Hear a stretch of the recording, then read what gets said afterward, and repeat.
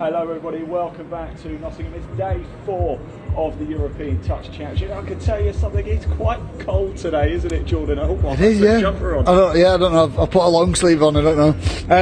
Yeah, it is a little bit nippy this morning. Hopefully it picks up later, because at the minute this isn't touch weather. What have you made of the action so far? Day 4 now, of course. It's been great. There's been some really good level touch, like we keep saying. It's not just on field 1. Obviously, we've got multiple fields streaming, and even on the back fields, but the games that aren't being streamed, there's some awesome touch being played, and you can just tell the amount of prep that's gone into it from every nation, not just the top level nations, all the developing nations as well. Everyone's just put so much thought and work into everything that they're doing, and you can see it paying off. Now we're well over the halfway stage, of course, and I think a few people might have one eye on tomorrow. By the way, what a great job! If you missed it yesterday, Jordan Mel on commentary for the final game was an absolute corker. It was after the watershed, so we could say what we wanted. It wasn't after the touch watershed. They tried. So I've got a question for you, because you've been in this situation before, England international as you are. At the start of the week, if you lose a game early on, you've got time to make it back, haven't you? Yeah. Now we're at day 4. It's still a set of round robin matches today, and for England, mixed men's is one tomorrow morning. Men's open, they've got one tomorrow too. But it's now crunch time, isn't it? You've got one eye on the table, and if you make a mistake here, you can't get it back. Yeah. When you mentioned losing the game early on, a little thing came to mind of a current teammate of mine, an ex-England teammate of mine, James Robinson. He used to like to say, ride the roller coaster, and you have to, and it's 5 days. I think it's a little bit different for the England Men's Opens, because previously, like we said, for 10 years they hadn't lost a game in Europe, so their roller coaster was relatively gentle. It was a nice flat. Much of a roller coaster. But now for them, they have to ride the roller coaster, and that goes for every single team here. You're gonna have days and performances where you're just not there, and that is, I wouldn't say it's nothing to do with you, but there's just things that are out of your control, and you've just got to ride those ups and downs. But like you said, you come to day 4 and 5. This is when the real preparation starts paying off. It's when those late night gym sessions pay off.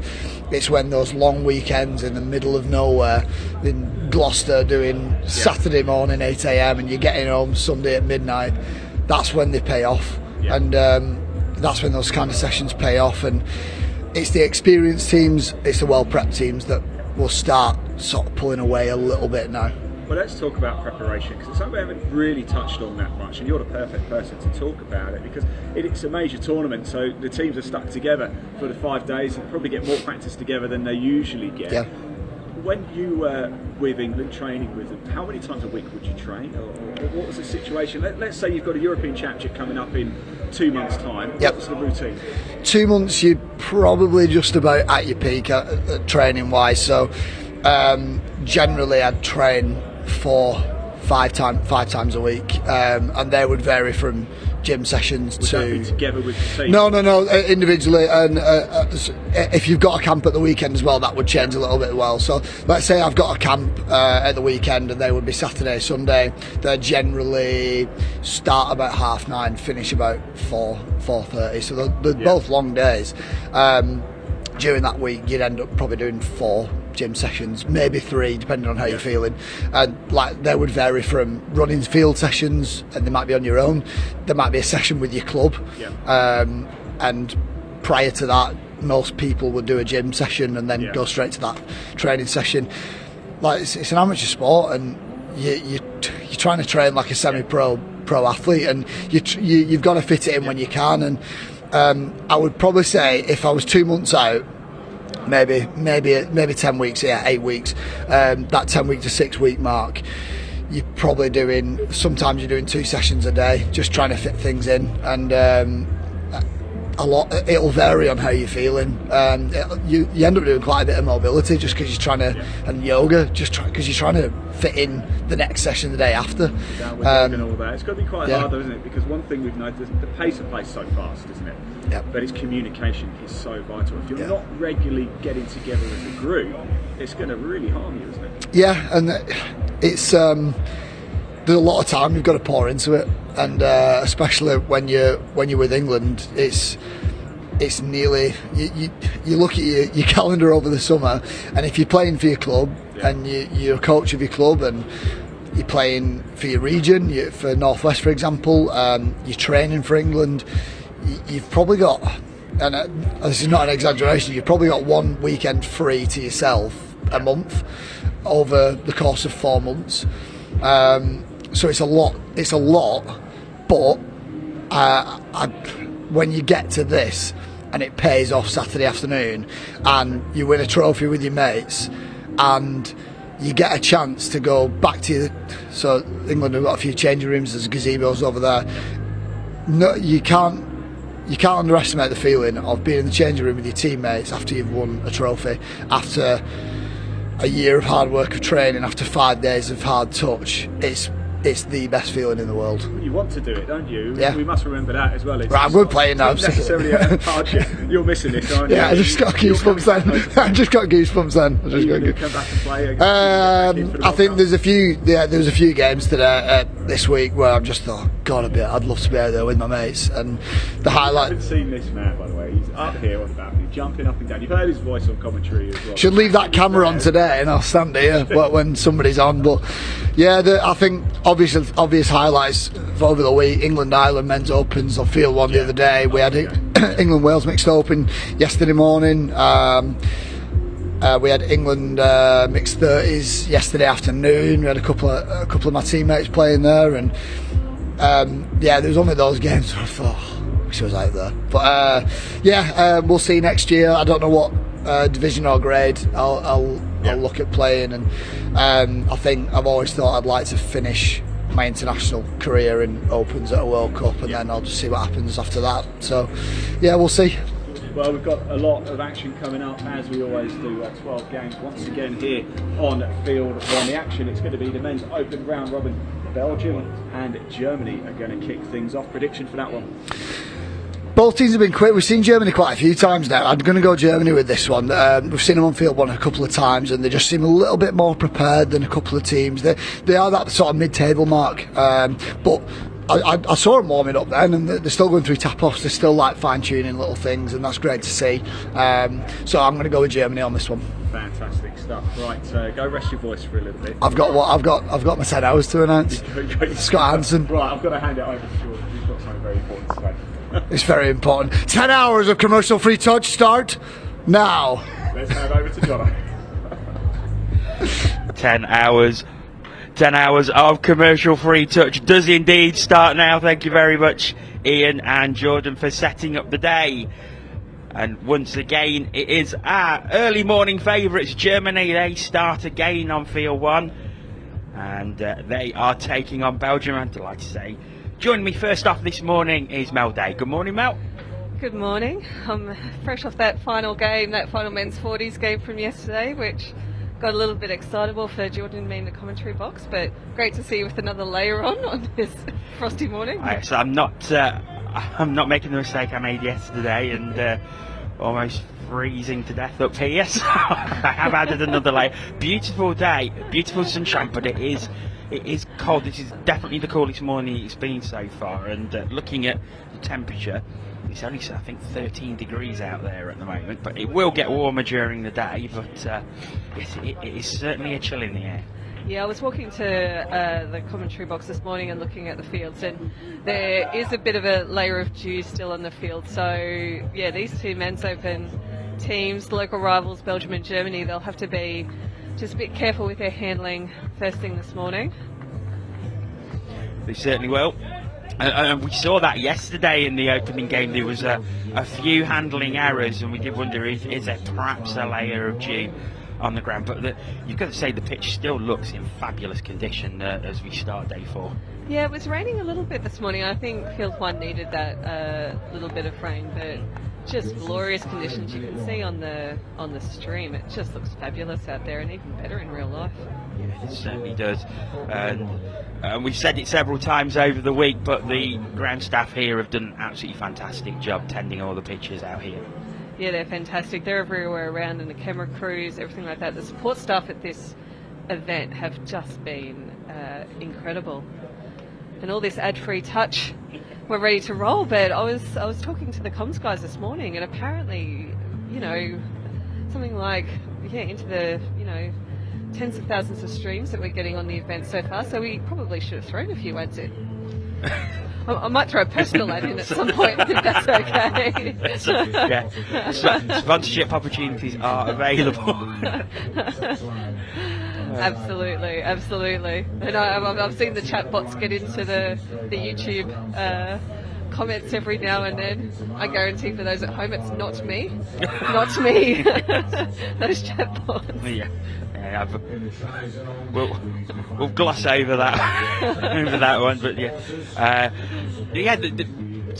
thousands of views on the stream over the week, which is fantastic. Thank you to all you at home who are tuning in and watching the coverage we've got from Nottingham this week. Let's have a look at this men's open. So Germany currently in 6th place, Belgium in 7th in the table.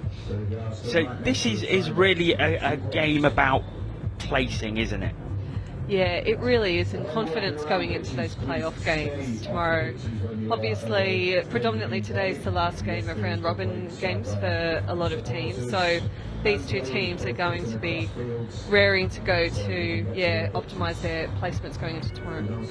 Because they played each other in the very opening game here on Field 1 way back on Tuesday. It seems a long time ago now, and Germany winning that one 7-1. And we said it before for the Belgian women's team, didn't we? That they're just going to be looking for improvements that they can make throughout the week, and this is the same for this Belgian men's team as well. 100%. If we see the improvements that a lot of teams have made over the few days, this is going to be a cracker, and they have the opportunity to tie it up with Germany on the table if they get up this game. So they'll be feeling very motivated. Because you see the tables that are scrolling through from all the competitions that are taking place today. Some very, very important games today with the finals tomorrow. So there'll be some nervous teams out there as it's a performance that could lead to a semi-final, and if they're not on form, they could be dropping into the playoffs. So it is a huge day. No, huge. And men's open kicking us off this morning. Obviously, Belgium and Germany on field 1. I think we've got some excellent games on some of the outside fields as well. Yeah, France-England on field 2. That's another massive game. Yeah, that's going to be huge. Well, we'll try and get the boys to check in with their halftime scores, I'm sure, to let people on the best of the streams, the live stream commentary stream, know what the scores are from around the grounds. Yes, we certainly will, because in the context of the competition, that is a really, really big game, especially whoever wins that is going to give them a massive confidence boost going into tomorrow. Yeah, 100%. Bragging rights is one thing, but yeah, confidence going into those semi-finals, and those semis are going to be absolutely massive. Yeah, we will look forward to them. We will have one of the semi-finals here on pitch 1 tomorrow.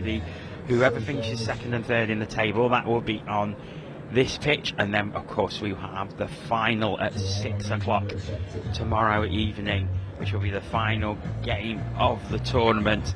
And there seems to be a real buzz about now, because we know we're near the end of the competition, but there's going to be 3 huge finals on this pitch at the end tomorrow. Oh, we can't wait. Everyone is absolutely buzzing, and the whole of the live stream, if you look at the live stream schedule for tomorrow, especially on field 1, just finals aplenty. Semi-finals, finals, medal matches on all the streamed fields. It's going to be a great day of touch. And we have got a quarter-final coming up later on as well in the men's 40s, I think. I worked it out last night, and I hope I've worked it out correctly. I think Belgium are definitely going to be in it, and I think it will be against Ireland or Switzerland if my maths has been correct when I was working it out at home last night. But we are underway. This one, it's Belgium with a fast start. And it's straight in. Oh, talking about starting off with confidence. Those drives going into the German line.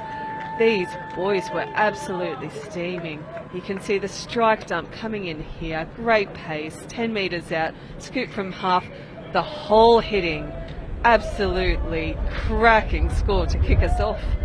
What a start for Belgium. That's exactly the start that they would have wanted, and you could see the joy on the sub-box in front of us as that ball went over. That is a huge boost for them in this game. So they've already matched their scores from the opening game against Germany, as Germany go through now, but the touch was made. Or was it? Yep, Yes, touch it was. was made. We've got a grandstand full of Belgium supporters right in front of us, right near the player boxes, and the defenders holding strong. Very good defence. Number 5 from Belgium, Jasper Kalawarts. Just great D. Watching that switch, and here he is driving up the box. Fantastic work. Scoring tries is one thing, but making them count by defending that next tap off, that's what it's all about. And his Belgium were driving really well once again. Oh. Back to 7 metre, unfortunately. A little bit of panic there, I think, as he was looking for someone to pass to. Thought that he had Quentin Langlois with him. Yeah, number He was 10. just getting up off the floor though, because he'd stumbled. Number 10, Quentin Bonden, who's just gone up to make the touch now. I think it was some relatives of his that we saw in the men's 40s Belgium last night. So, yeah, touch running in the family there. And here go Germany, very good sub-boxing drive here. Here's Germany. Hot down already at the 7 metre. Oh, it's a well over, well found, and Germany do equalise, and that was a really good move. Finding Mark Davidson on the left-hand side, and he had the easiest job of putting the ball down. Absolutely. I think very unselfish play by the link, the number 11. You can see the ball coming out to him now. I think he could have scored, gone straight through himself, but passing off to the winger, 1-1. And we saw that in one of the games yesterday as well, where the player could have gone through and scored themselves, but unselfishly laid the ball off to ensure that there was a score rather than go for the personal glory. Yeah, it's great play, and a tradition of touch is if you haven't scored a try during the tournament, you're often on a nudie run when it comes to the court session. So a lot of players will be trying to get off those nudie runs, and it could be some charity from their teammates that are helping support that. And once again, incredible D effort on the line, but unfortunately the ball was down first in that situation. So Lucas Makavicius makes it 2-1 to Germany, and they have come back well from Belgium taking a very early lead. He just found that hole, and the Belgian defender just couldn't quite get the touch in time. So Belgium start again with the tap off and a set of 6 from halfway. They may look to run a similar play to what they started the game off, which was so successful for them. Yeah, they really ran into the line with some huge momentum on that first play. They've gone a little bit static here, but getting their running on now, making the touch on the mid there, passing out. Touch made. Solid defence. It really was, and it was interesting to see how well they were stretched. Every single player was covered from the mid to the wing.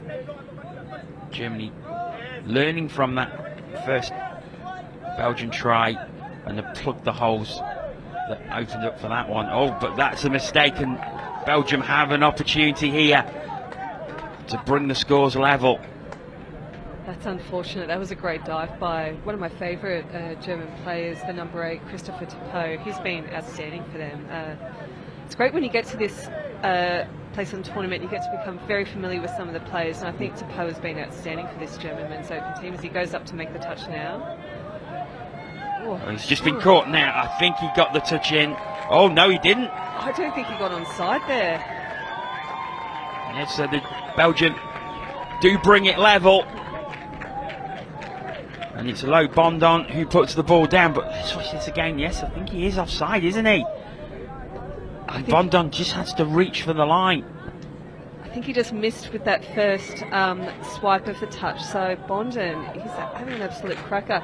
And if you can hear the cheers on the live stream, a very partisan Belgium supporter base out here. Yeah, they're really getting behind the team. As they defend really well. They're clapping everything, every touch, every great bit of defence. Oh. But I think Yes, it's another try for Germany. Or is it? There's going to be a consultation in the corner. It's very hard on those tries. From up here, it didn't look like that Belgian player was really actively, vocally claiming that touch. So I think they thought there was no touch made, but maybe he thought it was so obvious that he didn't need to make a show of it. To be fair, the official was right on top of it as well, so would have seen that easily.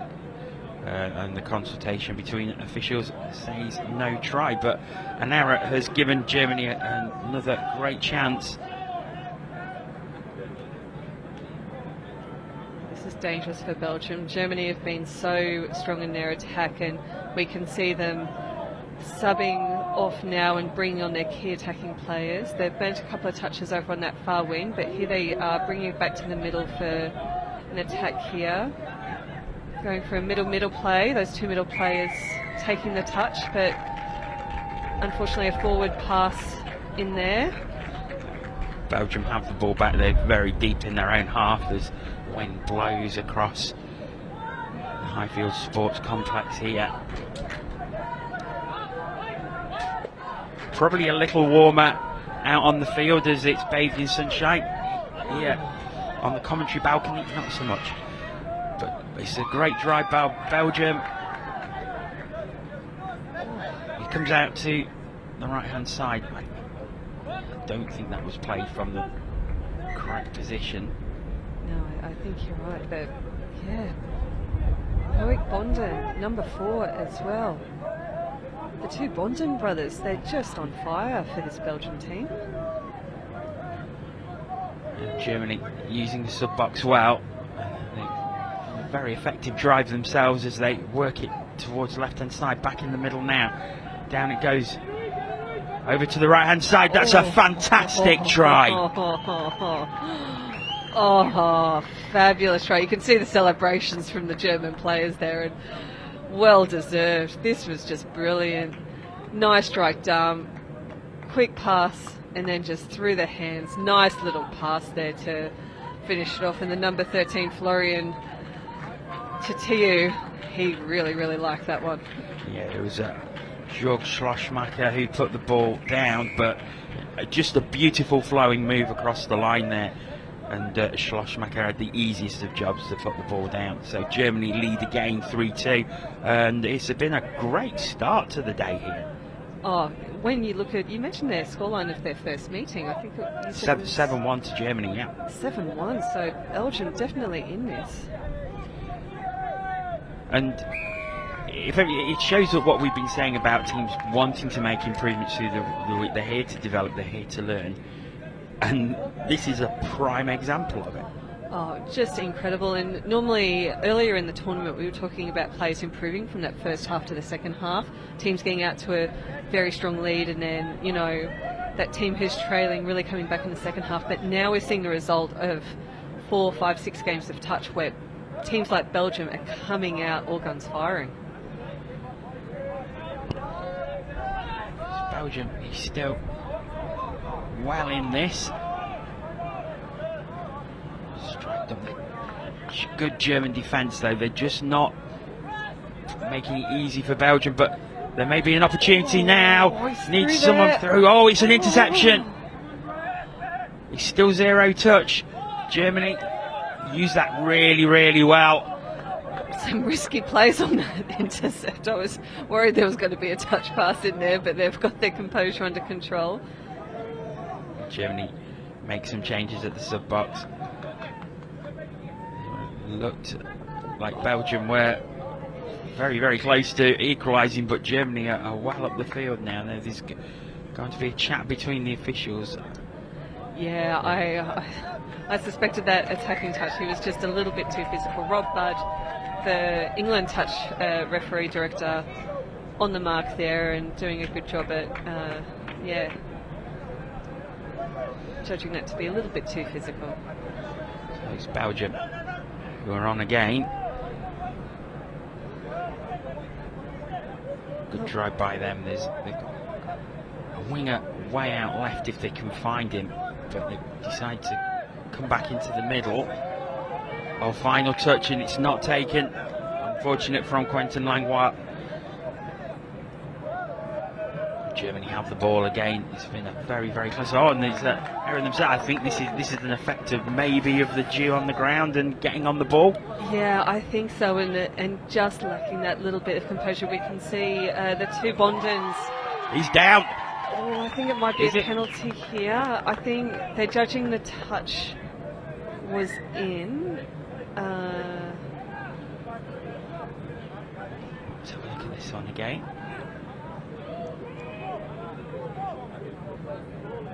Bonden goes in.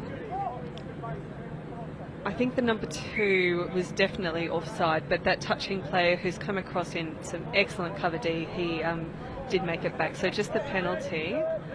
So fresh 6. So still a good opportunity for Belgium here.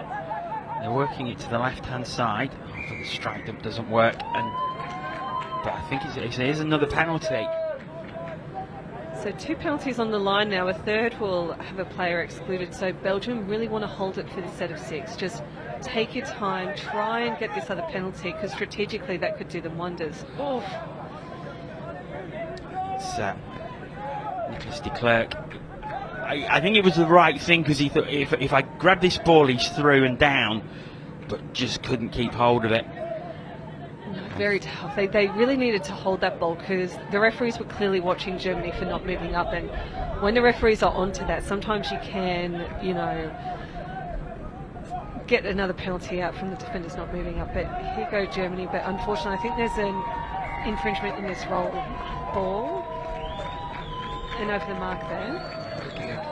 The support that the Belgians are getting, I think it's one of their. In fact, I'm pretty sure it's one of their other teams here who clearly haven't got a game to start off with, and they're giving them fantastic support from the bleachers down here. It's really great to see.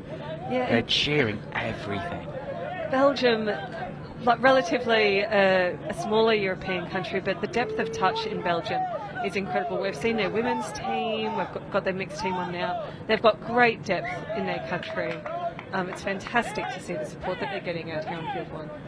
It certainly is, as Germany have the ball again. It's flown this game, 13 minutes gone already. Germany lead 3-2, and it's been a really good close game so far. This is a good drive by Germany. Working it back into the middle. That's a partner they've got, number 2, Mike Moller. He makes some very good yards on his far wing as they go through now, but I think the touch might be in there from Belgium. Yes, it is. It was a good run in by Makavicius again. Actually, I think... Oh, is he giving it? I think he's giving it. Yes, he has. Good honesty by the Belgian player. I think he initially thought that he'd made that touch, but then, called that he hadn't made a touch. So important in a game of touch, and 4-2. 4-2 Germany lead. So work for Belgium to do now, and Germany will be breathing a sigh of relief that they've got that little bit of a cushion. Yeah, Belgium have really been putting them under pressure, especially these. I assume they're brothers here, the Bonden brothers, number 4 and number 10. They've been exceptional in attack. You can see them in the mids here, guiding play, structuring an attack, pulling the German defence out. Nice little quickie play on the inside, and he's straight through.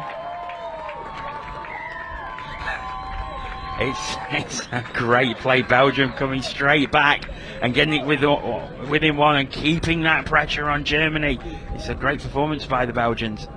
Oh, great quickie play, just spotting that gap. And you know what? The half play from there, obviously the glory always goes to the try scorer, but that half, getting in there, getting in front of that play, the way he passes that ball, making sure that's a backwards pass, just class from those two Bonden boys. Certainly was, but Germany come right back again from the tap off. Have they got that down? Yes, they have. There's great honesty from the Belgian player again. He kicked it straight back into the middle. And unfortunately, it looks like an injury to one of the German players, number 11, Aurelien Garmisch. He's been exceptional for them as well, but I think maybe just a bit of a head clash or something there. He's just gone off the end of the field, so hopefully he's okay, because Aurelien Garmisch has been one of the stronger players from the German team. We'll keep an eye on that. don't know whether it's head, maybe shoulder, the way he's going off, but he's walking over to the sub box. Good touch by Germany. They're getting these penalties on the line, Belgium. And they're making a quick change as well. Bringing Bondon back on. Obviously wanted to get an attacking pod on.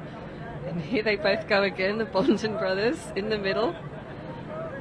That goes good straight up. Oh. And he's through, but I think the touch was made. I think it's play on here. I think he was definitely offside. Referee's telling him offside, play on. Yeah, it's given. Down. Superb. You see here, because you can see him running on from the sub box here, and great interpassing between the two of them. Almost a carbon copy of that last score as well, I think. That little quickie on the inside and then running that line back in. Let's remind you once again, the opening game of this tournament, and it was these same two teams. Germany won 7-1. With 3 minutes to go to half time, Germany lead 5-4 in this latest game. So Belgium really in this. It's been a really close game. Some great touch rugby being played by both teams. It's Germany on the attack at the minute. That's a great take. Trying to create something here. They're giving away some meters here, but they go on the go forward now, and Oh, good touch. Really good touch coming in there from Theo Aguirre. Belgium have the ball back. I mean, it was final touch, but Germany were doing really well. They was creating a lot of space. Huge amount of space, and unfortunately ball down. And Germany, great field position to firstly bring on some fresh legs. I think that's just touch 2, I think now. So they've worked this Belgian defence plenty. Belgium answering very, very well on that first score, but they're going to have to replicate that effort here. Down we go again. Oh, that's a good long pass, and it's well taken. Oh, but I think he wanted the short pass back inside, and he went long. Yeah, he went long, and the two German outside defenders were on their players, so yeah.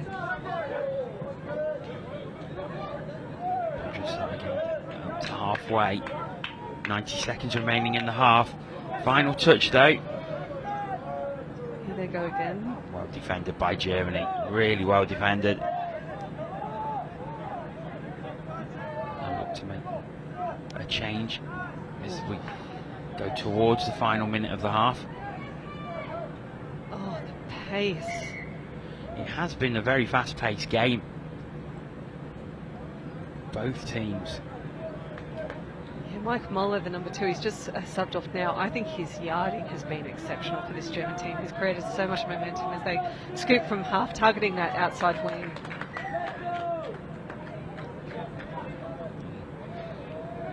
Still Germany's ball.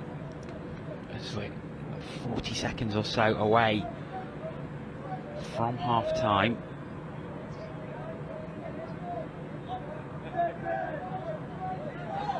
Oh, the hole has opened up, and Germany get the score. Paul Robin going through, finding the gap, and Germany have a 2-point advantage once again. And he had acres of space straight through. Unlucky just on half time for the Belgium team.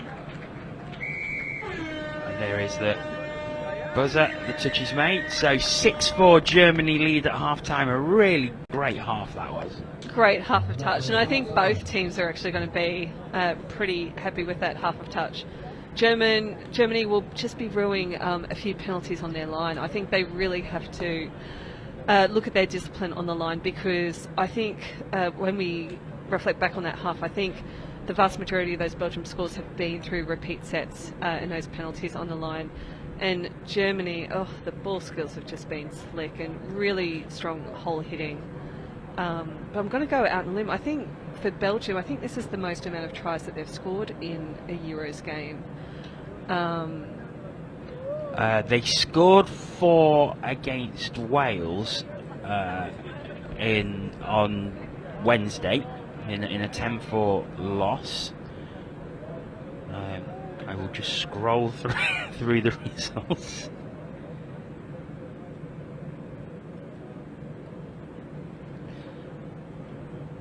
There we go. They got 4 against France actually, also on Wednesday, and 4 against Ireland. So, but they have 4 here at half time. So, you know, their goal here is going to be trying to score 5 or more. I mean, it's been a great performance by them. They are still well in this game. Yeah, for their top score a few times now to be foreign, as you say, to get that in 20 minutes of the game when, you know, up till now it's taken them 40 minutes to get 4 tries on the board. I think that is a huge positive, and it just looks like their attacking framework, especially when they get that repeat set, they know they just need to bring on those Bonten brothers, because they've been extraordinarily successful when they're getting these repeat sets. I think their conversion rate on these scores has been, definitely the majority of the times they're converting that field position, but Germany's some great hole hitting. That was, I actually need to give an apology here, because I gave that try to Paul Robin. Just my nearly 50-year-old eyesight, not what it was. It's Florent Taitu who scored that try. Might be 50-year-old eyesight, but it's definitely 40-year-old complexion. Jono, I'll give you that. It's the hydration regime. Something the players are very focused on during this tournament as well. Yes. They'll be very focused on it at the after party tomorrow night, that's for sure, the hydration regime. So 2 minutes until the start of the second half. Let's have a look at the men's open overall, as we see, hopefully get a score update of France-England as Mel trots off to try and find out what the score is there. The other games that are going on at the moment, we've got Ireland and Scotland as well, which again has a big consequences with regards as to who will go into the semi-finals. But currently it's France who lead the table from Ireland, England in third and Scotland in fourth, but England and Scotland have played a game less than everybody else at the moment. So a huge game currently on field 2 between England and France. And it looks like in that game on field 2, England are leading 7-2 at half-time against France. So definitely a big turnaround from going down to them in their first game. Because these are repeats of that first game. So yes, France beating England 7-5. France unbeaten throughout, 7 wins out of 7 coming into the day. But England have really made a statement in that first half. Yeah, absolutely. Just like we see these emerging touch countries getting better round by round. Unfortunately for some other teams, the European touch powerhouses like England appear to be getting better and better. I think England were very scratchy in that first game against France, and I think we've seen, especially on field 1 yesterday, they're just going to that next level and definitely getting a lot more slick. But we have seen France a couple of times here on field 1. They look so fluent and quick when they are on the attack. They play very well. Honestly, one of my favourite teams to watch. Great long balls in that team, great speed. They're just fabulous, the Frenchmen's open. So it's Germany who start again. So if they're successful from this tap off, they could stretch the lead to 3, and I think they might be. Yes, they are. There's a nod from the referee. Yep, it's that man Christopher Tapo again. You know what? Great strike jump here. You can see him taking the ball, and he's just so silky on these strike dumps. So smooth, straight through. no interruption in his momentum, and yeah, ball down. Even got a little slam dunk there on the line. Yeah. Very LeBron James. A horizontal LeBron James. Belgium start again now. Their goal here is definitely going to be getting another score, because that will then represent their highest try tally in a game, and they might get it here. I think the touch may have been made. Or is it? I'll say yes, it is. Listen to the cheers. Oh, these boys are stoked as well. They are very, very happy coming into the sub box here. It's the Bonden brothers again, this time Corentin Bonden, who goes over. And they brought it back within 2 straight away. Top scorer of the tournament, Belgium. Well done to them. And you know what? They're still in this game. They're only 2 behind. A full 20 minutes of touch to play.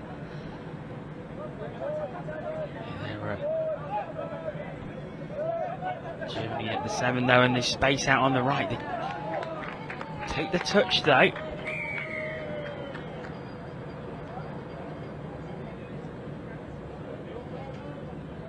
And a penalty here might have been for not moving forward. They really have to stay tight in their defence, Belgium. Touch claimed and touch given. They need to tighten up those middle players. That was very, very close there from Germany. They just need to keep their mids very tight. Their wingers and links tight too, to shut off some of these holes as they're chasing out here. I think, it is a try. So Germany go 8-7 ahead. Belgian defence just not managing to hold out. Let's watch this one again. He drives through. There was Lucas Macavasius again, and Germany lead 8-5. Well, as Germany take a 3-point lead, we're going to head over to the studio. Over to Ian. Hello everybody, welcome to the studio, and I've got to say this quick so I don't forget. I'm joined by Marlies and Irene. I got it right, did I get it right? Yes. I was really struggling, wasn't I, with that from the Swiss team, of course. So ladies, how's it been going so far?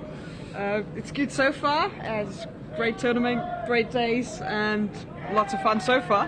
Yeah, we're really happy with our performance so far. Excellent. And yeah, it was a lot of fun, so we're looking forward to this day now. And we were chatting a little bit off air, weren't we? You're nicely placed in the table as well. You're third, so we're thinking we're going to get that 12th game, right? Yeah. Yeah. If we're third or fourth, we get the semi-final and then medal game, so Yeah. that's what we're aiming for, hoping for. Certainly. Now, what's the atmosphere? What's the mood been like in the Swiss camp? Oh, really good. So we have 4 squads here, Yeah. and we really are supporting each other, obviously, and that's a really good feeling. Yeah. Tunnels, cowbells all over the place, so that's good. Your mascot ended up here yesterday. Did you see the cowbell? The cowbell ended up here yesterday. That's not a mascot. Our mascots are actually the marmots and the ibex. Have you still got them? I'd love to see Yes, them. I'll have to get them up later. yes. We do still have all of them. Brilliant. But yeah, cowbells is just, if you're playing on the field, you hear the cowbells, you know, supporters there. Cheers you up, Yeah, cheers it you up. definitely does, and most other teams don't like it, Yeah. so it's just great for us. Fantastic. Well, ladies, thanks so much for joining. Thanks for coming over from Switzerland as well. It's a real treat and pleasure to have you over here. We really do appreciate it. Best of luck for the rest of the tournament, and we'll see you in that medal match, no doubt. Thank you. Let's hand back to John and Mel. Thank you, Ian.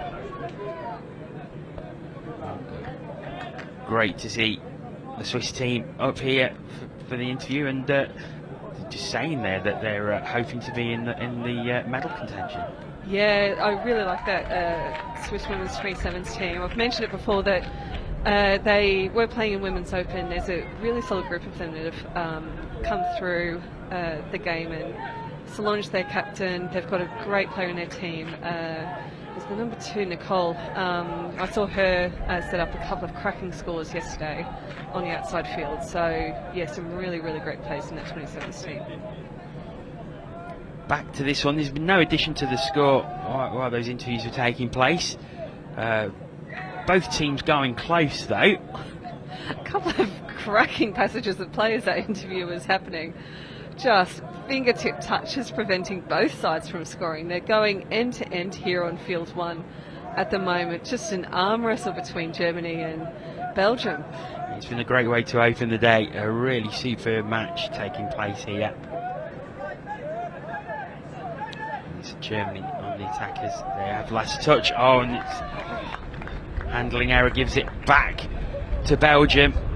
Once again starting deep. 8-5 Germany lead.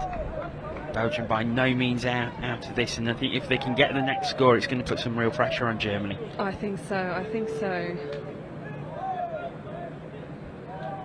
And they're driving towards the line here. This is where they have sometimes gotten one of these penalties. Oh, great pass! Oh. Touch was made. Great covering there. Oh, Francois Morin, he was so close there. Oh, just incredible play, but correct call by the referees. You could see the touch was just there. Fantastic covering. It was Mark Davison of Germany who came flying across to make the touch, and it looked like he had so much time to put the ball down, but great covering defence. Oh, I thought they were absolutely through. I was calling the try very early there, but I underestimated the incredible German defence. They're getting twisted into pretzels today, are they? Certainly aren't. Stein quality defence by Germany today as they take off from half. Little switch happening, throwing it outside, but Belgium are all over it here. Oh, fantastic Belgian defence, sorry. You know what's awesome? They're getting supported by two Belgian teams are here this morning. Those Belgian teams, they obviously don't have a game straight after this one, so they've come down at 8:45 this morning to show their support on field 1, which is awesome to see. It really is. And they've been incredibly vocal, incredibly loud, real great support for the Belgian team.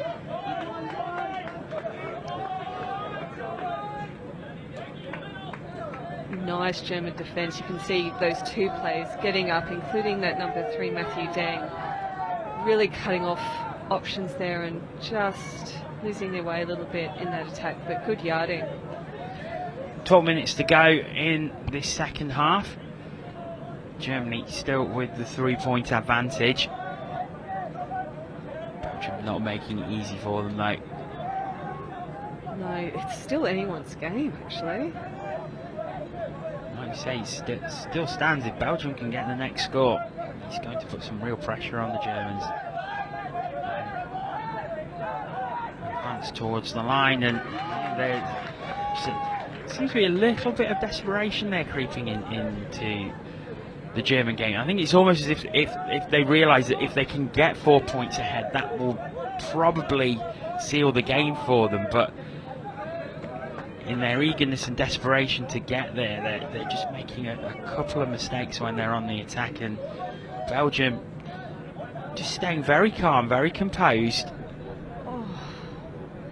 Great speed. I think that was accidental. There's certainly no malice intended there. No, they're still calling the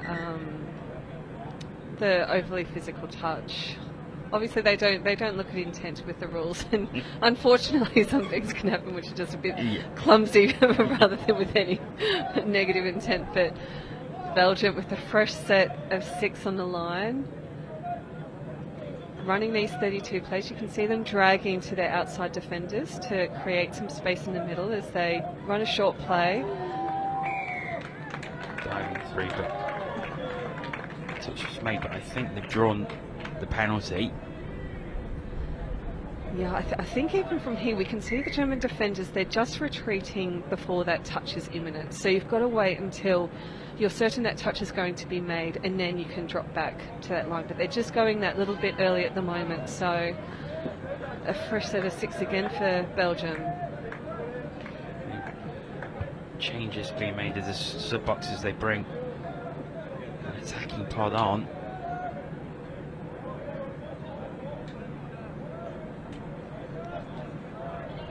Jasper Callerwart's picking up from half, feeding that quickie play, but ball just going down, unfortunately. It's Bram Proust stuffing the ball down, and that gives possession back to Germany into the final 10 minutes of the game. Again, another passing error by Germany gives the ball back to Belgium.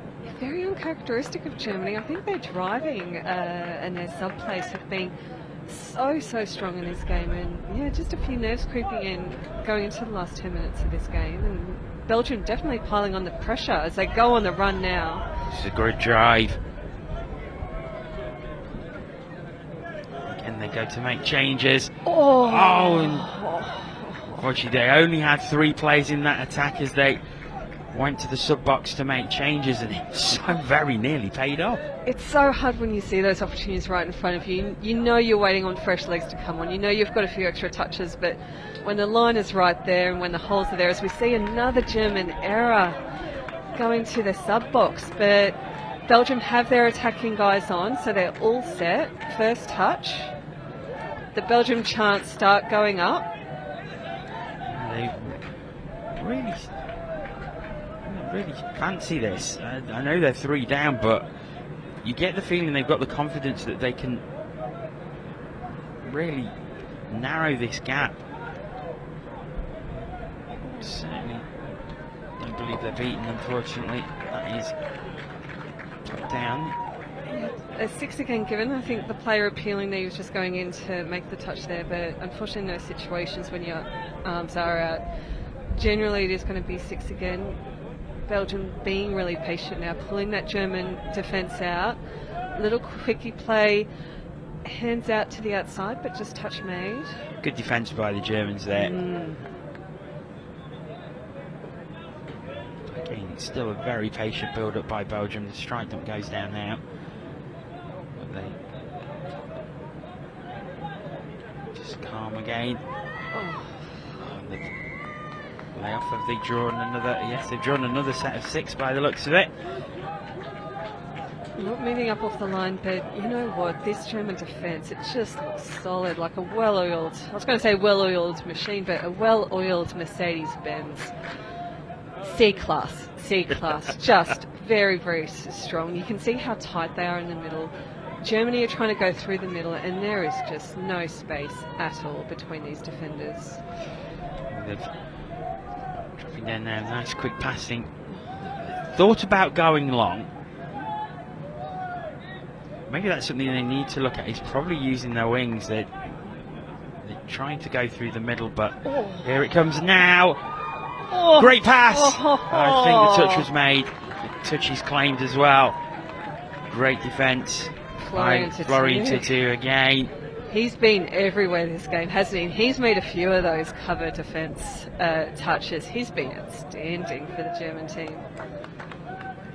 Germany, good drive. They was under some real pressure there, but they defence coped with it well. Much better. This is the German driving of old. Final touch. Over the 7 metre to the wing, and it's down, I think. Yes, it is. And that was more like it, and that has probably sealed the game for the Germans.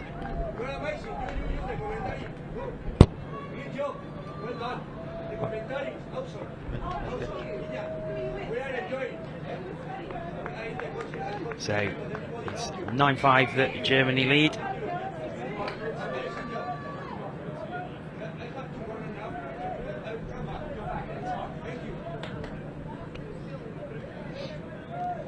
Belgium doing well from the tap off, and I think they're down. They brought it back within 3 straight away. It's 6 for Belgium.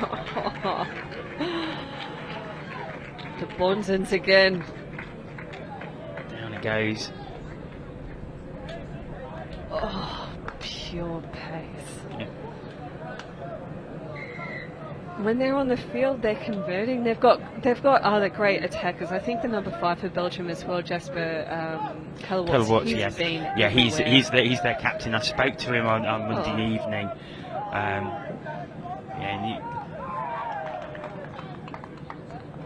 I had to have 4 attempts at getting his name right while he was there, but it was Callewaerts. It's how it is pronounced.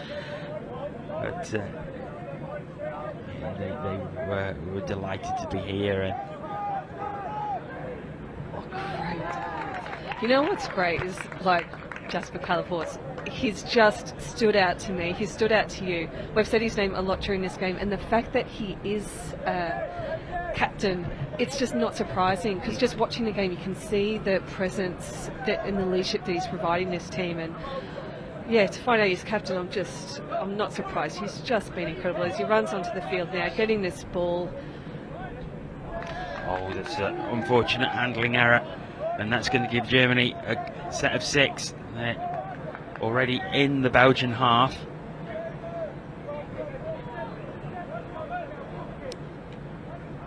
Going down that far wing, they've been successful in that far wing in their second half. Down at the 7, and now this space on the left hand side, they're going to use it, and they use it effectively. Germany score again, and they just pulling away now, but it's taken them a very, very long time to do it.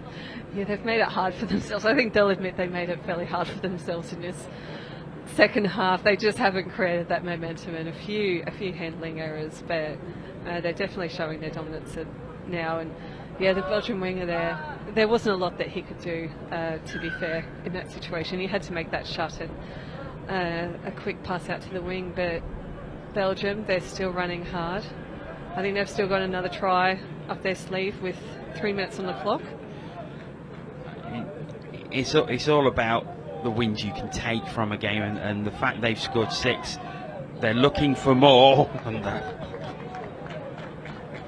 was, you know what, they're just trying everything, aren't they? And they're giving everything right to the end of the game. They know they're probably going to lose this game, but they're still trying to get more scores on the board. 6 they got, they're looking for a 7th.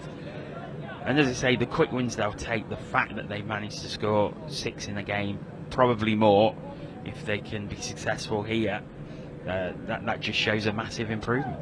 Yeah, it's a great game to watch. Huge improvement. 6 scores, potentially a 7th with a repeat set, but this game just looks like there's a great spirit and a great feel to this game across both teams. It looks like they're really enjoying their time out there.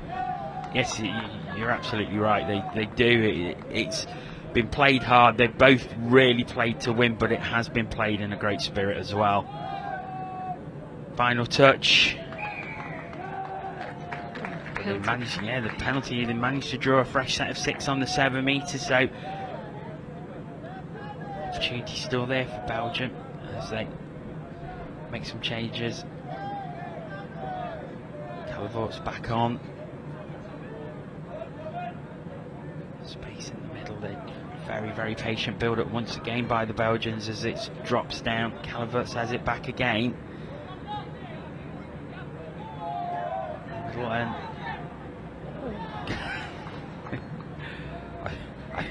I think he confused himself there. So Germany have the ball back. We're into the final minute.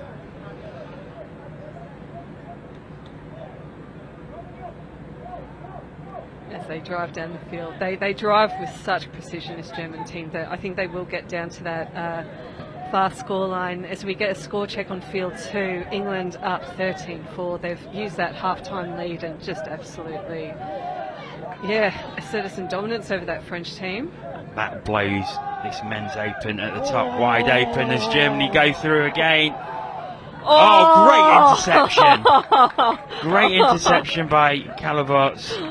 Calavorts, we've talked about him being a leader on this team, and just a try-saving intercept to close out the game. What a finish. And what a great game that's been. Superb entertainment to open day 4 here on field 1.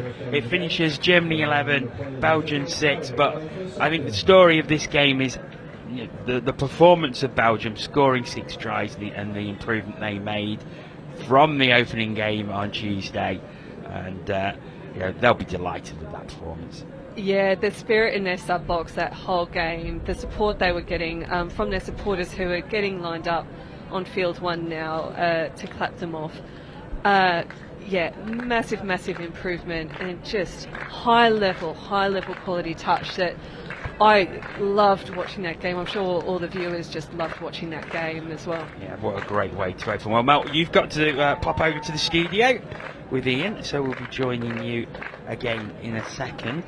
Just time to let you know that the next game here on Field 1 is the men's 45 round robin clash. Switzerland taking on Portugal. That's coming up very soon. But for now, we are going to hand over to the studio.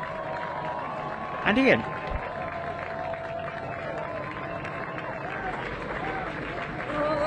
Well, that was a great game, and just to confirm, Mel can't keep her eyes off it. It was like, and you did actually just say, didn't you, on camera, what a game that was. Fabulous game to kick off the day. I just got so excited during that game. Belgium, that's their top scorer of the tournament, fabulous attacking play, and German, a well-oiled machine. I thought they were spectacular. They had a little stutter to the opening of that second half, but they definitely finished it like they started it, with precision driving and great attacking. Belgium, they're just getting better and better, aren't they? Yeah, just incredible. And I think they kicked off this game just in incredible fashion. Yeah. You know, their captain, the Bonton brothers, I think they stepped up and they created a great atmosphere. We just saw a whole grandstand of Belgium supporters lining up now to clap off both the Belgium and Germany team.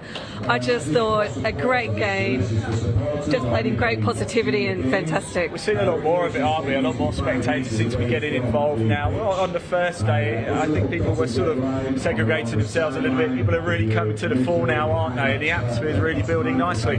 Yeah, absolutely. I think a lot of teams will try and take advantage of the sleep-in, especially when we come to day 4 and 5. But definitely not the Belgium supporters. They've gotten up early, come out to support their men's open team, and looking across the field, I can see a lot of French supporters on field 1 coming out and supporting their men's open. Yeah, it's just a fantastic way to kick off day 4. It's cold though, isn't it? Oh, it's cold up here. I know the sun's shining, but it really is quite cold. Right, 2-minute warning for the next game. The men's 45 round robin match of Switzerland and Portugal. I think it's going to be Jono and Jordan this time, so let's hand over to the comms box. I've been left on my own. I don't know what to do. I don't know what to do now. I've been left all on my own. Jono's had enough. Welcome back to the University of Nottingham. We've got Switzerland, Portugal men's 45 round robin game. Switzerland with a very experienced head in their box, Michael Abramovich. Devilishly handsome. Talking about you. I heard devilishly handsome, and I thought, well, you can't be talking about me here. Switzerland with a great entrance. I'm loving that. Great little tunnel as they come on. I don't know if we'll get the footage of it, but awesome. Yeah, you can see it now on the screen. How good's that? Fantastic, isn't it? Yeah, that's great support as they come on. So this men's 45 round robin, Switzerland against Portugal. This is Portugal we've seen before on this field in the green strip. I'll get that right this time. I quite like that kit. That's interesting. So, you know always nice when of the Switzerland kit as well. It's nice when we get 2 nice different colours. Yeah. Oh yeah. Well, that helps. I'll tell you what. We'll be able to tell these apart quite easily. I've just witnessed an absolute belting game. Well, I don't know, a belting performance. Men's Opens England on field 2. They had France, top of the table clash. France beat them on day 1, 7-5. England was so clinical in attack. If you get a chance to watch that back on field 2, give it a watch, because England's line attack transition was just awesome to watch. Yeah, and as this game starts, we'll just quickly talk about that one, because it was such an important game in the context of that men's open competition, and it's blown it wide open yet again. Yeah, I mean, I wouldn't say I expected that margin of victory. I expected England to win. and I thought they would come out and be a little bit ruthless. The way in which they did it, I think they'll be disappointed to concede 5. Knowing the defence coach Jeff Bimson, I think he'll be disappointed that they conceded 5 scores. But flip side, their attack coach Martin Wright, they got in touch there. Some of the scores, especially in transition, they just look so dangerous. And there was a couple of plays that is their staple of line attack, which they ran against Ireland, and they didn't run them once. Like they just, it was like, and I know they do this every so often, some of the coaches will say, you're not allowed to run such and such a play because I want you to perfect something else, which is a strange thing to do in a round robin competition against 1 and 2, but it looked to me like they were holding stuff back again. I think England are going to be in the final now for me. I think they're just getting better and better, and whoever they play is in for a tough afternoon, unless, like we said the other day, Ireland are holding stuff back. But yeah, great performance. Yeah, I think that men's open competition, you're looking probably term 1 of Ireland, France or England for that. Yeah, I think that's your top 3. Scotland have been strong and they've put in a couple of good performances, but they just don't seem to be able to stick with those top 3 sides for the whole 40 minutes at the minute. I think they're maybe a year away at the minute. Like I said, they've got some incredible coaching in the box, and if they can just add a little bit more talent to that team, a bit more experience, because they do have the core group of players, they just need to build around them a little bit. But yeah, that top 3, England, France, Ireland, like I said, I'd put money on England being in the final. I think it's between France and Ireland, but because of that win on day 1 with France beating England, it kind of throws the table out of whack a little bit, because now each team has lost 1. I think I think England have played a game less than France as well, even after that one. It could end up being that England play one of those 2 in this semi-final. It might not necessarily be that England do end up finishing top, and it's just going to work out that England France might finish on 1 losses each. So it might come down to points difference. If it comes down to points difference, I think that if England keep attacking like they're doing, I would back them to finish top. And then it's going to be 2v3. I think France would probably play Ireland in the semi. So that table that's live at the minute on the FIT website, once that's up to date, we'll get a good clear view of how we're looking for tomorrow. Portugal just diving through there, but the touch was made. Yeah. We'll just quickly wrap this up about the men's open. So France have played 9, won 9. Well, they played 10, won 9, lost 1 now, because as I say, the table's not been updated. England played 9, won 8, lost 1. But I think England have got the superior points difference. Going into the game this morning, they'd only conceded 18 tries. Wow.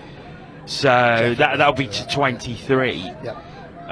So superior points difference, and that I think makes them favourites to probably finish top. Yeah, I think that'll work out quite well for them, and then they'll probably play Scotland in the semi-final, which would mean Ireland, France in the semi.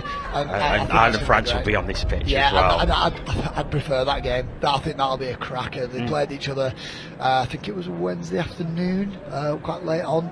And I think France won by 2 in the end. And it was only by 2 because there was a last, on the hooter, Ireland were forcing it and France got an interception. So I would probably say that, France probably had that 1 score lead, and really good game. So if you get a chance, watch that one on Saturday. There's a lot to look forward to tomorrow. Great play through. Awesome, and he's down. James Vertigent goes straight through, and that comes from great transition, really good subbing, hard driving. When you're going that hard at the defence, a couple of gaps that might open like that, and Portugal just couldn't stick with them for that long. Good yards. Yeah, last night I was updating the team sheets for today, and I had a quick look at Saturday, and there's so many big matches on this pitch tomorrow. We talked about it this morning.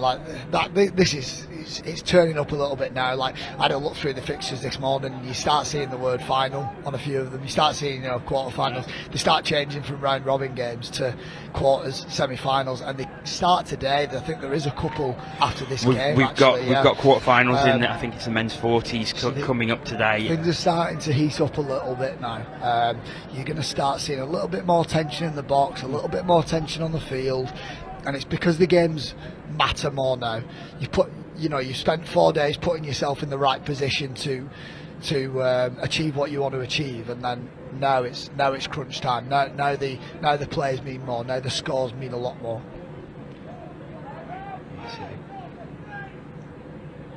I'll tell you what, water tastes good after 4 days of talking. I don't know how you're doing this. A man of high calibre. I'm not repeating what I said this morning. We'll leave that between us. Secrets to get by. Good yards again from Switzerland. Nice little wraparound play. I think that's a touch pass. I tell you what, that's lovely hands though. They're looking really good in transition. Coach Abro will be happy with that in the box. Former teammate of mine. That just shows how old I am. And I think Abro was about 50 when I made my debut, so I don't know how he's getting around in that box now.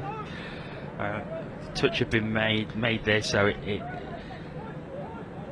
wasn't actually. The touch was claimed and given earlier on, so it didn't count that one. But Switzerland showing good hands. Yeah, good yards again and good hands. Like they look good in transition. They look really sharp.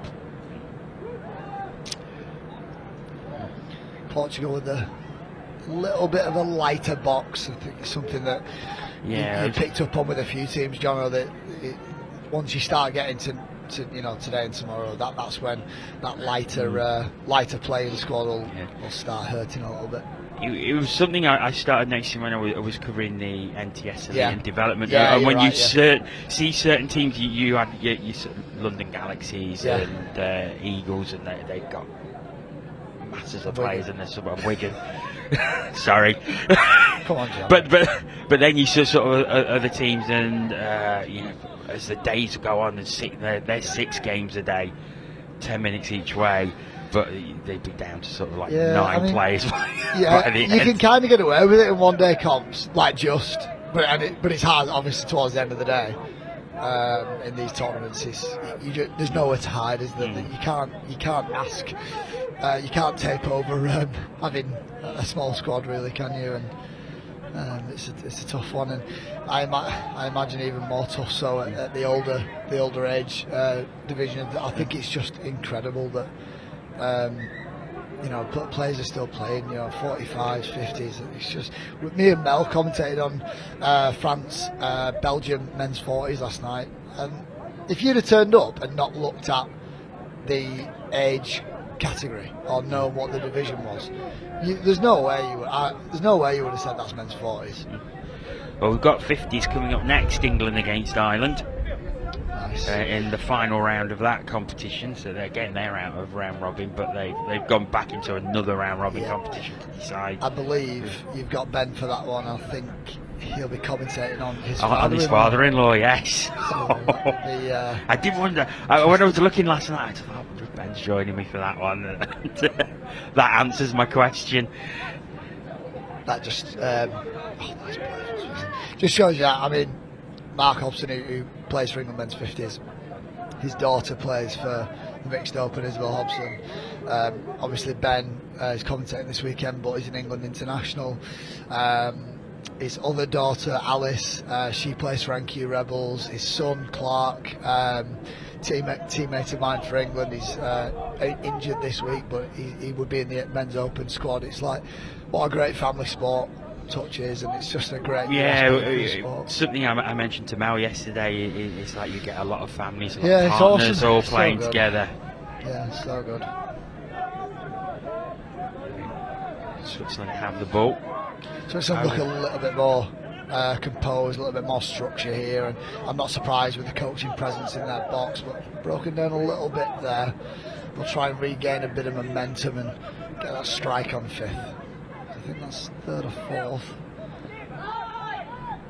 Got the way down to the 7th, they've got a bit of space on the left, back in. Oh, nice. The channel opens up, and that's a great score. Yeah, lovely quick passing there.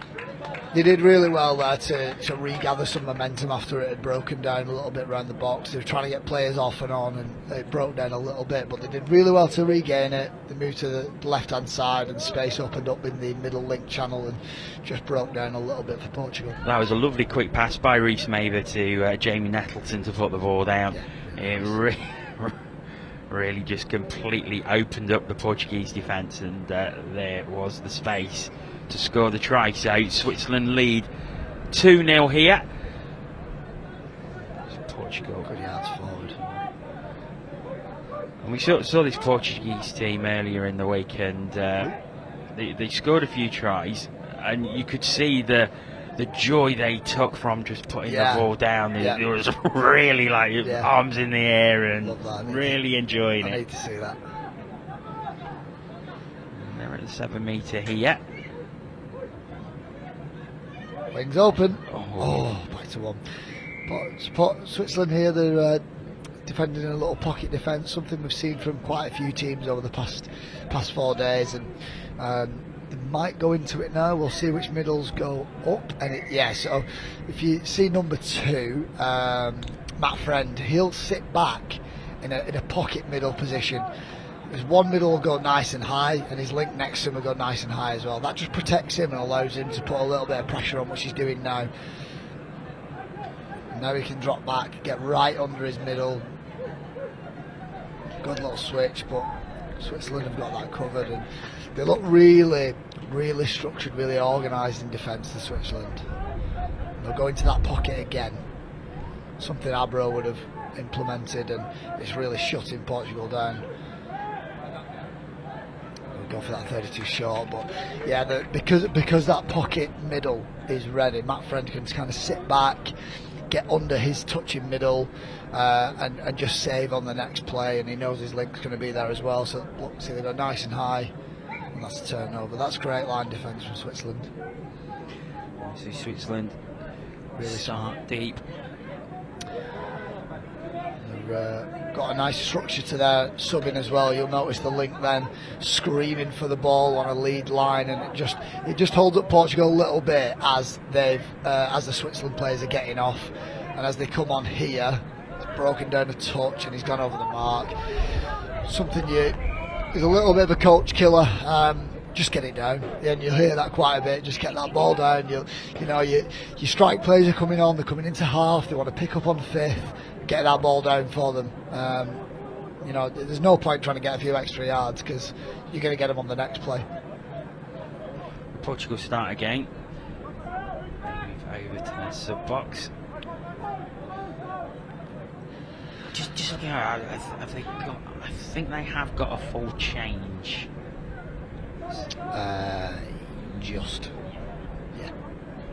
12 players. I wouldn't be surprised though that if maybe the wings don't come off. I haven't noticed yet. I would guess that you would keep probably your far winger on all game for the whole tournament, and that's a big ask. But they might change him around a little bit every game. But I think it's Dante Storti. He's on the winger closest to us, number 14. I wouldn't be surprised that he's staying on, and it's the 4 middle players, so 2 middles, 2 links. I think they'd be the players that you would focus your subbing on a little bit more. Not saying that wing. Oh, that's a nice score. Giving the touch. Not saying that wing is an easy position, but it's just because there's a lot more running at link and middle. Wing is a lot more about reading the plays as it's coming towards you, so you can afford to slow down a little bit. I think it's something we talked about earlier in the week about how far some of these players run, and we're looking probably 2 to 3 kilometres a game. Yeah. And you do that 3 games a day. Yeah, it's it's some miles you're putting in there. Yeah, so with the 5 days, normally Euros is 4 days. It's World Cup that's 5 days, so that's why they've gone to 5 this year to get us in that mindset that international tournaments are 5 days, instead of getting to a World Cup and thinking, oh God, there's one more day of this. Like the idea is 2024 will be used to 5 day tournaments. So I would say for a lot of players who Good yards again. Good dive. Good Down finish. he goes. Troy Cameron diving through in the corner. So nice. And again, it's come from that transition. So you see here, they're just driving in hard on fourth, and then they'll pick up on fifth. A little bit of a hammer from the side. Points at him, calls him offside. Tips my winger. Beautiful dive in the corner. Yeah, just going back to the 5-day setup. So it'll be today that'll be the toughest day, because finals day, championship Saturday tomorrow, you can get through that day on adrenaline, emotion, a lot of painkillers, a lot of strapping. There'll be a lot of codeine knocking about tomorrow. People be eating them down like Skittles tomorrow. Great hands. Oh, that's a shame. But today, because there's still a few round robin games to go, and you might be playing a few teams that probably aren't challenging as much, but you still played 3 days previously. This day might be a little bit tough on the legs for some people, especially if you've not done it before. Yeah, just going back to what you said about the Euros normally being 4 days. Since you said that, I'm trying to work out in my mind how you would manage to pack that schedule here into 4 days. Would you be looking at longer days or more pitches? Or? Yeah, so it was 2018 was here as well, and the same amount of pitches. I think a couple of the divisions might be a little bit lighter this year. But yeah, then I can't remember off the top of my head. I feel like we might have had a day where we played at least 3 or 4 in a day. And they were tough days, and it's just about managing yourself. Good yards again.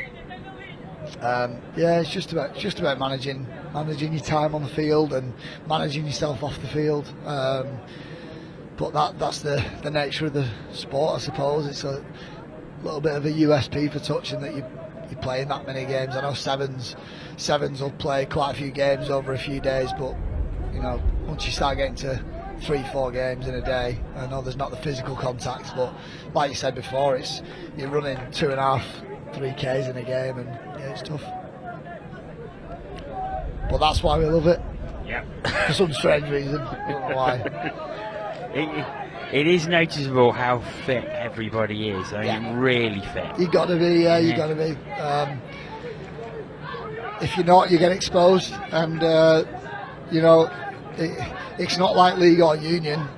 There's nowhere to hide when you're on the field, and if you're not up to the mark fitness wise, you'll get found out.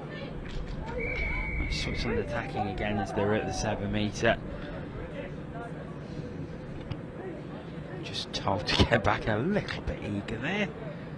Into the final 2 minutes of this first half. It's Switzerland looking comfortable at 3-0, but Portugal have had their chances. I mean, I think if Switzerland, it's a nice, good feet on the short, and I was just thinking Switzerland would have liked to have been 4 or 5 up with the amount of ball they've had and how good they've looked.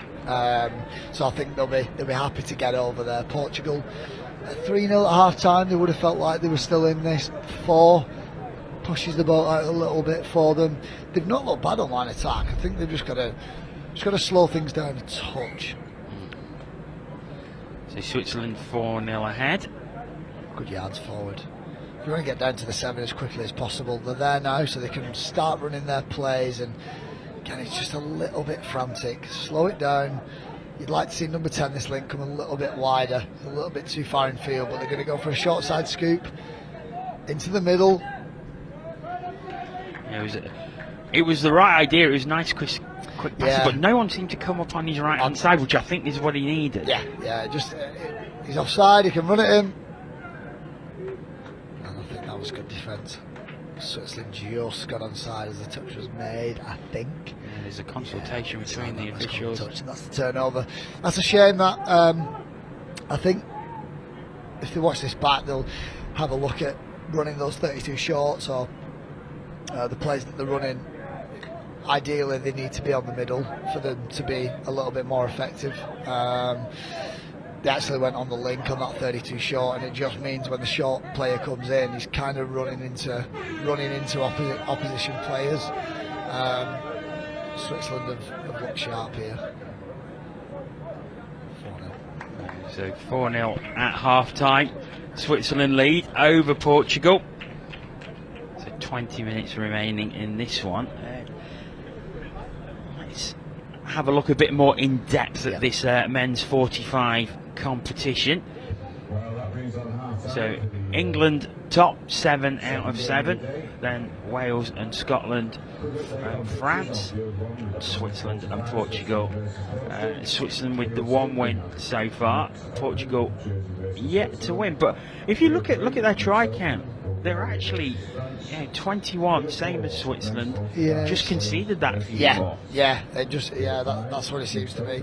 I'm surprised Switzerland have only got the 1 win, because the way they drive is really really sharp, and it's like it's putting them under pressure. Like you see that they played England yesterday, and only 9-3. It's a bit of a gap. They'll be thinking they could pull that little wins like that back. Obviously, they only lost to France by 1. And that was the opening game. Yeah. So you'd like to think that as the tournament progresses, they'll start improving a little bit. I think that'll be interesting to see them. They've got 3 games today, by the looks of it. And one of them being against Scotland as well. And again, they only lost to them by, I think it was by 1 again. I think interesting one for Switzerland. Yeah, so I think I just saw it then. I was looking at something else, sorry. So you'd like to think, especially with Abro in the box, he's a smart coach. He's been around touch for a long time, and touch, like we keep saying, it's about learning. It's about improving as you go out throughout the tournament, improving at a quicker rate than your opponent. So. Portugal, they've had a couple of close results themselves. A 5-3 defeat to Scotland yesterday, and a 4-3 defeat to France yesterday as well. So a couple of close games for them. Yeah, that's some strange results knocking about there. It seems to be a little bit all over the place. Like it's really strange. It seems like anybody can sort of take anybody on, any given day. So, really strange. Like it'd be interesting to see how this tournament, how this division unfolds, because there's some strange results knocking about. It looks like England will be comfortably going into the semi-finals, and then it's quite close between Wales, Scotland and France for those 2nd, 3rd and 4th places to see where they finish in the semi-final shake-up. So that's their results today are going to be really important. At the minute it looks like Wales will be playing Scotland and England will be playing France in those semi-finals, but with how those scores look over the past 3 days, and anybody could be 2, 3 and 4 at the minute. It's a shame Switzerland just didn't pick off France in one of the games at some point. Because that would have thrown things off. I think they'll be disappointed that they've not been able to do that yet. Switzerland with Wales and Scotland, France. They're playing Wales right now. They have Scotland, and then they finish against England. So Switzerland played Portugal. Sorry, Switzerland played Wales. 8-1. Some strange results there. They're just so all over the place. So coming back to this game in particular, Switzerland look very comfortable in that half, I think it has to be said. 4-0 ahead. And what do you think Portugal's goals are going to be in this second half? Portugal are looking to get a few scores back. I think they've not been that far off, to be honest. I think they just need to be a little bit cooler in their setup and sort of think about what they're running, rather than just seems to be a little bit frantic on line attack at the minute. The subbing and transitions getting better as the game goes on. But the thing that's giving Switzerland the edge at the minute is their composure on line attack and how sharp they look subbing. They just managed to get a roll on really quickly and generate momentum from nearly nothing. I think Switzerland do deserve that lead at the minute. Yeah, they do. And they are starting off this second half. So penalty already. So start with 6 again, but they're much further into the Portuguese half. Calling forward from the box, he's right, you've got to get down to the 7 as quickly as possible. You only get 6 shots in your opponent's line, and they've gone for 1 quite early. It's a little bit 32 short, a little bit too far out on that one, so they'll work their way back to the other side, and their strike players will look to cause some damage. Walking the way back a little bit too far here for me. Wasted a touch there. And they'll go back into that 32 short again. He'll look to his Final left hand touch. side, left hand pill. Looks for that link hole, and he's not happy with that one. Yeah, It was Tim Murphy coming off his right hand. I think he did. He realised as soon as he threw it, I think he knew. Dipping away. It was, wasn't. I mean, Stuart Lewis was coming on a really nice hole from link. I think it might have been the right option. He did look to hit that link hole, and just wasn't able to execute it. But like that was a good example. I think they did waste a couple of touches, but it's a good example of Switzerland's composure on line attack, and it seems to be the difference between the two. Yards from Portugal, but that's last touch and a turnover. Turned over. Switzerland have it again, starting very, very deep. Yeah. But they've been well held. He recovered well. Good yards again from Switzerland. Abrahams giving him a talking to, I'm not sure for. He was shaking his head as he came off. I wonder if he felt that the pass was probably a little bit too hard. Does Switzerland go through now? James Vertegen. I've seen that a few times now where they just turn it up a notch on transition.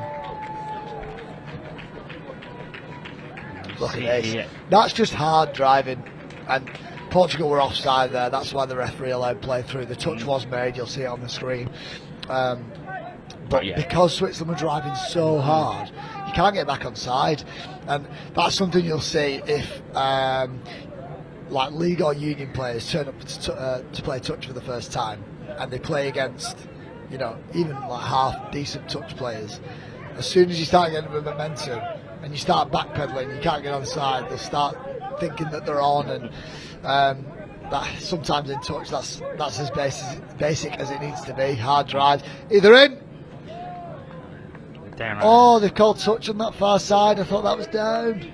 Yeah, I think it's at least back to 1 anyway, because it was touched in flight. The referee's got that, but it was nice play. But Portugal have come back at them with some good driving of their own, and they've managed to get a good 5th touch, short side scoop. He's gone through into the in goal. He'll look for options. Hits his winger. Yeah, I think his foot is Ooh.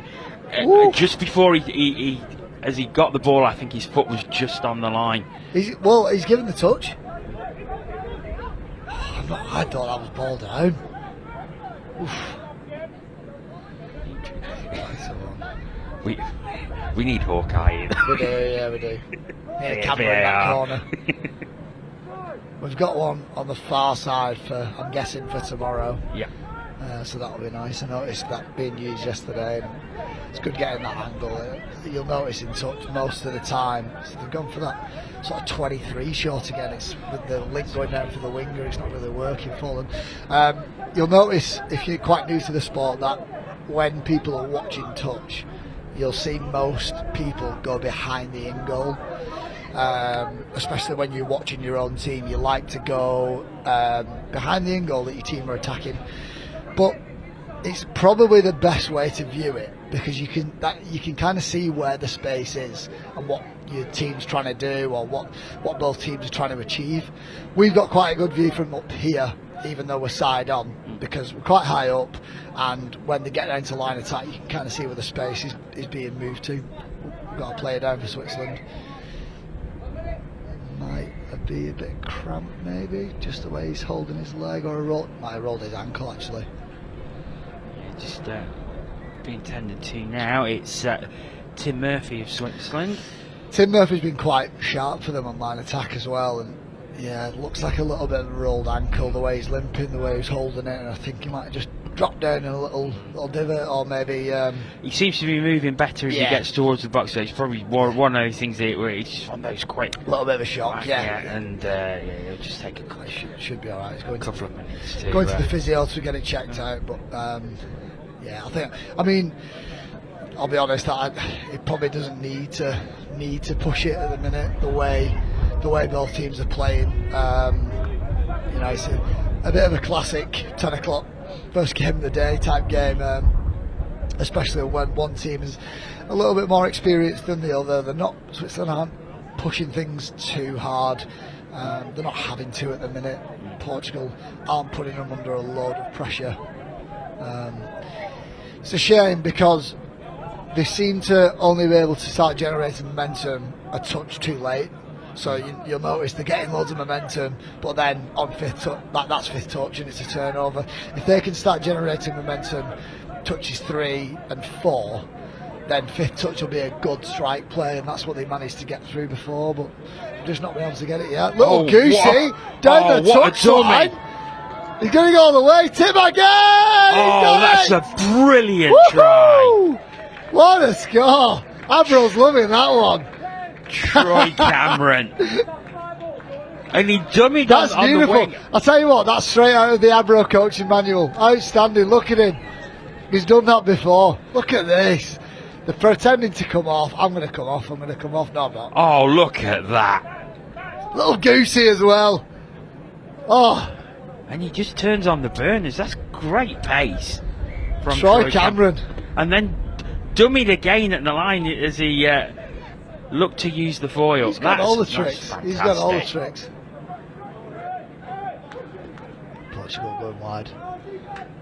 Troy. Oh, and that's not quite completed. So 6-0. I think we should get it up later for that. That was outstanding. just go through the coaching manual for that. Oh, beautiful. Lovely. Enjoyed that. Just going back to what you were saying earlier about offside. So for anyone who is new, who probably doesn't understand the intricacies of the rules and what have you, offside in touch. Yeah. Some lovely scores here. So there has to be 7 metres between the two sides once they start. If they encroach on that 7 metres before, then they're called offside. So if they make the touch, it's actually not cancelled. So online defence, as far as I'm aware, Melde might have to correct me on this one, because this is what the rule used to be. I don't know if it's changed recently. But if the referee is able to call you offside, so if I'm number 6 and the referee goes 6 you're off, and a player runs at me and I make the touch and they score, I'm pretty sure that score is given because the referee's told me I'm off. I'm not. But alternatively, if the referee hasn't had time because the game's too quick, the through short side here. Need someone available. Ball done. Given. That's a beauty. And Portugal are on the board. Awesome. Ricardo Couto puts the ball down. But it was great play. Running straight through. Running into the zone. It was Luis Batista. And he finds Ricardo Couto, who pops the ball down. Well done. Yeah, sorry, just going back to the offside rule. So if the referee hasn't had time to call me off, for whatever reason, plays too fast or something like that, and the ball player runs into me or I make the touch, that would be given as a penalty, fresh set 6. But yeah, in the general field of play, as soon as the touch is made here, Portugal are going to roll back to the ref. The ref will be 7 metres back. Pretty much the same as rugby league, where the roll ball or the play the ball. The defenders will be 10 metres back. Hammer from Switzerland, first hole, ball down. That's a well-designed play. Really good score. That's a great score at any level. We keep saying it, but most touch moves are designed to create a 4-on-3 option. And we're going to go middle, down for his middle. On his opposite play, the link comes on that hard hammer line. He's now got a 4-on-3. Portugal have got to make a hard decision on which hole to leave open. And they've left open the first hole. They've not been able to close it. But from then, the ball player has to be able to pick the right option. And he's done it. Really nice. Matt Friend putting the ball down there. So Switzerland stretch it back out to 8-1. Lots of smiles in the Switzerland box. I think they're probably happy to put this game on ice now, I think. Put the game and Tim Murphy's ankle on ice. He's he's back in the box, Tim Murphy. So obviously recovered from that ankle roll. I think that might be a little bit of a. I think the referee's saying that the Portugal player might have lent him with his shoulder a little bit too much as he was initiating the touch. So the ball's turned over. Switzerland will work their way back to the ball. So Switzerland starting again, and there's that man, Tim Murphy. No worse for wear, in fact, looking very sprightly as he's back on the. So yeah, you can see now Portugal struggling to get back on side, and he's offside there. Tim Murphy up the through. I think that touch was made. They've done well to recover there, and that's half court turnover, 6 touch, all of it. Yeah, Luis Baptista making the touch there as Tim Murphy went through.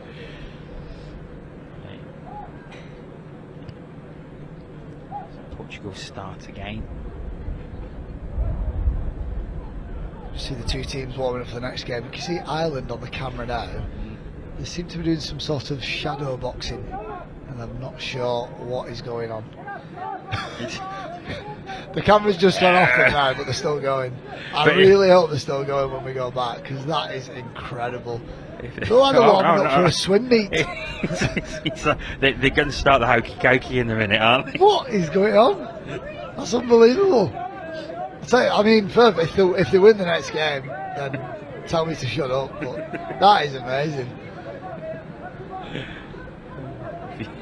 Maybe that's what you need. Maybe the types of warmth you need when you hit men's 50s. Maybe when I get there, I'll start having to stretch my fingers and my toes and my eyebrows. Yeah, it's an interesting warm-up routine over there. It seems to be back into some normal stuff now, like there's actually a bit of mobility. But yeah, for a minute, I don't know what was happening. And yeah, so both teams warming up. So we've got that coming up next. England against Ireland here on the streaming pitch. That'll be in the men's 50s competition. They're in their final round, so they're playing another round robin. I think they will be the opening games of that round robin. Good hands for Portugal. I think that might be over the mark though. So Switzerland will look to close this game out now and try and rest their legs for the afternoon. 2 important games for them. I mean, they might not be able to make the top 4, but they could really shake things up, and it might actually throw off that top 4 position. And I don't think, like you said, I don't think England are going to get knocked off. I think they've locked up that top spot, top 4 at least. I think they're going to be in the semis, whether it's in the 1 or 2 spot. But it's one of those things. If Switzerland aren't going to make the semis, they could be the kingmakers, couldn't yeah, they? that's the one. And I keep going on about it, but they've got an experienced coach in their box who might be able to change up a few things. And we've seen a few plays already that, like I said, it'll be good scores in any grade. That hammer play was a really nice one, and obviously that length of the field, little goosey was a nice one. Good ball. And it's one of the things that they're going to get a good win here, aren't they? Yeah. I mean, there's 6 minutes to play, but they can take that momentum into their 2 games this afternoon and with practice confidence. Stuff, practice stuff as well. Like maybe that hammer that we saw, it was something that they're maybe not tentative to run in other games, but they've kind of had to use this as a bit of a run to use it against live opposition who would defend it correctly. And Portugal didn't defend it in any way incorrectly. They just didn't close that first K. They were probably a second slow to assignment. So short side scoop, good interception, well said. But I think I think that might have been given a touch pass anyway. Miguel Rodriguez Might have been forward. I'm not sure. Oh, nice. So like we said before, you could hear the referee then calling play through offside, and that was really good heads up touch from Portugal. Hi, Nato there. And the thing is, he was like, as the touch was made, you see him throw his head back, because I think he thought, I'm through it. Yeah, I'm gone. That must be play through again. Oh. You can see him looking like, where are you? That's a killer. That was that was a training ground move, really, was it? Because he was expecting his outside I'm not sure. to I be think there. that was a bit of heads-up touch, but because we said before, right? Obviously, they're quite a lot limited in squad numbers. At some point, that winger would have thought, "I've got to get off here. I'm knackered." So, but then his mate, his opposite buddy partner, is going to come all the way around here, and he's just too late to get there. That's nice. That is really nice play. They are middle indeed. scoop, and they just generate really good momentum from their subbing. I'm really surprised that that these guys are not in the top four. Like, look at the way that some of the touch that they're playing. Like, it's well thought out. It's pre-planned. They're structured. There's some good touch scores. They play with a lot of momentum and a lot of intensity when they're subbing. And I think they'll feel like they're hard done to when every time they look at that table. And yeah. Now it's John Barton running through, passing off to Matt Friend, but it was just such a fluent, executed play. Good hands, but not able to take it in, and they didn't have the overlap on that side anyway. Hopefully Portugal can pull one back in these last 3.5 minutes. Switzerland run towards the sub box and lack of comms a little bit there as they're coming off, but they've regathered it. Murphy, so they're looking for a fifth touch strike play again, and Murphy they did do well there. I don't think that was pre-planned, but I certainly don't think it was, but got down a bit of a blind alley there. But it's stunted their momentum a little bit. So they won't be able to get anything back from that. That would have been nice if they got something from it. It's off to the box again. Portugal.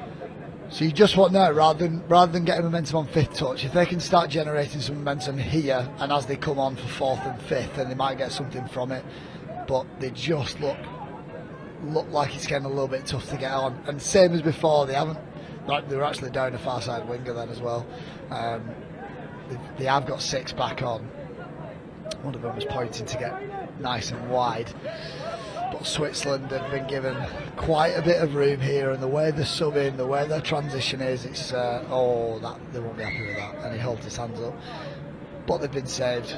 They've got a penalty off it, and 2 minutes to go. They're just going to put the game on ice now. Yeah, they've been incredibly efficient, the Swiss, in this game. Some really good tries, some really good moves. Yeah, I think they probably could have got a couple more scores. They'll probably be a bit disappointed they weren't more ruthless, a bit more clinical. But they've managed to, they've carved out some really nice scores and been really good touch scores. I wouldn't expect anything less from a team coached by Abro. Is it the case, though, that maybe they probably just held something back? Maybe knowing they've got those other 2 games, which perhaps they may need to go a little bit harder if they've got ambitions of trying to make that semi-shake-up. Oh, that's a nice pill. And it's the hammer play that we saw before. This time it's coming from the left. So if the score is given, so if he comes off this hammer play, left-hand side, hits that harsh line. He's got a bit of a 4-on-3 here. Your link hole's open. That's your link hole. Down. Great hole hitting from James Vertejean, and it's a great ball as well. Great ball by Sam Woodhouse. First pill of the day. First of many, hopefully.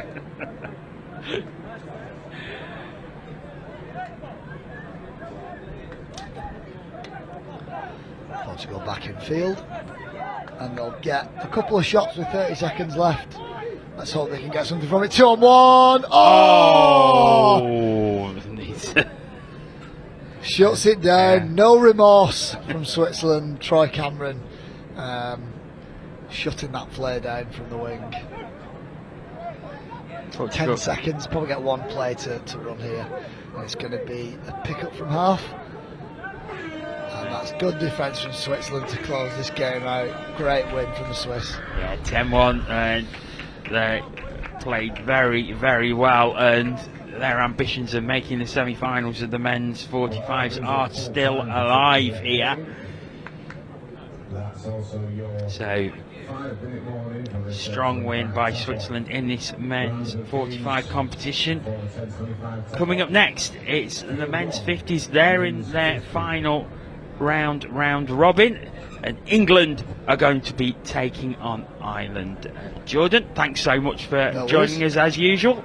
Ben Meakin will be on co-coms for this one, and family connection. Family affair, yeah. Mark Hobson, his father-in-law, will be playing for England. He's just walking on now.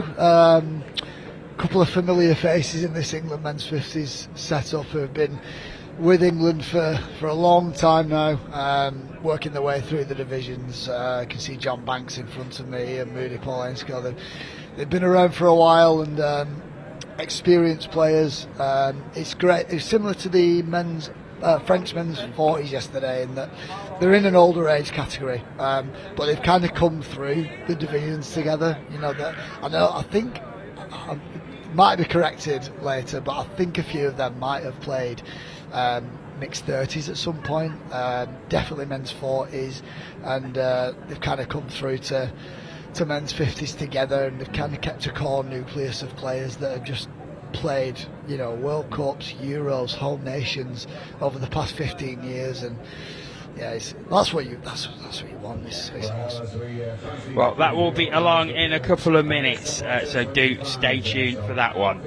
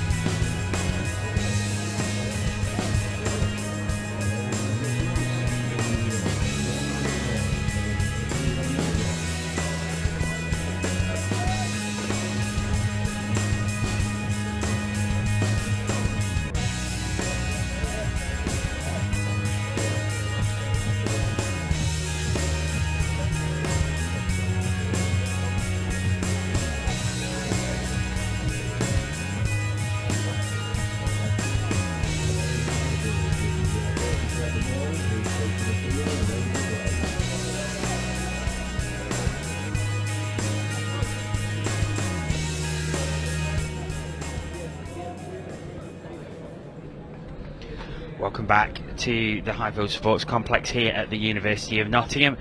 Men's 50s action. They are in the final round of their competition, and it's England taking on Ireland. And I'm delighted to say Ben Meakin joins me on commentary. It was set up by Jordan, but there is a family connection here. Yeah. Number 13 for England, England women's 50s. I've just said England men's 50s. Mark Hobson, he is the father-in-law, so I am very excited to be commentating on this game. I put my name down for it, hoping that England would come first in their group to get this game on Field 1. It's happened. I know England had a tough day yesterday, and they'll be looking to really bounce back today. And obviously starting with the tap-off and sending the first sweep around. Ball has gone to ground though, although the referee has said it was a hard touch. So England will get a new set of 6 to try and get the first score of the day. So we'll quick go through the round robin section that has led to this. England finishing top of the round robin, Singapore second, Ireland third, Wales in 4th place, and now all 4 teams go into this final round to play another round robin to decide who finishes where.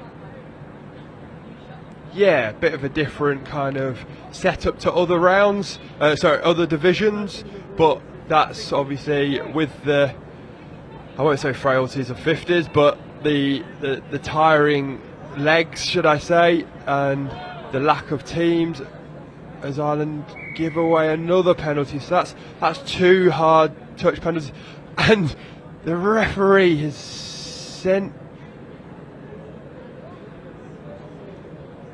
I'm not sure what he's done. He's been 3. I thought it should have been 3 penalties.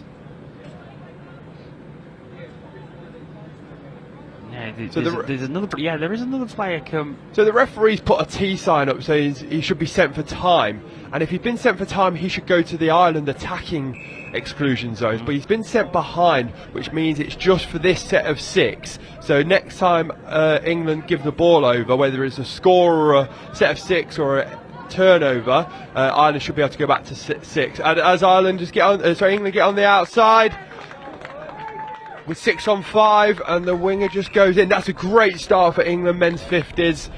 They would have been wanting that start of today, and yeah, they've got on the score sheet early. Yeah, so Mark Elliott getting England on the board, and it was a great pass as well from James Barnett. Yeah, it was putting it down. It was really good because Ireland only had 5 players, so there's always going to be a bit more space somewhere, and They found that England found that space on the outside and have got that score. Right, we're just going to take a short break here as we head to the studio. Ian. Hello everybody, welcome back to the studio, and I've got a very special guest with me, Kai Kim, all the way from the Seychelles. Now it's the European Championships, but we're going all over the world, and you're doing you're collecting boots this week, aren't you, to take back to get people into the game? Is that right? Yes, that's right. So we've just started introducing touch rugby to teenagers in Seychelles, trying to get the guys and girls involved both in rugby and as well as going touch rugby, and mainly because touch is an inclusive sport, so we want to try and get more girls and women involved.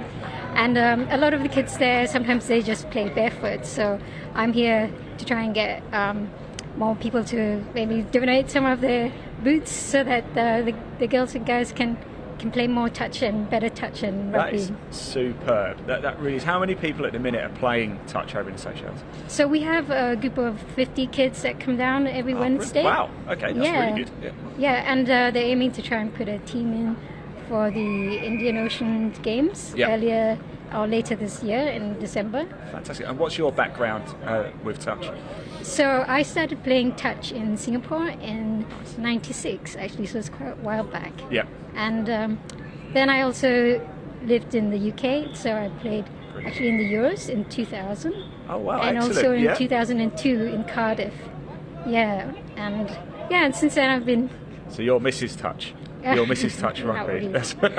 Yeah, but so I've been focusing a lot on work, but over the last few years I want to try and play more touch. So. Good, and you're going to be our guest commentator for the Luxembourg-Sweden game coming up as well, aren't you? And we look very much looking forward to that. Thanks for joining us in the studio, Kai Kim. We'll hear a lot more from you later as well. We better get back over to the action, England and Ireland. Let's head back to Jono and Ben. Thank you, Ian. Thank you. Welcome back. And we are all square here. Yeah, while that interview was going on, Ireland looked to score in the far corner. As we look at it, there was a bit of a, well, not a bit, there was a long deliberation between the players and the referees, and the referee decided to take a few steps back and give the score.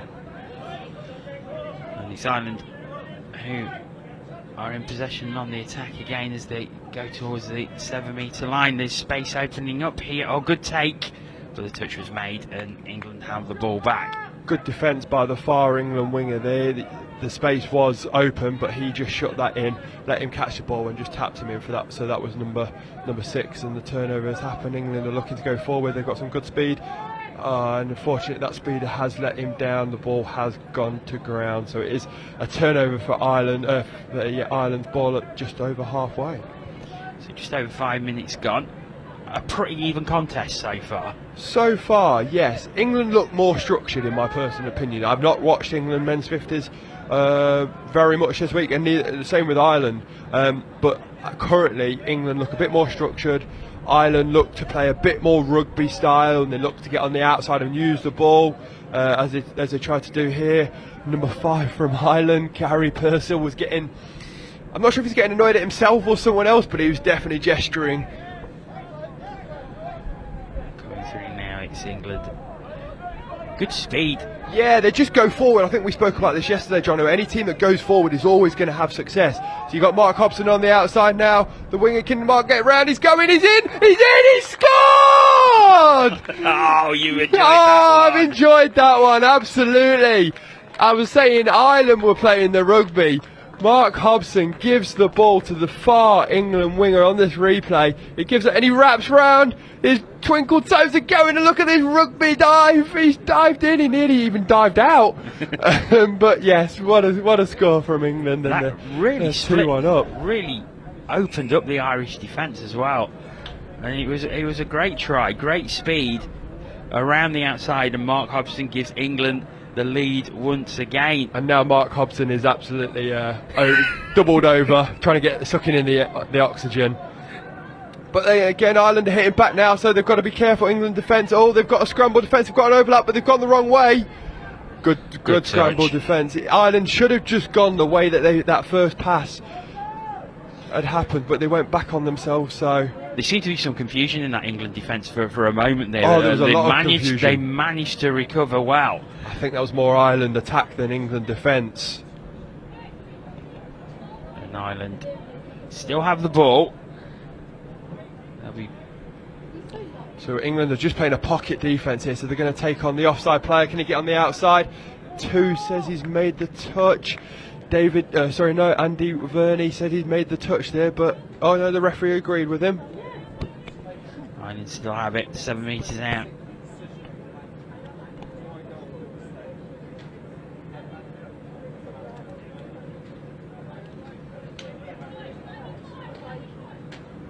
Comes to the right hand side. Ireland are just spreading the ball around.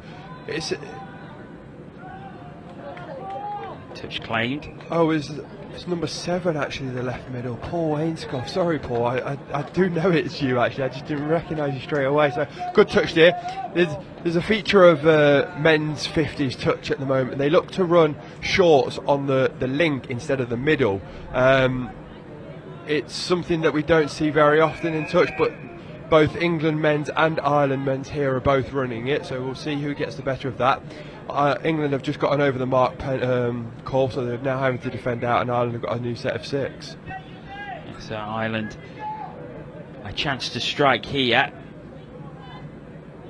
A new set of 6 well into the England half.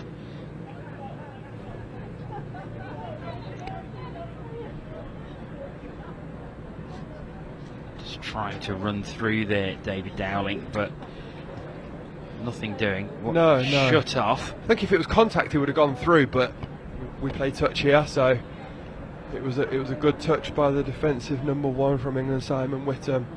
And here we go. Here's that 21 short that we spoke about. So the reason we call it sorry, I'll come back to that. Ireland's going to send a sweeper. Don't give it to the sweeper. There's a man-on situation. Again, Ireland have got this scramble attack that we spoke about. They've now got an overlap with their hands, and they had the overlap, as you could see, but unfortunately the ball went to ground. Yeah, Brian Noble just couldn't quite take that on. gives England possession again.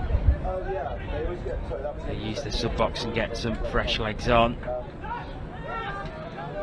And at this stage of the competition, especially in this format of the game, the 50s, using the sub box and using as many players as they can in their squad is going to be really important, especially as we're sort of in day 4 or 5. Yeah, as you know, John, with ice hockey, you know, it's your specialist sport. But if you're not using your subs bench wisely, you're going to get players that are really, really tired. And you're right, day 4 of a tournament when you've already played 2, 4, 6. This is your 7th game, and you are over 50. We've got to really emphasise that these guys are putting their body through a lot of work at the moment. They are going to have to really use all the substitutes as Ireland come past halfway, but the referee's going to go back for an over the mark penalty. Ireland are playing to the whistle, and now they've got a long way to run back. Yeah, but it is full credit to the fitness of these guys out here as well. The work that they have to put in to go 4, 5 days playing 2 games a day, you have to do a lot of work before this season. And I don't know many of these men's 50s, so I'll speak about Mark Hobson. I know he works really hard in the gym. He has his bike at home. He's sweating away when I go around, and that is, I would say, that's ball down. New set of 6, referee said the Ireland defence touched that. Yeah, you have to put a lot of work in. Every single player here has had to put in a hell of a lot of work. You know, 3, 4, 5 months before you're starting to get your strength and conditioning, then you start your fitness, then you start your sprint, then you start your agility work. There's a lot of work that these guys have to put into to ensure that they're tournament fit, not just match fit. And England get on the outside. Can you go through the hole? Good defence by Ireland number 16, Gerard Walsh. Good defence by Ireland, but it's still there for England. Just brought it back a little bit though to strike now. There's that feature of the 21 shot. They've got it's a score. It's a score. It is a score. I didn't see that one. So let's just run through this one again. So I spoke about how they run a 21, and I'll talk about the numbers in a minute after this. I don't think we've actually spoke about that yet. So the wing dumps the ball. There's a 3-on-2, and he chooses the 1, and he goes. Oh, he stays in. Yeah, wow. He does. He does very well to stay in short side.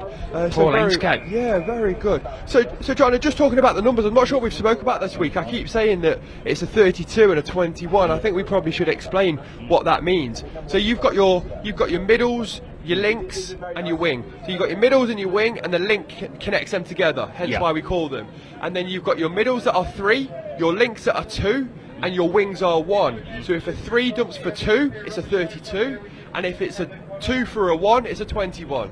So that's how we now connect. And then Ireland scored? No, it's a forward pass. Forward, I think it was. Yeah. So yeah, if you're new to this sport and we're talking about 32s and 21s or 33s, it's about the middles dumping for someone else, and we actually put a number on that. So 3 for 3, or a 3 for 2, or a 2 for 1.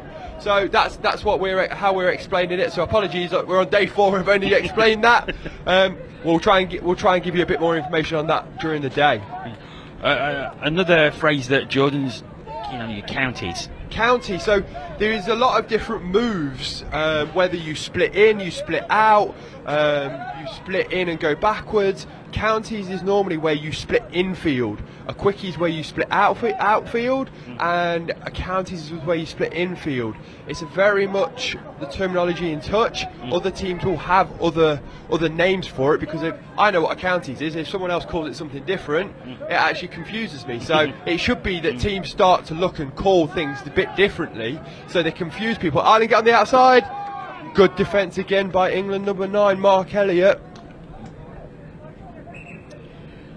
Yeah, so for anyone new to touch or just stumbled across these YouTube streams wondering what's happening and wondering about the rules, there's some of the intricacies. There is a lot of intricacies about it. It takes some time to learn everything. There is a hell of a lot, yes, you're right. But great to have that explanation, Ben, so thanks for that.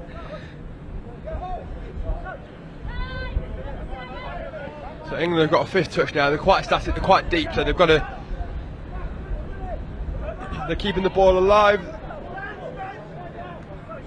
I would say that's a new set of 6 to England. England have done very well there. It's a good shutdown defence by Ireland's number 8, John Francis Quirk. He shuts down that 3-on-2, but that gives England another set of 6. So they're looking to go forward, try and get to the 7-metre line, and get their 4th score of the day.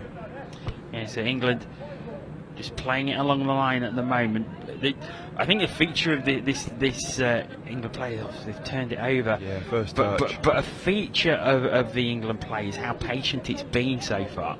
Yeah, absolutely. Sometimes you don't win the game in the first 20 minutes. You actually set up to do something that you think, so you can confuse the defence, be a bit patient when you get down there, and then when in the second half the Irish defence thinks you're going to do something that you've been doing all game and you change it up. So it's a game of chess at the end of the day. And Ireland go for that 21 short again, go long. It's just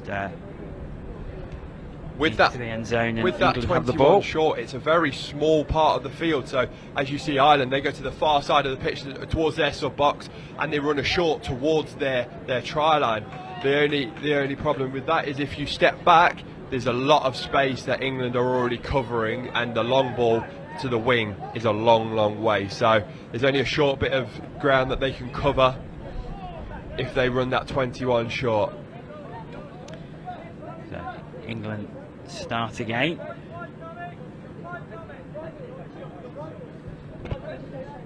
Fifth touch. Oh, now what's that roll ball? It's not been called, I don't think, but the touch has been made.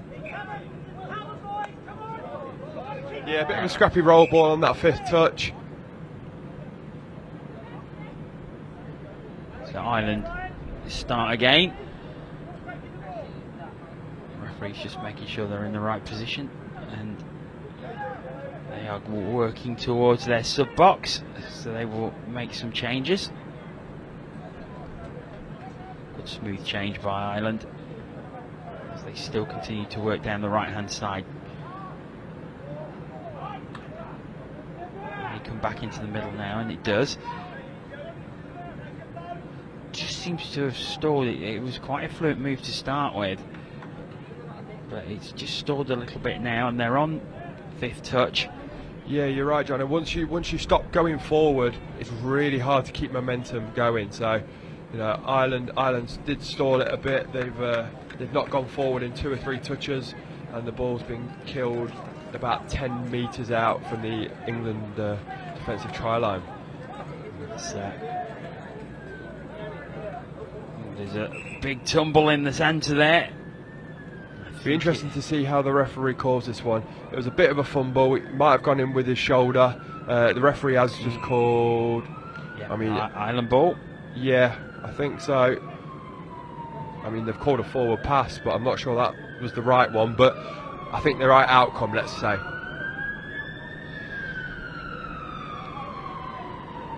Ireland working down the right hand side, but just running out of space. Yeah, and again, like I said, John, that 21 short works once or twice, but once the English defence understand what's happening, they just shut down that short side, and actually there's not a lot of space as we've just seen there.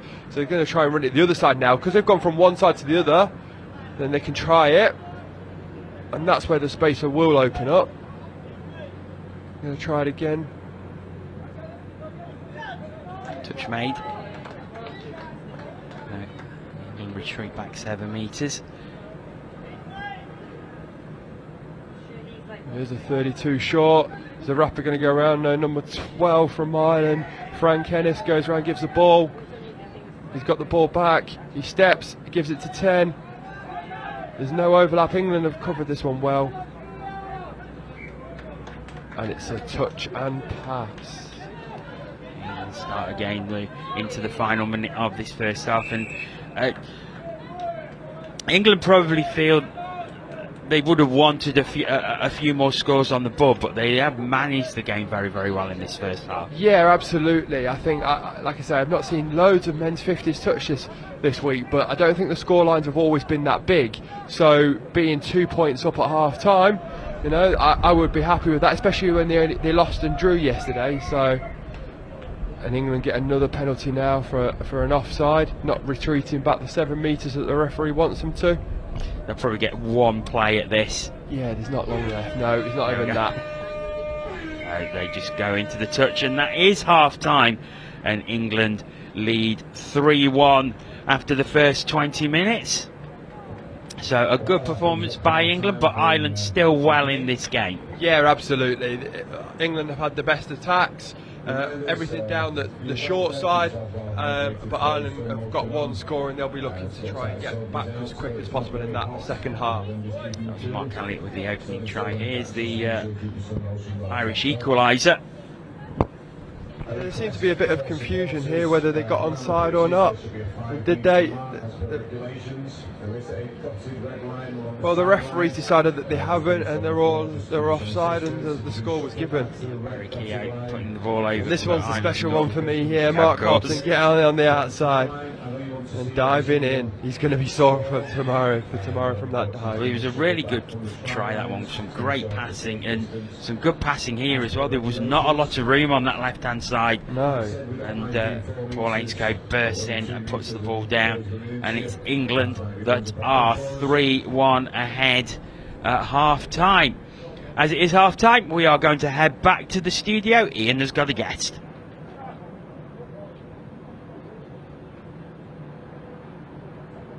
Right, everybody, welcome to the studio. Great first half there. I'm delighted to be joined by Dominic, men's 40 Scottish team. Dominic, it's great to have you here. How's it been going out there this week? It's been going really good for us. Our results are not looking as good as our performances, but we're in the right place for the second half of the tournament for the knockouts. So.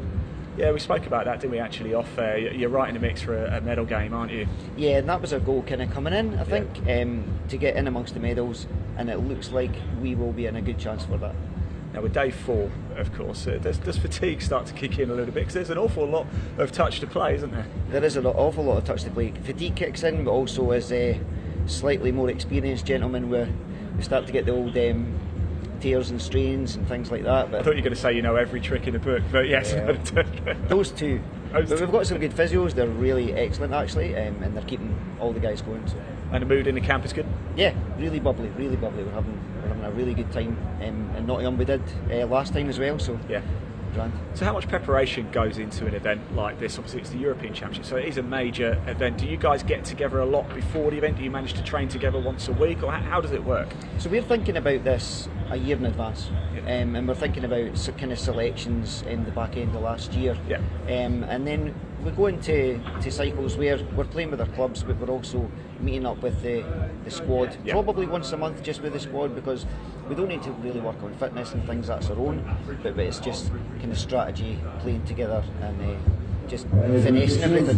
Who's up next for you, Dominic? We have got Jersey. We've got Jersey today. We've just come back from a trip to Jersey about 4 weeks ago. So brilliant. Oh, nice. That should be good fun. Fantastic. Dominic, thanks so much for coming up. We really do appreciate it. We're going to hand back to John O'Ben for the second half here of England and Ireland. Enjoy.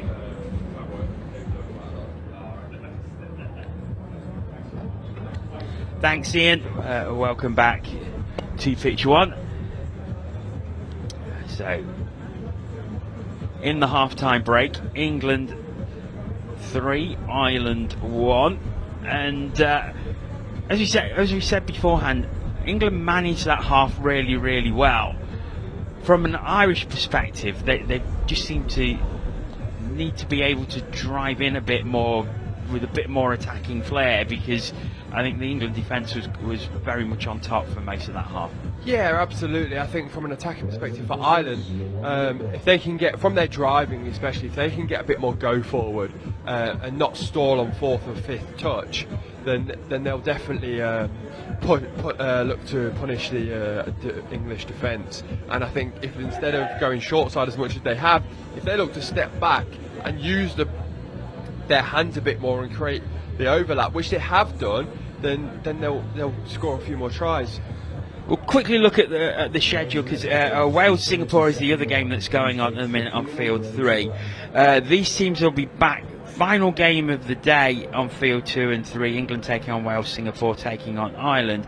And then tomorrow at 9:40, the conclusion of this competition. And here on Field 1, we'll have first and second from the round robin, England against Singapore. And we expect that will probably be the game where the gold and silver medal will be sorted out? Yes, yeah, I believe it will be. Again, we don't. It depends on what happens this afternoon, but you would assume that would be the gold medal match, as we say.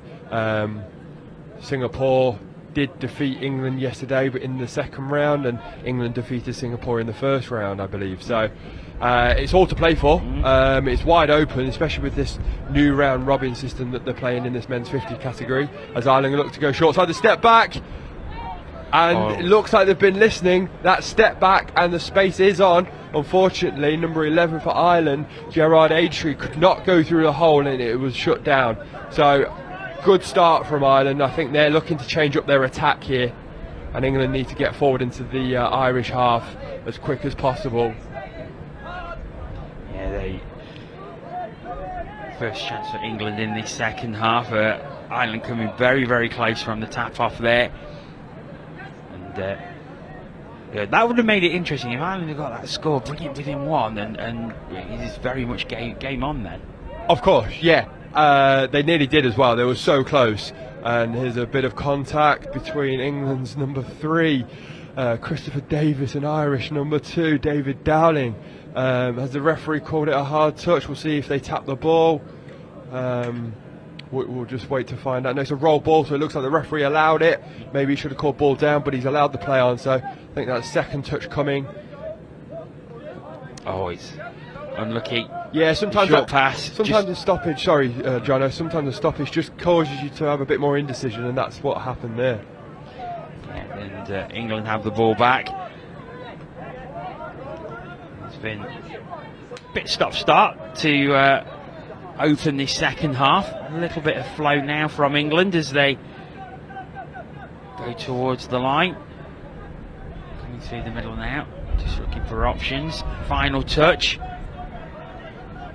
Oh, it's just knocked on. Yeah, John Banks was just leading proceedings there. He got the first scoop, he then gave it to the second dumper, and number 16 from England, Ian Spencer, couldn't just get the ball down. So it's Ireland who will start off here. They're on their own 7 metres, so they'll need a really good drive to set up a scoring opportunity, but they're 3 touches and not even at halfway. They're now going to use their sub box, but that's 4 touches. They've this is a good drive there. Yeah, they're going forward. Don't stop, keep going forward. They'll get a good drive on again. That just allows the English defence off the hook there, unfortunately. It was a really, really good drive. I thought they'd scuppered it a bit by going up the middle and then going to defend. And that last touch that wasn't made was, stop the flow. And so England. Oh, it's a misplaced pass, and that will give Ireland the opportunity now with a fresh set of 6. Yeah, I'd look to do exactly the same setup they did last time, but it looks like they're going back to the 21 short. Can they go short side? It's actually a man-on situation. Can 10 get there? Ireland's got it in the corner. They have got it in the corner, and Ireland have brought it back within 1. Frederico Black putting the ball down. He made some great space there. Yeah, so if you just look at this, we spoke about this as 21 short. Number 12, Frank Hennessy, runs a really hard line. I thought it was man on. He steps, he weaves, he gets on the outside of England's number 10, Adrian Riggs, and Ireland just dot the ball down in the far side. We've now got a ball game, haven't we, Jono? We certainly have. 1 point in it, and Ireland would have wanted that. They got very, very close from the tap off, but they have it within 1. And we are going to head back to the studio. Over to you, Ian. Thanks, Jono. As you can see, I'm joined by a very special guest here, Simon from Luxembourg. Simon, how's it been going this week? Pretty good so far. It's been a bit of a journey for us. Yeah. We've arrived at the tournament, not quite the size squad that we would have liked to have. We're men's 30s division, but only 11 players, and so yeah, it's been tough on the legs. We're a squad in our men's 30s with half us in our 40s and a couple in our 50s, so it's definitely been a hard slog, but we're enjoying it. We're developing as we go, and yeah, it's really great to be here. That's the most important thing. You've all got smiles on your faces, haven't you? And it's good, the experience going forward, isn't it, as well? Because we want to get more people playing. Yeah, definitely. It's something in Luxembourg where, being a smaller country, it's harder to build the player base. We're working on that at the junior level. We've got some junior touch going now for a couple of years, and that's showing some great promise with some kids getting older and that, and just looking at ways to try and build the player base in general. So our female players, because we had kind of reached a good level there a few years back, and then COVID arrived and we kind of lost a few during this period, so that was tough. But yeah, we feel like we're building again with COVID on its way out. We had a great corporate league over summer. Got a few more players in the club now, so now we're kind of getting back to 40, 50 members. So yeah, some potential there for some growth hopefully into next year. So how does it work in Luxembourg then? Do you have a number of teams, or do you just have one sort of central place? Or yeah, it's very much just a one club country, unfortunately, at the moment. In Luxembourg, it's not generally a rugby playing nation, so they don't really know touch, especially in the outer areas. There's more other sports that are popular, but in the city centre, yeah, we've got a lot of expats there, which is kind of our player base is around the expats, but we do have some Luxembourgish players in the past, and one with us this year in the men's 30s. So yeah, it's just trying to spread the word in different ways that we're trying to build that player base.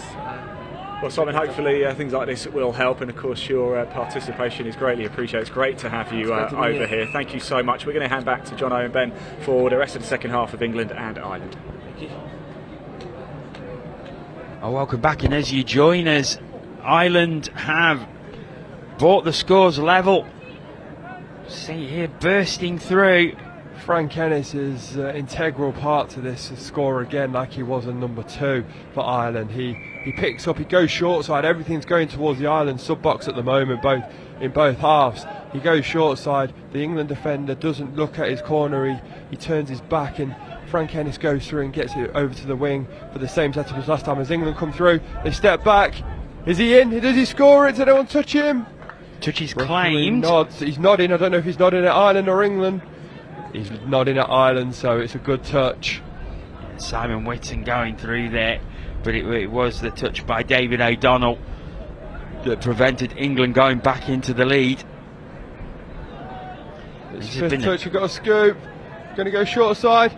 He's through, number 10's through. Adrian Riggs is through. Did he go? They scored! They've scored!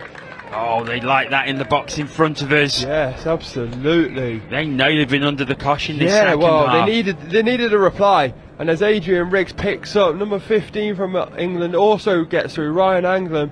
And Riggs keeps going, he gives it to the winger, and he dots it down. It's a great little scoop.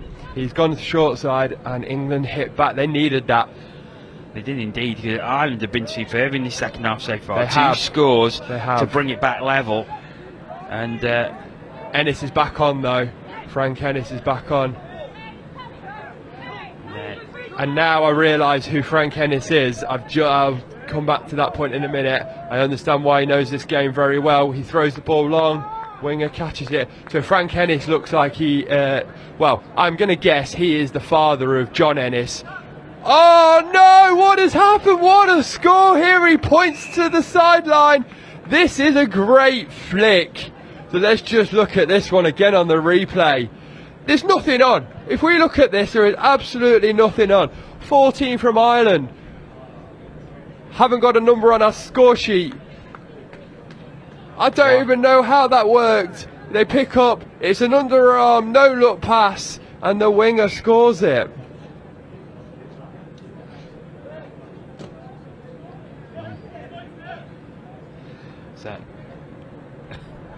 So Frank Ennis, apologies before that amazing score. Oh, we've hit straight back. I can't even explain it anymore. Number 6 for England, John Banks has just got the parting of the ways from the Ireland defence, and he's smiling all the way to the sub box as he jogs through. So there's a sweeper play here, and he steps. No, he doesn't step. He swerves. The hole just opened up. Honestly, there's something magical about that one. The hole just kept getting bigger and bigger, and he goes straight through. And the game has come alive. We're hitting to and through here. So Ireland looking to come back with the equaliser once again. It's another strong drive from the tap off there. Oh, and that's unfortunate from Federico Black. England needed that stop there, and they were fortunate that it wasn't them. It was the mistake of the Irish. Oh, and he's saying that was tapped away. Yeah, it was interesting. The referee's pointing a hand up, telling people to stop talking, and I think the Irish defence there just tapped the ball instead of the player, and she's just said it's a roll ball, get on with the game, boys.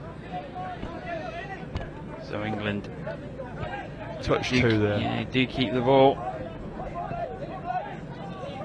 That's over 3rd, halfway. 4th. The referee's got the wrong call here.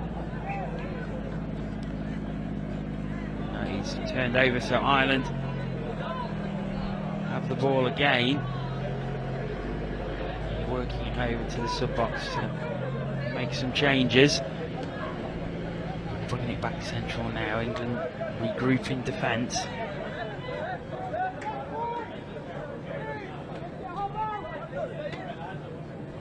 This is another good drive by Ireland. Yeah, they've just stopped. They need to go forward. So Frank Ennis again. So as I was saying, I think he's the father of the Ireland Men's Open captain that we had on earlier, yesterday, John Ennis. So I think that's where the Ennis name come from, and you can see why he's leading proceedings out there. He's integral to every score so far for Ireland. Good stop from England though, and they're getting their subs off. They've only got 3 players on the pitch, but that's all you need for a 3-man drive. But they haven't got any more players. Referee said ball down, so England are going to have to defend again, and I think Frank Ennis is going to want the ball. He's got it. Yeah. And it's a short ball. He's going to go short side like he has done. He steps back. Good collapse in defence. Yeah, absolutely. So, back at the 7 metre. Ireland still have the ball. Looking to work it to the right hand side, but there's... Oh, that was over the mark. The referee's missed that one. Walking slowly into the centre again. Just again another patient build-up by Ireland.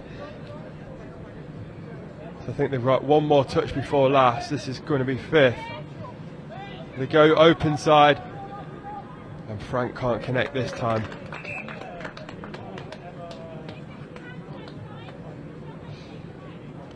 And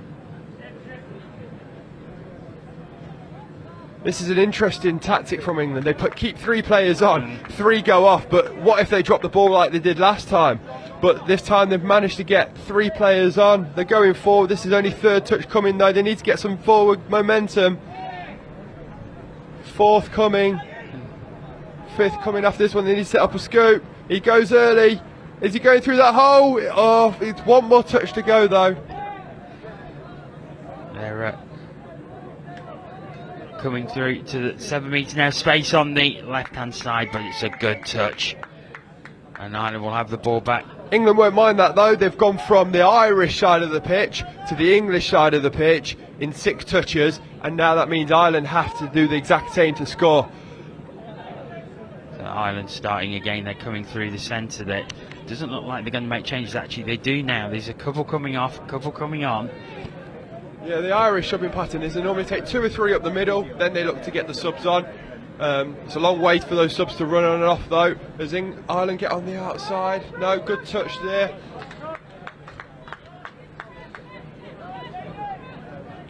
And it's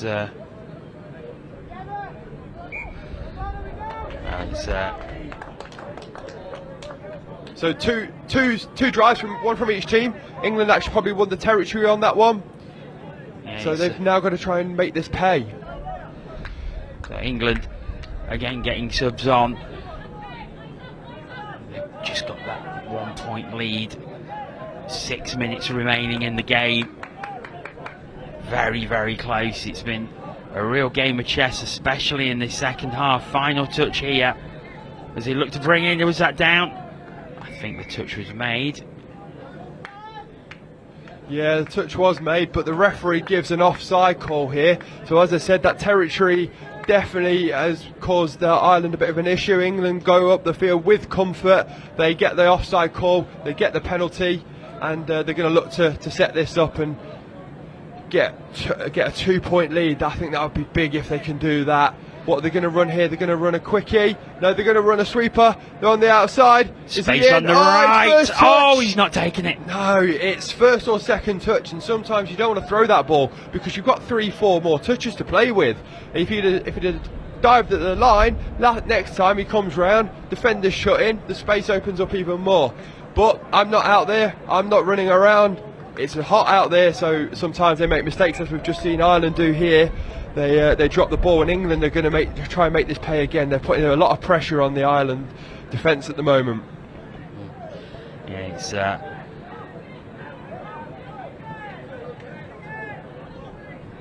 England just putting the pressure on. Ireland defence holding firm at the moment, but you feel that if they can just get 2 ahead, that might just be enough. Same though, Ireland just 1 behind, and if they can get a good drive, if they manage to prevent England scoring here. Yeah, we've got a sweeper. He's picked up short side. Number 3, Christoph Davies, has gone short side. Oh, it's throws it over his head, and Frank Ennis catches the ball. New set of 6. Well, they'll get 7 touches because there was an intercept. Box, they're over halfway, and Ireland with a strong drive. This is great right driving. Down the other. And they just held up there. Owen Burns, should I say? Apologies, Owen. That just couldn't get the ball down in time. Final touch. Oh, comes straight through onto the wing, but he runs out of room. Yeah, they've scored a lot down that side, but this time England defend that well. 3 minutes left. England just need to go 70 metres and then defend out, and I think that will be the game. But they need to go and put the ball down on the Irish's 7-metre line. So we'll see if they can do that this time. Oh, we've got a scooper! He's through. He's not. The referee's pulling him back. Oh, it was only touch 3. It was so close. It was do or die. Yeah, I was going to look at this replay here. It was a do or die, and I just think if we'd have just driven properly, they would have gone. So here's that replay. You know, Simon Whitten goes for it, tries to give the ball to Ryan Anglin, and the referee said it's touch and pass, and it gives Ireland an opportunity here to get this draw. So Ireland in possession now, driving towards the 7-metre. Oh, is he through? What's the referee going to do? Everyone's shouting at him, and he puts his hand in the air. It's a great touch. That is a great touch. That is a game-winning touch there. So we'll see if I'm right, but that was a great touch. It's last touch for Ireland now. They've got to try and set something up. And that was 6th touch. Ireland forgot the count there. What a touch that was. I believe it was England's number 10. Adrian Riggs on that far side doing the dive. Yeah, great dive. As you say, probably game saving as we're into the final 2 minutes here. Absolutely. So England just need to go forward now. If they go forward and finish on the 7-metre line of Ireland, I think that might be the game. There's a minute and a half left, and the way the game's going, ball down, giving Ireland an opportunity. 90 seconds. Can Ireland? They've been driving very, very well. They've been getting into position. They need to do it again. Whistle has gone. That's another set of 6, but that's a time waster for England as well, so they don't mind that too much, you know. Ireland still way in their own half. Down to halfway, they've got to drive. They need to step up here, they're letting them come in.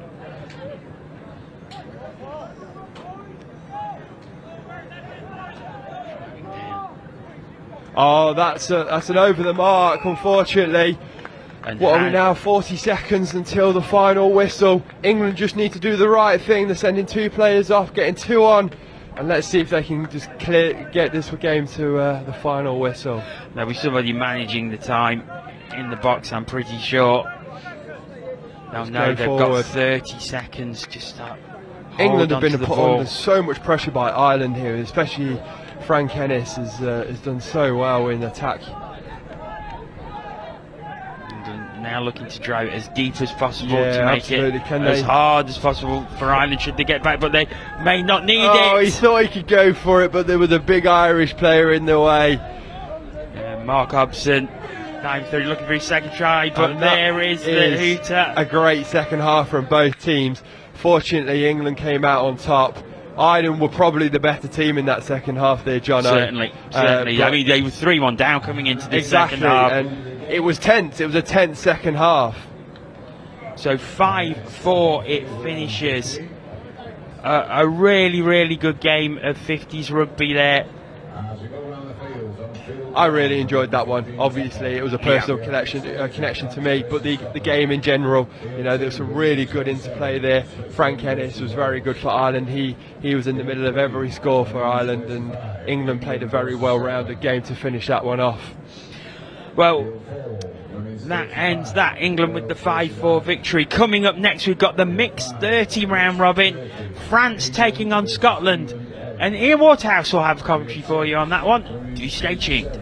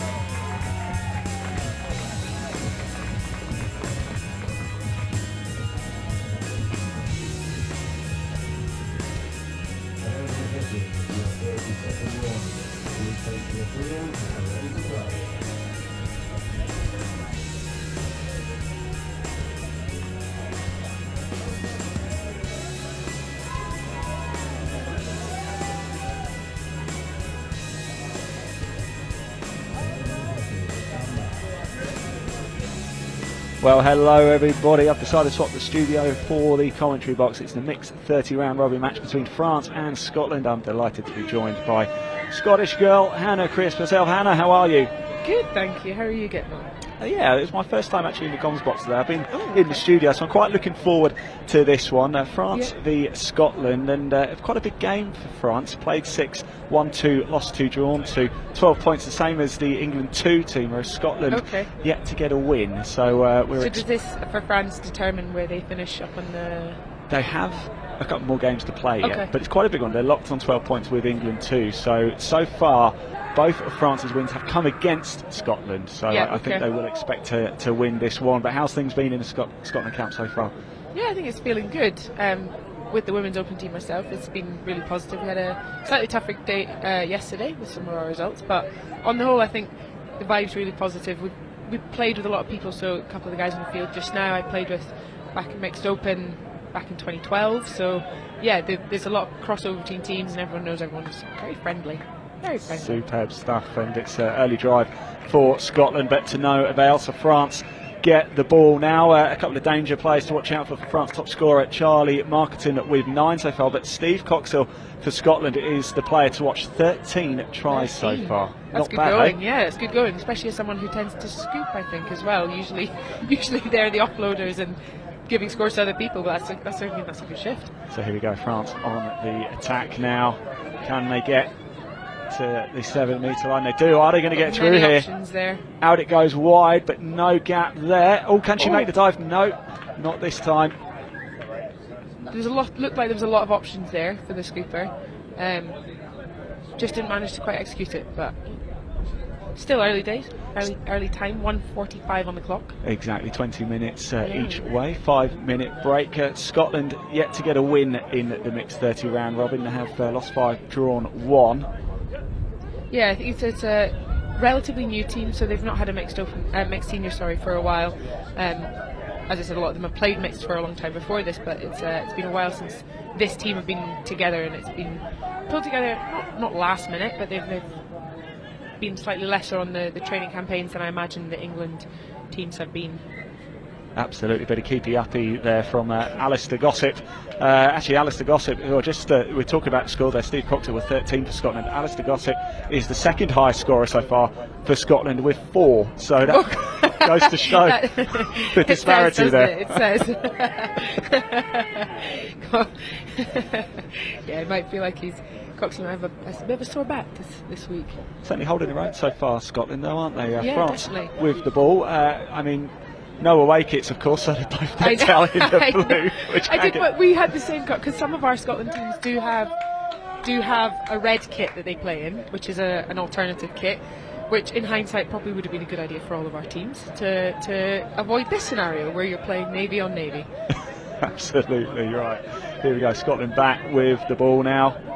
Oh, can he stay on his feet? Oh, can he stay on his feet there? He's come off the bench. Number 5, Freddie Murphy then picks up the ball, hands it over to number 3. That's Gavin Byers trying to drive now. Here is 16, Stuart Imrie. Can he still got the ball? He's still going for it. They're going out wide. Oh!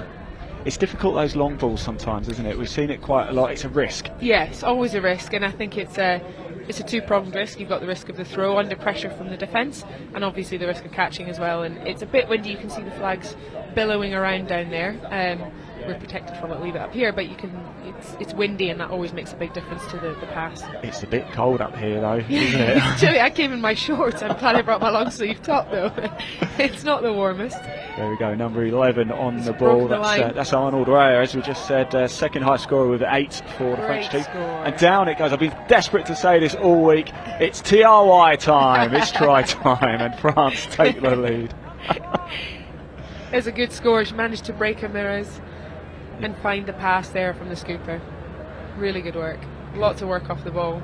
Excellent. Looking at the replay, that's right place, right time. We've seen that a lot, haven't we? Yeah, absolutely. It's a real skill as well, being able to break away from your defender when you're in that end zone area after a scoop.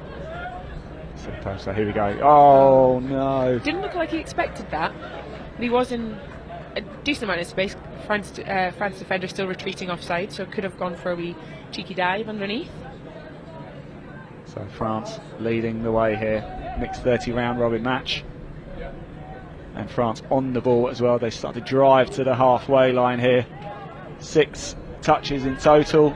Similar to rugby league, isn't it? Really, 6 players aside. Just no kicking. Just no kicking. Yes. Oh, look. Oh, he's been pulled back. What was that for, Hannah? Let's wait and see what's it. Oh, clapping. For clapping, I'm not sure. Looks like an offside. Offside. Looks like an offside. Surely you can't get a foul for clapping. No, I think not. This is the referee that yesterday got his 100th cap. Oh, yes. Fixture. This is Greg Taylor. We are going to hear from him a little bit later. He had a guard of honour here on field 1, didn't he, for that? That was a really nice sight. Yeah, we helped him on our way. He did one of our first games up in the tournament, so we got one of his 90-somethings games. He's good. He's really loud, really good comms. So definitely, obviously deserved the 100 caps. If you call them, do you still call that for referees? I think so. Yeah, I don't see any reason why you wouldn't. Here we go, driving for the line, out wide to number 2. That's Marie Jonard here on the ball. Number 8 now, Julian Carano. What can we do? It's so fast, isn't it? It's Julian back on the ball, out wide. Lionel Tommaso there. And Hannah, it's TRY time again. It is TRY time. The late bite in from the Scottish defender. So if you're sticking to your policy, you see the girl with the visor should stay on her player, number 16 there. I think last second just bites in. You see that creates that space for the TRY. The TRY. Excellent. Great analysis there. Lionel Tommaso getting over the line. Scotland on the ball. Can they fight back here? 2 down. 6.5 minutes on the clock in the first half here at Nottingham. It's the European Championships. Oh, what a ball, surely. Oh. That was a great long ball into loads of space as well. Just slightly too deep from the winger to run onto. That was Brona Murphy. Am I saying her name right? You'll be able to help me with Brona. this. Brona Murphy there. Unfortunately unable to scoop the ball there. But it looks like, do we have another set of 6 for Scotland here? Yes. It's a good opportunity here. They definitely need to capitalise on this, bring it back to a 1 score difference. See what they can do. Here we go. Driving forward. Down it goes. Look. Good speed. Oh, does he get the touch? Good finish.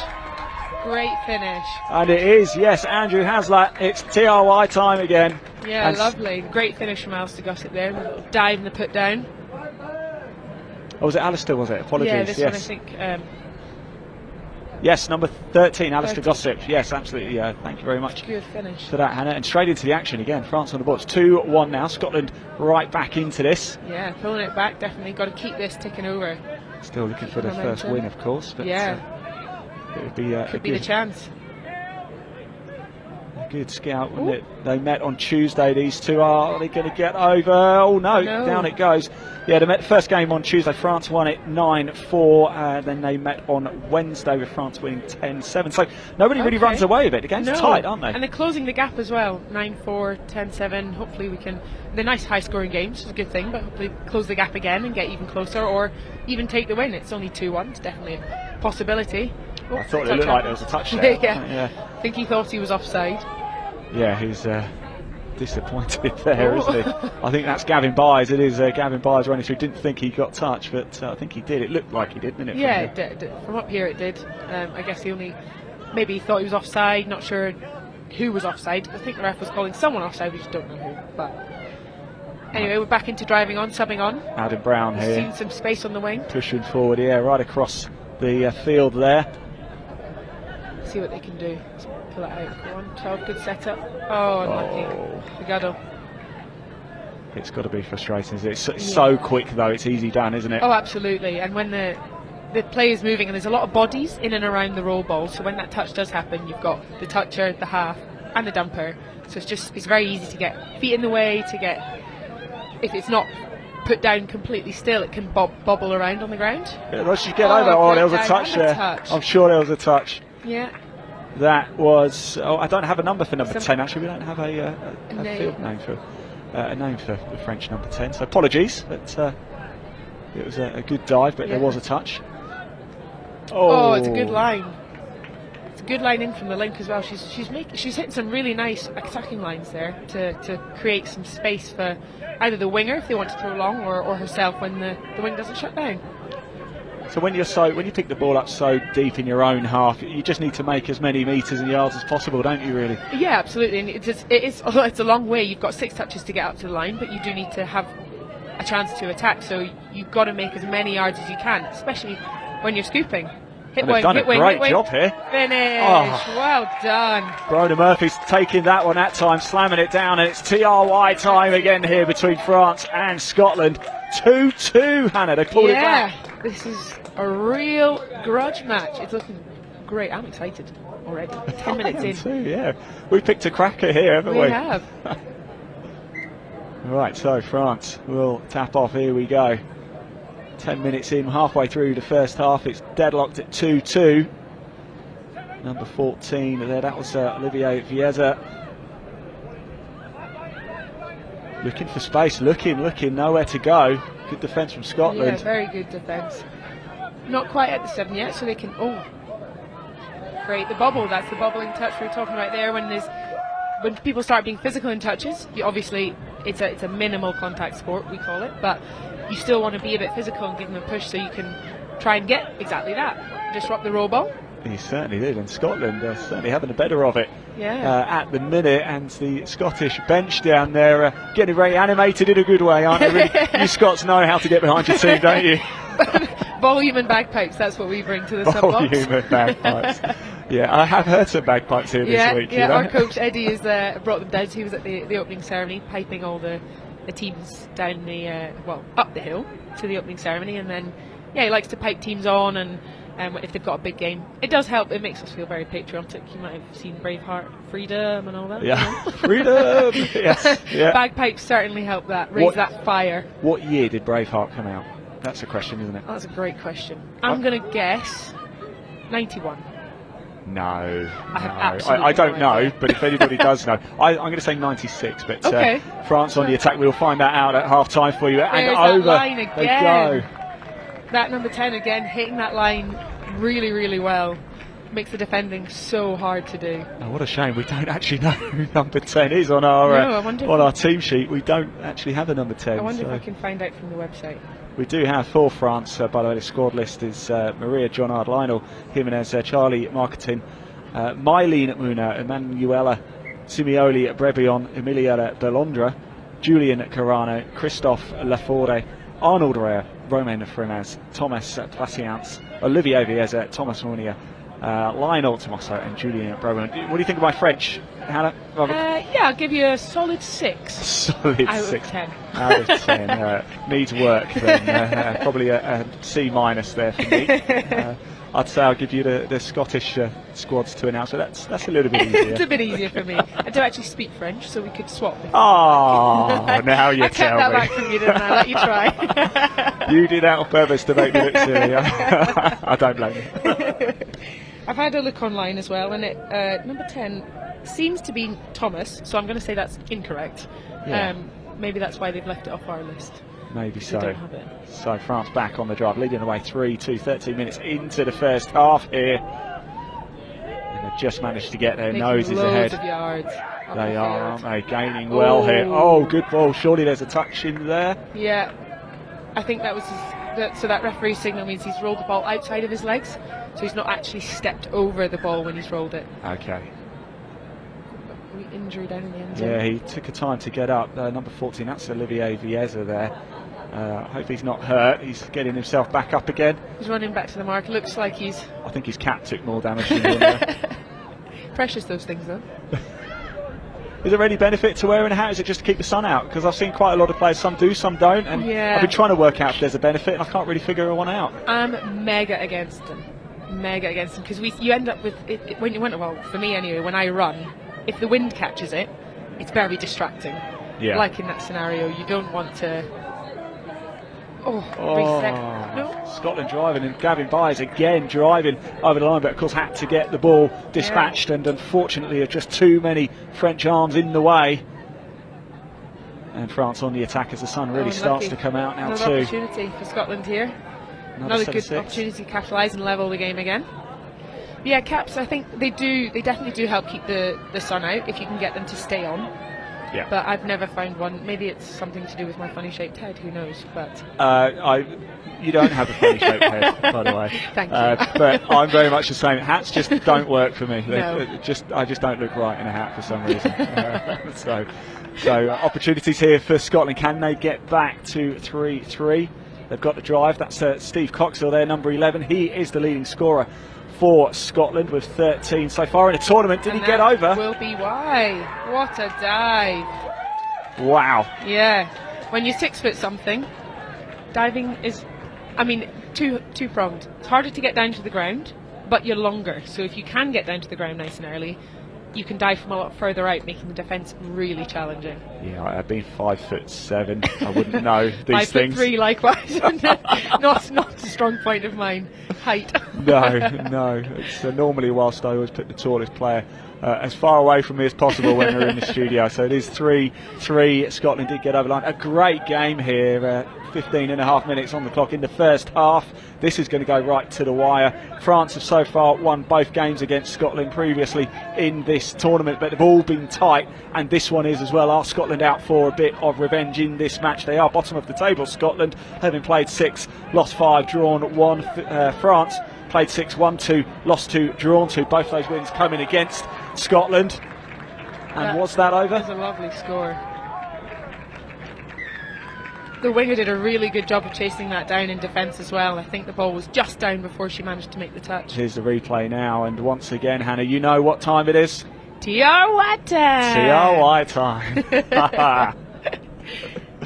So what other games have you commentated on? This is my first one. Oh, of the whole tournament? Of the whole tournament. I've been doing the studio mainly, so yes. I think people have probably absolutely fed up of looking at my face. So, we had an interview with you yesterday, and yes. you asked us the question, if you could replace all the grass in the world with one item, what would it be? And I said spaghetti. We didn't find out what you would do. Well, it's a good question. Scotland go over there as well. We'll get a replay of that, then I will answer your question. And it gives me an excuse to have a bit more of a think about it as well, doesn't it? Buy yourself some time. So here we go. Talk us through this.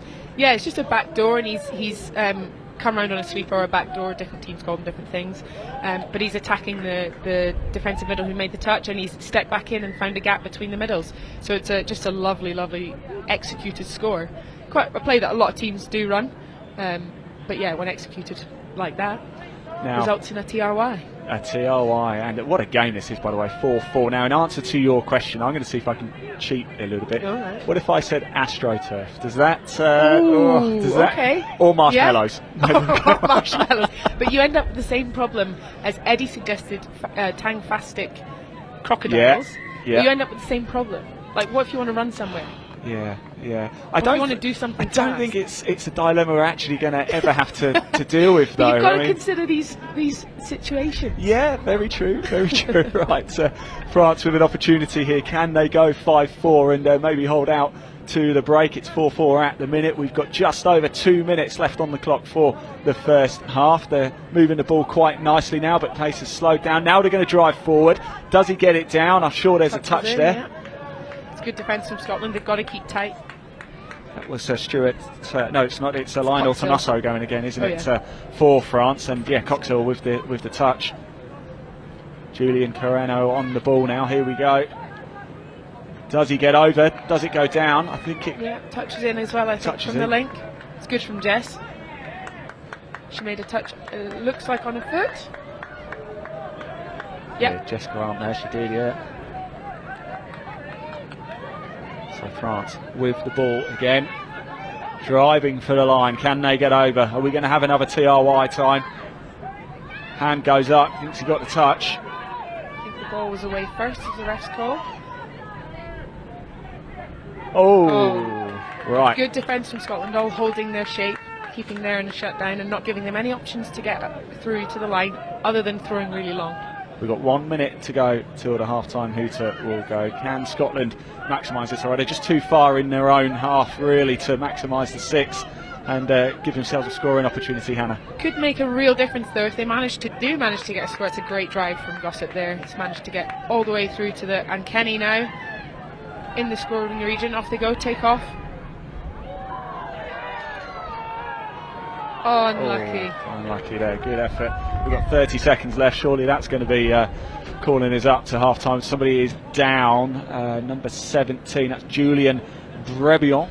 Did I say that right? Yes. Is that good? Yes, Brebion. Let's hope he's okay. He's done. He's up and running, which is he's coming off. He's got a bit of a limp there. Let's hope Julian is okay and can get back on. We don't like to see players injured. We saw it yesterday actually with Bulgaria in their mixed game. One of the ladies unfortunately got injured, and it meant they didn't have any subs, so let's play the whole game with 5. Oh wow, that is with 5. With 5, yeah. There we go. So the half-time hooter goes. It's 4-4 here, and it is deadlocked, isn't it? You can't call this one because very both have played exciting. well. It's almost the best way for this game to end at the half. 4-4, clean slate for both teams. Come out. It's a game of 20 minutes now. Absolutely. Good stuff indeed.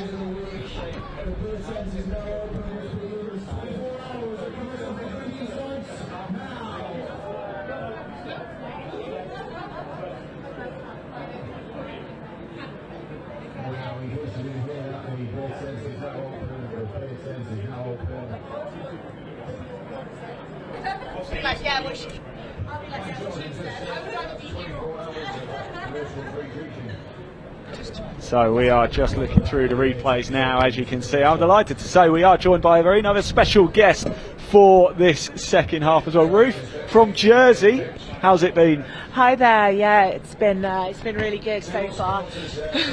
Tiring, but we're getting there. So you're going to join us for the second half. It's deadlocked. It's 4-4. Hannah could fill you in on how it's been going so far. It's been very exciting. I mean, I find it very exciting. It's been end to end, score for score, pretty much, which is exactly what we want to see as spectators in a touch game. Obviously, I would like Scotland to lift it a bit and get a couple more scores over France in the second half, but it's been really exciting. Lots of end to end stuff. We love a tight game. We do. We do, and we've seen quite a few so far. Hannah, let me ask you this question. Yes. The coach, what's been said down there now to the Scotland team? I mean, if it was me, I don't know. I'm not asking you to lip read. You could do What might that they be saying? bad lip reading thing they do in the NFL. If it was me, I mean, this is a real scenario where you do have a clean slate as a team. You're in a draw at this scenario. You need to put your foot on the gas, go up a gear, and really, really raise your game second half. It's everything you've got to give now, really. And Ruth, let's come to you. How's the mood been in the Jersey camp? Oh, it's been really positive. So we have a lot of newbies this year. We have 4 18-year-olds in the team and a couple other newbies too. So we've had some tough games. We've played the big 5 already, but we've got to keep our pedal to the metal. We've had a couple of injuries, so second halves are hard for us. I think the score lines have shown that. But we're getting there. We want to bring the heat against Netherlands later today. Fantastic. Do you all live on the island? So so we have some that are at university off the island, a couple that play more in the UK, but everyone there is a Jersey-based person. What do you call eligible? it? Definitely eligible. Full eligibility. We have all been checked. Are you all Jersey Shorers then? Is that what you're called from Jersey? Jersey Shorers. Jersey Shorers, yes, absolutely. There's a name. There's the nickname for There's the a team. nickname, Jersey Shorers. Right, as you can see, the players are back on the field. Second half coming up. It is the mixed 30 round robin, and it's a cracker. France and Scotland.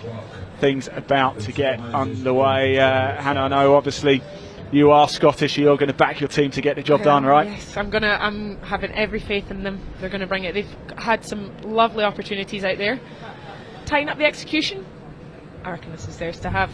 It's going to be Thomas Mounier. Did I say that right? Did I say that good? Mounier. To Mounier. Oh, there you go. I didn't say it. D plus now for me. Get things underway for France. And we've got Jersey though. How's your French? Oh, bad. Don't Okay. We belong to the UK. Ruth, can you just tell me who number 6 is for France? Oh, Emmanuel Simolino Bradion. There you go. Wow, right, I'm off. Retiring. Back to the studio for me. Nobody needs me. I think this half is going to be whoever can dig deep, to be honest, and scoreline so close. Who can really want that? And it's always that way. Day 4 of a tournament, you've probably run I don't know what, 7, 8, who knows how many, I don't know what the draw is for these guys, but 7, 8 games at least, and the legs are heavy on both teams. So really, mind over matter scenario. Absolutely. Scotland will be out for revenge in this game, but it's an important game for France as well. They're tied on points 12 with the England 2 team, who are playing now as well, I think. So it actually matters, doesn't it, for both teams, Ruth? When you're in that sort of situation, and we're day 4 as well now, you can't afford to make any more mistakes, can you? On day 1 you can get away with a loss. Absolutely. Can't do it now. Yeah, it's tough. It's really hard to come off a loss and to pick yourself up and just come back swinging for the next one. That's where the mentality is really important. Positive attitude always. Yeah, momentum thing as well, isn't it? You want to build momentum through a tournament and keep improving and improving and improving, and yeah, losses can be hard to take. They're hard to take. I mean, we've had a couple of losses that have felt like wins. Yeah, we've been drawing with England and Scotland at half time. Yeah. And then it's the legs on those teams that are getting it for us, to be honest. Oh, what a drive forward there! And a dive from both teams. I don't think the defender managed to get it. No, it doesn't look like it.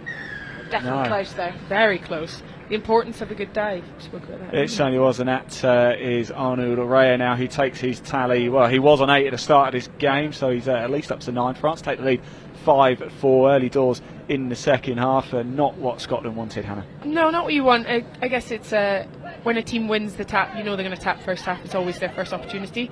What's important now is that Scotland reply. So, yeah, they've got the tap here and we've got possession, so let's see what they can do. Keep the game ticking over. Exactly. Can they pull it level here? It's a good bit of movement, but I think there was the touch there. That was Steve Coxall, again, as we mentioned quite a few times, the leading try scorer for Scotland in this tournament. We know he's up to at least 14 now, isn't he? So yeah, with a lovely dive too. Hard corner by France. And another lovely dive. Not sure what the sideline's called. Just bolted out ground, I think. Yeah. So play switches over to France for their set of 6. But deep in their own half here. Here we go. They drive really, really hard off the park here, France, and it's something that is typical of all the French teams, especially the Women's Open that we played yesterday for the second time. They do run really, really hard to get off the field, because it's really important, this exiting, so that you can give a nice platform for the sixth set coming on. If you can get out of your half, then that really sets up your transitioning players. Yeah, for sure. Superb stuff. I noticed the subs as well, a lot of rolling subs. What a ball that was, by the way. We'll come back to that shortly. And unfortunately, ball to deck. Yeah, number 2 for Scotland. I've got Andrew Hazlitt down, but I'm pretty certain that's not Andrew. So, Andrea maybe, but definitely not Andrew. So the ball is back, and it's turned over back to France for an overstep. France had it. Yes, number 2, sorry, for France, and Maria. It's the kids, isn't it? Why can't yes. They should be in white maybe or something. Maybe, I know. Now, I'll just touch in on the substitutions, actually, because I find it quite interesting. I was having a conversation with Jordan yesterday and Ben about it as well. It just happens so quick. Are you pre-prepared, or is it just someone's coming off, I'll jump in my position and I'll go on? How does it actually work? So everyone has their subbing buddy generally, so you will have either a person or several people that you sub with. In the sub box while you're waiting to come on, you'll discuss it as a team, who's going on. I'm going as 1, I'm going as 2. And then, when your player hits that gate, you are full speed ahead straight onto the pitch. I like that, sub buddy. Sub buddy. Sub buddy. Yeah, I want a sub buddy. I don't know. Right, France back on the ball, 5-4 they lead. 3 minutes into the second half here. It would be a big moment if they can pull 2 ahead, but Scotland holding firm so far. There wasn't a touch there, now there is. Defence has got to be tight here, isn't it? Yeah, good work rate. Keep really, really disciplined in your defence.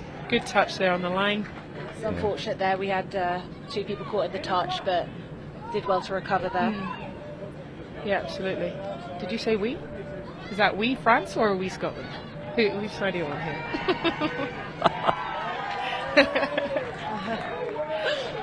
We as a collective. Okay, we as a collective always.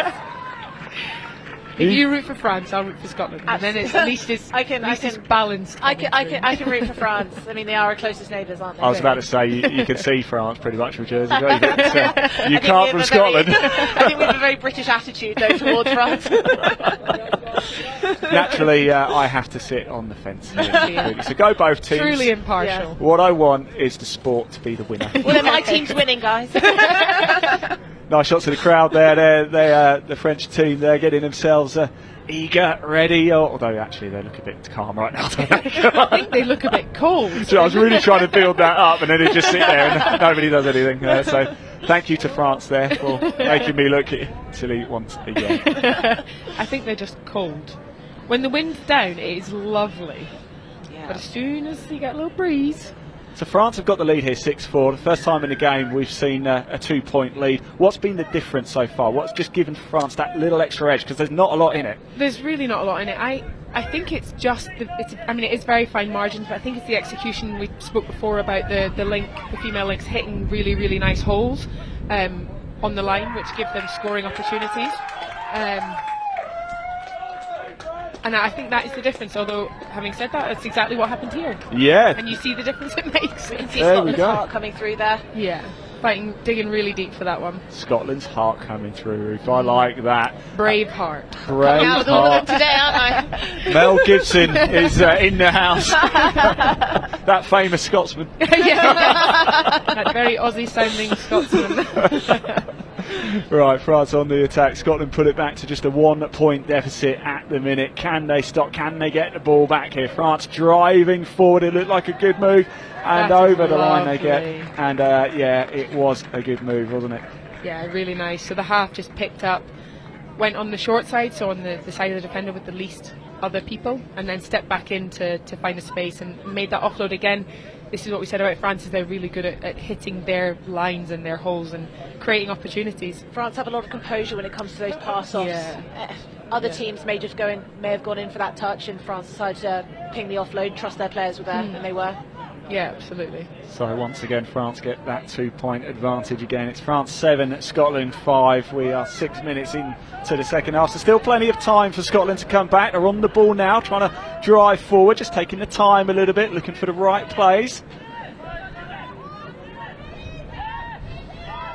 Here we go, moving forward. Oh no! Unlucky. I think a gust of wind took that there. Yeah. That's very unfortunate for Scotland.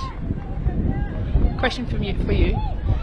If you were to replace all the grass in the world with something, what would it be? All the grass in the world. Wow. That's a question. If you want, Ruth, we can give you a minute to think about it. Okay, thank you. Until Scotland get the ball back, you can think about it. That's the most curveball question I've had all week. There have been some sus ones from my team, it has to be said. Let me have a think about that one. I'll answer on the next score. How about that? There we go. How about that? It's a good deal. There you go. That's a lovely Vizier there driving forward. Thomas Brunier picks up the ball. I just can't say it right, can I? I'm never gonna pass my French GCSEs at this rate. See what they can set up here. They're taking the time, making sure they get the right defenders in for the plays that they want to run. Messing about with them a little bit. Moving the ball nicely. Is it important just to get a touch early on in the game? I know we're well into it now, but when you first start the game, you see it in other sports, certainly football, they like to give the keeper an early touch. Is it nice to get everybody hands on the ball early? Yeah, I think it depends what kind of play you want to run. So I don't know if you noticed there, Scotland had a player down, so they had a defender sent to the side for that set. So they were defending 5-on-6, which can sometimes actually make it harder because you're not expecting to get the person you want in attack. But it is a bit like a game of cat and mouse. There's a constant. There's a really fine line, and it depends on the plays that you're running, whether you want to run it at pace and drive in really hard on that defender, or whether you want to dial it back and take it slow and actually stop them moving. So if you can get someone really flat on their feet, defending is a lot harder, where if they're already moving and bouncing around, you can change direction a bit easier. There we go. We saw France go over there. A sort of replay to 8-5. And the ball is down. But great score. Scotland again. What time is it, Hannah? It's TRY time. It's TRY time. Scotland again dropped back by 3, but now they're just edging it back again. It's France 8, Scotland 6. How important was that to bounce back that quick in that play? Yeah, absolutely. I think that's gonna give them that boost they need. You talk about the kind of momentum shifting moments. Hopefully for Scotland can take that and capitalise on this. You've got to back up a score with a good defence, so this here, if they can defend this out, will be a real game changer for them. And there is plenty of time left on the clock. Yeah, loads of time still. 10 whole minutes. 10 whole minutes, but it goes quick, doesn't it? And does she get it? Oh, we've seen that a few times over on the wing. The long ball not quite working for France today, is it? But that's the lift that Scotland will need. That's the lift, and they've defended this set, so yeah, they can go back and hopefully if they score this set, it's an 8-7. It becomes a 1-score game. Straight back in it. Right, I think it's time, Ruth. Have you given us your answer yet, please? I think I may have an answer for you. Okay. I think I'd have to go with carpet, but not the type that would give you a rug burn. maybe a nice lamb's wool carpet, or I was just thinking, what would I like to dive on as a winger? Going for those scores. There you go. What would I like to dive on? Sensible thinking, not like marshmallows. Not marshmallows. I mean, a bit sticky. Is the marshmallows not a bit sticky? Hang on, Hannah. What's your answer? We're talking silly answers. Spaghetti. We don't get tangled in your feet, won't it? And your toes. Imagine you'd be sliding all over the place. But when I eat spaghetti, I cut up really small. Oh, so you're a chopper. You're a chopper. You're not a twiddler. You're not a twirler. I'm afraid I can't take any claim to be an elegant eater. So I cut my food up. And there we go. Scotland driving over the line, and look at that. Another score. And as we said, a 1-score game now. Yeah. This is exactly the boost they will have needed. Momentum massively shift. 2 scores from Scotland with the defended set as well. So here we go with the replay as well of that touchdown. TRY time again, isn't it? And Scotland right back in it. Look at that. Founds the space, gets through, and it is Alistair Gossip who gets the ball down. Here we go. France driving forward once again. 8-7. Less than 10 minutes to go. Once again on a knife edge. As we said, if you are just tuning in, twice they've already met, these two teams. First on Tuesday, France won it 9-4. Then they met on Wednesday, France won it 10-7. So nobody runs away with it. This is the tightest one we've seen so far. Can Scotland get revenge? Can France record a very important win here in the mixed 30 round robin? Does she get over? Yes, she does. I think it's a forward pass. Oh, is it? They're arguing it, aren't they? And yes. And the momentum is back with Scotland again. Yeah, that's another real boost for Scotland in the mentality. Oh, and we've got another offside as well from the tap. There's the replay. We're just looking at it now. The forward pass. Back chat. So it's essentially 3 penalties in a row for France there. Oh. Someone's going to the naughty stuff. That is a man. Mr. Greg Taylor, the referee, made his 100th international cap as a referee yesterday. He has been there, he's seen it, he's heard it. You can't pull the wool over his eyes, can you? Absolutely not. It's the wrong person to try anything with. He will have seen it before, and he will not take it. So here we go. And quite rightly, he shouldn't either. Well, no ref should they, No, really? no, and they don't. The standard of refereeing's been pretty impressive, isn't it? Is that over the line? Touch was in. But great dive from both attacker and defender. Yeah, so we were just touching on the standard of the referee, and I don't know how they do it because the game is so fast. Oh, I know. My dad's a referee, and he refed at the last Euros, not this one, but I refed at the last Euros. Did you? So technically, I'm the Jersey national director of referees. Oh. So as well as the winger. So there you go. And it's hard, honestly. Being a referee on that pitch, you're so conscious that you want to make those right decisions. You've got to remember the refs have the ref coaches on the sideline. They're coaching them, they're telling them, they're pinging them up. So many of these referees will be going for upgrades, so they want to be making those right calls. And there's a lot of pressure before games. I remember last Euros. I was going to say last year, but can't believe it was 4 years Four ago whole now. years ago. That's a great score. It is, isn't it? France tuck away quite nicely to get themselves at that 2-point lead at a crucial point as well. Ruth, just quickly on the referee and your title for the referee as well. Is that self-proclaimed or is that official? Yes. Official title. Official title. But I refereed last year at Euros because I'd been out of touch for a little while at that point. And I really wanted to come back as a player, so that's what I've done this year. There you go. Superb. Now Scotland need to bounce back here, don't they? Time is ticking. Oh, what a jump! What a time! Lovely from Coxey. Oh, brilliant! And Ruth, what time is it? It's TRY time.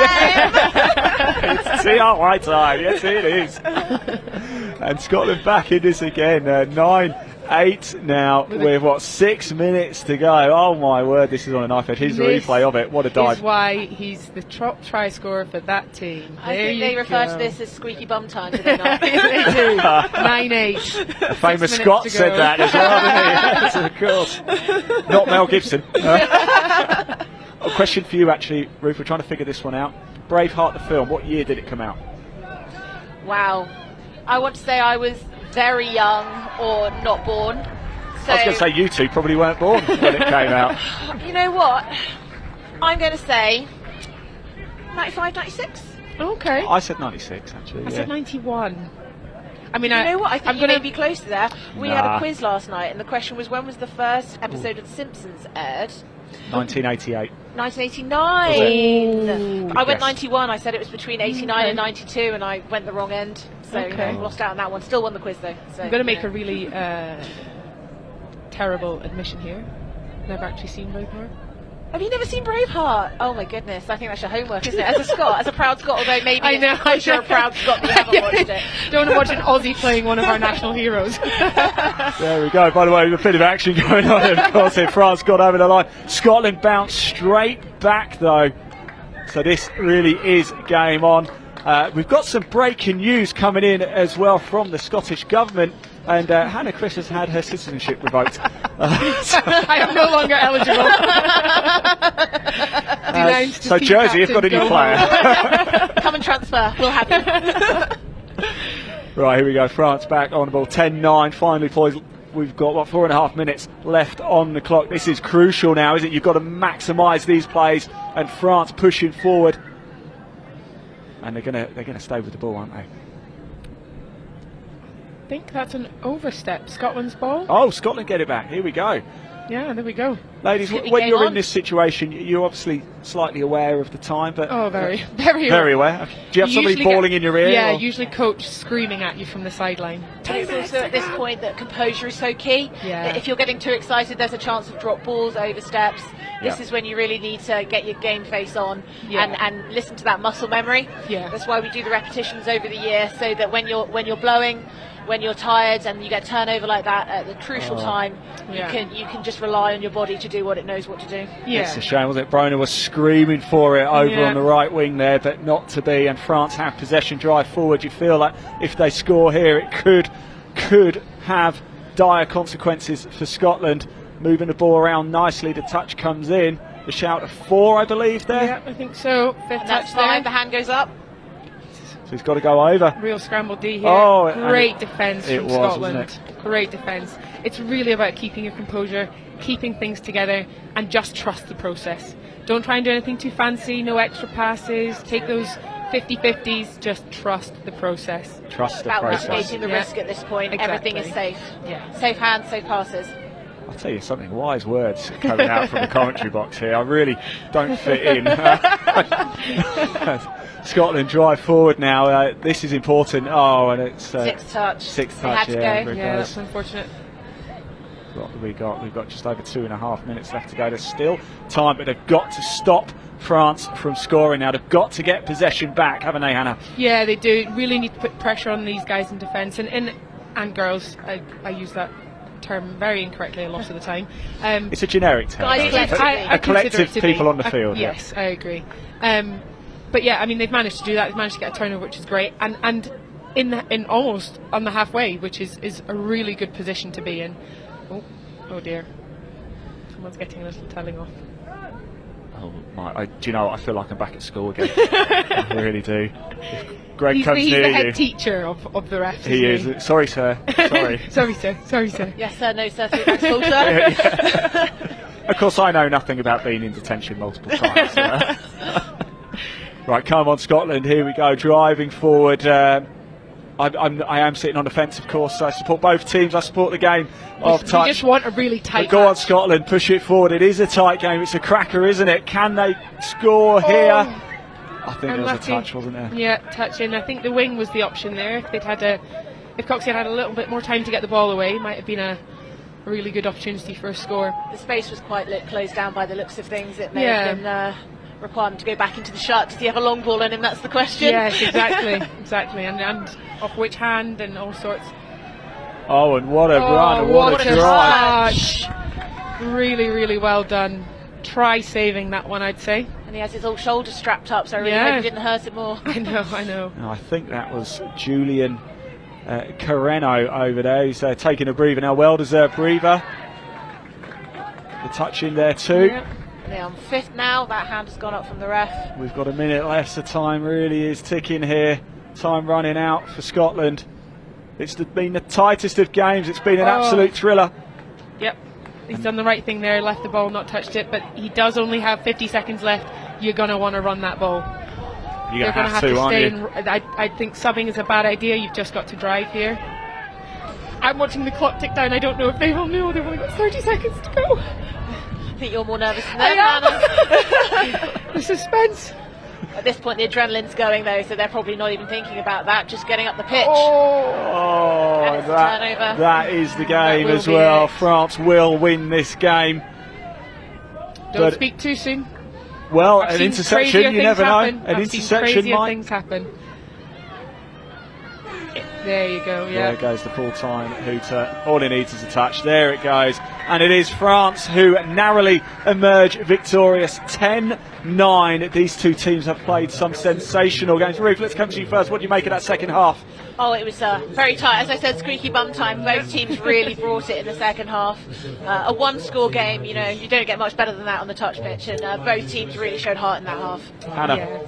Yeah, no, but I'm very proud of what Scotland have done there. I think coming from 9-4 in the first game, 10-7 in the next game, to take it all the way to 10-9 is a phenomenal result for them. So really well done. And yeah, next time. Next time. Now, ladies, thank you so much for joining me. I think we've got a bit of a gap now, actually, haven't we? So we can stay on a little bit. In fact, I've got to hand over to myself in the studio in a minute. Ruth, would you care to join me over there very, very shortly? I will join you in the studio. I appreciate that. Hannah, it's not that I don't want you in the studio. I have a team meeting now. You've got a team meeting, and of course you've been in the studio already. Have you enjoyed yourself, first of all, up here in the comms box? Of course, always. I love it. Give me a mic and I'm happy. And before I let you go, both of you, we need to do all this together. Ladies, what time is it? TRY time! Right, I'm going to hand over to myself and Ruth in the studio very shortly, so please bear with me whilst I make my way over.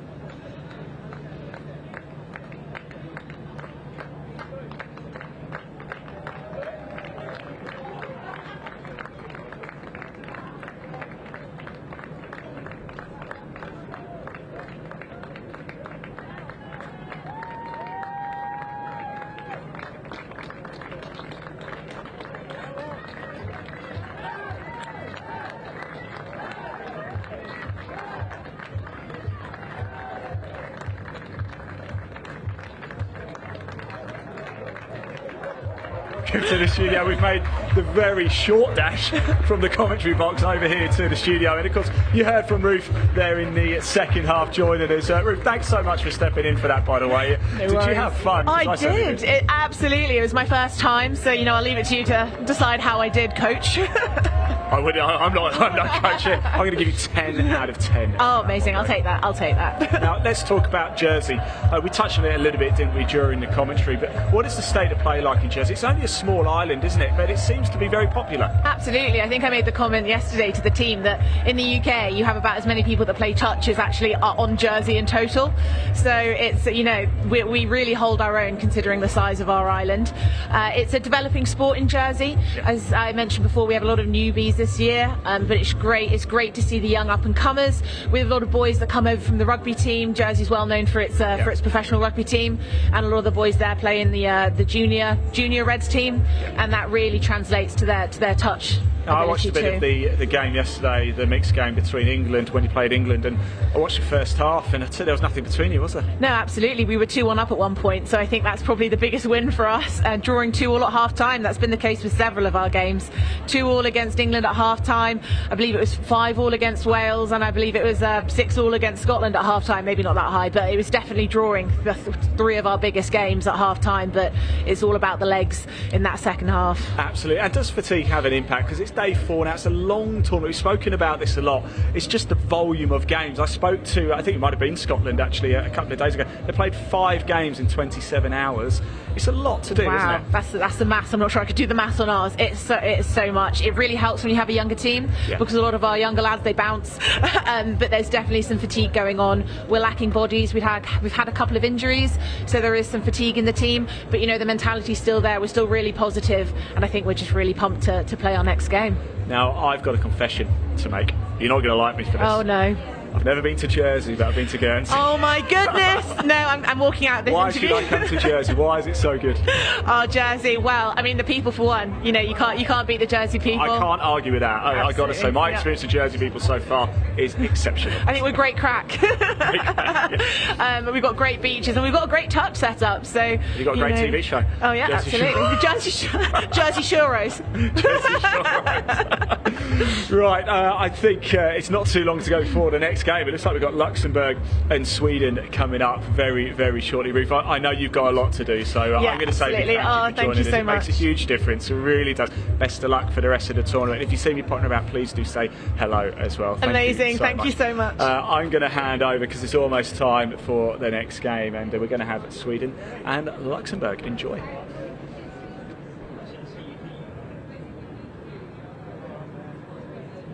So, present officials, we've just passed the 5-minute warning, so present officials, 5 minutes.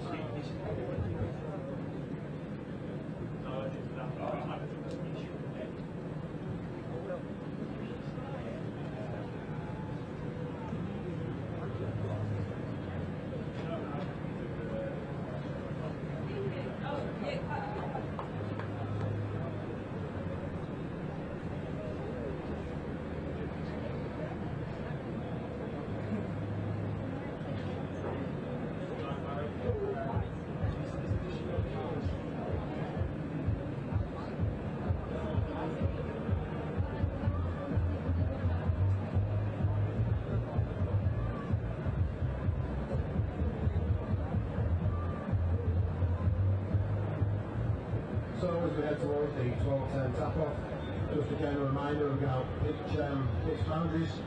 There's a minimum of 5 metres between the spectators and the pitch boundaries. This is for player safety, referee safety, and for your safety also. Don't forget to take on plenty of fluids throughout the day. Keep yourself hot hydrated. Place on plenty of sun cream.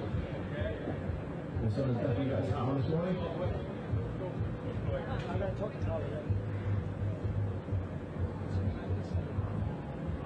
Also, with any of the litter that you may accrue, please place it in the bin provided, whether that's in the sub boxes or just generally while spectating.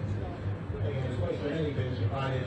Right, hello everybody, welcome back. I've gone from the studio back onto the comms box, so I'm going to take you through Luxembourg versus Sweden. I'm delighted to say I'm joined by Kai Kim as well, who joined us a little bit earlier too. Kai Kim, how are you? All the way from the Seychelles. Yeah, that's right. So yeah, my brother lives in Stockholm, and I spent some time there growing up, so I know some of the guys from the touch team, so I'm here to help out with the commentating. Ah, you're a star, and I need all the help I can get, believe me. It's the men's 30 game here. The table looks like this. Both Sweden and Luxembourg have played 6. Neither have won yet. They've both lost 5, but they have. Oh no, they haven't. There was a bye, it looks like, for the table here too. Let's have a little look at your players as well, shall we? So for Luxembourg, you might have to talk through the Swedish team. You tell us who's in the Swedish team, and I'll give Luxembourg the biggest go I possibly can, because there's some great names in there, isn't there? So, Kai, can talk us through the Swedish team. Yeah, so for number 1 we have Nick, and he's from New Zealand, and actually we have 2 Nicks from New Zealand. So player number 1 and player number 8. And we've also got Bergen from New Zealand. Leo is English, and we also have Alessandro from Italy. We have Pascal from New Zealand, Hamish from New Zealand, Ben, he's from England, Ehsan's from Iran, Ed's from the UK, and Giles from Portugal, Mark's from South Africa, Klaus is Swedish, and Jantri from Sri Lanka. Oh, excellent. It's almost a multinational Swedish team here, isn't it, for the Luxembourg team? We've got Antoine Volksgraf, I hope I've said that right, Ben Hudson, Lee O'Keefe, David Parker, David Atkinson, Simon Neal, Thomas Akil Blondell, Ulmari Billier, Donald Ventukatapen, James Hancock, that one's a little bit easy, isn't it? John Charles Walt, and Nick Frank. Nick Frank, also the coach for Luxembourg too. So an important game for both. They really want to get the win here, don't we? What sort of game are we expecting to see here, Kai Kim? I think it might be quite a tight match, actually. I think so too. Certainly looking at the table, it will be. Sweden are going to get things underway. 30 seconds to go. It's going to be a very, very active, enticing and exciting game of touch here. It is day 4 of the European Championships here in Nottingham. The sun has decided to come out. In fact, the weather has been pretty good the whole time as well, hasn't it, Kai Kim? You enjoyed the weather? Yes, I have. It's a bit cold up here, though. It can be quite cold up here on the pavilion, can't it? Yeah, it's actually a bit cold in the field as well because the wind is, quite wicked blowing out there. So here we go, Sweden to get things underway, driving forward. Can they get an early score? Pushing up to the 7 line. Here we go. Over on the left, number 3. That's Leo. That's Brogan. That's Brogan, isn't it? Yeah. Here he goes. Brogan again on the ball, looking for the gap, trying to play it out wide. The interception from Luxembourg. Yeah. The team's been really lucky. They've had Pete Walsh come over to coach them, and they've also had Renee Watson managing them, as well as her daughter Annika. Ah, superb stuff. It's a small Luxembourg squad, so they've done really well just to stay in it and developing the game. We spoke to Simon a little bit earlier from Luxembourg, and he was telling us that a lot of the players are expats as well for Luxembourg. Here we go, Sweden on the attack once again. Is he going to touch down? Yes, he has, and it is TRY time, and it's Sweden who take an early lead here. What do you make of that? I thought it was a great try by Brogan. There you go, good move. We're just looking at the replay now, finding the gaps, finding the space, and it's Sweden who go into the lead. It's TRY time here in the men's 30 round robin between Luxembourg and Sweden. We're on field 1 here at Nottingham University, day 4 of the European Championships, and now we're going to see what Luxembourg's attack is made of here. Steady progress, 6 touches in total, 20-minute halves each way, 5-minute half time, that is all. And here we go, Luxembourg moving the ball around nicely. Has he found the gap? Was there a touch there? There was the touch. No TRY time just yet, but we're going to have another opportunity. So Luxembourg, here we go, good defence by Sweden. Just managed to stop the threat there, Kai Kim. Yeah, that's right. That was Ganji making the touch there, and he's moving up again. Here we go, Luxembourg driving for the line. Does he get it down? Another great try-saving touch by Ganji out there on the link. The Swedish defence on their game, aren't they, here this morning? Yeah, they've been practicing quite hard this morning. Back to the 7 end for Luxembourg. Here we go, another opportunity. There's the touch, and play goes back over to Sweden. So Sweden leading away 1-0. Now they've got another chance to attack. Luxembourg closing him down nicely. He's looking to make as many yards as possible. I hear number 13, that's Mark Scroby, isn't it? He's calling for players to move, get into the right place. Communication is key, isn't it, Kai Kim, in these situations? That's right. So number 11 on the ball, Edward Mulder. Plops it down, here we go, gets the touch, and here we go, Sweden looking for the gaps, trying to drive Luxembourg back. Open up the space. Are they going to bring it out to the right hand side? And it's a good little swap back there, and the ball goes back to Luxembourg though. So here we go, Sweden leading the way at 1-0. Luxembourg on the attack, but deep in their own half. That's 1. And the wind just suddenly picks up quite dramatically up here in the commentary box, doesn't it? Temperature really does drop down. Here we go, Luxembourg driving forward, make it to the halfway, that's important. They're now into the Sweden half here and looking to progress as far as they can. Keeping it in the midfield nicely, now moving out to the right. Number 6 on the ball, Simon Neal there, with the cap back to front. Oh, and it's just a bit of miscommunication there, and the ball's going to turn over to Sweden, Kai Kim. And we are going to have Mel joining us in the commentary box a little bit later, but she's going to go get a bit of food first. I can't blame her, I have to say, but here we go. Sweden nicely moving about here. They look a little bit in control, don't they, Kai Kim, Sweden? Yeah, they've been practicing their drives and their sub-box moves, so let's see if we get some good results from it. Good stuff. Now, Kai Kim, we've been asking a few questions throughout the course of the commentary. One of the main questions we've been asking, very important question, if you could change all the grass in the world for something else, what would you change it to? All the grass in the world? Yeah, all the grass. I said marshmallows. Oh, Sweden touchdown again. Just keep that. That's the second score of the game. So Sweden find the gap once again and move 2-0 up in this game. The men's 30 round robin. Both sides looking for their first win, and Sweden in control as we approach the 5-minute mark of the first half. So yes, Kai Kim, you had an extra 30 seconds to think about it. There's the replay there. Extra 30 seconds to think about it. If you could replace all the grass in the world with something else, what would it be? I said marshmallows. What would you say? I would say cheese. Ooh, what type of cheese? Oh, any kind of cheese. Any kind. Oh, Luxembourg trying to break through there, but just not able to. Sweden's defence is holding firm here. You must be impressed so far with your team. Yeah, I'm really, really chuffed with them. 2 tries, in the last 5 minutes. That's a really great result for them so far. Yeah, going well so far. What can Luxembourg do here? They're going to have to fight back pretty quick, aren't they? There's the touch just on the left wing there, so no way through. Sweden holding firm. 5.5 minutes on the clock in the first half. Sweden desperate to get their first win. Luxembourg also a small squad for Luxembourg, as we said, only 11 deep. I wonder if fatigue is just going to play a part. It's day 4, of course. What a ball that is, and what a score.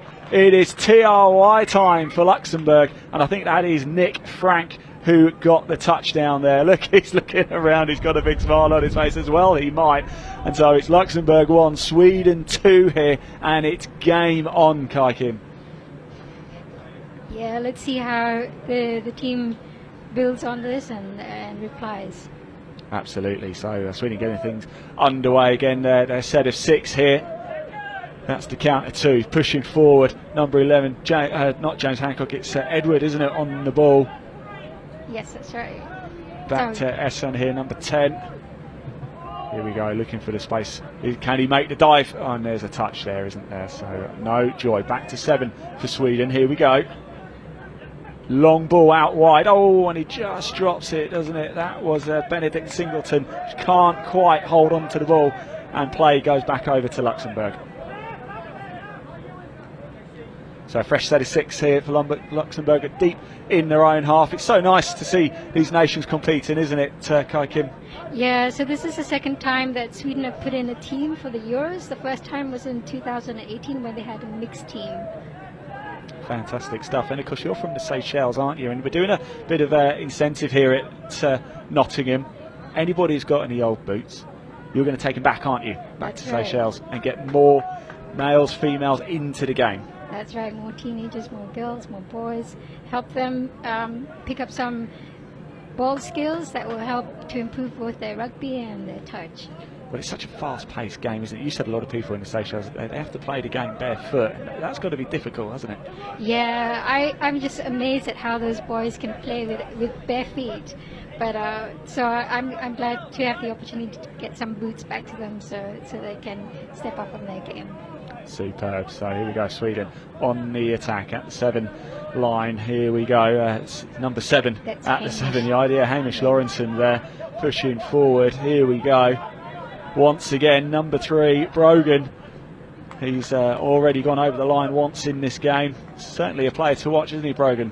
Yeah, he's actually gone over the line twice in this game. Oh, yes, he's the double scorer, isn't he? The only scorer so far for Sweden. I'm sure there'll be many more. We're 8 minutes into this game at the minute. It's Luxembourg 1, it's Sweden 2. It's the men's 30 round robin. It's day 4 of the European Touch Championships here at Nottingham University, and it is spicing up as the sun comes out, the temperature rises, but the action on the fields across the board have all been hot, hot, hot, hot here. Now we want another TRY time soon, don't we? It's Luxembourg here, tapping, here we go, into the Sweden half now. They're over the halfway line, pushing forward. That was a good drive there, keeping it central. Oh, look at that. No touch. Still going. Oh, and he's just run off the pitch. Unfortunately, it was a great effort. Just had to stretch and reach. The throw wasn't quite what he was hoping for. Nick Frank, unfortunately, managed to hold on to the ball, but goes off the pitch. So Sweden get it back here. Fresh set of 6. And off we go. Driving forward. Got to get to that halfway line as quickly as possible with as few touches as possible. But Luxembourg staying staunch, staying strong. Now Sweden move into the second. Here we go. Number 4 on the ball. That's Leo. Out wide to Edward. Off to Benedict Singleton, and they've still, whistle has blown, isn't it? It looks like there was an infringement or a touch or infringement. The referee just having a little word with the Luxembourg player. Both teams seeking their first wins here in the men's 30. They're very tight game. We're almost halfway through the first half, Kai Kim. There's only been 3 scores so far, so it's very tight indeed. Yeah, it's close. So it's getting back to Sales 2-7, playing it forward. Oh, we're going to stretch out. 6 aside, 20-minute halves, 5-minute half times. And you can roll on, roll off subs, but for Luxembourg, they've only got an 11-team squad, 11-man squad, so you might expect fatigue over the course of the 5 days is really going to kick in, Kai Kim. Yeah, I expect so. So let's see how they do in this first half and how it plays out in the second half. The touch there, that was Mark Scroby trying to get through, but the touch was made by Luxembourg. And they go on the attack once again. Can they get a 2-point lead in this game? No, they can't, and the ball goes over to Luxembourg here. It's very tight, it's very bitty actually in the midfield, isn't it? Yes, it is. So, let's see. Right, Luxembourg driving forward, a bit of a push there it looks like, so we're going to come back. And off we go. Luxembourg keen to get to the halfway line. Sweden holding a strong line as they always do. Pushing, driving forward in this men's 30 round robin match. We want another TRY time soon, don't we? Oh, what a lovely throw, what a lovely touch. Is he going to get all the way through? He's going to have to chuck it. No, he can't quite get through. And unfortunately throws it, the ball lands, and it's going to be Sweden who are going to get possession back again. But it looked like they were going to break through. It might rattle Sweden a little bit, that. Oh, I don't think so. Let's see how they do.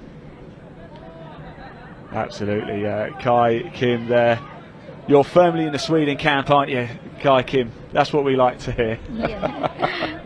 I know I'm meant to be impartial. Yeah, well, you're part of the Sweden setup, so not really. It's my job. I'll be impartial. But, you can support Sweden all you like. We've just had Hannah Chris from Scotland with us for the last game. And by the way, over Sweden go over on the right wing. Great touchdown there. It's TRY time once again here for the men's 30 round robin match. Sweden get over. They now go into the lead of 3-1. 12 minutes into the first half here, just 8 to go. Here's the replay now, throwing it out to the wide, and look, number 12 there, that's João Pimentel. Have I said that right? Yes, that's right. Yeah. With a gallon of space, gets the try. It's TRY time once again here in Nottingham, and Luxembourg get it back underway. Fresh set of 6 for them. That was the first one. That's 2. They've got to bounce back quickly, haven't they? Otherwise Sweden could get ahead of steam here, perhaps just showing the extra bodies making the difference that they've got on the subs bench. That's a really nice shot in there by the link. It was, wasn't it? Communication key, and Luxembourg trying to get over. There was the touch, but just again, they're just sniffing out a little gap every now and again, just trying to make it through. And we have a player off, actually, don't we, for Luxembourg? So they're down to 5 now. We've got somebody over off the pitch in the penalty area. Yeah, let's see if Sweden are able to capitalise on this. Yeah, they certainly need to, don't they? They've got a 2-point cushion at the minute, but it has been a very tight game, and Luxembourg have exposed a couple of gaps in that Sweden defence. They've not managed to get through yet, but if they keep finding those gaps, they will eventually manage to get over. But Sweden driving forward now. It's a great ball. There is the touch, I think. It's unlucky there.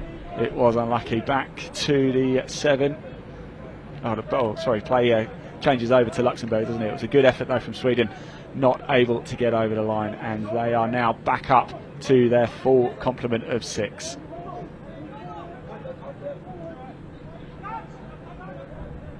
Oh, bit of a sloppy mistake there. This is a big opportunity for Sweden now. Just dropped the ball, just couldn't get the grip on it. Down it goes, and Sweden take possession inside the Luxembourg half here.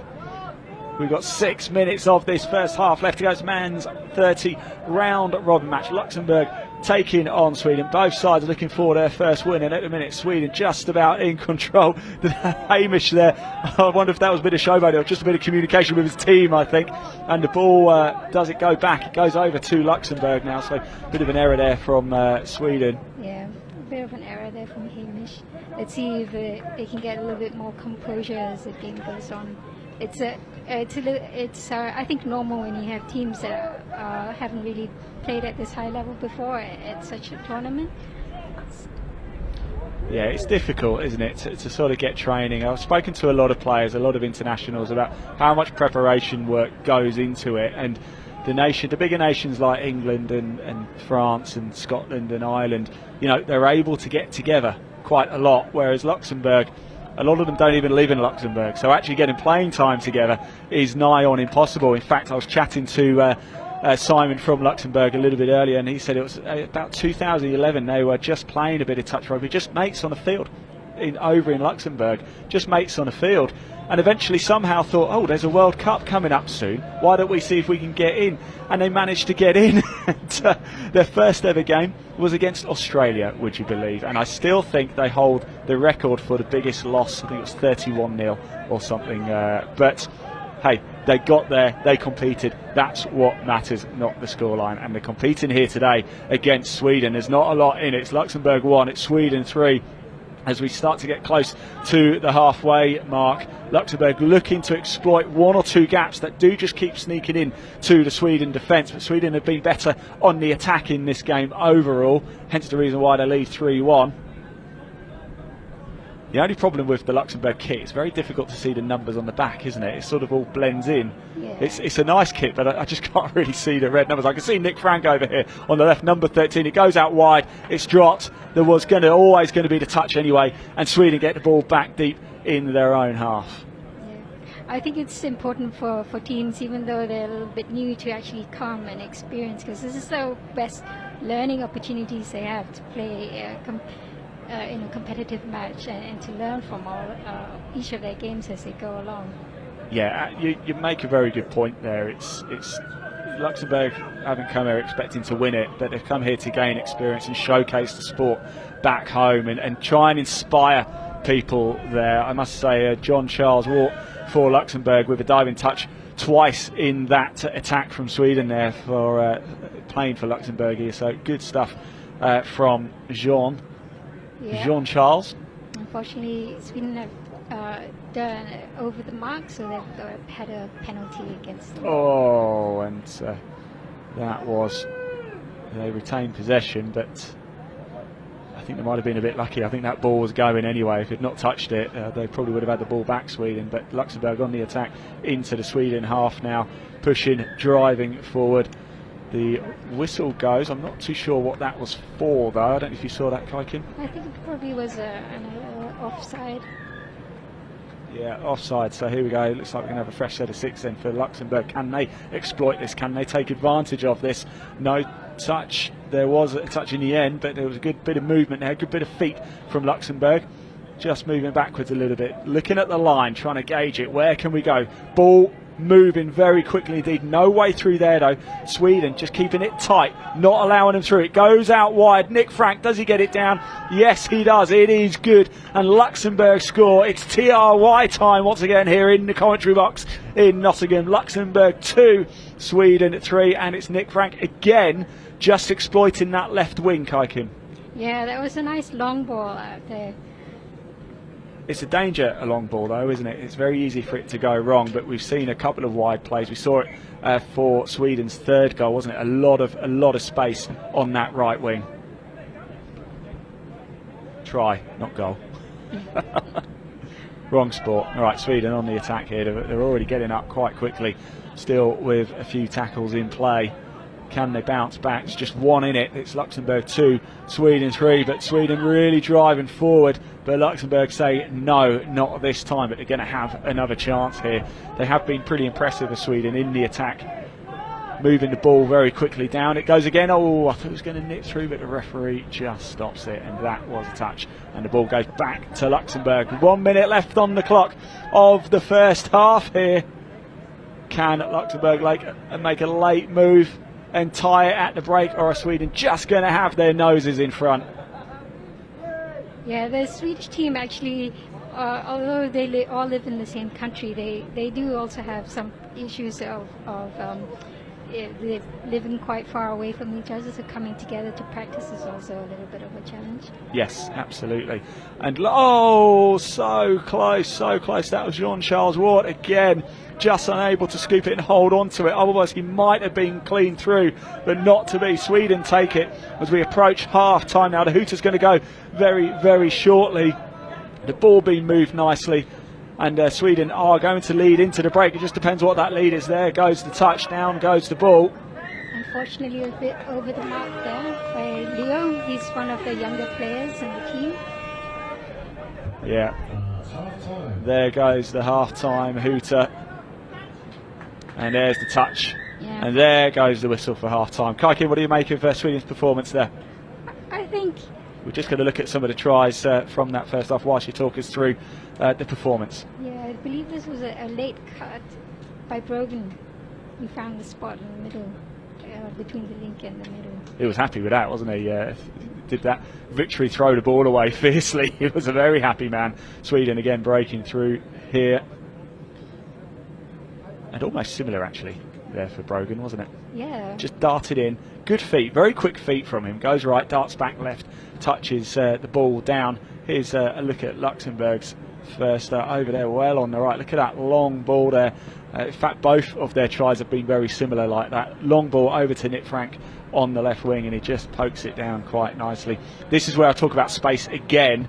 And look at that, lots of space on the wing. If you've got the confidence to play that long ball, it's paying off, isn't it? Yeah, I think it definitely is, and I think that by watching one of the earlier Luxembourg games, I think that was one of the weaknesses that they have in their team. So, yeah, good to see that Sweden been able to exploit that and have a try come off from it. Yeah, good stuff for Sweden, leading the way here, but it's very tight indeed. I'll just fill you in on the table for the men's 30 here. France leading the way, played 6, won 5, drawn 1. That leaves them with 17 points. England played 6, won 4, drawn 1. They've had a bye as well. In fact, every team it looks like they've had a bye here. I just have to double check, make sure that is correct. Then Ireland played 6, won 3, lost 2. Switzerland played 6, won 3, lost 2. Belgium played 6, won 2, lost 3. And then Sweden and Luxembourg lost so far. Although I'm trying to look at where the bye is. But yeah, actually, there've been some of the guys from Sweden have scored, but they've not actually appeared on the score sheet. So Ehsan from Iran, originally from Iran, had a try that he scored, and Ganji had a try as well, so that's not reflected, but hopefully we can work with the team to get all that up to speed. In this game? No, not in this game. Oh, right, yes, I was going to say, yeah. Games. I was a bit confused there, yes. Yeah. Yes, I had me a little bit confused there. So what do you think? What's going on in the team talk for Sweden right now? What are they saying? Because it's a one-score game at the minute. Well, I think they're probably trying to talk through their attacking options and also maybe a little bit on the attack. I mean, the defense, because they've been quite good in stopping the tries from happening in the middle. So they had a little bit of a problem with that in some of the other games. But so it's good to see that they've corrected that now. I think they're probably going to be talking about what options they have to try and see if they can get more tries. Yeah, I think they'll feel that they've been the better side, haven't they? And they probably have just edged it, and that is reflected in the scoreline. But I do sense that there's still more to come from Sweden. Yeah, they're a little bit nervous before the game started. for them, this is like a big game, and they're going to be looking to get away with a win as much as possible. So let's see how their nerves hold up, and if they be able to get more composed and build on the first half, the good performance in the first half, and try and keep this any more tries from being scored. Right, a 1 minute warning has just gone on. Luxembourg have played well as well. They found a few gaps, but not quite able to get through unless it's over to Nick Frank on that wing, and I think that's going to be a tactic they're going to have to rely on if they're going to score some more, isn't it? Yeah, that is. So yeah, let's see how the second half goes. Excellent stuff. So the players, the Sweden team just in front of us, all hands all in to give the shout, the team shout, and they're about to get on. 30 seconds until second half gets underway. It's Luxembourg 2, Sweden 3.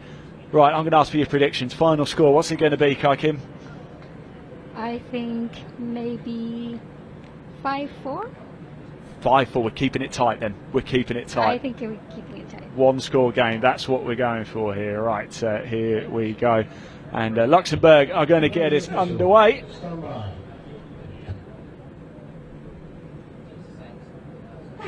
There we go. The hooter goes. Second half gets underway and it's tight. It's Luxembourg 2, Sweden 3, and they drive forward. Do Luxembourg pushing over to the middle. A great team of Antoine Falkgraf, Ben Hudson, Lee O'Keefe, David Parker, David Atkinson, Simon Neal, Thomas Akil Blondell, Ulmarie Billery, Donald Venter-Tapen, James Hancock, John Charles Ward and Nick Frank. There is your Luxembourg men's 30 round robin team. Sweden with a little bit more strength in depth, haven't they, over the course of the squad? Yes, well, they actually had 2 players that were going to come, but they didn't manage to get their visas on time, so they only have 14 players here. Oh no, oh no. It's not a lot, is it? But it's a few more than Luxembourg. I think Luxembourg have got a total of 11 players, so it's going to get quite tight, isn't it? And quite tiring, I think, by the end of day 4. It is day 4, of course. Today we're still in the morning. Have we just tipped over into the afternoon? Yeah, we have. It's now 25-1 in the afternoon. It's live here in Nottingham for day 4 of the 2022 European Touch Championship. Sweden looking to get a 2-score lead. Do they go over? Does it go down? Was it good? Yes, it is. And they suddenly go 4-2. So it's Luxembourg 2, Sweden 4. Kai Kim, you've got to be happy. Let's have a look at the replay. Yeah, it looks like he went in for a little quickie there, and he managed to just get the ball down right between the 2 mids. I'll tell you, the ball looked like it was almost behind the line, but refs said it was okay, so there we go. A little quickie there. Great way to start the second half for Sweden. They lead 4-2. What can Luxembourg do now? They're going to have to put pedal to the metal here and go for this one. Is there a gap? Does he get down? No, that's good. And there was the touch, wasn't there? Great defending by Sweden. Yeah, by Mark Scobie there and Leo Donnelly. So here we go. Luxembourg looking for the gap again, and I think is that Simon Neal trying to put down. Ooh, let's try giving. And it's good, yes, it is good. There you go. The referee taking a while just to double check things. It's TRY time once again, and it's Luxembourg 3, Sweden 4, and already we've seen 2 tries in 2.5 minutes in this second half. I think your 5-4 prediction, Kai Kim, might come to nothing, unfortunately. Right, here we go. Sweden pushing, driving, through they go, down it goes. There is Brogan so far. I've been very impressed with Brogan. I'd probably say man of the match so far, but it's still relatively early, isn't it? We're only 2-3 minutes into the second half. Still an awful long way to go yet. But every time he's had the ball, he's looked dangerous, hasn't he? Yes, yeah. He's one of the more experienced players in the team. Oh, does he put it down again? Ooh, yeah, so there we go. Oh, once again, TRY time here, and it's for Sweden this time. Luxembourg 3, Sweden 5. Looked very close. Let's have a look at the replay. And it is. It's Brogan again. Danger man. Luxembourg think they got the touch. Yeah, I think one of them was still offside, even though he did make the touch. Yeah, referee right to make the call there, and Sweden deservedly so in the lead at the minute. Luxembourg 3, Sweden 5. They're on the attack though, Luxembourg in the blue. It's a very colourful game, this one, isn't it? Good try there made by Jia, number 12. Yeah, it was a great touch, wasn't it? Sweden holding firm at the minute now. If they can stop Luxembourg from going over, he plays it out right. That's Nick Frank. He goes down in another TRY in this game. And they've taken a bit of a coming together, I think. It is Nick Frank, number 13 for Luxembourg. I'm just trying to see who is it for Sweden. It's Klaus. It's Klaus. All very friendly though, the handshakes and fist pumps all around, and that's what we like to see. So it is your predicted score at the minute. Luxembourg 4, Sweden 5. So we need no more scores in the rest of this game for your prediction to come right. It's been a very active, very fast second half, hasn't it, compared to the first? Yeah. We're only 4 minutes in, and yeah, we've...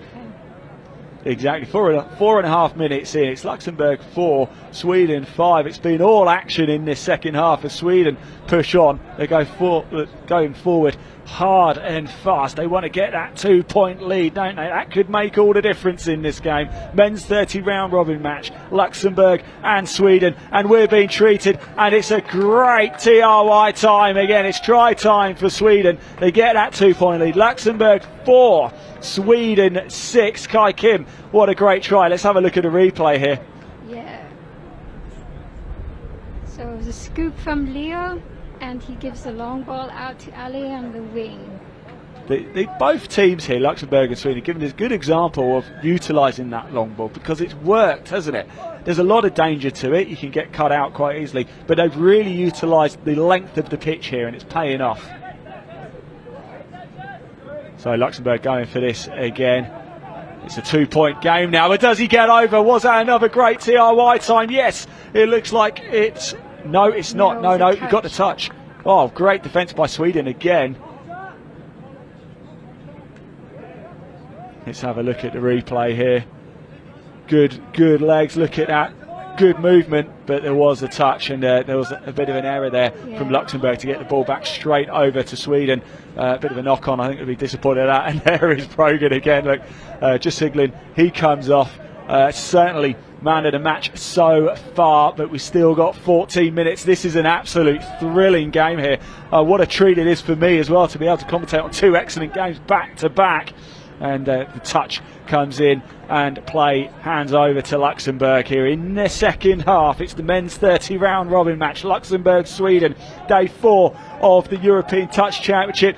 Little bit sloppy there from Luxembourg. Is this an opportunity for Sweden to really start hammering the nail in here? What do you think, Kai Kim, as I just choke on my own tongue? Yeah, I think maybe Luxembourg are getting a little bit tired, and therefore some errors are creeping up. Yeah, it's been a long week in total, hasn't it, for all of these players, but a small squad really does start to show up as you get into the later stages of the tournament. Sweden now moving the ball around nicely, no touch, bringing it into the middle. They've got players spare. Oh, and what a great interception by Luxembourg just to stop the danger. Another big opportunity here for Sweden though. Number 7, that's Hamish, just coming onto the field. Yes, Hamish played in the last Euros actually for Sweden. So this time around they've got 3 members of the team that were here at the last Euro. So Hamish was one of them, as well as Klaus and Essam. Superb. It's been a while, hasn't it? 2018, obviously COVID has played havoc for all sport, not just touch, but it has played its part in just slowing things down a little bit. But we're here now for the European Championships to start firing it all back on and get people into the game, aren't we, Kai Kim? Yes, exactly. And hopefully this will also help to encourage more of the players back home to get into the sport. I'm sure it certainly will for both countries, and of course over in the Seychelles as well. Look at this, number 4, that's Leo, isn't it? Leo Donnelly with very fast feet indeed. He looks a handful, he looks dangerous, is he? Yeah, as I said, he's like the youngest in the squad, so he's got a lot more energy and speed out there. It certainly shows, doesn't it? But here is Danger Man Brogan back on the ball. How do I say his surname? Brogan Toei? Toei, yeah. Toei, we'll go with Toei. there you go. Oh, he's looking for the ball. Surely needs to find a space. Does he get it down? What a great take, was it? Hamish thinks he made there. Oh, he thinks he made it, didn't he? Oh. Are they saying he didn't ground it? Is that what they're saying? And he's devastated. Oh, Hamish Lawrenson there thought he got the ball down and grounded. Wasn't to be. Let's have a look at the replay here. Once again, it's Brogan causing all sorts of problems for Luxembourg. Chucks it up. There is Hamish. Oh, Yeah, it's a bit. You've got to control the ball onto the ground, haven't you? And I think they're saying he just lost control of the ball. So unfortunately, it's no TRY for Sweden. An opportunity for Luxembourg to get back in this. The try scoring has just started to slow down a little bit. We had a very hectic first 5 or 6 minutes in this second half here. We're now approaching the halfway stage of the second half between Luxembourg and Sweden for the men's 30 round robin game. Luxembourg trying to drive, trying to push through, but Sweden holding firm at the minute. This is going to go all the way down to the wire. Luxembourg in possession right now, moving the ball nicely out to that wing. The touch comes in though, and Sweden get it back. And it's a touch pass, or it's a penalty. Yeah. Brogan's taken. And a few good yards made there by Brogan. Number 1, that's Nicholas Ravage. Here's Pascal with the ball. He's from Nelson in New Zealand. Oh, very nice. Very nice. So Sweden just slowing the play down a little bit here, looking for options. Right in the middle of the park. Good play. There's the touch. Lining themselves up, just trying to work out the positions, trying to look for that right play, isn't it? It can almost be high-speed chess this at times, can't it? Just trying to work out where to go, where to play the ball. And ball goes over to Luxembourg. They get a set of 6 here, deep in their own half. They need to get back into this fairly quick. No, it's Luxembourg 4, Sweden 6. We are now into the second half of the second half. So time is now ticking. I'm going to ask you, Kai Kim, to change what you think the final score is going to be. What are we going for? Maybe 7-4. Let's see. 7-4. So only one more score in the next 9 minutes is what we might be saying. It's the men's 30 round robin game. Luxembourg, Sweden. We are being treated to an absolute cracker here on day 4 of the 2022 European Touch Championship. Sweden on the ball, trying to drive forward, but the ball goes back over to Luxembourg. We've got 9 minutes or so left. Can Luxembourg make it count? There's been a few errors in this game, hasn't there, Kai Kim? But that's to be expected. We think fatigue might just be stepping in a little bit. Luxembourg have only got 11 players, of course, so they're going to have to carry a lot of weight through the course of the week. We are starting to get to the latter stages now. Is that going to have a bit of an impact? We're going to find out. Luxembourg trying to move around nicely, trying to look for the gaps. Where are they going to go? Are they going to play out to the wing? They've had a lot of success over there. They're going to try and go through the middle. Can he get it? No, the touch comes in. Oh, touch made by Ben out of the winger. Sweden once again, defence getting the touches in. Is there a giant wall in Sweden? Because I think there is now. The Great Wall of Sweden.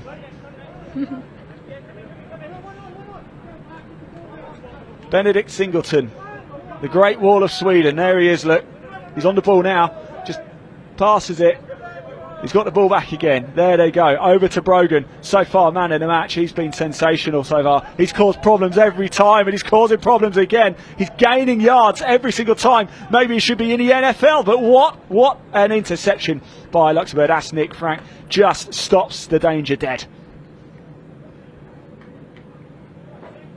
So Sweden get another 6. Tell us more about Brogan. Where's he come from? Because he's some player, isn't he? He is, definitely, yeah.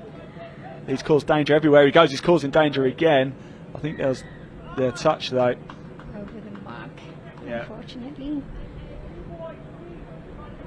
Where does Brogan play his touch? Do you know? I think he's based in Stockholm. Yeah. Most of the players are based in Stockholm. They only have one club out there. Okay.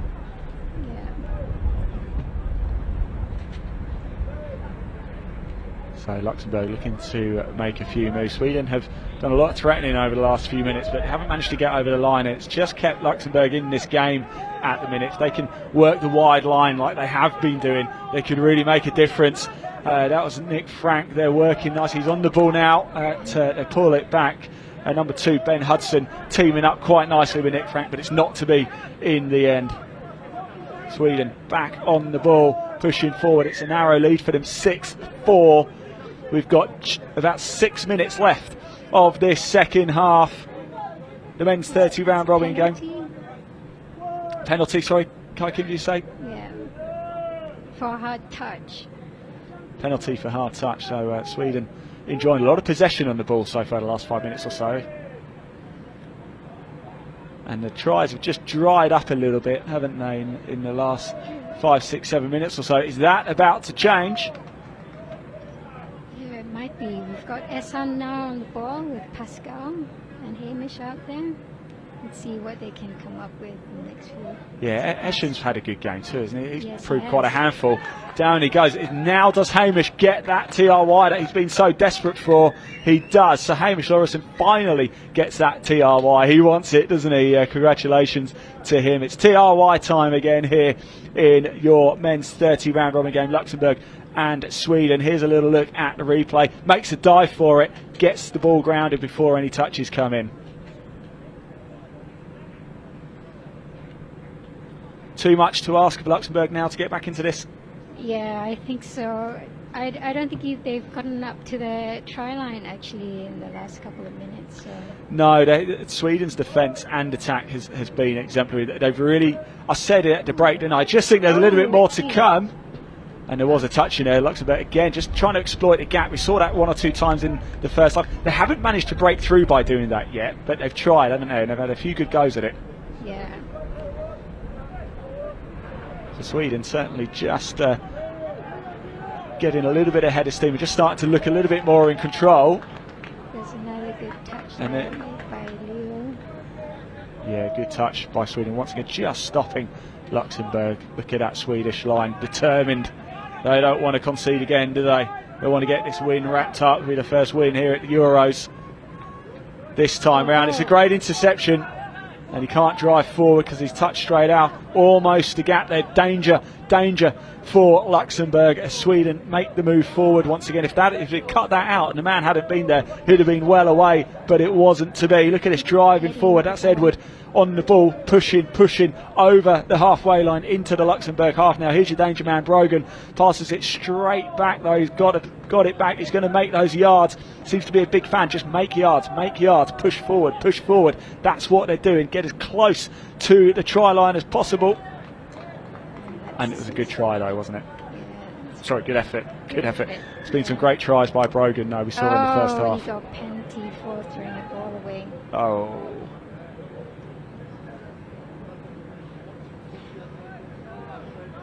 Yeah, Nick there, number 8. Actually, his partner Pernilla actually played for the mixed open Swedish team in 2018. Oh wow, okay. Good Yeah, stuff. but we've lost a couple of women and girls from Sweden due to COVID. But hopefully we'll manage to get them back on again. I've noticed touch really is a family game, isn't it? Not just amongst these two teams, but across the board as well. There's so many stories out there. We've been interviewing people throughout the course of the week and having some great chats with people. I think we've spoken to almost every nation now. And Sweden back in possession. We've got under 3 minutes of this game left to go. It's Luxembourg 4, Sweden 7. And you have to sense now that just so long as Sweden don't make any silly mistakes, they are going to wrap up the win here in the men's 30 round robin match.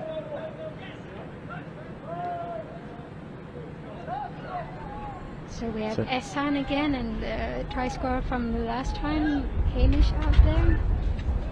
The wind just billows around. Sun just makes a disappearing act. Luxembourg gets the ball back again for their set of 6. What can they do here? Oh, it's good movement. It's a great pass, isn't it? Oh, and he might have been better off trying to offload over to the left. There was 2 players overlapping, ran into the Sweden defence. And it just slows the momentum down a little bit as they move into the Swedish half.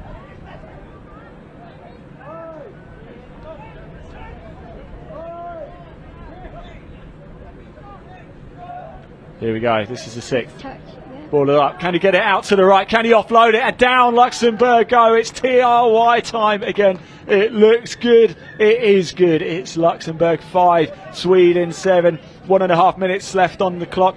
Perhaps more consolation than anything else, but certainly the best try so far we've seen from Luxembourg. They worked that incredibly well, and it was Jean-Charles Watt who gets the touchdown, and well deserved as well. He's played exceptionally. He's always been in the mix. He's right there. He's a tall lad as well. Look at him going, striding along there. He's got those long legs. It'd be hard pressed to outpace him. Now Sweden back on the ball. We've got a minute left to go. They're going to try and see if they can punish Luxembourg for just going over the line and get it done. Can they? Can he get it? Oh, almost. Almost. It was just a couple of inches too short, wasn't it? Yeah, it's unfortunate.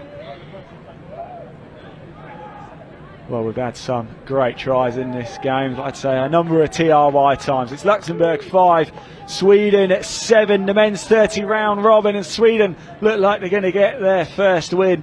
They've got a shout for having best kit as well, haven't they, Sweden, I think? Do you think so? Yeah, I like it. Yeah, the yellow and blue. It looks very nice. Yeah, you certainly know it's Sweden, don't you? Yeah, I think they think that they've got a really nice kit. So yeah, so I think they would be happy that you said that. No, I don't know. Oh, look at this. Can he make it all the way? Oh, yes. Oh. That was a great try in there. See if the referee gives it. Is the ref going to give it? A hooter goes for the full time. People are looking around a little bit confused. And what is going on here, Kai Kim? I have no idea. Oh. Okay, it's a penalty. Yeah, it wasn't given, and that will surely.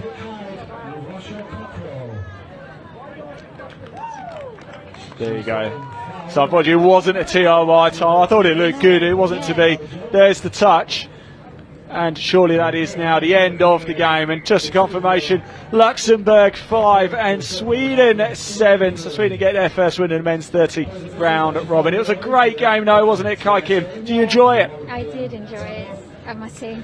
I must say congratulations to you as well. You are in that Sweden camp, so it was an exciting game. Plenty more still to come up the rest of this day. It's day 4 of the 2022 European Touch Championships. What a week we have had so far. Tomorrow is finals day, but there's still plenty more happening here on Field 1. I think I'm going to go for a little rest. I don't know how John O does it. The man's an absolute machine, commentating on every single game. I'm going to go for a short break, have a bit of lunch, and I'll be back in the studio later. Kai Kim, thank you. Thank you.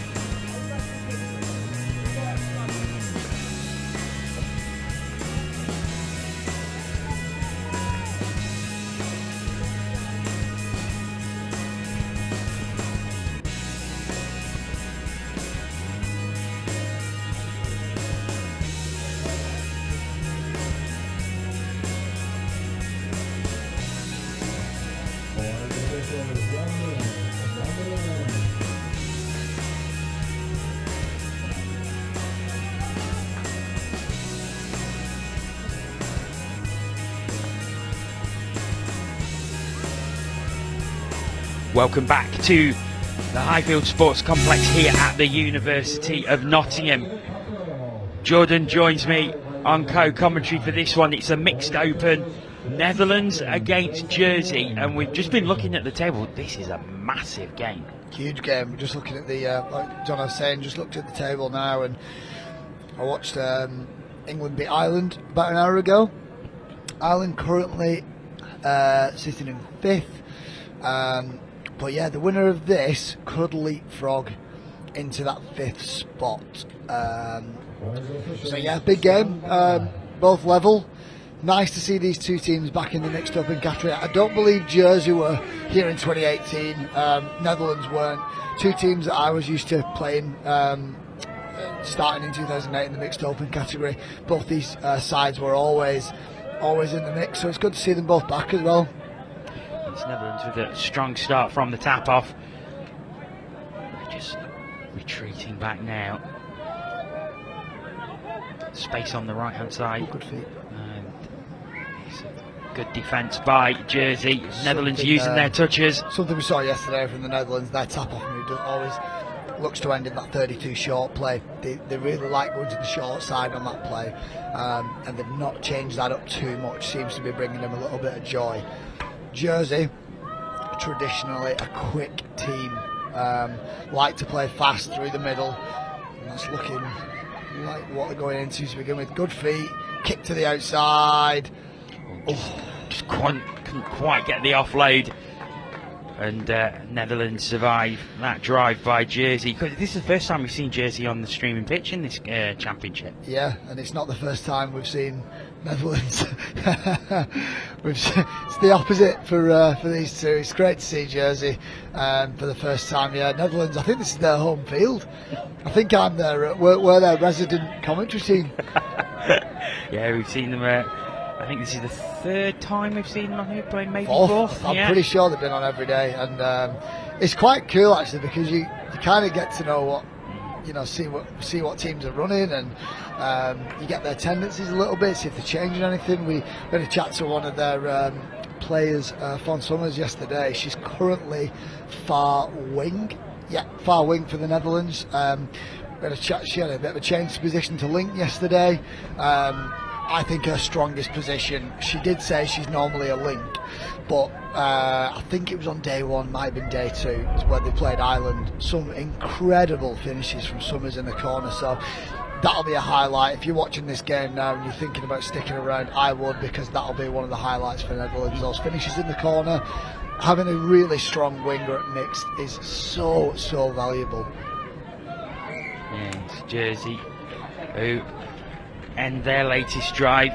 Good defence by the Netherlands, so defence is on top in the early stages here. Yeah, just feeling each other out, and both teams looking to break into, get a bit of fluid transition going, and neither team seems to have got there just yet. Netherlands trying to manipulate those middle at the minute. Got a couple of touches in the bank here. I think that was only 3rd. So that's 4. They're going to try and get something running on 5th. This is the first real time we're going to have a good strike play on 5th. And we're going to go straight into that pick-up from half. Oh, what a ball, what a take! Brilliant from the Netherlands. And they take the lead early, so the Jersey defence is breached finally. So they've run out the quickie play. Bonifacio's been really good at this, but this time, instead of running the quickie, they pick up against the grain. They've got a 3-on-2, plucked at the sky. Slams the ball down. I don't know if the pass was meant for Pam Grafflin, but takes it at the sky and just slams it down. It was effective. Whether the pass was meant for him or not, he made it his own and he got the score. And I'm sure Netherlands will not be complaining in the slightest. Jersey just going close there. Michael going. So these one of their strike players. Really experienced, light on his feet. He's played for BBR in the past, so an experienced NTS player, and the Netherlands will just work their way over to the box again. Good start from both teams. It's a good start to the game. 3rd touch on halfway, that's what you want. You want to be around halfway on 3rd, and then that just need the speed on fourth there just needed to be a little bit quicker, and if that's a touch there, that's a dead play on fifth, and something that we talked about previously. So now they've got to generate some momentum from next to nothing. I think they're just going to happy to kill it over on this side. Jersey have got a long way to get to their box now. Yeah, so Jersey working down the middle, the wings and Lincoln just jogging over, and changes are being made now. Over halfway, they've got fresh legs on. So here comes fifth. This is a middle scoop, I reckon. Picks up, goes short side again. Good cut. There's your gap. Oh, it's ball down. They're claiming the touch, but the referee's not buying it. Ball down. Great try. Score. It was a great score. It was Patrick Dodge who put the ball down, but great play by the links and mids. We'll watch it from behind here. Middle scoop, picks up, kicks to the short side. There's nothing on from the link. She cuts hard. The middle gap. Oh, that's such a good little tip off. So that hard cut there, it just creates a good 4-on-3. Then it's about executing the 4-on-3. Holes are hit well. The right pass is hit. Good dive straight through. It was a great pass to lead to the try, but it's Netherlands. Created a little bit of space there. Yeah, Pam Graveland diving over. Would have been nice to see him exploit that, but they'll slow it down. They'll go back into those two-man plays. It's a punish to begin with. Over the top. Good defence from Jersey. That is very good defence, by the way. So the reason that play probably wasn't as effective as it could have been, I think they were looking to run a punish play. A quickie on link. It actually went down on the middle. So Netherlands could just kind of go man on, watch the play come to them, and it ended up being quite sensible defence from Jersey. Jersey over halfway again. Well, back into that middle scoop again. They've had joy from this, and it's final touch. Set up from before. Skip to the outside. Wingers Needs to find free. someone open. Good defence from Jersey. If that's a touch, what a shame. The great score from Jersey. Really good attack, really good defence. So similar to the first score, they've just not had to cut this time. So middle scoop, kick to the outside. Then it's about Netherlands finding their mirrors and mirroring up. And it's about Jersey getting free, and they just get free. They kind of lose the men a little bit because the Jersey scooper doesn't only get around his middle, he gets around the link as well. So it kind of leaves Jersey a man down, on that side. It was great patience as well by Cole Graham, because he made time for himself there. He knew that Bradley Bonifacio was going to come straight at him, and he waited until he was sure someone was free, and then laid it off as Netherlands reply straight away. Just going back to that scoop, I'll tell you what, we'll talk through this score first, then I'll go back to that scoop a little bit. So I think that's just from Netherlands. Tap off move, it's a 32 short. Yeah, it is. They actually go down the link, so steps inside, gets outside of the link again, and that's just exploiting that short side space. But just going back to the Jersey score, that's how quick this game is. We're not able to talk about each score as it comes through, but yeah, like you said, he's done it really well by going to the in goal and sitting. Oh, this is so back and forth. It's incredible. Defence optional to begin with. And after the defence, the first two drives by each team, the defences were superb, really like tight, and now it's suddenly like turning on the tap. Yeah, it's like they felt each other out and then just thought, well, this works. We're just going to keep running it until you learn how to defend it. And neither team seems to want to. That was forced. Netherlands will be disappointed with that. They've forced that play, and they've wasted a tap offset. That's not what they wanted. So Jersey now, if they can get a good drive and maybe get a couple up, that puts real pressure on the Netherlands. Good touch, strong touch from the Netherlands, and they're just trying to disrupt the subbing a little bit. Fourth touch, but they'll take off. They've got another in the bag. That's really smart. That's so smart. And again, great score. What I want you to watch here, Anshuana Lanko, watch him pick up here on fourth touch. He's going to pick up and maybe not pretend that he's going to scoop through, but he's going to look to go hard. Then he knows he's got another touch, so he feeds back down to Michael and skips back to the outside. That's smart. That's really good play. Really good patience. Good put down there by Jason DaCosta as he just knew he had enough room before the dive came in. Yeah. Jersey look really sharp coming out of dummy half, and they've had so much joy, but Netherlands will try and reply. They're going to that 32 short again. Good space. They're going to go short side again. Ball down again. Right. Both teams are scoring nearly the exact same scores for each other. Netherlands having joy with a 32 short on that far side. He's going to drive in, and it's Regan Kirk comes off his right foot again, squares up the touching player, and keeps going to that short side. I'm pretty sure they definitely scored 2 off it. It might be 3, but yeah, sorry, it's definitely 2. Jersey, on the other hand, having loads of joy picking up at a dummy half, and we're caught away through this game. Big error. Because they was looking to use the same play there, wasn't they? And they've had so much success with it, but unfortunately the error means that Netherlands have the ball once again. And you know, if they can get a touchdown here and bring it back to 4-4. Especially off their transition, which is what they've not really had loads of success with yet. That's only 4 touch. You've got to be smarter there. See, the difference between the two teams at the minute is Jersey. Oh, that's a big penalty, a relieving penalty. So Netherlands there had another touch in the bag.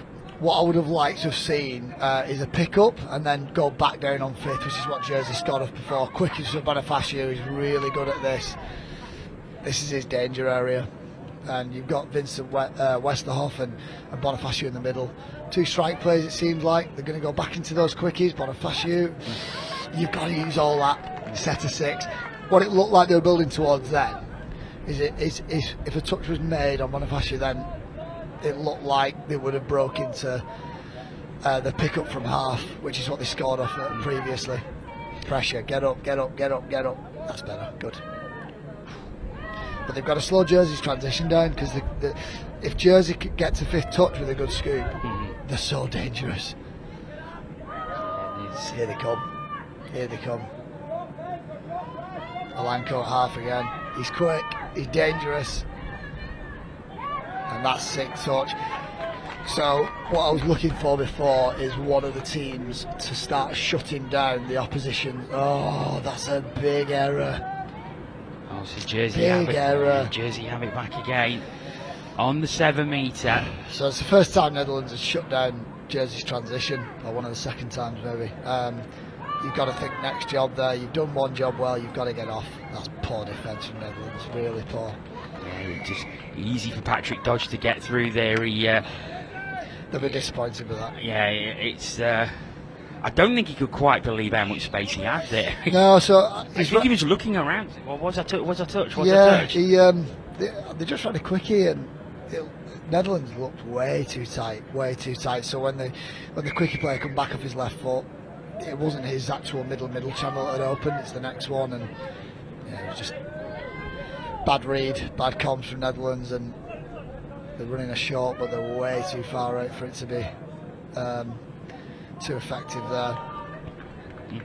So it seems to break down a little bit if they don't make those yards on 1 and 2. So 5th touch coming, you'd want a strike play off this, and they've managed to get something down the sideline. Alfonso has pulled something out of the bag again. He's got great hands on that far side. He really has, but Jersey just managing to snuff out the threat there, and they stay 2 ahead. Yeah.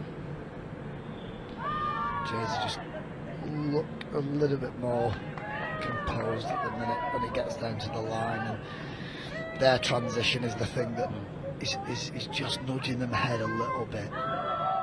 It's been the same most of the week with some of the top teams in the opens categories. It's transition that does the work, and Netherlands are just getting a little bit better at surviving those transition plays from Jersey now. So that's 3 times in a row. The last time they did that, they made an error on their own line. They've got to think, Netherlands here have got to think, right, we've done one job, my next job now is to get off the field. And it looks like they've done it. 4 coming. Good D from Jersey. So Netherlands have got to get a 5th touch play from quite far out, and this is a bit of a Hail Mary play, and they knew it. Yeah, so Jersey have the ball back. Good midfield D from Jersey. Jersey winning the midfield battle here. So guys, I don't think Netherlands have retreated far enough. Start again now. Just a little bit more structure. That's really nice from the far Lincoln wing.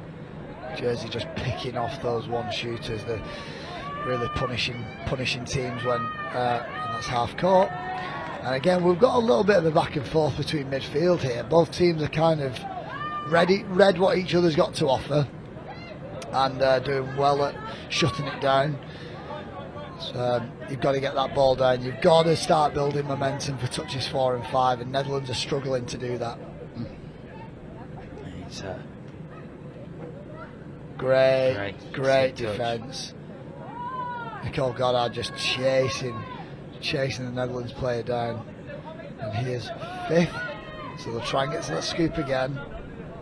Jersey are really composed in that midfield D, so what they're doing really well is they turn up the heat on Netherlands touches 2, 3 and 4, and Netherlands are having to scoop from maybe not their own half, but quite a way out.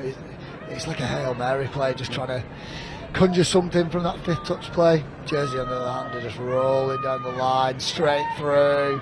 Needs somebody open, and that's great speed. Top score. Reece really Powell there really put on the burners to make the space, so he could get the pass, and it's 6-3 Jersey. This is fantastic. Middle pick up, fix up the toucher, kick to the outside, and then look for your mirror. He's timed the pass well down. Mega score. That's really smart. They've done well, Jersey. The past sort of 5-6 minutes has been a little bit of a battle, and you could just see there that Jersey were just able to turn the heat up. Netherlands had slowed down a little bit, and again off this tap-off move, it's too far out for this to be effective.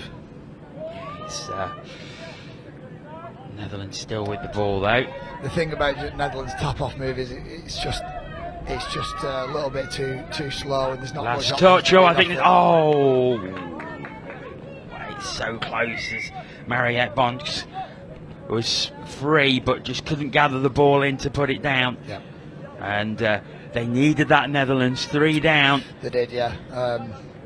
Jersey are just a little bit quite composed at the minute. Yeah, I mean, even at this early-ish stage of the game, Jersey can go a bit into game management here, because they know that they're getting through. Their drives have been excellent going forward, and their defence on the whole has been pretty tight. Let's try and pull one back here. They're just, for me, they're not quick enough coming off and on, which is slowing transition down for them. This is a little bit better, but that's too slow. If you're coming into 5th, you've got to be speeding that up. You've got to be rolling into your plays. And great link hole. That would have been awesome. You know, I thought she made that then, Claudine Van Diemen. I thought she'd seen, obviously, that Mariette Bonks was completely free again. Yeah. And I don't know if it was just deceiving from the angle that we're at, but I thought that pass was going to make it. I know. What a shame. Really well read. That's over the mark. I think the referee's got it, yep. So Netherlands will get another shot just before half time. Maybe they can pull this back to 6-4. And that'll take us into half time with their tails up, because there's positives to take for them. There's quite a bit to fix, and they've got to do it quickly. Got to go forward here. Got to go forward. Get down to that 7 as quickly as possible. It's 3, so you're going to have a little bit of a strike on 4th, and they're going to go into that pick up against the grain. Right pill over the top. Oh, it's so close. I think it was forward anyway, but that was the option. They've scored off it before. I'd love it if they could keep going back to that. The Jersey are really tight when they're running those quickie plays, and if you're picking up against the grain and picking up against those tight saving 3 middle link wing, if you've got a pill over the top, then then you're going to get a couple of scores off that. It's just execution. Jersey Twice in the minute using the left and the right wing where the bounce race is just not quite enough zip on the pass. Yeah. But if they come off and you've suddenly got a 1 point game. Yeah, that's why if you've got a player that can peel off each hand, then it's invaluable, and especially obviously having the vision to see it as well. Oh, big error again. Netherlands have got to clean that up. Jersey might make him pay here and then kick on with a four-score lead. Yeah, we're well into the final minute of this first half, and if Jersey can go in with a 4-point lead, they will look very, very strong going into the second half. The hooter is going to go any second. Last play. We're going to bomb. There it is. Pill over the top. Oh, brilliant. Big pill. Love to see it. And what a way to end the half for Jersey. And they do take that 4-point advantage. The long pass, beautifully taken by Laura Turpin. Really we'll nice. see it here. Really nice. It's a little bit of a 32 long/short. But yeah, like we keep saying, touch moves are down there to create overlaps, to create 3-on-2s, 4-on-3s, and then execute it. And lovely to see a pill before half time. Right, so we are going to take a very short break here, and we're going to throw to the studio. Over to you, Ian.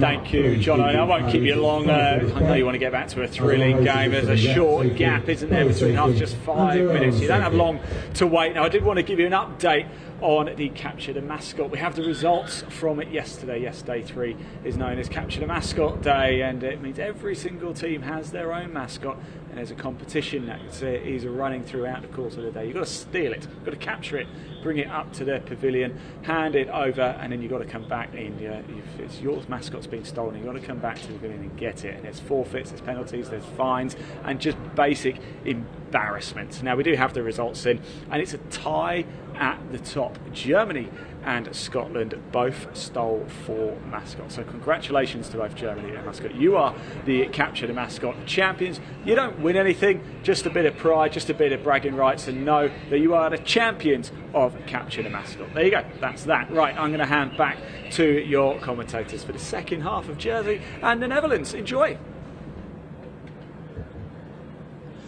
Many thanks, Ian. Welcome back to the commentary booth. Jordan's still with me. Great first half for Jersey, that. Yeah, they ended it really well. Netherlands started strong, and they've done that in a few games now. For them, it'll be about sort of fixing those little errors up. And the first priority for me would be to slow down Jersey's transition. Due to them what they're doing to you, touches 1 and 2, Netherlands are going to put way more pressure on them and try and slow down those first couple of touches, because if you're giving players like Alanko space and room and momentum on 5th touch, he's just going to burn through, and they're not really letting off with it. On the Jersey side of the ball, they've conceded a couple of short side 32 shorts. They look a little bit vulnerable when Netherlands pick up against the grain. Picking up from half on those quickies, they just look a little bit vulnerable. At the minute it's fine because Netherlands aren't able to execute. Jersey's transition just looks strong. It's nice and quick, it's fluid, and they're getting success off the end of it. It's a good half. I mean, both teams have identical records pretty much. Yeah. Jersey won 3, lost 5. Exactly the same for the Netherlands. Jersey with 64 scores to Netherlands 60. Jersey conceded 71 to Netherlands 76. Wow. So both on 14 points in this round robin table. Looking at those stats coming into this game, they couldn't be any closer. No, and we might see towards the end of this game that there might be a clear separation between Jersey and the other home nations team, and France above them, and then Netherlands downwards. That this might be the separator between those two sort of groups of teams. But like you said, coming to this, like it's a stalemate is on the table. So it'd be great to see Netherlands sort of kick back into this game and put a little bit of pressure on them. They've got a few things to fix up, but the first job here is to stop this tap-off move that Jersey are going to run. Like we keep saying, all the better teams will have 1, 2, maybe 3 tap-off moves that they know are going to be threatening. They know have a high probability of scoring. We've seen Netherlands have got the same one every time. Let's see what Jersey can run, because I haven't noted a tap-off move yet. So it'll be interesting to see if they can score off it. If Netherlands can make a stop here and then return with a score of themselves on transition, that'll set us up for a great second half. But alternatively, if Jersey score off their tap-off, 8-3's a tough turnaround. Well, we'll see if they can manage it. The hooter goes to start the second half.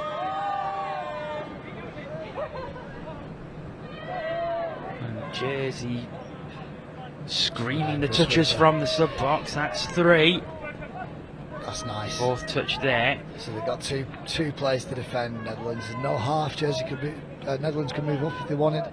So Jersey going into those sweepers to start. Then a 32 short. They're going to come off the left hand. 5th good touch. They've done it. Hole. Jason Da Costa. That's a killer. Great ball. Great hole. Yeah, he's Jason Da Costa with the put down there, and Jersey lead 8-3. Yeah, really smart. They scored off it just before half time, a similar kind of play. Obviously that one went over the top. This time it's the link hole that they used. That was the one that was open. Good execution. Netherlands will look to reply quite quickly here, and they're going to have to.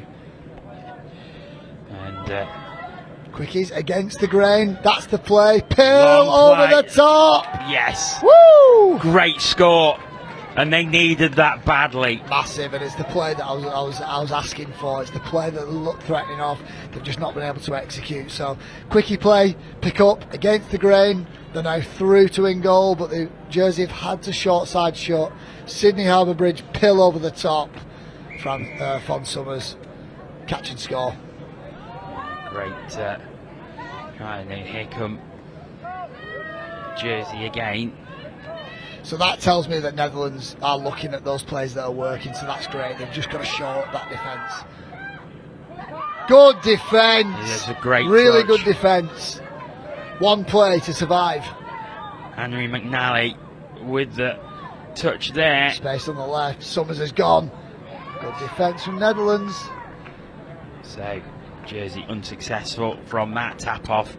They still have the 4 point advantage, but Netherlands know they've been driving well, and they've been finding space on the wing as they did in that last drive where they scored. They need to try and utilise that if they're to try and get anything out of this game. I think that's third touch, so that's fourth. And again, Jersey's midfield D is just great. Look where Netherlands have to go from here. It's just can't do anything with it. They've lost the count as well. That is how good Jersey's midfield D is. The fact that Netherlands thought they had another touch. That's how far back they were. That's been a really good staple throughout the week. For if you want to, if you play touch or you run a touch club or you're a coach, midfield D and transition is such a huge part of the game now. If you're able to take that away from teams, that's something to look at. But good midfield, good line D from Netherlands this time. Jersey looking to reply with a 32 short of their own, and Netherlands back in a bit of an arm wrestle here. It'd be good if they could knock this score difference down to 3 and then put Jersey under a little bit of pressure. Driving's just a little bit too slow. Needs to be quicker. They've got to pick those single shooters off, and they're not doing it. Just quite stuttering this drive from Netherlands, but they're getting some ground now, but unfortunately the pass doesn't find its mark, and Jersey have the ball back again. Yeah, it's twice now that they've had to panic a little bit on fifth because of how good Jersey's midfield D is. I mean, it's a tough one because not only is Jersey's midfield D good, Netherlands aren't driving hard enough. They've got to, they've got to suck it up now and start turning the heat up when they're coming off the field, and they might get punished for it here. Yeah, they're in here, and down it goes.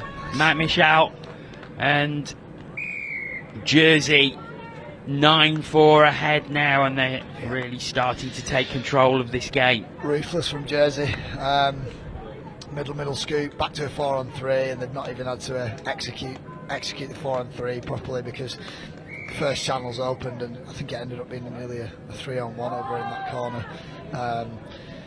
Netherlands seem to have lost their way a little bit here. And they did so well to get that try, which gave them a bit of hope. They are looking for that pick up against the grain again. I think they want to punish on that right hand side. So they've got boy v girl. They're going to give it. They've got space on the right. Summers is in. She's clinical. Yeah, that's twice its work for them now. And this is what they need to do. They made it 9-5. If they can get a couple without allowing Jersey to score any more, then it does put pressure on Jersey. It does, yeah. The problem is that Jersey have been coming forward so well and getting the scores easily, and that's what Netherlands have got to cut out. They've got to shut Jersey out at some point, but because you're 4 down, you've got to do it on multiple occasions, and you've got to reply with scores. And at the minute, that deficit is just too hard to turn over. Jersey just look a little bit more composed, a little bit more experienced. 32 short, left foot step. A little bit of a Henry Paul spin in midair, and Jersey will get a fresh set of 6. So, yeah, you don't want to give them that. Like I said before, Matt Michel in the middle now for Jersey, BBR player, experienced, and he's just going to guide them through this set of 6. No panic. It's fine that they're not scored there. They're going to move to the next progression of this play, and it's going to be a 32 short. Left hand pill over the top, space. Oh, it was close.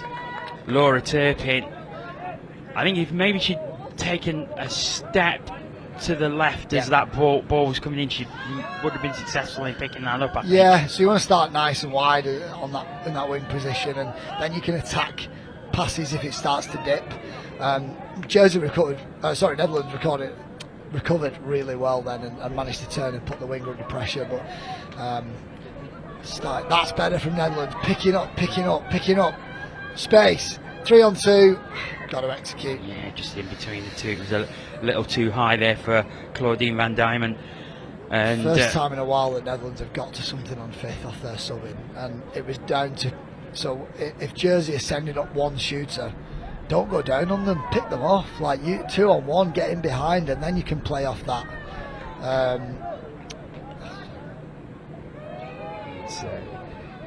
Jersey 3 touches over halfway. That's a fumble. The referee missed it on that far side. So 5th touch now. Good touch, good strong touch, and that'll force Jersey to get something. That's got to be obstruction. Oh, brilliant. That's great anticipation from Laura Turpin, because she saw what was happening, ran in to the box and was completely clear to take the ball and pop it down. I'd just be interested to see what the ruling is here when the half runs behind his own player and kind of cleans out the opposition a little bit. It's good patience, really good patience. But I'd be interested to have a look at that again.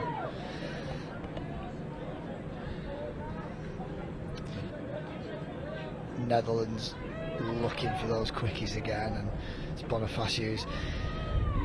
He's been a real linchpin in this Netherlands team. The good thing that Vincent Westhoff's doing is using him as a foil, so he's probably going to pick up here. He does, he comes off his left. They had the space, you've just got to go off that one. So what they're doing well is when Bonifacius goes down on the quickie and splits out, yes, he's an option, but Westhoff will pick up. So here's that previous try. Just wanted to have a look here. When Jersey pick up, what is the ruling when you run behind your own player? Because obviously in League and Union, that's illegal. And that's the thing. Netherlands stop, don't they? They stop. Yeah. So it'd be interesting to have a chat with one of the refs about that. Maybe we get Mel Day in to tell us about that one later. on Jersey here. Space on the left. Good D from Netherlands again. They cut the scramble really well. Jersey coming in now. It's picked up. It's Good Costa, I think. Good He defense. didn't have control as he put that over. Nice and noisy Netherlands box. That's what I like to hear. They've slowed Jersey down a little bit. They've just not been able to pull any scores back of their own. And I think if they could have got it to 3, maybe 2 down, they might have been able to rattle them a little bit. But we've seen that a few times now, where they're making errors coming out their own half. Now, it was interesting that a big patch of dust came up there, so I just wonder if the pitch is maybe a little warm in that area. Maybe, yeah. Maybe we get Mel and Meeks to have a look at the wicket tomorrow. Go down with a key, check it out before Championship Saturday. And Jersey are in now. They're starting. I wonder what Jeff Boycott's doing tomorrow. Yeah, love it. Well, me and Meeks are coming in our suits tomorrow. I'm going to wear my commentary hat.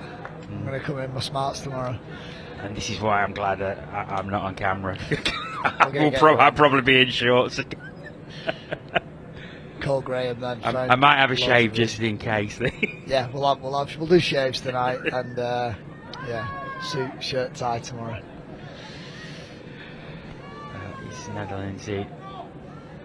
Tap off again. Jersey 11-5 up on. That's a tough one. Tough one. I think the referee could have just given the touch, but we play on, and it was a little bit of a loose carry. Jersey moving their way over to here. I think a score here just puts this game on ice. So quick at half. I think this has been the feature, certainly in this second half, how well Jersey have driven. Yeah, they've not really let off the whole game, and they're going to get a penalty here. Into the last quarter, 6 ahead. Jersey can kind of lock it up with a score here. Shot on a shot. Good D. Good tackle. The referee's got him for it, but it was a hard shot, and both players happy with it. It's straight into a shot on the other side. Right foot step. Oh, what a save! What an interception, did he? Wow. Oh, yeah, gone to ground, so such good concentration. I think he was lucky to get back up and sprint down the field, but ball gone to ground. That was such good concentration to read the play, pick it out, and then be able to catch it again. That was great. Go back to the middle. We're on a 33 scoop, do we, on last? Yes, we do. We're going to pick up. Come back to that 4-on-3. You're through the middle. Look for your option. Wingers free. Oh, he's got it down. So the near side ref has given that. The on-field ref hasn't. Small spot. Here's the replay again. Pick up through the middle. Now you can look for your mirrors, look for your players. He gets free. That's ball down for me. Yeah, that's ball down. Yeah, I think me as well. I think straight through. Oh, good touch. Really good touch by Theobald Bailey there. Because Da Costa was through again. Yeah. Just driving so hard. Into that long play again. Big pill over the top. It's just dipping a little bit towards the end. Yeah, the wind has picked up a little. That probably made a difference there. A bit of a fumble at the rock, and it's really slowed down for Netherlands now. That's half court. That's a turnover. She knows it. So 7 minutes to go. It's a healthy lead for Jersey. And happy to slow it down a bit now. You can't. You can't say that Netherlands are out of it. We've seen these comebacks happen in sport, but it's going to be a Herculean effort if Netherlands are going to get anything from this game from this point. Yeah, especially with Jersey just look, a little bit more experienced, a little bit more composed, and they're just going to run through those two-man plays now. Quickies to start, middle channels open, ball down. Good score. Yes, he's giving it. Good flip back to halfway as well. That is Cole Graham. Yeah, it's nice. Has popped it down. So they're just going to go into those quickies, 2-man plays, use the whole set of 6, but they actually don't need to. Comes off his left foot, first option's open. You've got to close that first gate to begin with, and Netherlands are about half a second too late to their assignment there, and that just left the door open for quite a simple score through that first hold. Netherlands 32 short again. No, they're going to go into longs this time and change it up a little bit towards the end of the game. Looking for some space. A little bit of a dead play for Netherlands there. They've got to run something on the back of that. Jersey are a little bit bent out of shape. Pick up. Yeah, against the grain. Right hand pill. Oof. Seems to go through Marriott Bonks there. That is the play that's been working for Netherlands, and Jersey have just been quite susceptible to the half picking up against them. They've just not been able to get enough scores off it. Good feet from Michelle. He's so quick. Taking it back. Ooh. Has he called that in touch? I didn't hear the call then. I would guess so. I didn't see any signal for over the mark. So yeah, that's what I would go with. The Netherlands have it back again. That's better. They're driving deep into the Jersey half. That's a good touch. So they're down to the 7 now, so they can start running their plays. They've got 4 and 5 to play with, so quickies. There's your space. Good D. That's really good D. Nicola Goddard just coming in from Link and letting everyone know on the field she made that. Look at it. If we didn't see it, we heard it. We certainly did. That's what you want. Don't want any doubt in the referee's mind that you made that touch. Don't give them any doubt that touch wasn't made. Jersey start from deep in their own half. They've got 4 minutes. Touch pass. Play on. And, as the round robin section of this mixed open comes to an end. Jersey have just been much better midfield, with and without the ball. 5th is coming here, and they're going to get a play on the 7. Pick up against the grain. Great ball, great read. That's a great way to finish the last few minutes to get another score. Patrick Dodge, but it was a great pass. Comes Pick down up here. against Pick up the here from grain. Cole Graham. He's read that the Netherlands link has shot out and left that link hole wide open. Really good read, really good ball, good execution, and Jersey can sit back now. This has been a great performance by Jersey. Yeah, really good. Clinical at times.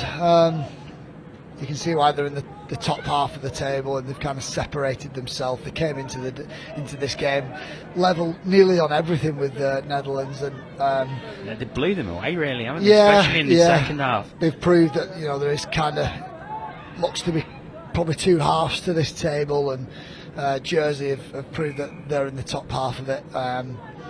They've been much more clinical and ruthless at times. I think they would have liked to have kicked on with a few more scores and maybe survived a few more sets. We'll see how they finish the game here.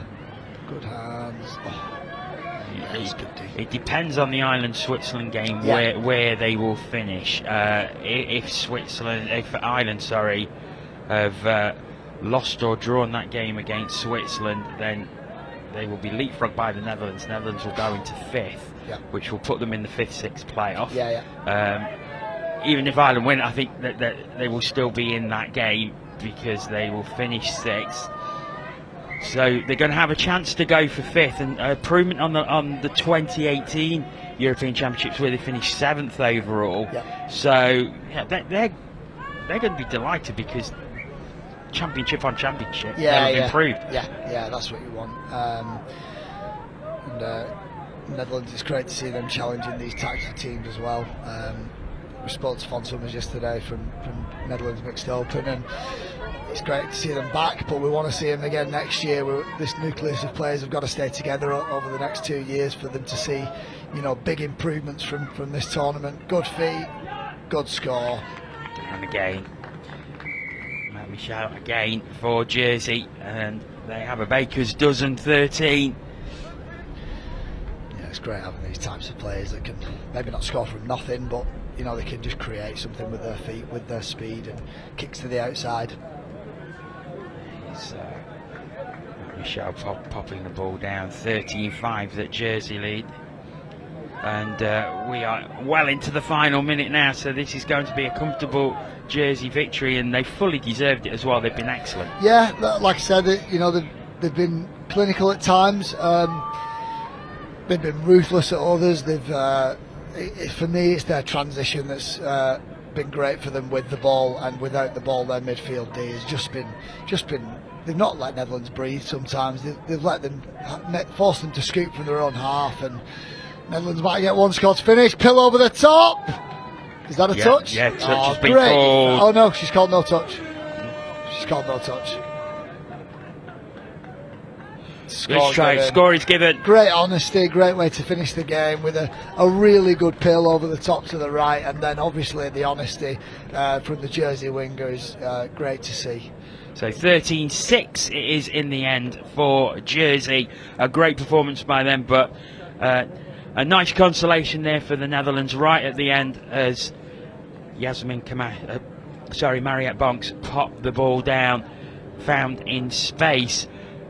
So Jordan has popped over to the studio, so let's join Jordan again with Ian.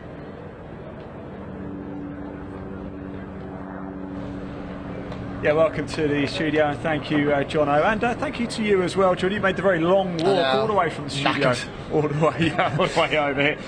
Jersey, I've been very impressed with them. Yeah, they were sharp then. I think we had a look at the table before that tap-off, and they were nearly level on everything: scores, points, scores conceded.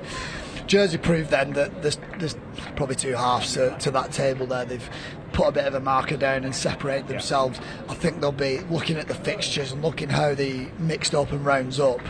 I think they'll be disappointed that they aren't in that top four, and it probably looks like they're not going to make it, just looking at other fixtures.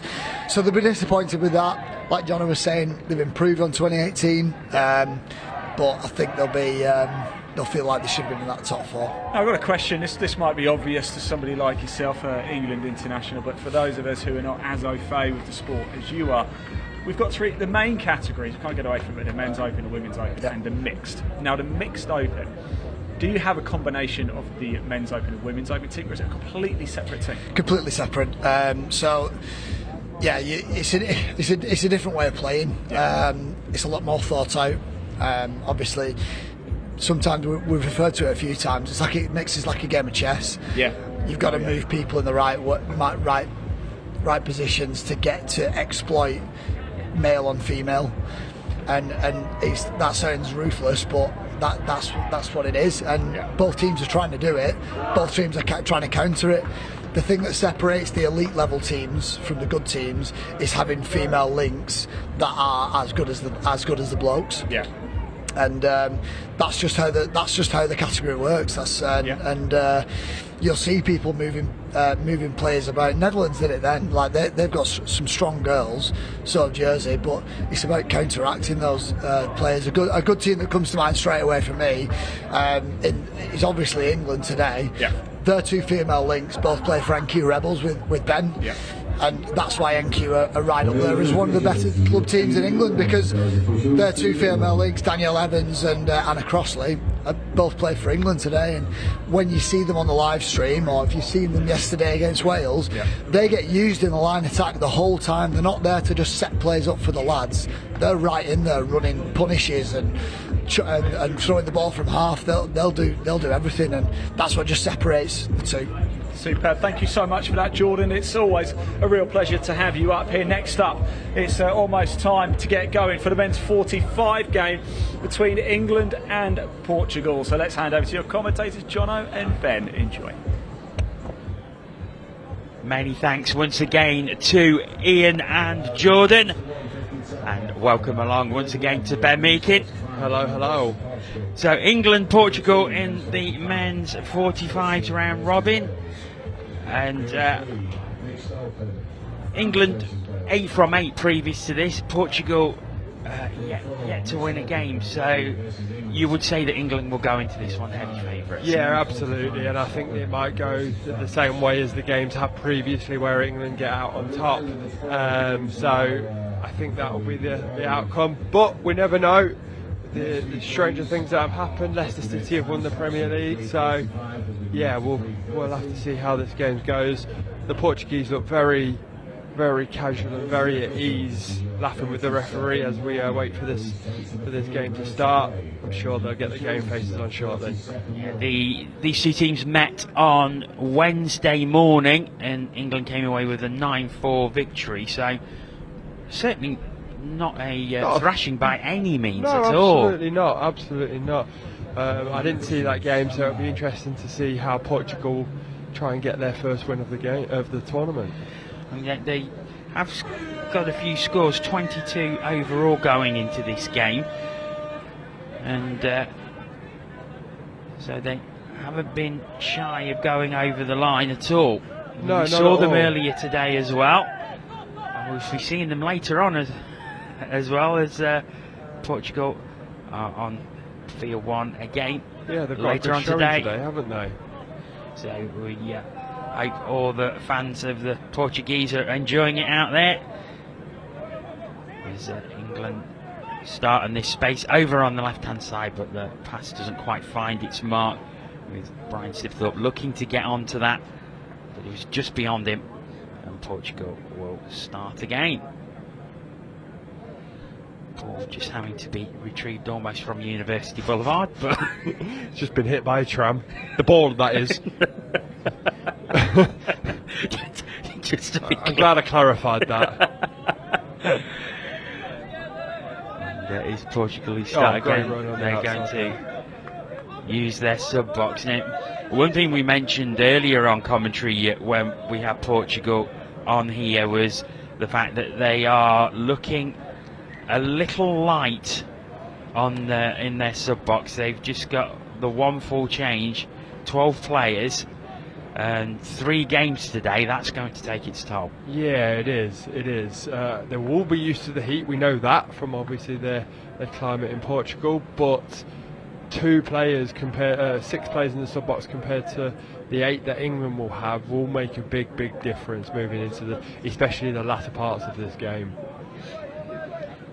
As it is, both teams just feeling each other out at the moment as England get to the 7 metre diving through. But the touch was made, so play will go back.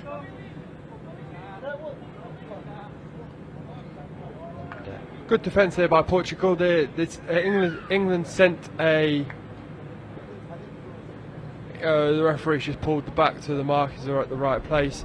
Portugal are staying really compact at the moment, so England will have to look to spread the ball if they recognise that. But currently they've had 2 good attacks defended. Interesting just looking around at the players on the field at the minute. There's a lot of leg strappings, and which is not unusual for this stage in the touch tournament. It's not at all, and most of it will be from diving around. I think you and I said it, John, on Tuesday, that it was very green out there, very lush, and now it's coming into looking like the latter stages of Wimbledon, where the centre of the pitch is looking like it's very, very brown. People have been sliding around, knees have started to get cuts, bruises, and you're trying to just protect those legs from more marks and grazers. It's been noticeable in the past couple of days that there's been a couple of patches on here where dust has come up as players have gone over it, and but that's to be expected, isn't it? I mean, there's been so many games played on here. Once we finish today, 48 games in 4 days. Yeah, so 12 games a day, a lot of stamping around, stomping on the grass, and yeah, absolutely. Here comes England, 5th touch. Can they set up just try and get on the overlap? Is someone quick enough to get on the outside? Have we got it there? No, number 1 from England. Jeffrey Sue couldn't get it on the outside. So again, good defence from Portugal. I'd like to see Portugal see what they can do when they get over the line, over the halfway line. We've not seen that yet, have we, Jono? No, we haven't. And they've been doing such a good job of keeping England out, but unfortunately as they're driving towards their own attacking half. They're just struggling to get over halfway, but that's credit to the midfield defence of England.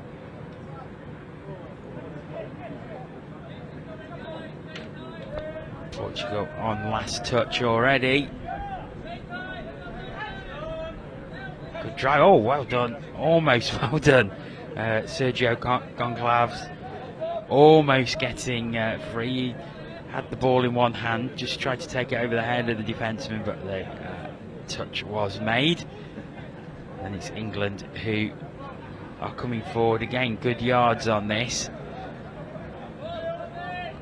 Portuguese defence holding firm at the moment. Good short wrap. Just slowed up. I think England's number 10 there, Kingsley Maunder, could have got on the outside with that wrap early release. He's got the ball again. Can he use it? He's got good footwork. Is he in? Did number 4 make the touch? That is pointing down. I think the referee's nodding, and that is going to be the opening score. Kingsley Maunder, I believe it was. It was. Got some dancing feet there. He most certainly did. Let's watch it. So he runs another short line. Watch him arc his run. Then he slams on the brakes. Then he lifts his arm in the air. He salutes the referee as he dots the ball down. Sergio Goncalves. He was fooled a bit there, and then he's in outside mid.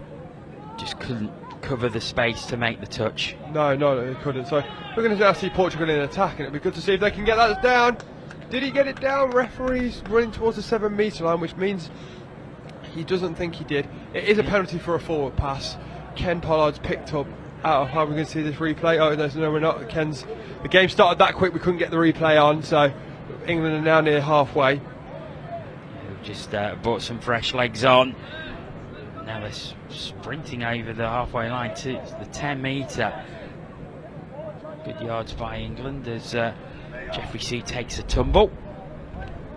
We've seen it a couple of times. It's just on that little patch there that just seems to be a little worn. In the last match there was a tumble in that area. That could be the tired and weary legs as well. Diving through again. I think and that's it's given. Score. Every time England have scored so far, they've made sure the referee knew about it, and that's England's number. Is it number 2 or number 3? We'll have to look at this at the replay. So it's England's number 2, David Williamson. He sweeps round. He gets on the outside of his defender, number 11 from Portugal. He makes him dance in a circle. Number 11, Luis Baptista, couldn't get onside, and England go in for the second score. It's a 2-0 England lead with 7 minutes gone.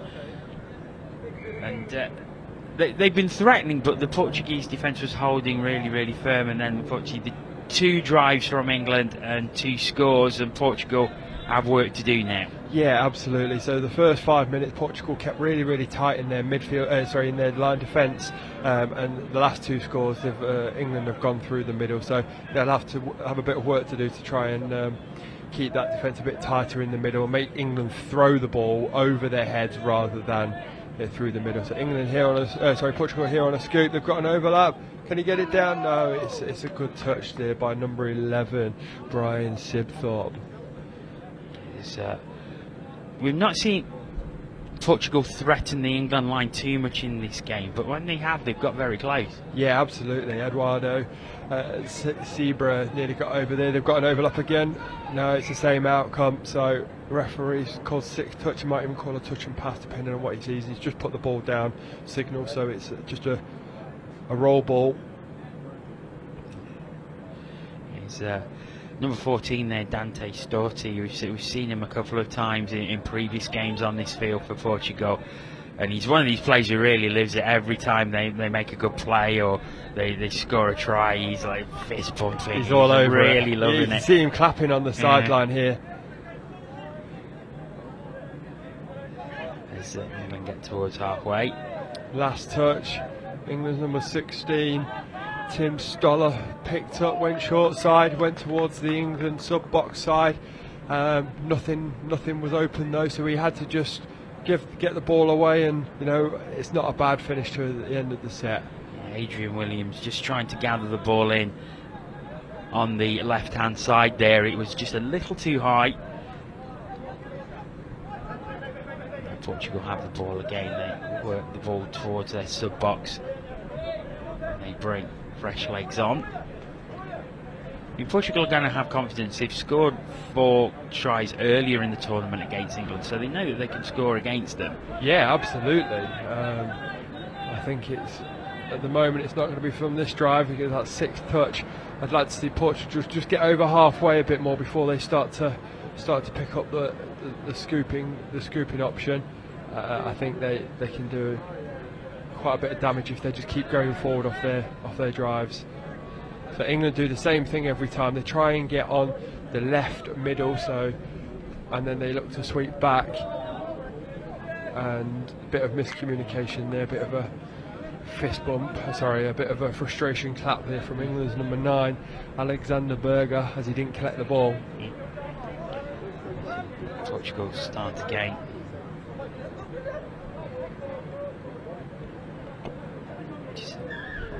Stumble. We've got some frustration. Dante Storte again. He's just shouting at his. No, I don't know Portuguese, but he's definitely pointing to his head, saying, "You've got to talk. You've got to concentrate." I think he wanted the change, and whoever he was changing with wasn't ready or wasn't concentrating. And I think, looking at his body language, I think that was the reason for the outburst. It was number 13, Joao Neto, who sort of sheepishly went back onto the field as Storte came off. England I think they got another penalty in between 2 sets, so they're going to send up a sweeper at the moment. They're just sending sweepers at the moment. Number 1, the referee says Portugal make the touch, so good defence. They stayed tighter in that one. I think they'll probably set up another sweeper move here. Number 2, David Williamson, looks like he's going to take his middle on the outside. He's then going to check back in. It gets both middles up,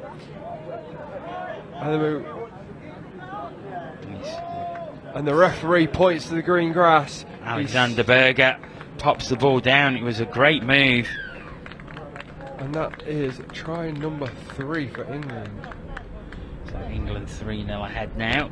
So we just look at this replay here, Johnny. You see them going on the outside. They check back in. They have to get the other middle, who then can't make it onside. He then steps back, and actually stays on the outside. Apologies, he doesn't step back and just dots that ball down before the 2 Portuguese can make that touch. So England just slowly starting to take control of the game. 3 scores ahead. Portugal with work to do. Now this looks threatening from Portugal from the tap off. Just need to find some open players. The Portuguese are moving really well. They're just not picking the option that they need to try and get an overlap from somewhere. They're trying to do it with their footwork, and when you've got players of the same agility and speed, it's really difficult to do. And as number 4, Sergio Gonzalez has just given the ball to ground there, so it's an unfortunate set. I'd like them to just use their ball skills rather than their footwork to try and get an overlap. Running through now. England over halfway. Going to the 10 metre and striding through again. Oh, that's a shame. Portugal will have the ball back. I'm noticing you just stepped off the microphone there to pop your coat on. It's not warm up here, do you know what? We've got 2 sides to this pavilion. This side that we're watching pitch 1 on currently has no sun on it, and it's a little bit more windy today. And there's a few of us in jumpers and coats with sunglasses on. If you go onto the other side of this pavilion, the sun is beaming. It's a lovely place to be. I think we need to change pitch 1 for the morning, and then go to pitch, and then change over in the afternoon. Hopefully about an hour we'll have a bit more sun, and we'll all be back in our shorts and flip-flops. I made the mistake of not wearing a second layer yesterday. A mistake I've not made today, and I'm still cold. Not. Yeah, it is. I've got my winter jacket on. So it is England who have the ball there up at halfway. 6 minutes left in this first half. England, while comfortable, certainly not running away with it at 3-0. No, and that was fifth touch, and they didn't get a strike move, so they're going to have to try and do something that's quite static. They run a cut play. Can they get the overlap? They do. That's a really good score, and it's one of the only ways you can actually score when you've got no fifth touch strike. Jose Oliveira there, he was just complaining. He felt that he had made the touch. The number 12 I think the for referee Portugal thought they were going to watch it again. So they've run the cut. Our ball's definitely away just before the two number 12s of England, Simon Quashie and Jose Oliveira were clashing, but England got the ball away. Let's see what Portugal can do here. Like, you know, at the moment, like I said last time, they're trying to use their footwork to get scores. Now they're going to set up a scoop. They're all a bit close. You know, if you're seeing that, they're very close to each other. I'd like to use them to spread the ball a bit more and try and get on the outside of England rather than trying to be compact, whereas England are very tight there. England, tight defence, and they've made some good yards, but making the change, and the change was a little slow, so they had to wait for players to join. They've done well though. They're at the 7 metre. There's space here. Just needs to find someone open. Portugal recover in the end, and Tim Scholar, he seemed to have an age there, but no one could just get themselves open. He was like a quarterback in the pocket, wasn't he? He got in goal, he did all the hard thing, and then he couldn't find his man, and the ball went to ground. Good scramble defence from Portugal. When a dummy half goes through his dummy half in touch rugby, you can't score. So everyone else tries to stay man on and mirror their own player. So England have given away a penalty to Portugal, so Portugal have got a new set of 6 here. That was really good defence by Portugal. Certainly was. Oh, unlucky. Number Eduardo Zebra, and you could see his frustration as he dropped that. We're going to be heading over to the studio very, very shortly. Just watch this play here as England just look to come over to the right hand side. Drop down now. Oh, it's a slip, but recovered well. Oh, and Portugal will have the ball. With a man with really fickle knees, I really don't like people when they fall over, and I always twinge in because I don't like people hurting their knees, so he's done well there to keep on his feet after that fall. Yeah, I suppose that's the thing as well, as the ground gets a little bit more worn, it does get a little more difficult to get your grip on there. Yeah, absolutely. Instead of going for big steps, you're going to have to go for a stutter step instead to try and get round people. Right, well, we are going to head over to the studio. Over to you, Ian.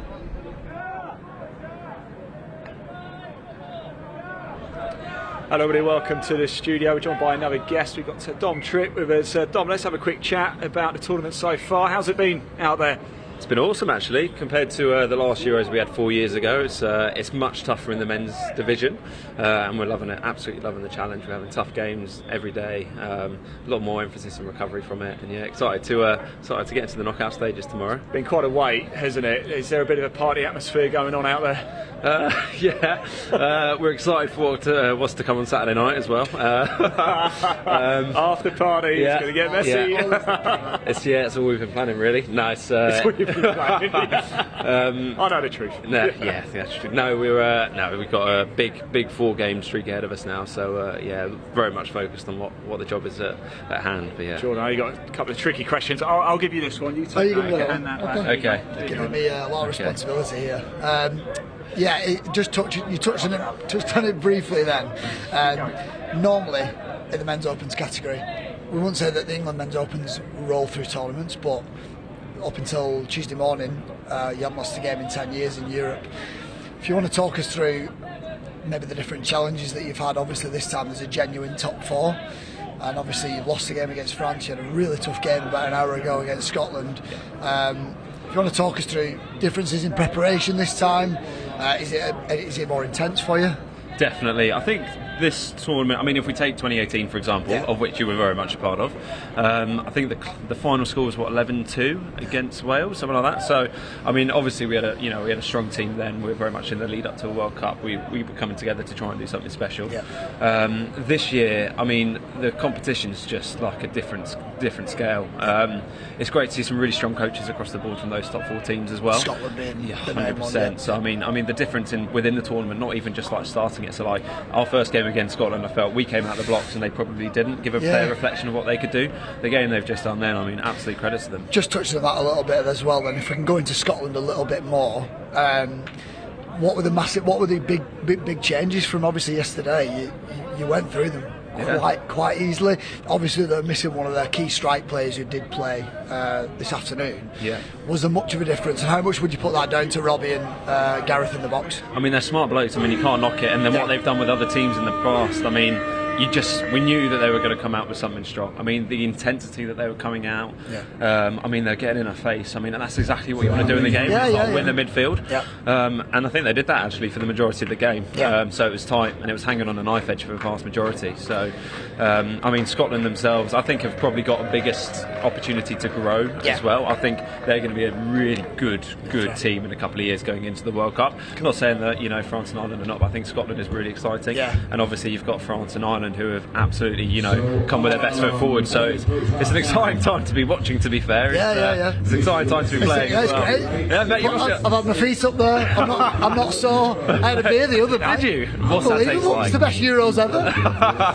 That's why he's not playing. This is unbelievable. Unbelievable. No, I mean, to be fair, we were chatting this morning, and Ian asked me about preparation, things like that. I started talking about when you win on day 4 or 5 with your mates, and you get to have a beer in the changing rooms. Then I went, I'm going to have to go and play now. I've got goosebumps. Before we go back and wrap up that first half, Dom, tradition we've had all week, a little bit of a tricky question to deal with. Well, you can make it tricky if you want. Okay. I know what your answer might be, and I think there's the right answer. If you get it wrong, somebody's going to be angry. Is it you? And you'll know.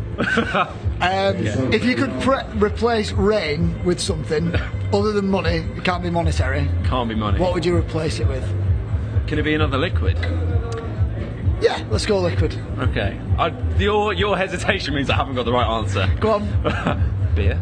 Yeah, that's alright. I know it's not the right answer. Okay, what is the right answer? Have a look at your hat. Oh, Dower House honey is absolutely the thing that should fall from the sky. Although that doesn't give you 10 hours of commercial free touch, does it? Beer's a good answer, but yeah. Oh my God. Well, thanks so much, Dom. We're going to let you go anyway. Thanks for that. Thanks for coming up. We do appreciate it. We're going to hand back to Jono and Ben to wrap up the first half there. Thanks for tuning in.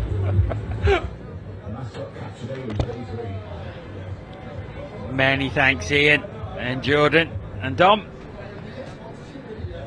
And Ben, we're at half time here. England 4-0, looking very comfortable for that. Yeah, absolutely. I hope you enjoyed the 2 children that we've just had on in that interview just then. But we have definitely got a good performance from England here. They're playing very well, they're playing very smart, they're doing the same thing every single time to get the setup to score. So I think they're playing very well. Portugal have had opportunities. I would like to see them spread the ball a bit more, but we'll see what their coach has said at half time, and hopefully they can try and get on the scoreboard early. Indeed, and we will see Portugal a little later on as well, as they take on Wales. Wales in second place in the round robin table. Just the 2 losses that they've had so far and 6 wins. They are playing at the moment out on field 2, so the stream available for that one. They are playing Switzerland. The other game in this round in the men's 45, Scotland taking on France, which is currently on field 5. Looking at the table overall, England 8 from 8, so they are well on top here. It looks like they're going to go 9 from 9, and Wales, Scotland, France. So that looks like that will probably be the semi-final lineup. Possibility of some change depending on the results that are going on at the moment, and the final round later today. But you know, England looking very good, but Wales and Scotland, they could provide a bit of a banana skin for England. Yeah, absolutely. If you're looking at the table as we are now, Wales have actually scored more than England so far. England have scored, and this was before this game, so we'll see how this round changes the table. But before this game started, England had scored 61. Wales had actually scored 65. So their attack's a little bit better at the moment. But then England's defence is a little bit tighter. They've conceded 9 scores less than Wales. So that's a positive 4 for England. So maybe that's why the draw at the table is like it is currently. And Wales 2 losses are to England. 10-7. And 6-3. So there's 6, yeah. So I saw a positive 4.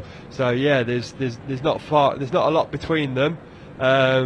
It's just a case that let's say that hypothetically, looking ahead to tomorrow, the final is between England and Wales.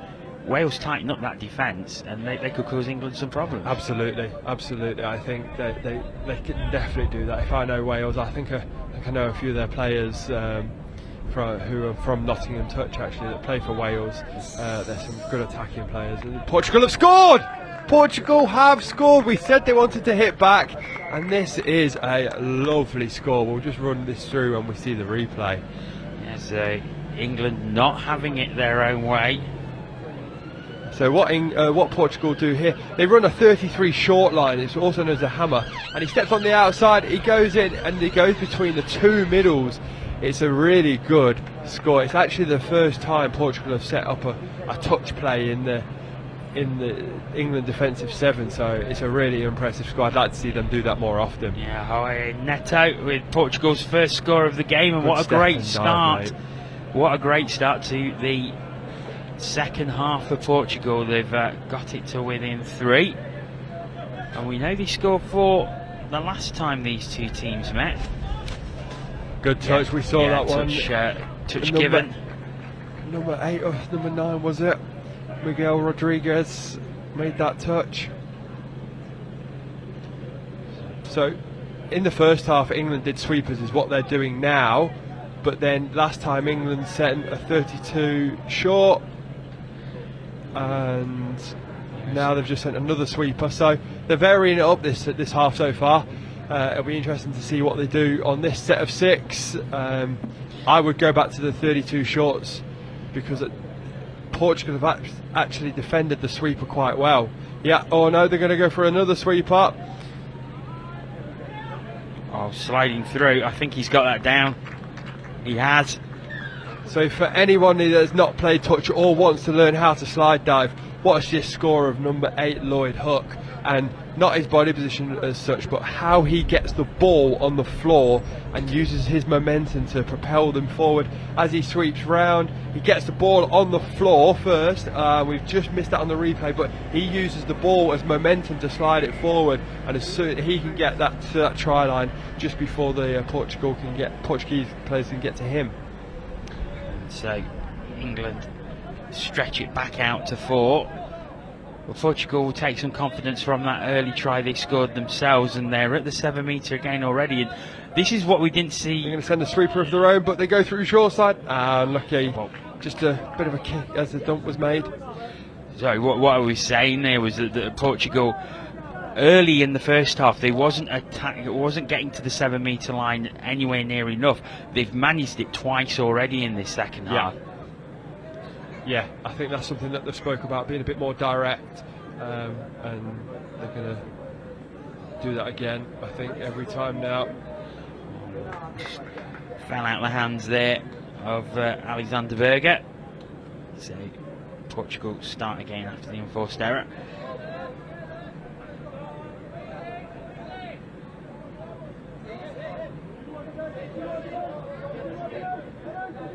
To halfway, they made changes from their sub box. We're looking at the Portuguese sub box now, and Portugal number 2, Carlos Lemos, is actually he's pointing towards the English try line. That's obviously a statement of what they said at half time. Go forward, and They didn't go forward this time, and look at they're 10, 15 metres out, and there's not a lot on, and they turn over the ball. Miguel Hone just trying to go through there. And now they've been penalised for throwing the ball away. So England get an extra 10 metres, and Portugal will not have wanted that. No. I think that's the thing. You've got to keep your frustrations in check somewhat in this game, because you are penalised for any shows of dissent. Oh, yeah. Someone that's definitely done that in the past. I know that it's difficult to do. England have got an overlap, but they've got no winger. The winger's subbed off. He's on the other side of the pitch. You can see there, he gets the ball. He looks up and he goes, "Where's my winger?" And there was no one there. So unfortunate from the English attack there. They had the overlap, but they couldn't exploit it. They're going to send another sweeper here. Oh, that's a nice play. Lovely quick pass into the midriff of Brian Sibthorpe, and he can make no mistake. He goes straight through the hole and pops it down, and England win, leading 6-1. And if you're used to touch rugby or new to it, we do a thing called sequencing. So England's number 8, Lloyd Hook, he was the one that we spoke about with the slide dive. He went round, as you can see, and have a look at the link defender from Portugal. He comes in because he thinks he's going to slide dive. He doesn't, and they pass the ball off. That's very clever play there from the England number 8, because he definitely used his score before to give the assist there. Portugal, once again, they've driven to the 7 metre from the tap off. Now it's just trying to work out this England defence and look for the gaps. Inside ball's on, inside ball's on! And they've got it! Neto, the latest try scorer for Portugal, and they do have a second. 6-2 England lead. Let's watch this again. Just nice quick passing. Driving to the line. Good switch back inside. Yeah, so they tried to set up the same play that they ran when they last scored. So England tried to defend that, and instead of giving him the ball, they actually went short side, and the touching England player was nowhere to be seen, and the big hole was on inside. 32 short. Oh, and England are driven all the way to the other end, and it looks like the referee's pointing that the ball was down. His side official agrees with him, and England are 7-2 ahead. They are. There's not the Portugal number 3, Ricardo Couto, wasn't happy with that call. The referee said the ball was down, so he's got to get off and take that one on the chin. So England coming straight back from the tap off. They've got the lead back to 5. 7-2 they lead, as Portugal look to strike back themselves. I think they're going to do the same thing. Yeah, they give the ball, he steps in. He's going to throw long. This is a great pass. Can he dot it down? Good defence. So this is the same setup that Portugal have scored off twice now. And instead of scooping or going short side, number 13, Jose Neto, just went went open side and threw the ball. Really good long ball. But England's near side winger, as we're looking at it, could just get over and make that touch. Good defensive read. It was Dante Storte again, and it was interesting that he put the ball down. He was straight to the official on the side. Please give it me! He's really living every move of this. It's great to see. And England just have the ball. They've managed to bring some fresh legs on. It's halfway.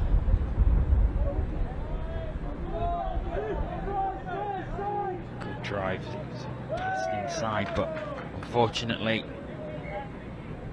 not handled cleanly, and Portugal will have the ball back.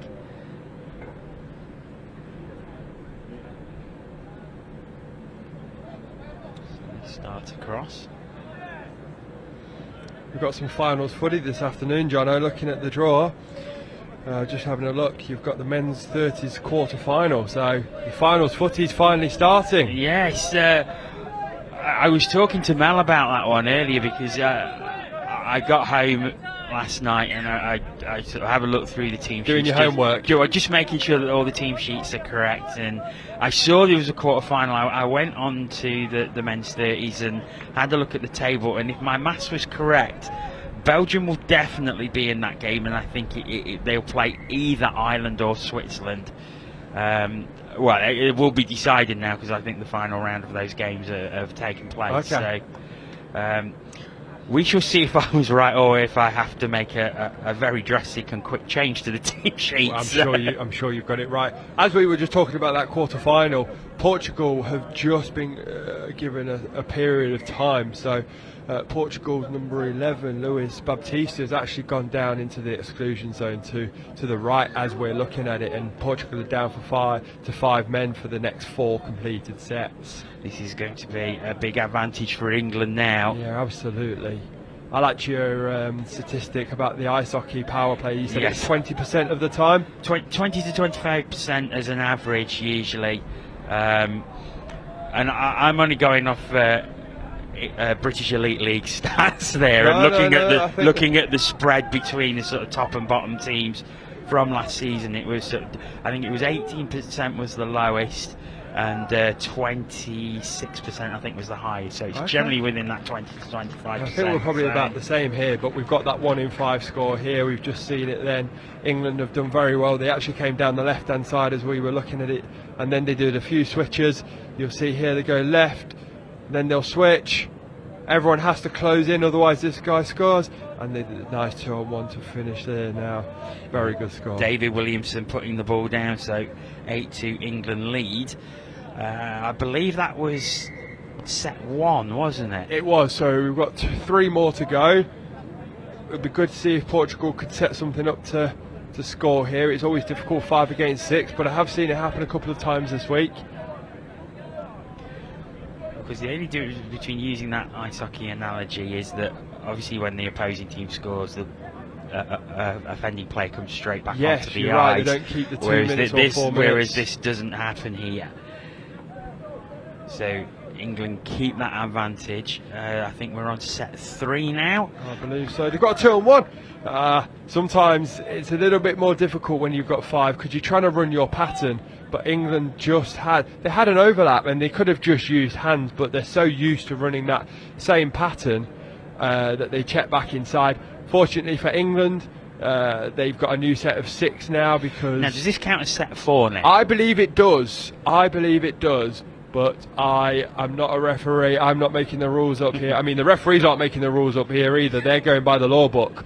But I'm not sure what the law book says. I believe it should be 4 set. This should be the 4th set. We'll see what the referees do, though. Setting up a quickie play. Quickie back. Oh, he's down. Lovely. So, again, England have had 3 attacking sets. They've scored 2 of them. So, 66%. 66%. Bit better than ice hockey. Come and watch more touch, guys. I think he should be coming back on now. He is pointing, but he's still in the exclusion box. The referee's saying 1 more set. I don't think this is set 5. But referees know better than me. And this is why I'm up here commentating and not down with a white t-shirt on of England or the referees. Poor Bunce there putting the ball over. So yeah, I do wonder if that penalty, the penalty, which we thought was maybe, is it that actual drive rather than potentially it is penalty. Portugal at the 7-metre mark, unfortunately used all their touches, so England have the ball back. 9-2 that they lead now. They've got a very comfortable lead with 6.5 minutes or so to play. They go over to the sub box. And as in ice hockey, Portugal are back to full strength. They are indeed.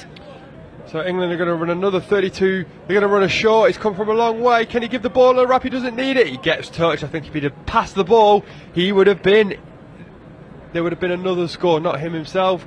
Number 11, Brian Sibthorpe. If he'd have passed the ball, there would have been a score. And these things against Portugal might not matter as much. Oh, we've got another outside. Oh, good touch there by Portugal's number 9, Miguel Rodriguez.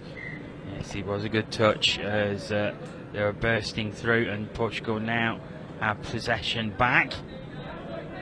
There's a nice big crowd gathering around pitch 1. I think there'll be a fair few teams that have only got 2 games today, and they might be done already, or have got a nice big gap between games, so they're coming to enjoy the sun. We've got a big shoot where the trees are to our left. Oh, England, Portugal are on the outside. What a diving touch that is by England's number 15, Bill Lees. What a touch!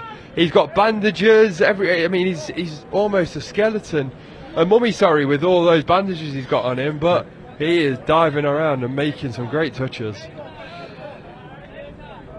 He certainly is. He's got his fan club on the bleachers in front of us. They was chanting his name at half time, I noticed. Oh, so, really? I wonder if that's some family down there. Gave them a little wave. They're turning around and looking back, so I wonder if they can hear us talking about him down here. So while we're talking about England, the England captain of the men's 45s actually came over to me and said, our grommets, so if you've never been around a touch tournament before, grommets are the youngest player. Yes, you can have a grommet that's the youngest player in the men's 45s, has lost their team mascot, and he's actually watching this game now, so you'll have to come and find that later. It's in front of the commentators. Yes, he's certainly enjoying it. He's got a lovely view. Yes, he has. It's actually a gargoyle. So it's not the happiest of mascots. Maybe it's what the team represents. I don't know. I think he's not happy because it looks like he's had one of his wings stuck back on. But so you'll have to come and get that in this second after this match. It's England who are driving again as they look to go into double figures there at the 7 metre line now. Short side. Oh, he stepped into. Oh, unlucky. There's a bit of confusion there. Who was at half? England's number 16, Tim Stoller, told Ken Pollard to just stay out of the ruck. He picked it up. He went short side, and it was just ball to ground due to a bit of confusion. It's Portugal who are over halfway.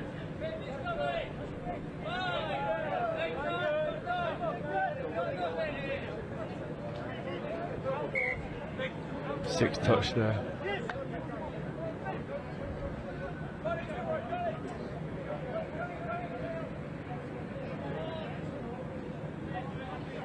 So they can go towards their own box. They get fresh legs on. 3 minutes left.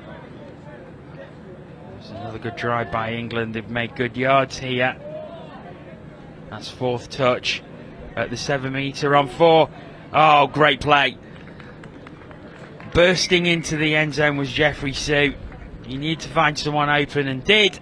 And England do have double figures. It's 10-2 that they lead. Yeah, David Williamson comes driving on the field. He actually moves the Portuguese defence left as we're looking at it here. He then checks it, he then switches back in, drives it in, and as John will say, they scoop and get that score. So Portugal start again from halfway. And after that really early score that could have put pressure on England, that Portugal scoring straight from the tap off in this second half. Fair play to England. They've stretched away and increased their lead. Yeah, absolutely. I think you said it was 10-4 the last time these two have played. So it looks like currently, as it stands, if the score stays the same, England's defence has been a little bit tighter, and they've managed to get over the Portuguese try line as many times as they did last time. I think that is ball to ground. Note the referee saying he got in the ruck, so the Portuguese player got in the ruck, so it's a new set of 6-2 England, and they'll try and stretch that lead to 11. Well, indeed.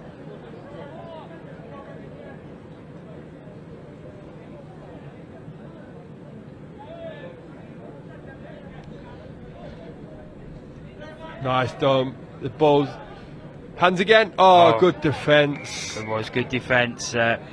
Just stepping up there was high Neto. Not sure what the referee's called here. He's giving it Portugal ball. Not sure what for. So we'll have to just make do with the referee call here. Final minute. So Portugal will want to finish on a high. As we said, they will be on this pitch for the final game of the day, starting at 6:05, and that is against Wales. So yeah, it's a long day for them as well. That is. It certainly is. 3 games in a day. That is really going to make the legs suffer. I think there'll be a few ice baths tonight amongst these players. Absolutely, a few massages. Same with the referees though. They are running up and back so many times. They're getting, we've got a quick scoop. No, I thought it was going to go through as a winger. Yeah, the referees are doing so much work here, especially it's hot. Indeed. Oh, I think Mel was saying that the refs can run 4 to 5k in a game, and if they're doing 2 or 3 games a day, exactly. that's a lot of miles there. Exactly. Getting through. The hooter actually went, but England got a penalty, so. And they're going to score off this kind. Oh, good slap down by Portugal's Luis Baptista there to finish that game off. Yes, so the whistle goes. It is a 10-2 victory for England against Portugal. As I said, we will see Portugal a little later on. 6:05, they take on Wales in the final match of the day here on pitch 1. But coming up next, it is the Women's Open round robin match between Belgium and France. Many thanks to Ben for being on commentary. We will take a very, very short break and we'll be back very soon. Belgium versus France in the Women's Open. Don't go away.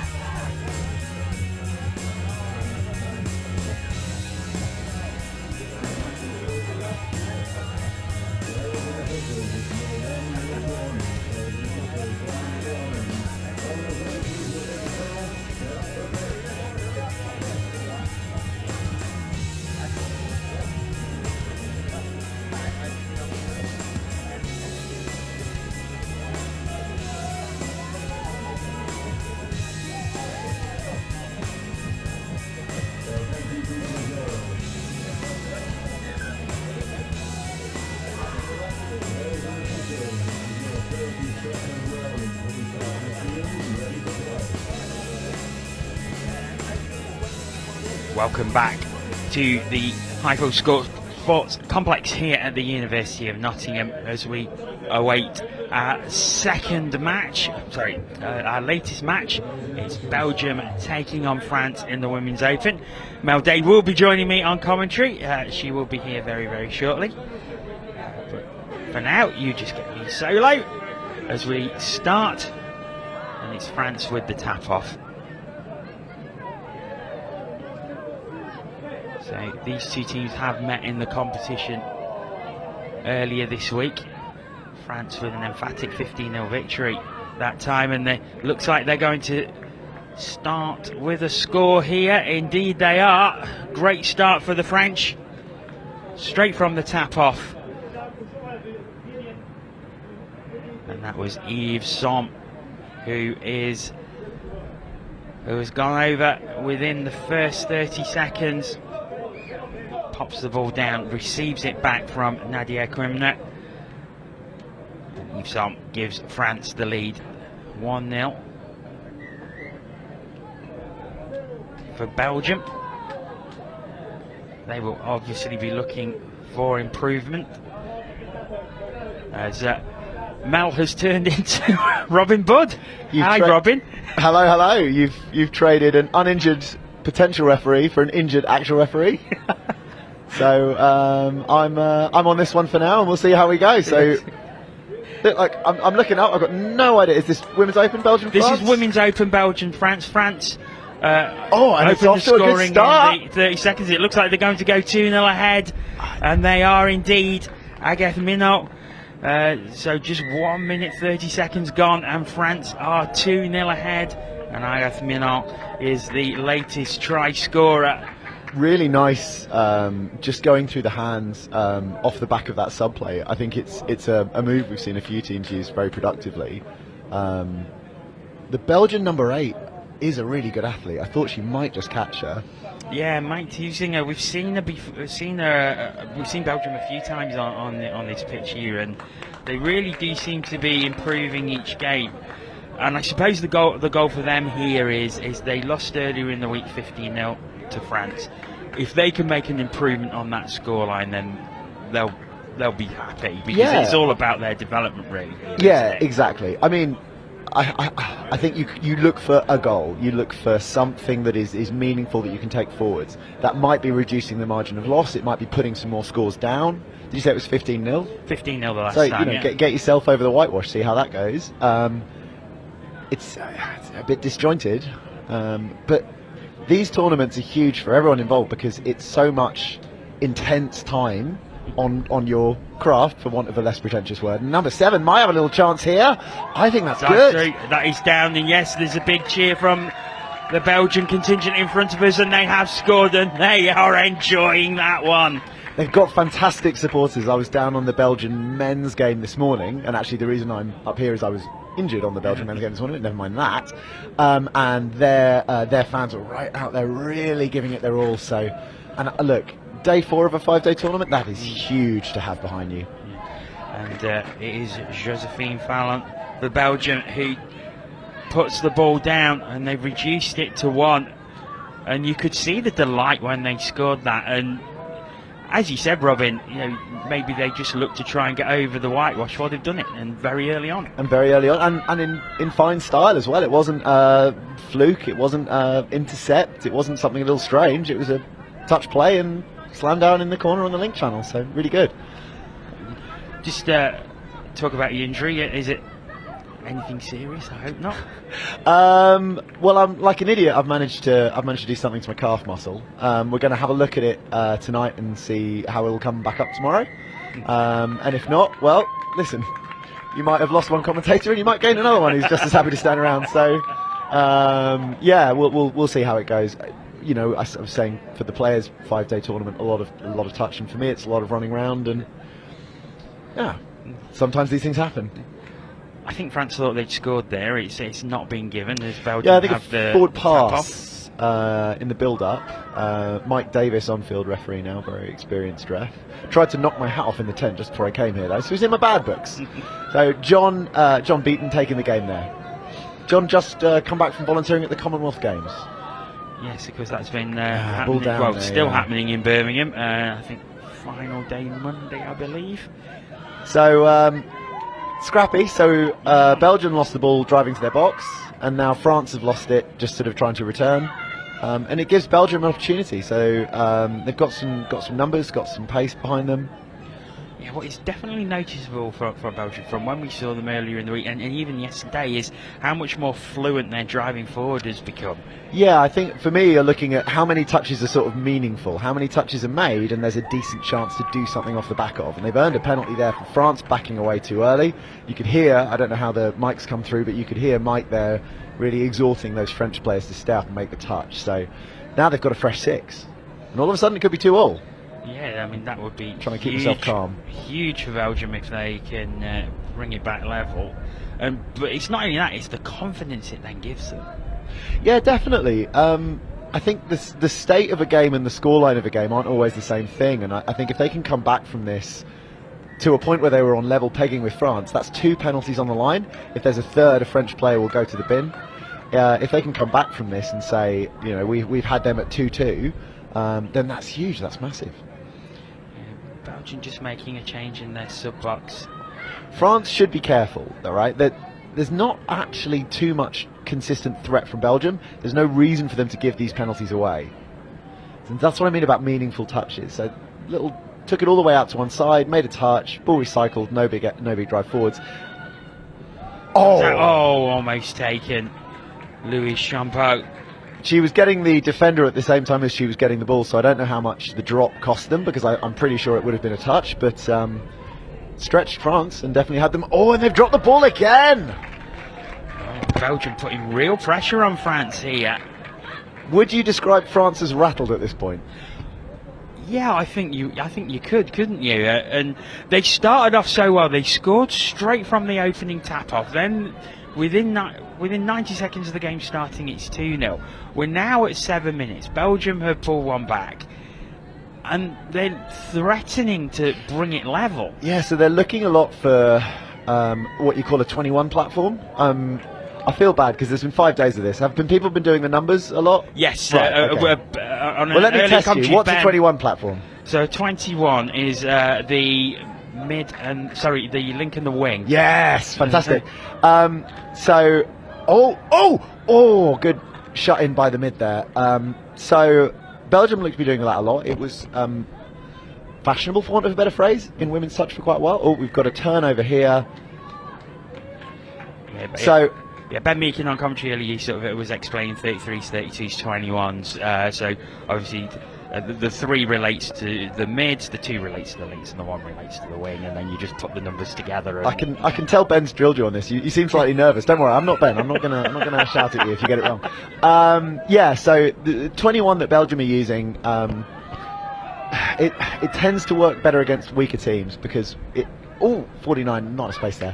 It tends to work better against weaker, less confident teams because it creates a bit of a space out on the wing, but most teams can manage that space very well.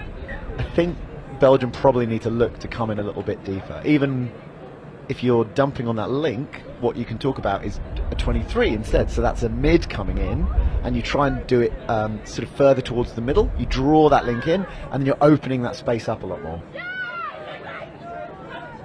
It's Belgium who have the ball again. They're over halfway and they bring fresh legs on. It's a full change for Belgium. Oh, nearly had a drop there. Yes, 8 is scooping. 8 is rapid. Oh, and it's just number 8 for Belgium. 6 again there for France. So John judged the French player played at the ball. So Belgium will yet again get a 6 again on their line. Belgium putting France under a great deal of pressure here. Yeah, definitely. I mean, still 2-1.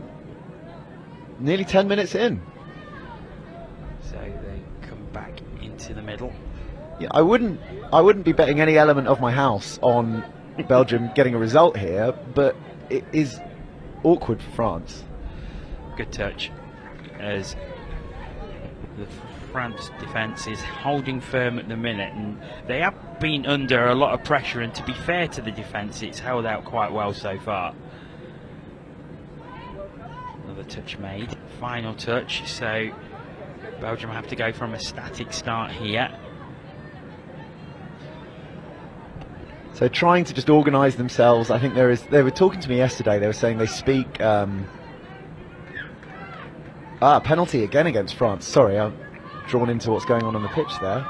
So they were talking to me yesterday and saying that they have 4 languages between them in that team, in the Belgium team, and English is actually their common language.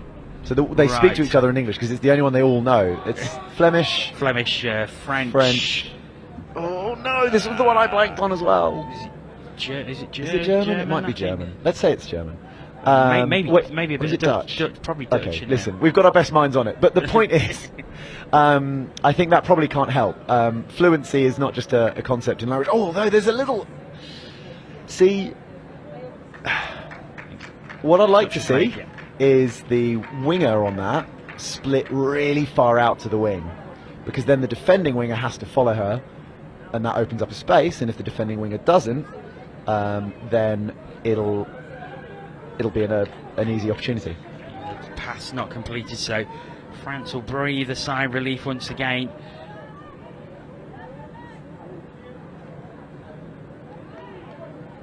As they head towards the sub-box and make some changes. Yeah, I mean, France have really got to sort of honestly get their heads on a little bit here. And they're appealing for a decision there, and I can't see any reason why they should get it. For me, she just rolled the ball and dropped it. I think you described it perfectly earlier. They're rattled. Yeah. And it's interesting. I mean... Oh, that's heavy.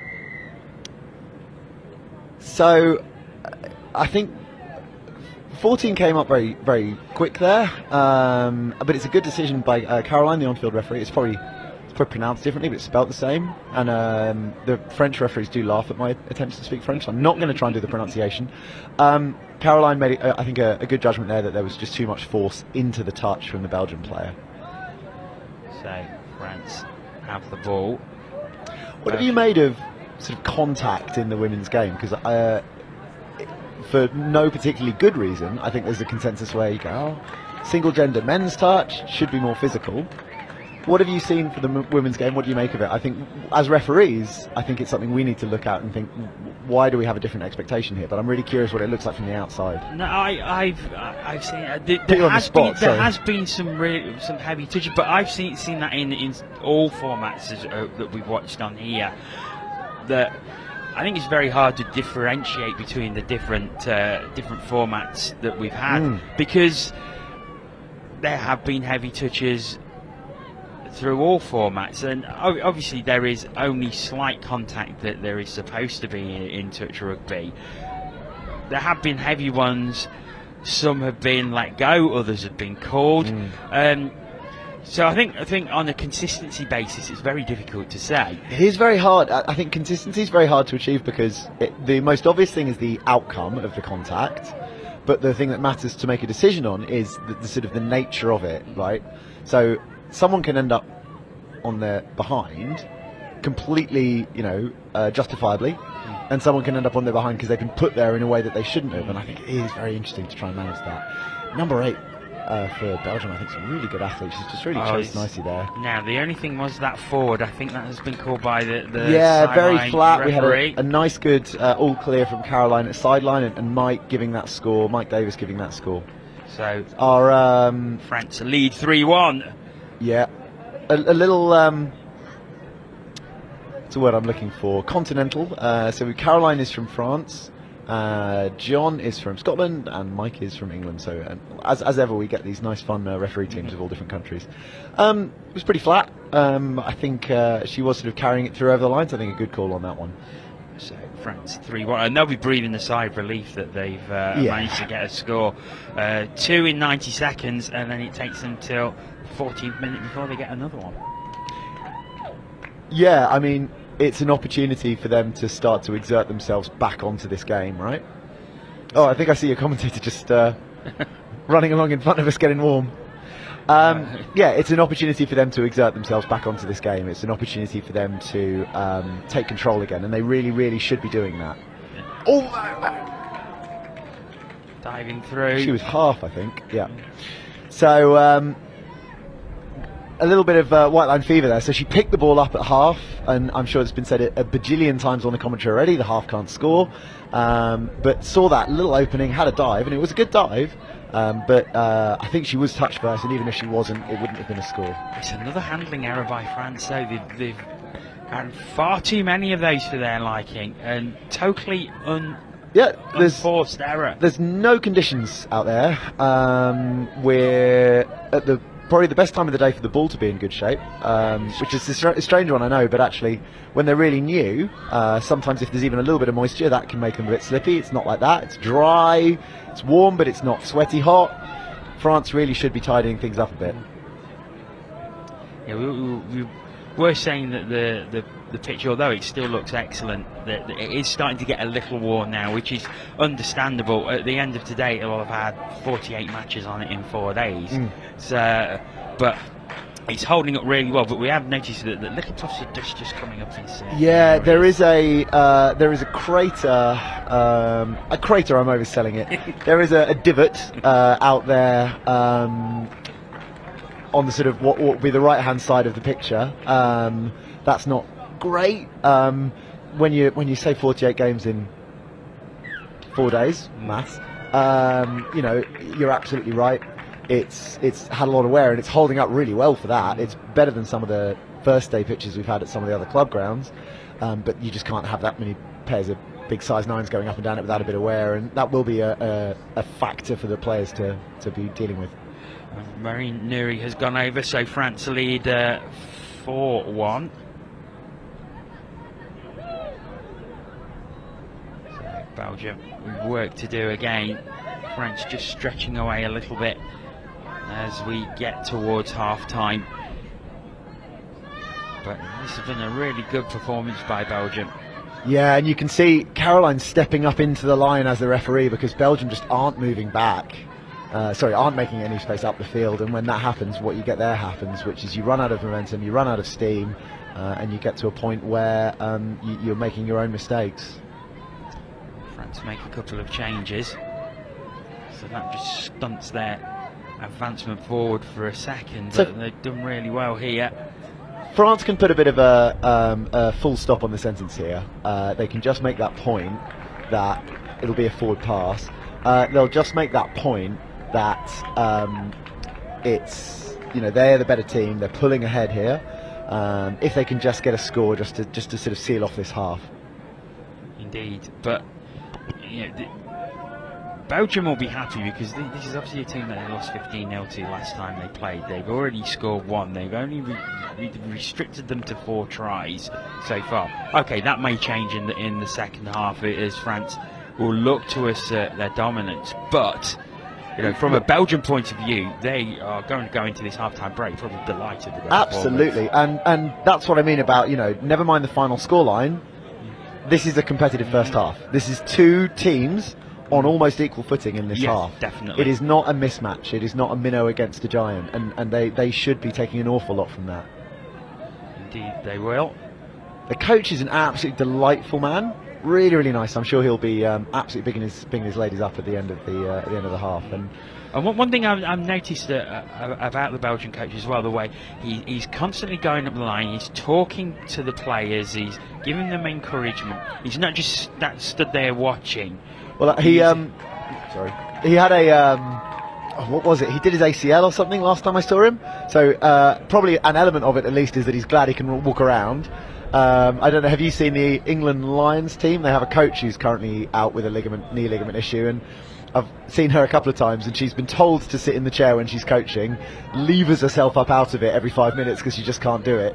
So yeah, I mean, I think there's 2 things there, right? He's active. Who can blame him? I think you always have your own individual approach as a coach, and as long as you don't come off as frantic or panicked, I think actually having a bit of energy, you can give that energy to the players, and so that's good. And I think the other thing, like you're saying, he encourages his players, and that's so meaningful. I'm not sure. There are other approaches, and arguably fine, but I think especially when you've got a bit of a rougher ride through a tournament, it's really good to just keep that positivity going in the box, and I think he'll do that. Really, really like the man. Certainly is, as France go through again. but no try given. Touch was made, so Belgium have the ball again. We're 20 seconds away from half time. They're looking a little tired here, Belgium. I think the half could be useful for them. France just have it. They'll probably have a chance for one, maybe two plays. One And there we is. go. What an interesting half. It was very interesting. Belgium getting the score, and they put France under an awful lot of pressure for large parts of that half. Oh, very much so, yeah. I think there'll be much more to talk about in the French box than in the Belgian box. Well, we are going to take a short break here in the commentary box, and we're going to head over to Ian in the studio. Hello everybody, welcome down to the studio, and I'm with a man who's been there, seen it, done it. You can't pull the wool over his eyes. It's Greg Taylor. Greg, congratulations, because yesterday you got your 100th international cap as a referee, and there was a very nice guard of honour. Were you quite emotional? Yeah, it was. I thought initially people might have forgotten about it, but yeah, no, it was a pleasant surprise. Yeah, it really was. No one's going to forget about that. Come on. Look, let's talk about your journey. 18 years you've been a referee. How did it all start? Well, I started as a player, like most people, like most referees do. You get an understanding of the game, and usually your team needs a referee.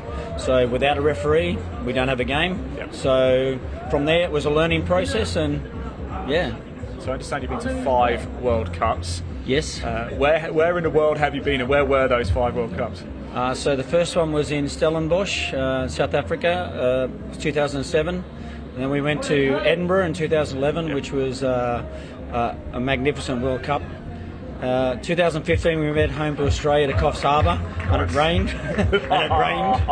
Typical. And then in 2018 I went to the Youth World Cup in Malaysia, and then I went back for the Open World Cup of 2019, and that was hot. Yeah. 54 degrees hot. Well, we're yet to have a venue for the 2024 World Cup, but hopefully that will be announced sooner rather than later. Now, the game has developed so much over the years, and the refereeing standard has got so high, hasn't it? What's the coaching methods? How do people get involved? And I've seen you coaching people actually over at Pitch 5. Do you have to do that, or you just enjoy doing it? No, I try to enjoy it to bring up the game. So if the referee's better, the game gets better. Yeah. So it's about refereeing smarter, not harder, and doing the little things, the little technical things that makes it easier for them, instead of being too hard. As far as the coaching goes, we have world-class coaches here and at home, and they work in conjunction with our player coaches, and try to understand what the coach of the players wants out of their team. What are they trying to do? And then that puts us in the best position we can be if we can read that or understand and then read that. We're in the spot on the time every time. I suppose it all mixes together, doesn't it? The standard refereeing is very, very high. And we were just talking about the countries who are sort of developing their game. We're just looking at Belgium over there. We spoke about Luxembourg. Bulgaria here for the first time. I just refereed them, yes. And how were they? They good. They scored a try. It was brilliant against England. Wow. They scored a try against England. But that's nice to see, isn't it? Because we need to see this grow. As I said to you before, I spoke to Victor from Spain 5 years ago, 5 people. Now they've got 500. It's really working, isn't it? And it starts at the top. It starts with the standard of refereeing as well. It does, yeah. And it's good that we've got some travelling coaches, players, referees that are going around the world and assisting to develop these nations and develop the sport in those nations. Chile is another place that has come along leaps and bounds, and it's really pleasant to see all these other teams, because when you want a World Cup, you want everybody there. Absolutely. Great, congratulations. Here's to 100 more. Okay, thank you much. Cheers. Let's hand back to the comms. Thank you very much to Ian there. We're back here on pitch 1 as we await the start of the second half.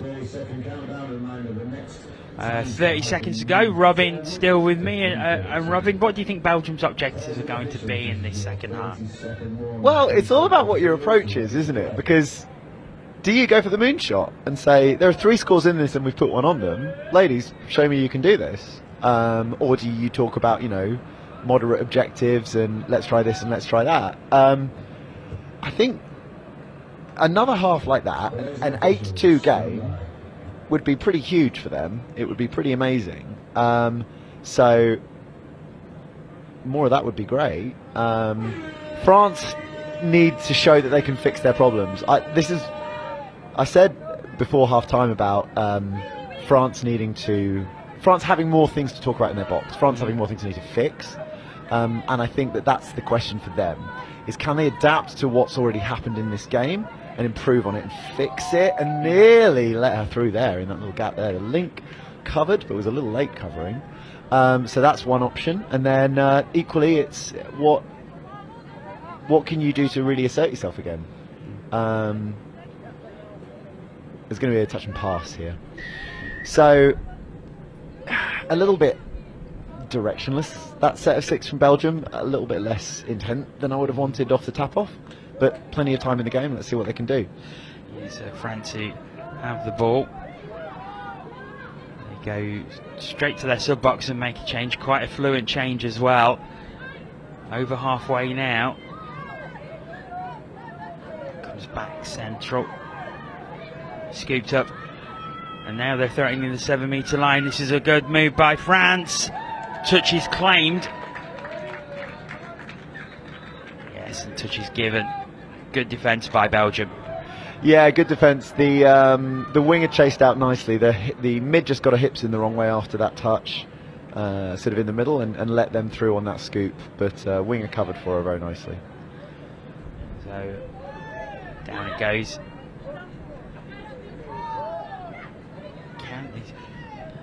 I do love this. It's happened. I've heard it quite a lot from various teams where they're shouting the touches from the sub box. It's just so they don't lose count when they're on the field. Yeah, I can imagine it's easy to do as well when you're in that game and you're trying to count up.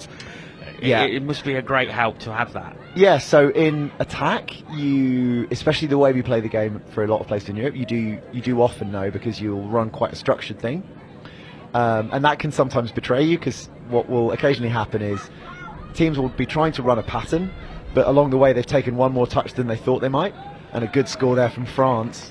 It's Agif Minot just going over in the corner, and France take a 5-1 lead. There's a little conflab between Mike and John here. Agathe Minot is going to have to wait to find out what the fate of that potential score is. Officials just having a...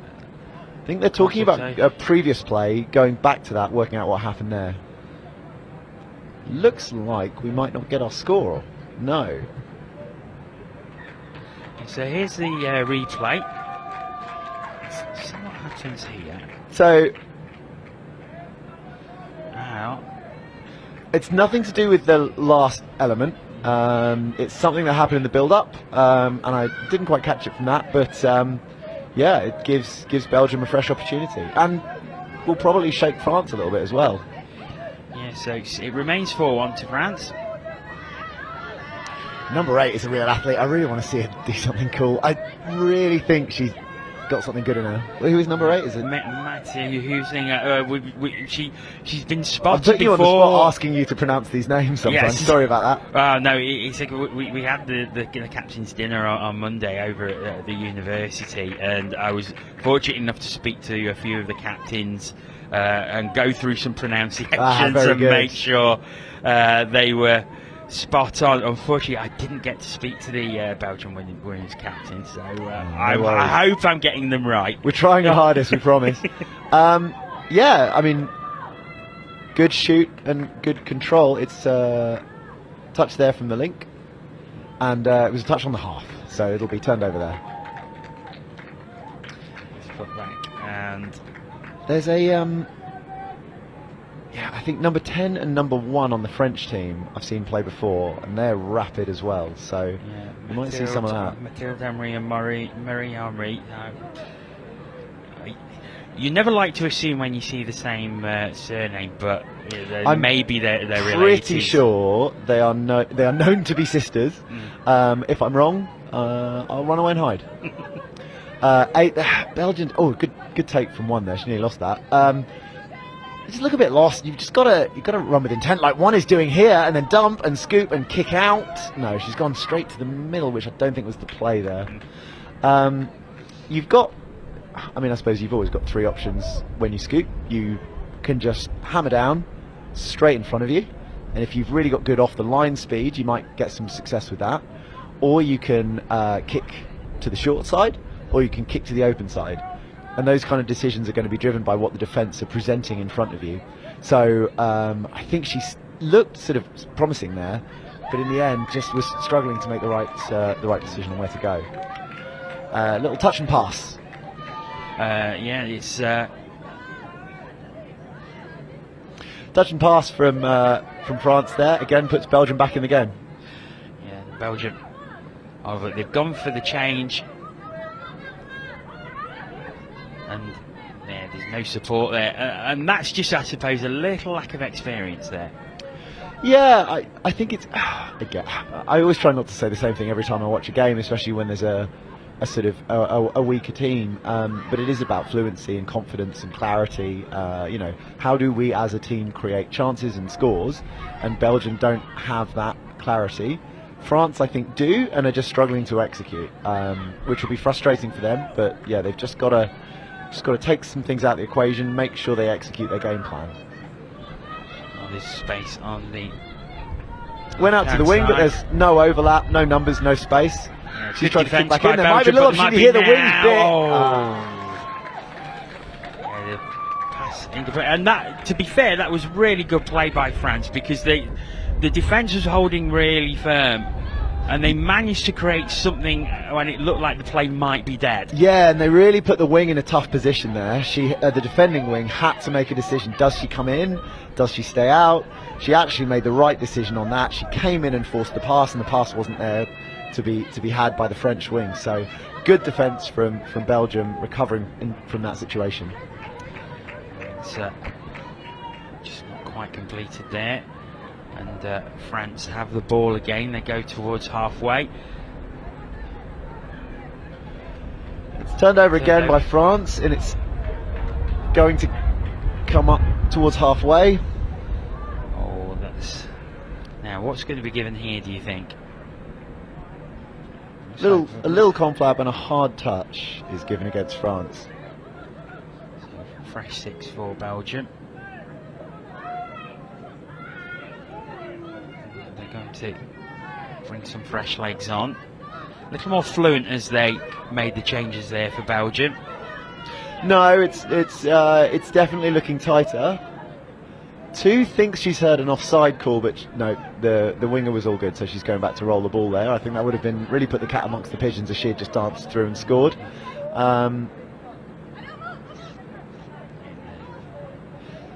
So setting it up in the mids, but what's the play? What are we doing? And that's good. She's kicked out. She's looking for that 3-on-3. Back inside. Good touch made. I think there was a forward pass in the build-up, so in the end counted for naught. Yeah, and France have the ball back. So where are we? So we're nearly 3/4 of the way through. There's been no score in this half at all. No. I think it's Belgium. Their defence has been really good, I think. Over the mark again from France. I think the time off by the referee, I think it's just calling them back. I think basically the on-field players didn't quite make out the whistle. There's a bit of wind whistling around the ground, so it might have been caught up in that. And he's just having a conversation. So the sideline referee is just having a conversation with the French box. And I think that this is a story of the game. The Belgian defence has actually performed really, really well. But also, I think France have had quite a few unforced errors that you certainly wouldn't expect of them. Yeah, they've got to manage the decisions. Oh gosh, I think someone shouted on, but it was just as one of the players fell over and I thought we had an injury. They've got to anticipate, or they've got to expect that they've not had the rub of the green on what they might have liked from this game, and they've got to really lock in and really get themselves in control of this game. Yeah, and they have the potential to take control. I mean, they're 4-1 ahead, and so they've got 3 scores up. So in that respect, they're not going to panic too much, and they're probably going to go 5-1 ahead here, are they? But yeah, I think they are. From the way that the winger, defending winger, dived, I think that was more in hope than expectation. So there you go. They've got their score in this half. This half right now is 1-0. Equally, if you're Belgium, I feel like you'd have probably taken that at the start. So, you know, we're not, I don't think, gonna get our shock result. Nice dive there from number 33. Good finish. Defending winger just not quite there to make the touch. Marie going over in the corner there on the wing, so France 5-1 ahead. But yeah, I mean, it's no secret France are a better team than Belgium.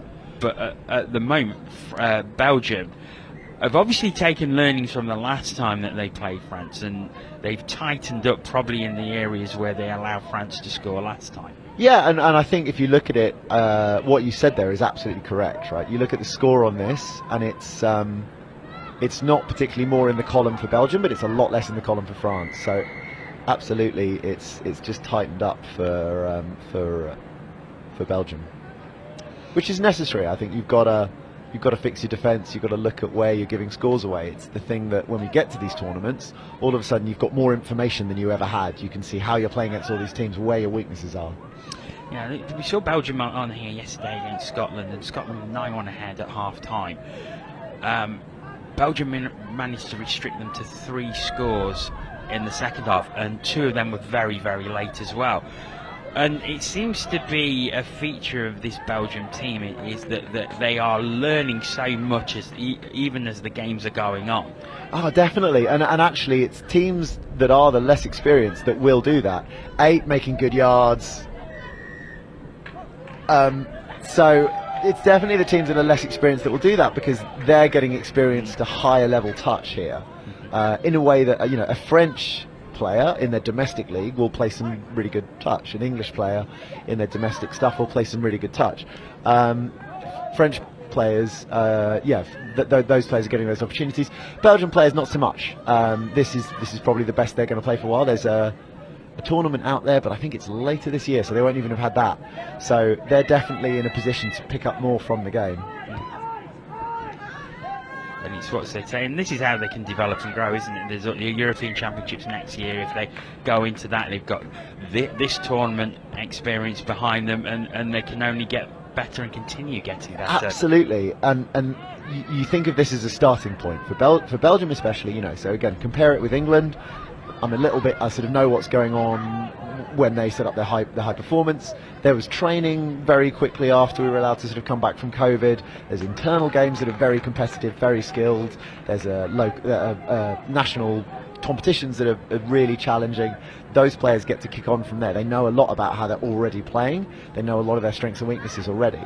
Belgian players don't have access to all of that, so they're going to be really struggling to get that same level of, well, where am I good, where am I bad, what happens when I'm under pressure from a really good player.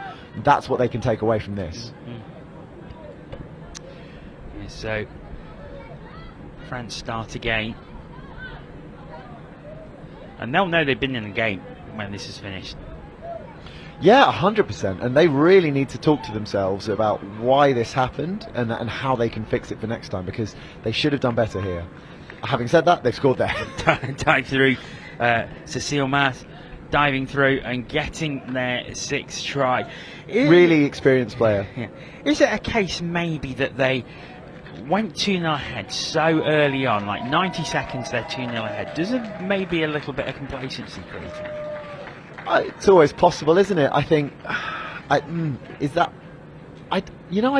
don't think it was complacency. I do think all of a sudden they just felt like the game got harder than they were expecting it to be.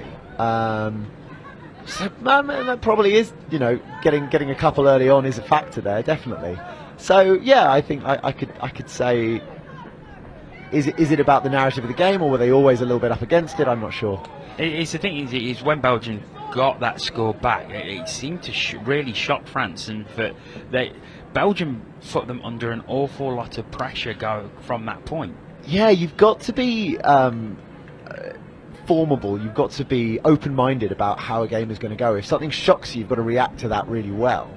And I do think there's probably been things like those scores that's put France on the back foot, and they've probably not dealt with it as well as they can. They can really play touch, this team. Like, they are not a team that should only be putting 6 on Belgium. If they put one more down, and they have, well, there you go, maybe 7. They're a team who should be getting those double-figure scores against a team like Belgium. They're only now, I would say, finding their stride. I think for Belgium, there's probably a little bit, I don't know whether the coach was spritzing them up or letting some of the air out at half-time, but I think that possibility of, might we be on for a real shocker here, is maybe dissipated, and that's taken some of their intensity away. Yes, indeed. And France go 7-1 ahead, so they have stretched away 3 scores in this second half, and they're going to feel far more comfortable now.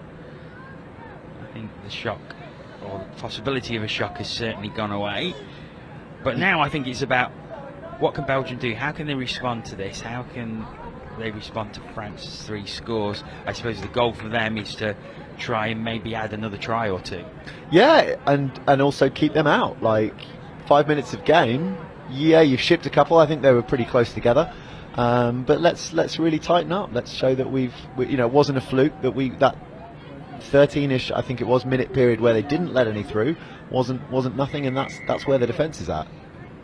We've talked about this on earlier commentaries as well, for teams like maybe Belgium, Sweden, Portugal, Luxembourg. It's where they try and section the game up into different time periods, and is it about like trying to win one of them sections or draw one of them sections or keep a team out for one of them sections? Yeah, definitely, and having that approach to the game of taking it one section at a time is the way to make it meaningful for a team like Belgium against a team like France. Absolutely, couldn't agree more. And I think it may have slipped away from them here. It maybe these last 5 minutes aren't their best, but even so, again, you look back at the game in terms of its nature, not its final score, there's an awful lot they can be happy with. Sophie Lecalier-Devalu has put the ball over there.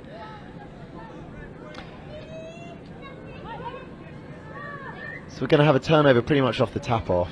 I think they're probably getting tired. If I count the names, it looks like they're one short even of a normal match squad, let alone reserves. So, the 4 days so far will be in the legs of these Belgian players, a lot more than the French, so it's not a surprise necessarily that they're fading. There are also some really sort of well-conditioned players in the French team. She just dropped that ball. That's a really good decision from the referee there. And that brings some cheers from the Belgian contingent, who are packed on the bleachers in front of us, and more cheers as the decision goes Belgium's way. The Belgian fans roaring back into life.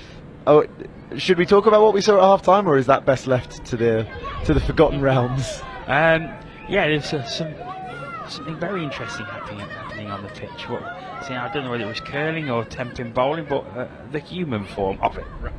Yeah, there was a man in a tutu faking that he was curling a puck. The puck also represented by a person into a little pile of pins. It's really, for me, that's as much about touch as what actually happens on the pitch. It should be a fun sport. It should be a fun day. Hands here for Belgium. 19 just has to execute the pass to the wing. Oh, it's just not quite taken. It was exactly the right idea. Yeah, a lot of teams look for these sort of latch type plays where you drive inwards as you transition, and then try and flick out and go through the hands where you've got an overlap. So that's always a good option, and they should really have executed that one there, but they did create a really good opportunity. He certainly did. Going back here for a penalty for an over the mark. It's into the almost at the final minute of the game. So France 8-1 ahead. So if you're Belgium, let's keep them out. Let's keep this to 8-1.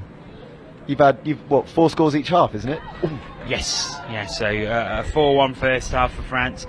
So far 4-0 in the second half. But after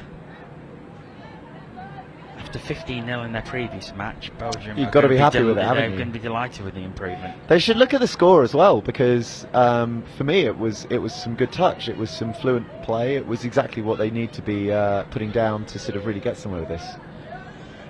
Indeed, it is. Little dump and split. Back into the middle, but that's where all the defenders are. But can they go through something with a phase play? 17, and that was forwards from the mid there. So, no try, and that brings more cheers from the Belgian contingent. They won't be deterred, will they? Ran through a sequence there, France. Didn't execute too much, too powerful with it, but it was pretty strong from them to have a little dabble and see what they got. So driving towards their box, and it's something they've struggled to execute as well as they might have liked. It's interesting to see where those issues are coming. So, oh, well, that's the game. And not a bad one at all for Belgium. Number 2 will not be She will not be deterred. She's going to run all the way to Derby. I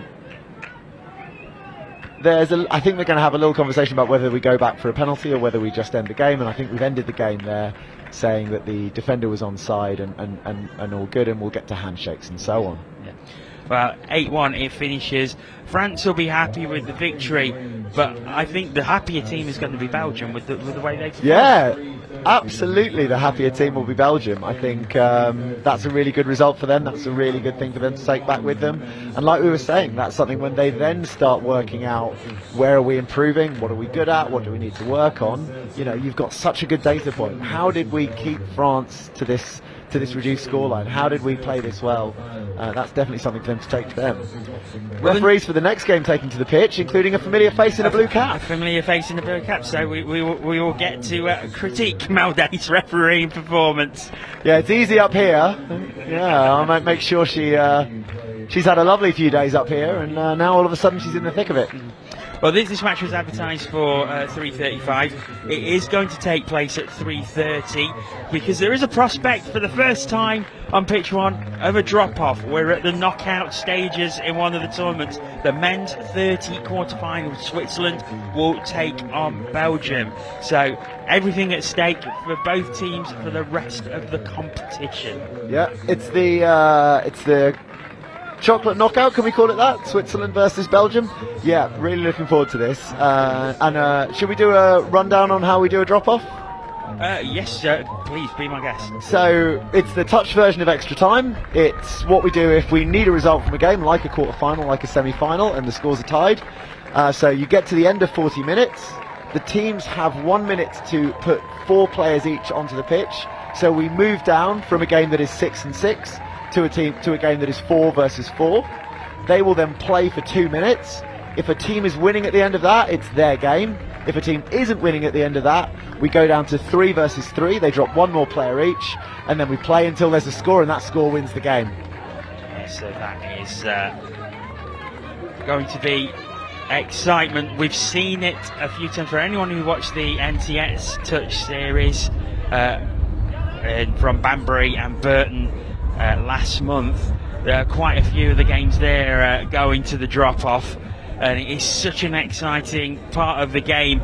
Not so much for the players on the field at 4-on-4 and 3-on-3, but for those watching and anyone watching on the stream, if you do get a drop-off, it is incredibly exciting. It's a lot of hard yards. It's a lot of hard work in a drop-off. Yeah. So this is going to be the men's 30s tournament. Switzerland against Belgium, and if we look at how both teams did in their competition, so Switzerland finishing 4th overall in the round robin, Belgium finishing 5th. England as the top team will go straight through to the semi-finals. Oh boy, yes. So it's a 7-team division. Prime numbers always create the most interesting tournament structures. Jono, I'd be delighted if you'd care to explain how this knockout phase works for me. So the knockout phase starts at this. So there's 7 teams in the round robin group. England as the group winners, they get a bye straight into the semi-final. So England in the semi-final already. So that leaves 3 quarter-finals in effect. So France take on Luxembourg, Ireland take on Sweden, and then we have this one, Switzerland against Belgium. Switzerland finishing 4th, Belgium finishing 5th in this round robin group. So they were very close together. 13 points for Switzerland, 10 for Belgium. Switzerland will go into this game as slight favourites. They won 3 games with 2 losses and a draw. Belgium 2 wins and 4 losses. So these teams have already met in the round robin stage of the competition on day 1. Belgium 6, Switzerland 7. So it says drop off written all over it. It does indeed, doesn't it? Well, we're almost ready to start. The final formality that the referees take part in as soon as we get to knockout touch, because I will say referees hate a drop off because it's extra work and we really try and avoid that wherever we can. One of the most experienced referees here, not quite on 100 caps like Greg Taylor, but a very experienced referee, Peter Fassender here, is legendary for managing to manufacture drop-offs, being around when there's a drop-off. So I sincerely hope he is stuffed into a cupboard somewhere, making sure that we can get through this in 40 minutes. And of course, it would be red against red. Switzerland in all red with the white trim. Belgium, of course, in the red with black and yellow trim. Switzerland going from left to right. It's a good long ball. And it's a good long ball, and it's a great start in the quarter-final for Switzerland. They are straight on the board. A great sight to see the cap nodding up and down of the sideline referee, Mel Day, and oh no, it looks like she's actually going to have to referee the game. She's in the middle now. Yeah, really, really good start from Switzerland. Nice long ball. The guy had acres to sort of get his score in. So what have Belgium got in response? Here's the replay. Yeah, Drop on the 7 metre, and it was a really good ball out to the wing. Yeah, I mean, you could say maybe that the wing actually looks like he's moving a little gingerly there, so I don't know, he might have been carrying a little bit of an injury, because you want to see him chase hard as soon as it's obvious that's where they're looking. Belgium going through, but I think the touch was made, and Mel Day calling the touch. So we've got Theo Edwards, Mel Day up on from England on this game. Well, Mel Day actually from Australia, but we like to claim her. And there's a score there!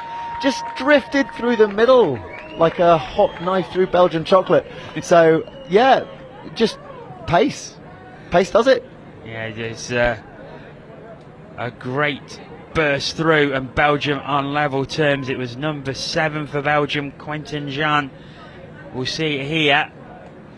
And he had a lot of work to do, but he suddenly finds that hole. He's got the speed. Richard Watts can't get over to make the touch. And Belgium all square. Yeah, you almost psych yourself out in defence sometimes with scores like that. Number 5's almost going for it there as well, where you worry so much about pre-touch and post-touch and setting yourself up correctly. Oh, I think that's not quite going to be a score. Yes, it is. It is. So Switzerland straight back in the lead. Belgium not happy, and there's a little bit of an argument between the Belgian players as they come off. They were not happy with each other there. You know, I always think good team culture is people sort of not pointing fingers and putting their hands up instead, you worry a bit when you see a team sort of getting in each other a little bit about that, but who's to say. Good decision from Theo Edwards there. Belgian player completely lost control of the ball at the roll there. There's a little gust of wind. We nearly lost the TV screen. I think it might be affecting play as well. Theo Edwards just had to run a shuttle there. They had a ball was turned over by Belgium, then turned over immediately by Switzerland. So he's doing his up and backs nice and quick. Okay. Number 10, Scoops gives space. Acres out he's there. Got it. Little juggle and a score, and a very clear And that just goes to show how much time he had. Matthew Locust there. He had time to gather the ball, spin, and still get to the line and put it down. Yeah, well, if you said he had time to catch it 3 times, it turns out he needed to catch it 3 times. So, yeah, that was well-manufactured opportunity. It could have been finished off a little more clinically, but actually, all good on that. What a start to this game as we see the replay of the try here. And it's just, they attract the Swiss defence over, and that just leaves so much space. But you've got to give credit to Matthew Lacus there. He read so well to catch the ball. Yeah, really did. And it wasn't...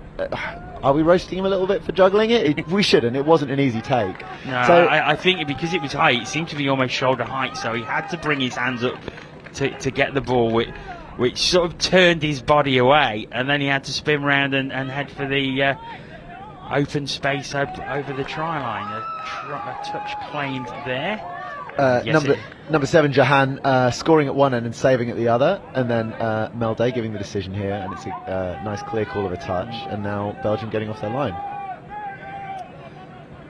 It's another touch, and you might be milking that just a little bit. When your momentum's already taking you, so usually your momentum's taking you against the direction of the touch, right? You're running towards a player and they're pushing you away. When it sometimes is going in the direction you're already going, you are going to get a little bit of a shunt and a bit of a speed up. And I think maybe number 7 probably was just thankful for the helping hand back to the line there. It's a nice little sub play. They're just looking to draw in that mid, but I think I was going to say he'd probably gone to the wrong side. But I'm not sure he has. Brilliant! Oh, has he got it down? He definitely hasn't got it down, so I think that's going to be a turnover. But made a little bit of something from nothing there. Really not clear where that space came from. So Theo Edwards setting up for the penalty here, and then they'll start to drive off their own line. Switzerland looking for their chance to get some fresh legs on and go at Belgium. There's a little overlap there. I don't think he should have dummied that. I think he could have given the winger and they would have made some yards. So nice little drive up through the middle. He's coming down now. They're looking to go through the middle again. They've gone quite expansively. You'd expect someone to scoot here, but actually it took him a little while to get to the ball, so there's less of an opportunity. And it's a good call there. The Switzerland player thinks he had his defender offside, but he didn't. Gave him a little shoulder. This is a physical game. Very physical. Yeah. Oof, I was worried for the player there. A bit of not a hospital pass because he had enough time, but it certainly made him jump up to reach it. So Belgium driving to their box. Last time they did that, they managed to create this kind of opportunity out of nothing. So who's to say what will come from this? Down it goes again. Oh, he's through and down. Was the touch made? I don't think it was. So the Switzerland player is denying the touch, but the Belgian player, I think, might be claiming that it was made.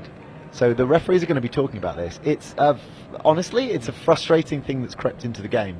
So number 3 here tries to sort of do a no touch. He tries to force a involuntary roll ball, which is a penalty against the attacking team. You need to be touched to roll the ball. But actually, I think that the question here is, did Belgium make the touch?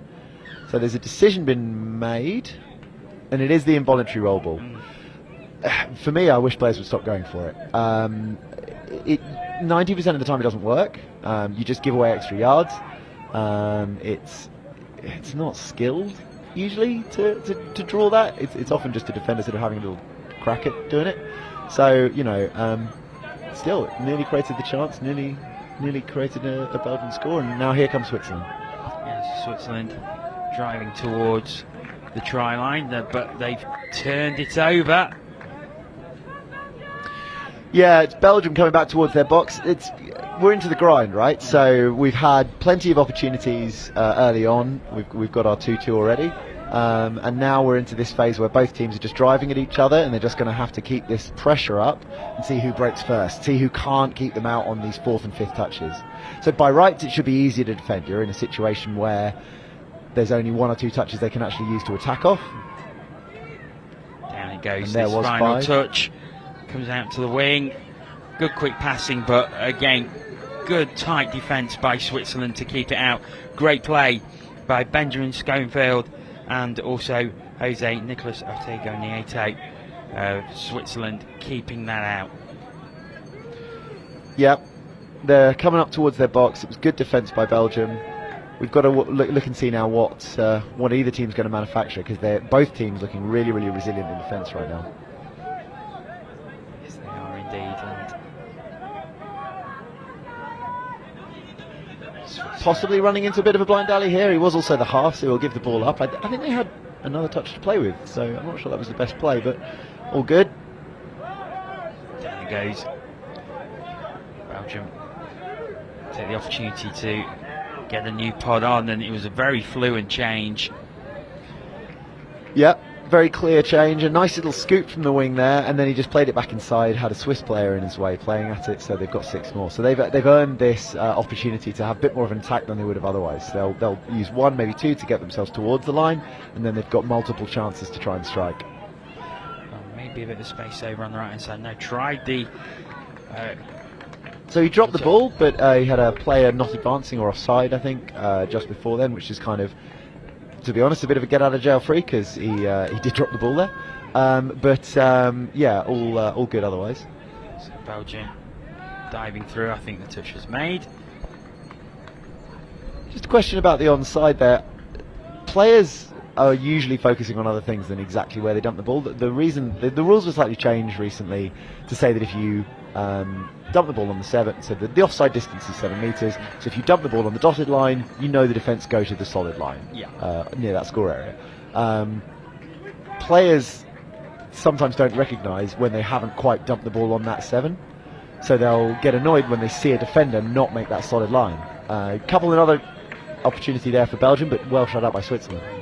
Yeah, and after the 4 very early scores, both defences have really tightened up, and it's a hell of a game so far. Yeah, absolutely, and as you say, it often goes this way. So you start with a tap off because that's how the game starts, and what that means is 6 attacks on the line, or 4 or 5 attacks on the line, and then you get to this point where we are now, where both teams opened up with the scores, and now we're just trying to keep things tight. Oh, I think there was a chance there, you know. I think that little bat down by the Belgian winger has just saved his team a score there. There was space over on this far left-hand side. And I think he was looking for the interception there, number 6, Trent McGifford. We love to see that. If he'd have managed to sort of... he palmed it forward and then was looking to get back onto it and probably run the length of the pitch. Bit of excitement for that. It would certainly get the blood pumping for Mel. She's, spent the last few days standing around up here. Now all of a sudden she's got to go full pace up the pitch. But yeah, it happened there. We had a man lying on the floor. He sort of looked like he was giving his mate a little shove just to kind of encourage him forwards. A big touch, but apologies, and we carry on.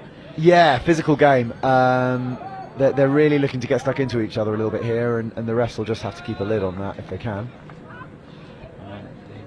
Belgium run out of touches on their latest set, and Switzerland have the ball again. It really ground to a halt there for Belgium. They'd been previously making decent yardage, sort of over halfway, past the 10-metre line, the dotted line just past halfway, and beyond that. That one really just kind of, jammed up around halfway. Switzerland again, going into the middle, down again, so they're at 7 metres, running through. There was space on the left hand side. There's Patrick Stadler out there again. He scored the opening try for the Swiss. Well, they will have another bite of the cherry, so we're going back for an offside penalty. So as you say, a very good opportunity for a long ball out to the wing. Wasn't executed. I think may have had a deflection, I'm not sure. But equally now we're back in it. We've got an opportunity to really come at it here. And 7 metres out, down it goes. Little quickie play between 4 and 7, and that touch very well knocked off by the other mid. So this is a good example of how they're sort of most teams are thinking about defence. It's not about who your man is, it's about where your space is. So that inside space is being dealt with by the other mid, the sort of non-touching mid, and that outside space, that space towards the short side of the pitch, is being dealt with by the mid who makes the touch. And like that, it means that one player, the touching player, can really commit to getting onside. They don't have to keep their hips neutral and defend on both sides of the body. That's a nightmare. And there's a touch there, and it's fixed touch. Really good defence from Belgium. Really think they should be happy with that. It was a tough opportunity to defend.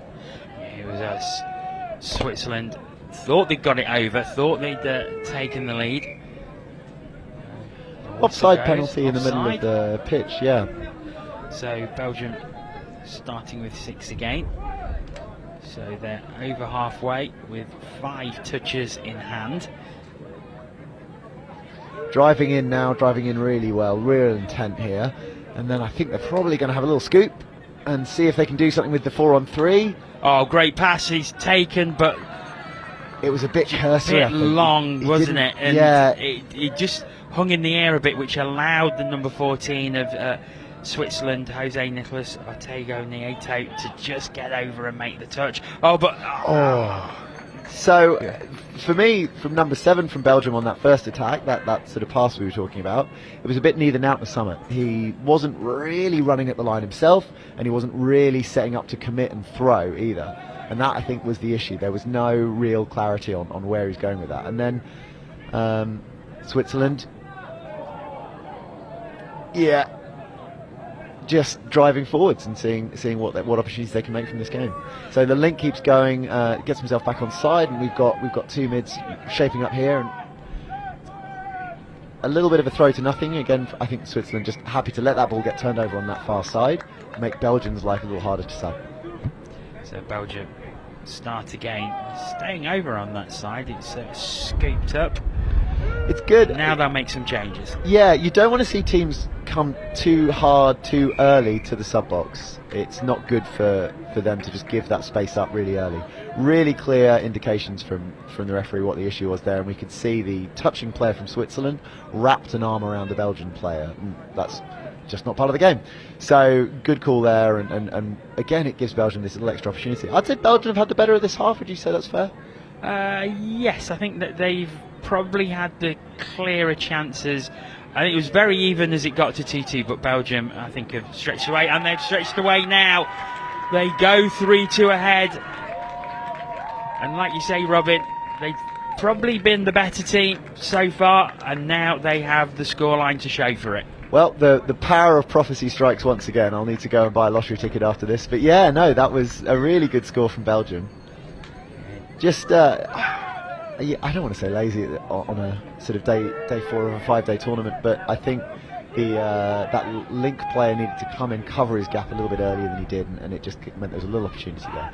Same thing happening here, though. Straight from the tap off, and again it's 3-3. Gerald Ho puts the ball down. And what a game we have here. They've decided we've had enough of watching them drive the ball up and back, and now we've got to watch them get some scores on, which is always going to be fun. So he checks back in, Matt Winton, and then it comes into the hole for Gerald Ho just to exploit and put the ball down. So straight from the tap off, Switzerland draw it back level. What a game we're having here. And I suppose it's just that raising the level of intensity. There's so much riding on this now, with it being a knockout, a semi-final place at stake. Both teams know what's available to them, and both teams absolutely giving everything to try and make that semi-final. Definitely, and this is the most even of the semi-finals. So with the way the seedings were set up, the others were sort of playing, across their placings a lot more. These two were slap bang next to each other, and like we said, their previous meeting was only one score in it. So they'll know how tight this is. They'll know how evenly matched they are, and boy howdy, the scores bear that out right now. And the game as well. It's not a case that we've got 3-3, but one team's definitely had their hammer down. They'll try a little cheeky quick tap. Veerwood was having none of it. So Belgium start again. Swiss defence advances. Down it goes. Now the space open on the right hand side. He's just going to try and run, and he is quick. And he's down. Cheers from the Belgian sub-box in front of us. And Belgium take the lead once again, and it's that man, Quentin Jan, who pops the ball down. And Belgium 4-3 ahead. He's rapid, and that is the simplest and best attribute you can have as a touch player. All these people who think and throw long balls and find spaces, just run really hard, mate, and that's what he's done there. He only had one intention there. He had a player wide open on his right hand side. If he'd passed the ball out, a catch, and it was a certain try anyway, but he only had eyes for the line, and he had the speed to do it. And Belgium lead 4-3. We're into the final 2 minutes of this first half, and it's been a fantastic first half as Switzerland look to come straight back, but I think the touch was made. No, all good. He chopped his hole really nicely. Yeah, nice little score there. And fair play to Switzerland, because they've gone behind twice now. Oh, wait a minute. No. Oh, sorry, yeah. So she was happy with the lack of a touch on the way through, but we've gone back for a different element of the decision. So it's back to 3-3 between the two teams. Yeah. Up we go now, coming sort of again up to the Belgian sub-box. and they've done exactly the same. They've got some nice players in there. Overplayed his hand a little bit there, 12. I think he had a little bit of space in front of him, got a bit overexcited with it. Oh, it's gone down. Switzerland have the ball back into the final minute, so probably time for one more drive. Yeah, and if you're Switzerland, it would sort of feel pretty good to get that on the score. It would feel pretty good to get yourself onto terms before you come into this game. They make changes from their sub box, comes back into the middle. Good speed, but the ball is rolled, and that's going to give it back to Belgium, is it? No, it's a penalty for in the ruck. So the Belgian player who made the touch was obviously the cause for that ball being spilled. He would have got a big clod-hopping boot on it or something similar. 5 is just chasing out. There's space out on the wing, and he's got the ball. He's got too much of the ball, I would say. I think it may have been forward anyway, because the ball ended beyond the try line. It was certainly played from behind it. But the hooter goes anyway, and the whistle goes. What a half of touch rugby that was. Absolutely end to end, yeah. And if anything showed the importance of this game, it was the intensity that both teams played at during that 20 minutes. As we look at the highlights from this opening half, and it was Switzerland who started off so well, so quickly. Ball coming out to the left-hand side.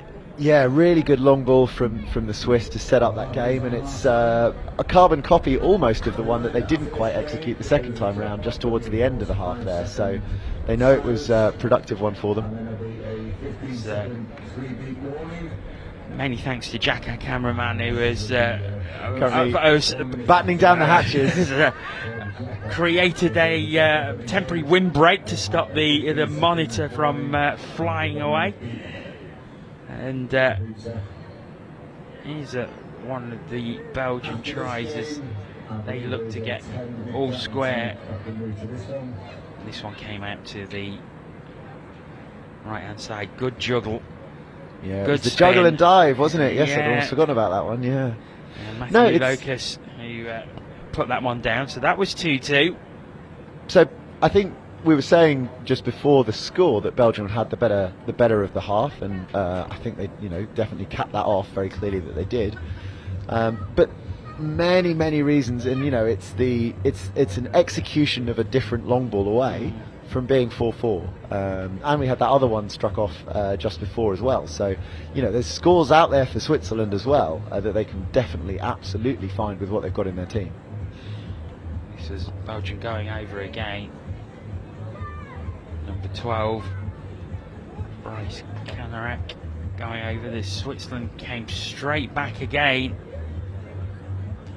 And that was a great pass for Gerald Hope to find the hole and pop the ball down. Yeah, really good. I mean, all of the scores, I would say, have been really well executed. These are two teams playing some really nice touch.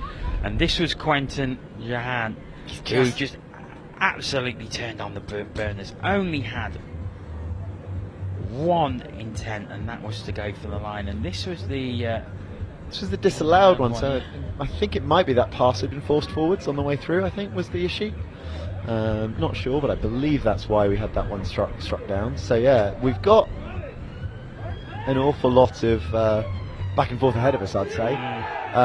Does it have the feel to you of a drop-off?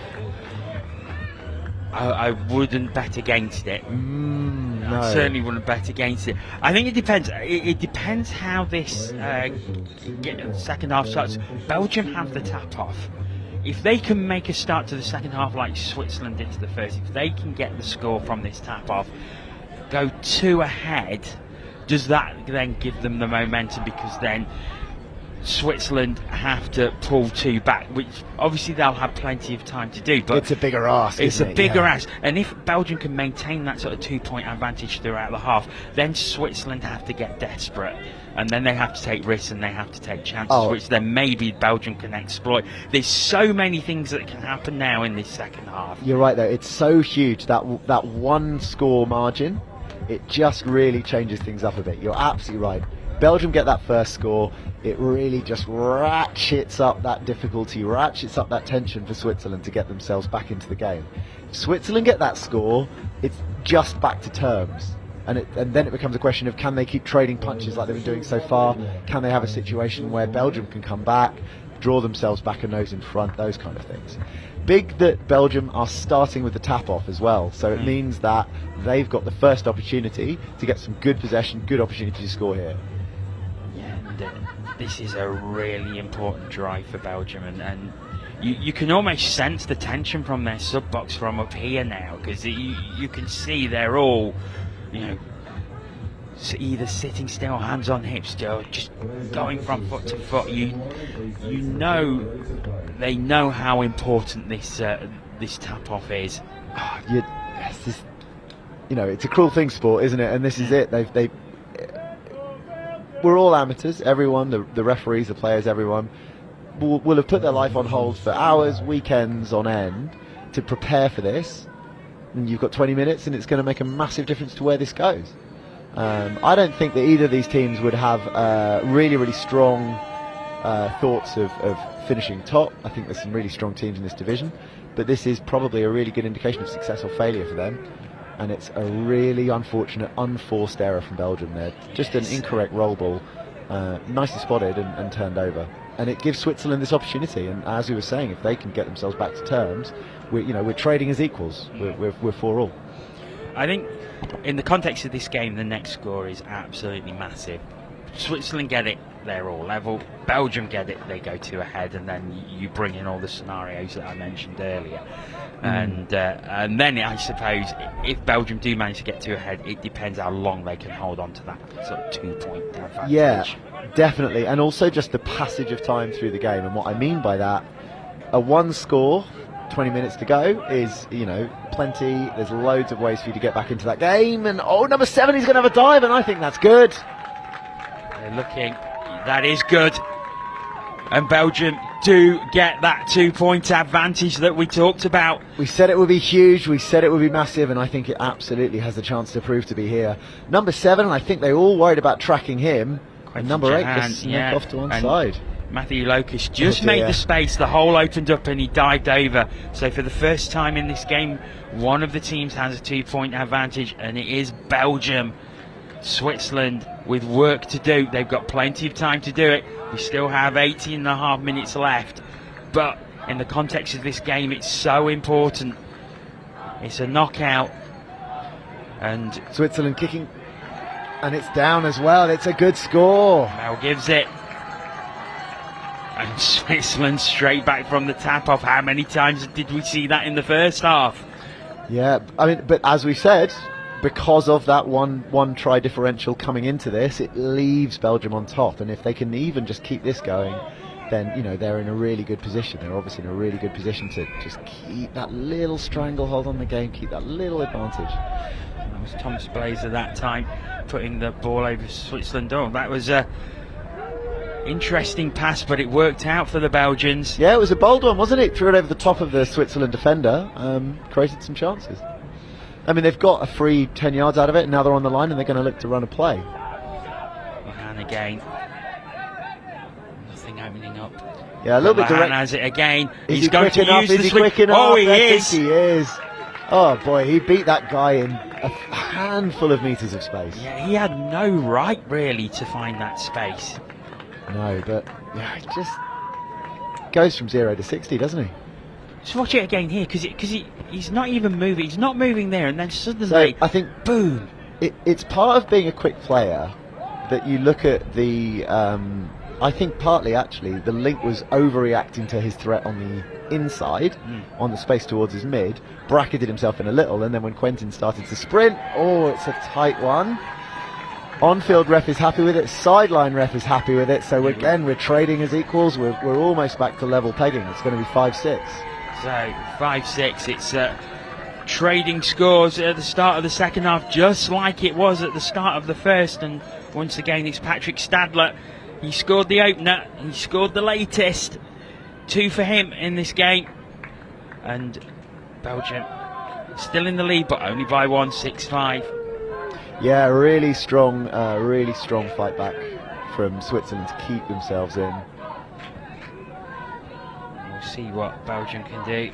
Number 9 running a sweeper, but they've kicked the short side if he can get it out. Not completed. No, he ran out of time, didn't he? I think he had to just kind of flick rather than run through a proper pass with his hands, and it meant that the ball didn't reach his winger. Well, Belgium still have the advantage. Switzerland have to drive from deep in their own half. They go to the sub box now. So now we will see. And they've got the pace, and they've actually got a little overlap just on the left-hand side. I think they might have gone the wrong... Oh, no, they might have had an overlap, but either way, and there goes the winger diving, and a touch first. Yeah, touch is given.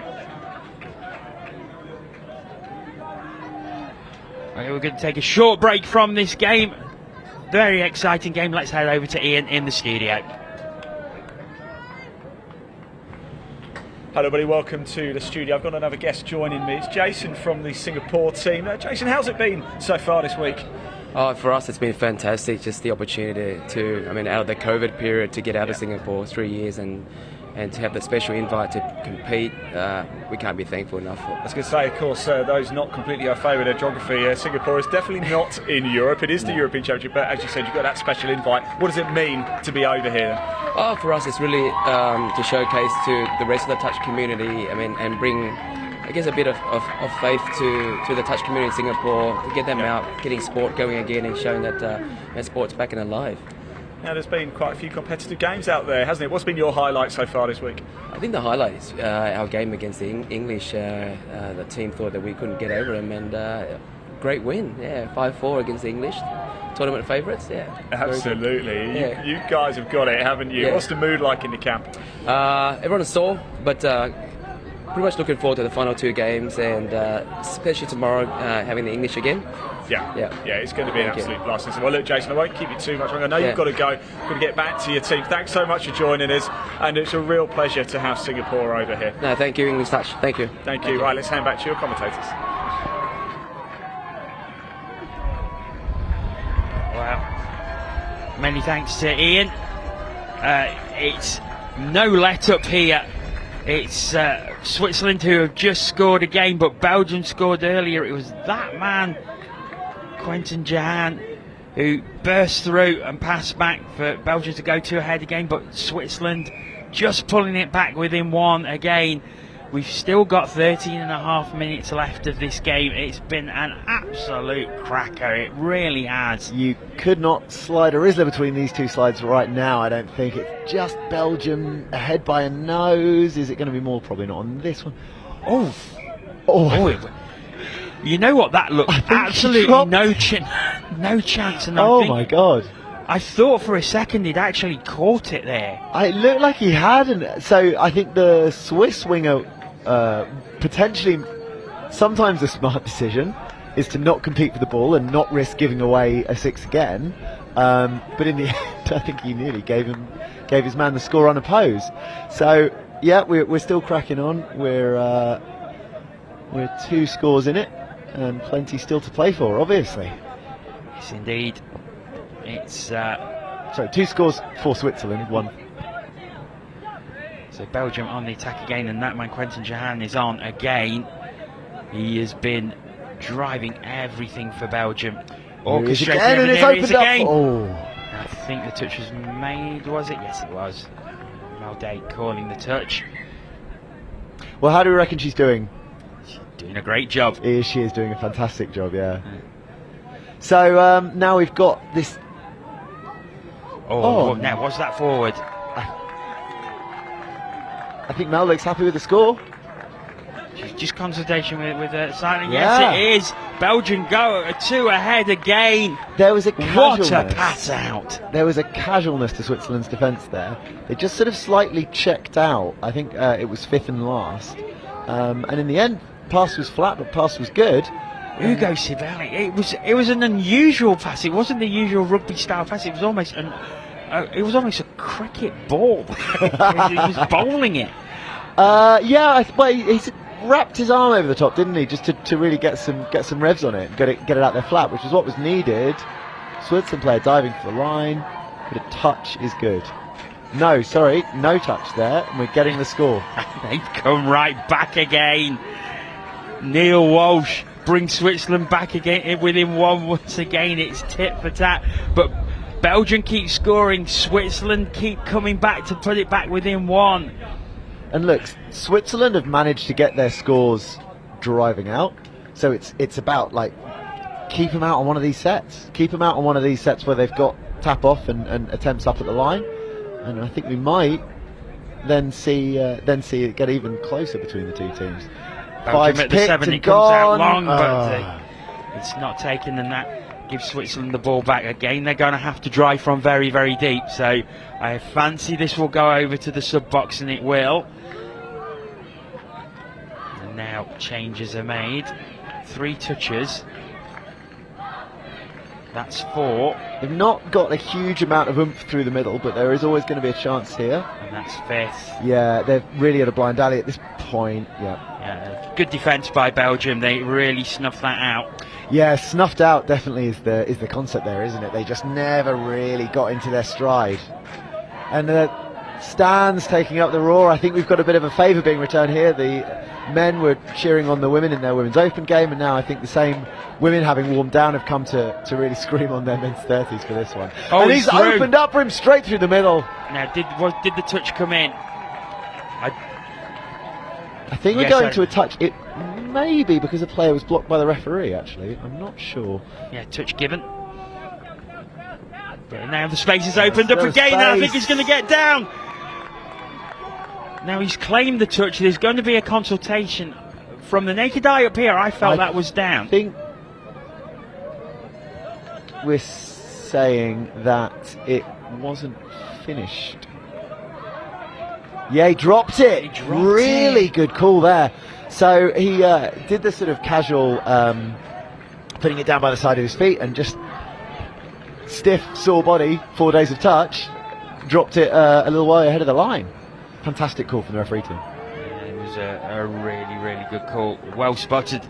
And like you say, I said straight away, I don't think the touch was made, but I didn't spot that he dropped the ball. So, well, to be fair to them, they're a little nearer, but yeah.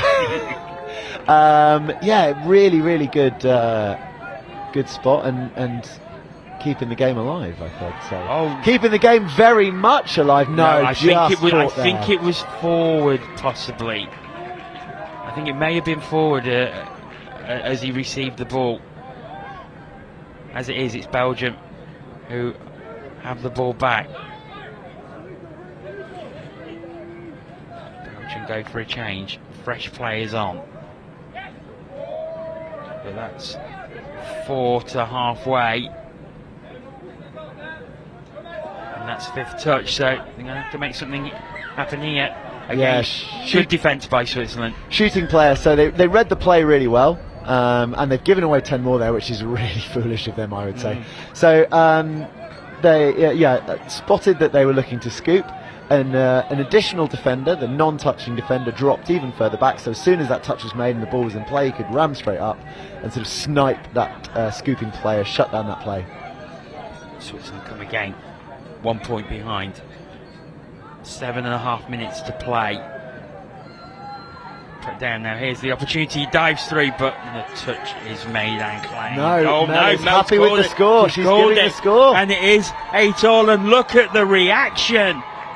Thomas Blazer, he geeing the Swiss fans up over on the far side in his own players in the sub box. It's all square at 8-8. Get off your couches. I think this is going to be right to the wire. 7 minutes left. And it has been so close. And you know, what's that going to do with Belgium? They've got 2 ahead.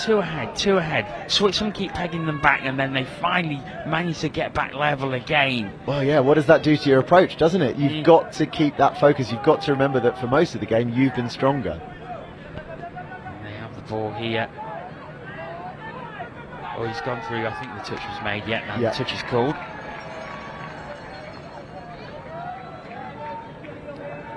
Switzerland coming up off their line a little tentatively, but nice touch by the mid. There's space on the open side. There is space on the open side, but I'm not sure he's made the right decision there.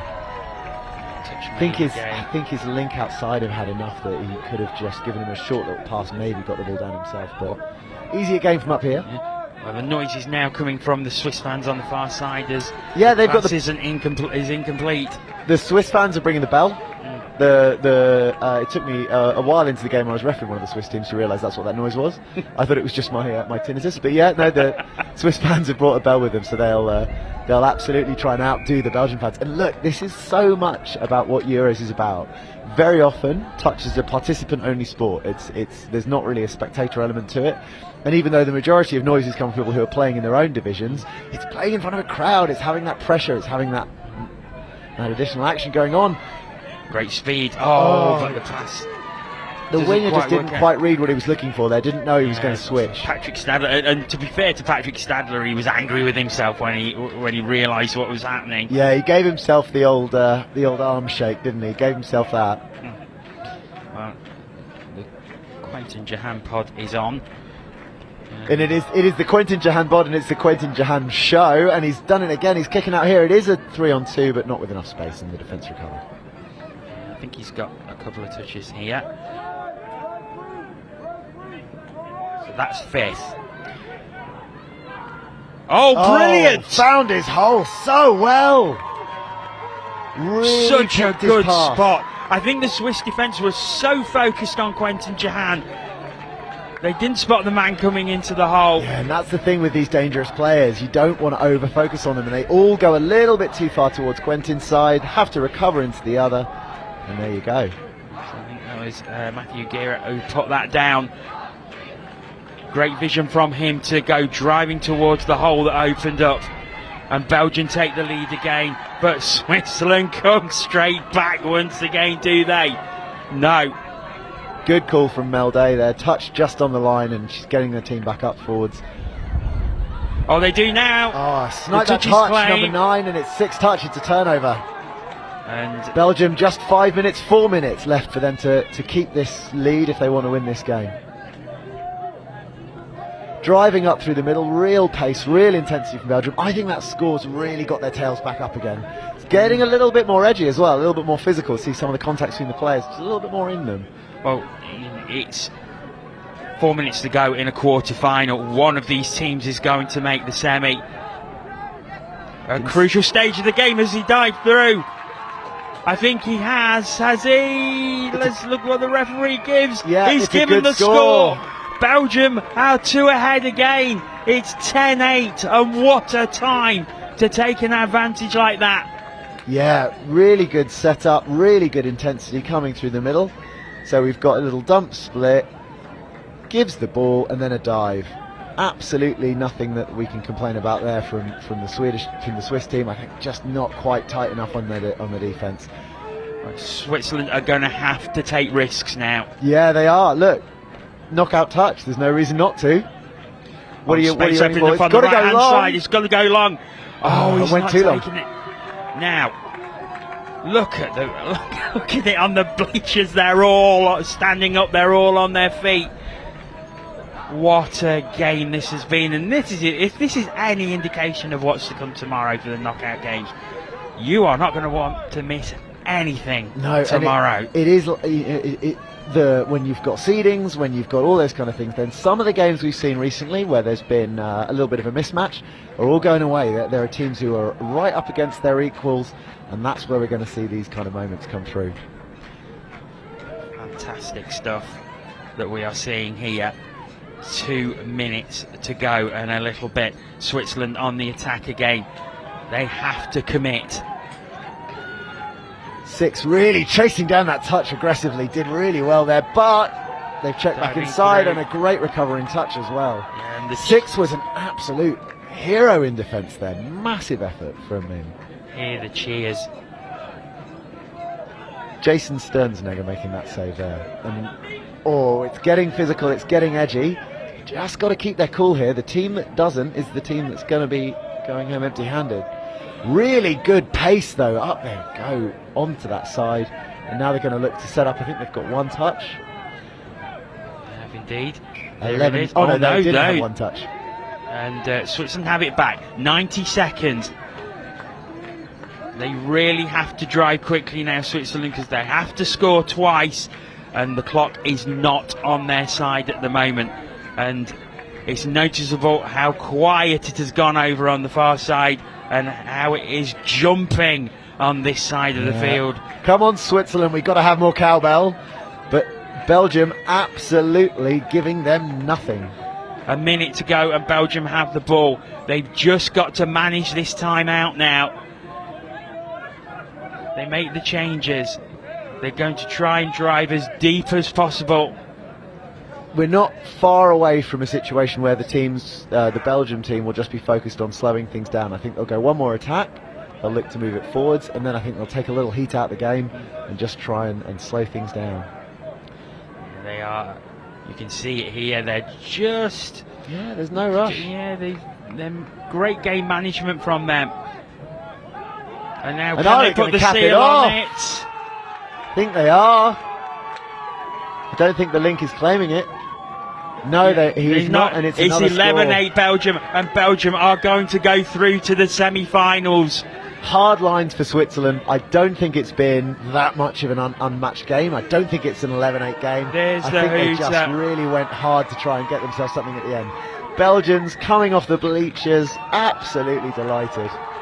Yes, what a celebration. What a fantastic game of touch rugby. The intensity, the drive from both teams was phenomenal, and that was an absolute joy to watch. Absolute thriller of a game, fantastic. Brilliant result for Belgium, heartbreak for Switzerland, but boy can they keep their heads held up high. That was a fantastic battle. Yeah, it really, really was. And if this is any indication of what's to come tomorrow, bring it on. That's all I can say. Yeah, if I can't be reffing, at least I'll get to see some good touch. Yeah, all be good there. So, no, definitely plenty more to come from there. Robin, thanks so much for coming up for the past couple of games. It's been great to have your company. Thank you for letting us have Mel. No problem at all. Thank you so much. Well, what a game that was. We need to take a bit of a breather in the commentary box. So for now, I'm going to hand back over to Ian in the studio. Ian, back to you. Try and sum that one up.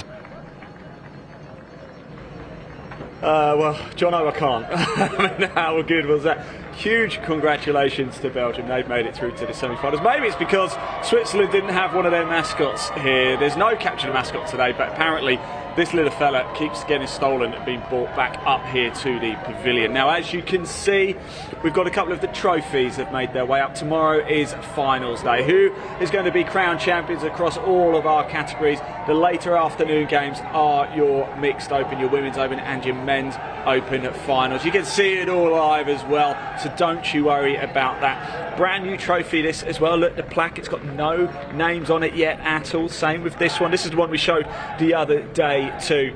But look, a lot of nice stuff in indeed. Next game coming up, there's a little bit of a gap now, sort of another 5 minutes or so. So there's only really one thing left to do, and that is to hand over to myself actually in the commentary box. Yes, I'm going to be taking over commentary duties for the next game. So I'm going to go get myself prepared and we'll be back for the next game. It's going to be an absolute corker if it's anything like that one. Don't go far.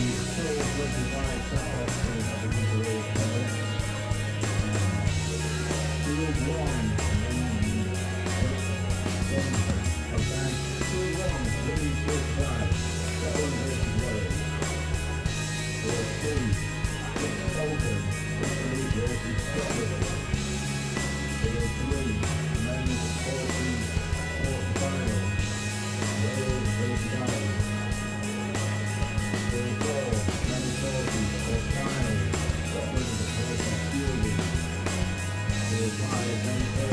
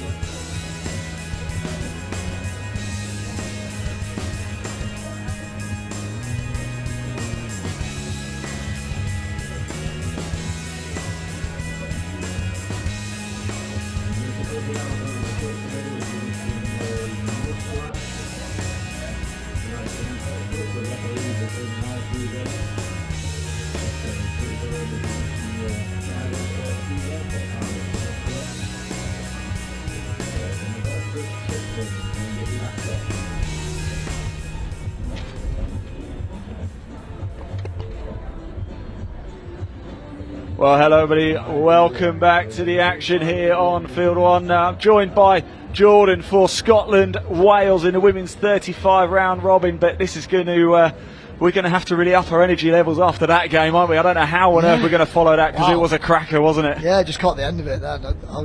There's a few people flying about saying this one's going to drop off, this one's going to drop off, and then I just heard noise after noise from the Belgian box in front of us. It was chaos. Well, it was. It was chaos. Heading that way for a long time. There was just one score in it for pretty much all of the game until the end, when eventually Belgium just managed to get their noses in front and take it away. Right, let's turn our attention now then to the women's 35 round robin. It's Scotland and Wales. Now let's have a little look at the table, shall we? England leading the way. Get this, they played 8, they've won 8, they've scored 87, only conceded 8 have England, so they top the table. Then come Wales in second, played 8, won 3, lost 3, drawn 2, but they've scored 33, conceded 38. Then Ireland in third place, played 8, won 3, lost 3, drawn 2, so very similar to Wales really. Scored 27, conceded 40. And in Scotland, propping up the table, played 8, they've lost all 8, they've scored 11 times, conceded 72. So obviously Wales are going to come into the favourites here, but quite a big game for Wales then, because they're edging Ireland pretty much by try difference, if we call it, so they're going to be looking to try and score big if they can, Jordan. Yeah, I think that we talked about a little bit this morning about there'll be teams today that are kind of on different paths and sort of setting themselves different goals, and maybe not more so than these two teams at the minute. So Wales obviously preparing themselves for tomorrow. They'll want to be fine-tuning a few things. Scotland, on the other hand, they'll be looking to learn a few things and maybe pull something back here. Obviously, they don't probably not where they want to be in the table, but we keep saying it, like these tournaments are such a learning process, and it's about taking things into obviously not only the next day and the next game, but like next year as well. So games like today and games like this are just big learning curves, big learning processes. Yeah, absolutely. It's well said, isn't it? There are there is a gulf in quality between certain teams here, isn't it? But the only way you can improve it and close that gap is by competing against them, playing against them, learning from them as well. Yeah, correct. I mean, you can say the same thing about, you'd probably say in the opens categories anyway, that England are probably the top team in most of those categories, but compare ourselves to Australia and New Zealand, we're still a developing country, and if we're not playing them types of teams regularly, then we're never going to improve, and that's for the same in every level of sport. It's no different in touch. The day, it's long days and long games, and you've just got to take everything from it you can. And I keep saying it, but the benefits will come if this group of Scotland players can remain keep that nucleus together for next year and the year after. And the kind of, it comes undone a little bit when there's new faces coming in next year and they have a completely new team. They've got to stick together after this and learn as much as they can from it. But no, I'm really looking forward to this. Yeah, it's going to be a good one. So in the Scotland team, you have Gillian Bond, Ruth Cameron, Sila Clark, Donna McCrillis, Isla Falconer, Susan Ferguson Ward, Jill Guild, Rachel Howe, Donna Jacobs, Ruth Kerr, Linda Leslie, Lizelle Holmes, Sarah McCauley, Sarah Ebbett, Fiona McKinnon, Alison Morrison. Lining up for Wales in the squad, we have Ellen Llewellyn, Rachel Stenson, Natasha Matthews, Bethan Van Scholwick, Larry Loud Hughes, Camilla Bruton, Rachel Letman, Sarah Price, Cheryl Willis, Joanna Seymour, Abby King, Rachel Stevens, no, not the one from S Club 7, Claire Jones and Samantha Healy. And it's almost time to get underway, Jordan.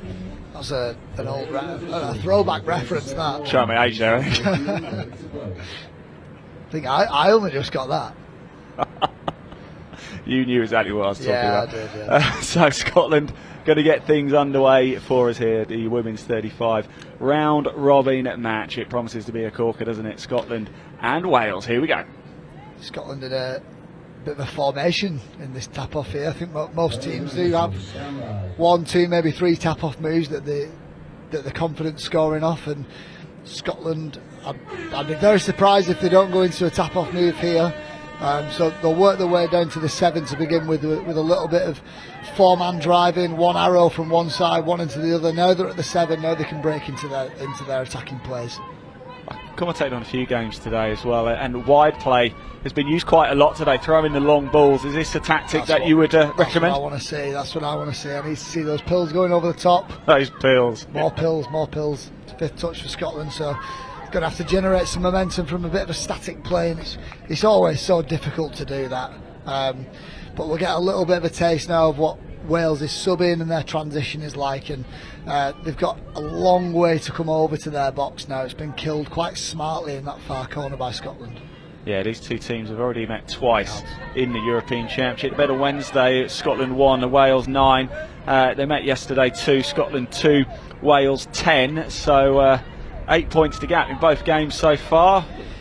Yeah, a little bit of a gulf between the two teams. I think, like we keep saying, Scotland will just look to be learning from it, but Wales, good yards already. It's so dangerous having a good transition and a good sub-in and being able to get your players on and off quickly. We touched on it yesterday, and it's such an important part of the game. It's something that teams really work hard on perfecting, but equally the other teams will try and put that off with some good midfield D and try and put them under a little bit of pressure, which is what Wales are doing now. Excellent stuff. Scotland's top scorer, incidentally, so far in the European Championship, Rachel Letman. She's gone over 6 times. For Wales, Ruth Kerr and Sila Clark with 3 apiece. Scotland on the break here. Can she get it offloaded? Back of it? Yes, she can. Great score. Jordan, it's TRY time. You've been dying to get that in. Yes. We talked about subbing, we talked about transition, and that's where it pays off. If you're driving hard, then you've got your opposition on the back foot. You can get through to a 5th touch scoop, and then it's just about finding your mirror. What they've done really smart there, I didn't catch the number, but the ball carrier's gone straight through and gone to right at the back of the in goal, which gives her loads of space, a good view of where her players are at, and they're just able to dot it down. That was smart. Yeah, I think it was Linda Leslie who got the try there. And it was only Scotland's 12th try in the tournament so far. So it's just about experience, getting as many scores as possible, isn't it, really? Yeah. Wales looking to run 32 short here. They are going on the link, but they'll run into a bit of a long play. Nice ball, and it's just not been able to come off. So Scotland have done some really good goal line defence there. They've dealt with those 2 Welsh players really well, and now they're going to try and work to the box. A little bit of a loose carry. It's not been missed. It's been missed by the refs. Sorry, they were changing over just as that happened, and Scotland have gone away with that. Yeah, Scotland in possession. It's Scotland 1, Wales now. Early doors still in this game in the first half, and using those wings. I think that's touch 3. What you want to do now from Scotland point of view is try and get to Sorry, that is fifth touch. So they've gone for a strike play, and it's a middle scoop, and Wales have dealt with it well. Yeah, they have. They're good position really to go on the attack. Yeah, so obviously Scotland weren't able to get down to the Welsh line there, so Wales have got a little bit more room to get to their strike play on fifth. See, they're in the Scotland half, and that's only second, and the referee's caught a forward pass there. Bruce Lockie, quite an experienced referee. Yeah, I do want to say. I was going to say, but then I was going to call it, and then I thought if it doesn't come off, I look stupid, and if it does come off, I look like a genius. But I thought I'm probably more likely to look stupid, so I won't say anything. Scotland on the attack now, leading 1-0 in this game, and going quite nicely indeed. The scorelines previously, as we've said, they've been beaten by 8 points in both games that they've met so far in the Championship. Scotland still looking for their first win. They've lost all 8, but they've been quite solid so far, Jordan. Yeah. There's just a bit of a shame that they had a bit of good position, and they were in a bit of good ball, and they just went a little bit too lateral. They lost the way a little bit, and sometimes because you practice so much of your subbing from your own line, when you actually get the ball back in good position, but you still want to get off, in more less experienced teams, it kind of breaks down a little bit, and it's a strange thing that happens, but Wales have gone for a short side scoop. Pill to the right, that's what we want to see. It's TRY time for Wales this time. Great left to right pill, Rachel Stevens. You love a pill, don't you? I do love a pill. Outstanding. Cheryl Villis finishing. Let's have a look at it on the replay. And the dive. Superb stuff. Good hands. Can't beat it. Friday afternoon pills. Friday afternoon pills. Oh dear. The sun's out. Can you beat it? It's a glorious day, although it's a different climate up here in the pavilion, isn't it? Yeah. It's a little bit chilly when the breeze picks up. Here we go, Scotland again with possession. It's Scotland 1, Wales 1. We are 5.5 minutes into the first half. 20-minute halves, of course, 5-minute half time. What can Scotland do here? The left side just been shut off a bit there by Wales. Driving forward. Number 3 blocked off that side of Clark. Yeah, I mean, Scotland have killed it in that corner again, so Wales have got quite a long way to get off, but their attacking play then, they were looking to run a sweeper, and it was just too far out from the Welsh line to actually cause much threat. But they've turned the ball over again, and you've got space on the left here if they can use it well. They've caught something off. Yeah, they need to be quick, don't they? They need to get going. They've recovered. So again, Scotland, heavy collision. So, yeah, like I was saying before, it does kind of break down sometimes when you actually get the ball back in good position. Wales trying to press Scotland there, some good speed as they come on. They're going to try and get to a fifth touch play again. Yeah, Donna McGrell is there. She's got some pace on her, hasn't she? That's fourth. Here we go. This is back inside. This is Susan Ferguson Ward, number 6. You've got some space to the left if they can get there. Still there. Great pill. Another one. They just don't seem to be moving forward fast enough, do they? Now Wales have done well to shift across there. I think they read that the danger was over on that side. They survived that set. Incidentally, Wales played earlier today. They drew 4-4 with Ireland, and Scotland played England, the table toppers, and they lost 11-1. It's a really strong England team in this division. A lot of the girls in that team have been together for quite a while, starting a lot of them in the Women's Open and then 27s, and that team's a really strong team. So Natasha Matthews stretching her legs a little bit, going for a long run, eventually getting touched, and the ball passes over to Scotland. They're still 1-1 though. You think Scotland will be reasonably happy? Yeah, I think they'll be really happy. We're approaching quarter way through the game, and I think the only thing I would note is that Wales' subbing is picking up a little bit of momentum there. Like they get into those fifth touch scoops, and they look dangerous on them. They look lively, and Scotland just need to slow them down a little bit. And on the other side of the ball, this needs to be quicker for them. It needs to generate a little bit more momentum. They get into fifth, and they're a little bit too far out. They've gone through this time. My word, we're going to have another one. She's got to find someone. Oh! Is there a touch? Ball down, the referee. Sideline referee's given the touch. Oh, great entertainment, great excitement. Scotland breaking through again, though. Number 15 running through. That's Fiona McKinnon. She was absolutely going for it, wasn't she? And it looked like she got it away. It was. I think Couldn't it see was the a touch, but pass. it must have been. I think it was a touch pass, and that was similar to what they scored off before. It was nearly the exact same score. So, if I'm Scotland, I want to go back to that. If that's what's giving me joy, I want to go back to that middle scoop. But Wales are going to reply with something pretty similar here. Absolutely, and no doubt Wales will get wise to it pretty quick. They're going to get a full set of 6. I think it might have been a hard touch. So it looks to me that Rachel Stevens is their strike player. The play seems to be coming through her, and on 5th touch she's picking up from half, and she's going to go into half again. This time she'll give it on that quickie, dive on the outside, and it's good D from Scotland. Yeah, absolutely. So Scotland 1, Wales 1 here. The Welsh Dragons looking to try and get their noses in front. They will expect to win this game as well. As we said, Scotland yet to win a game so far at the European Championships. Wales are currently 2nd in the table, 3 wins to their names, 3 losses, 2 draws. So they'll be very eager. 2 of those wins against Scotland, of course. That's really good D from Scotland. They've read that so well. What Wales are looking at, so they're 2 strike players for Wales in that pod, Rachel Stevens and Abby King.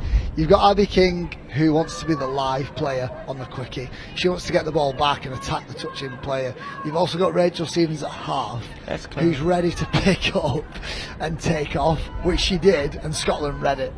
They've done the homework. Yes, they certainly have, haven't they? Although they're still deadlocked at 1-1 as we approach the halfway stage of the first half. A low-scoring affair so far, and it looks like the ball gets turned over again. A little bit of a back and forth in midfield at the minute.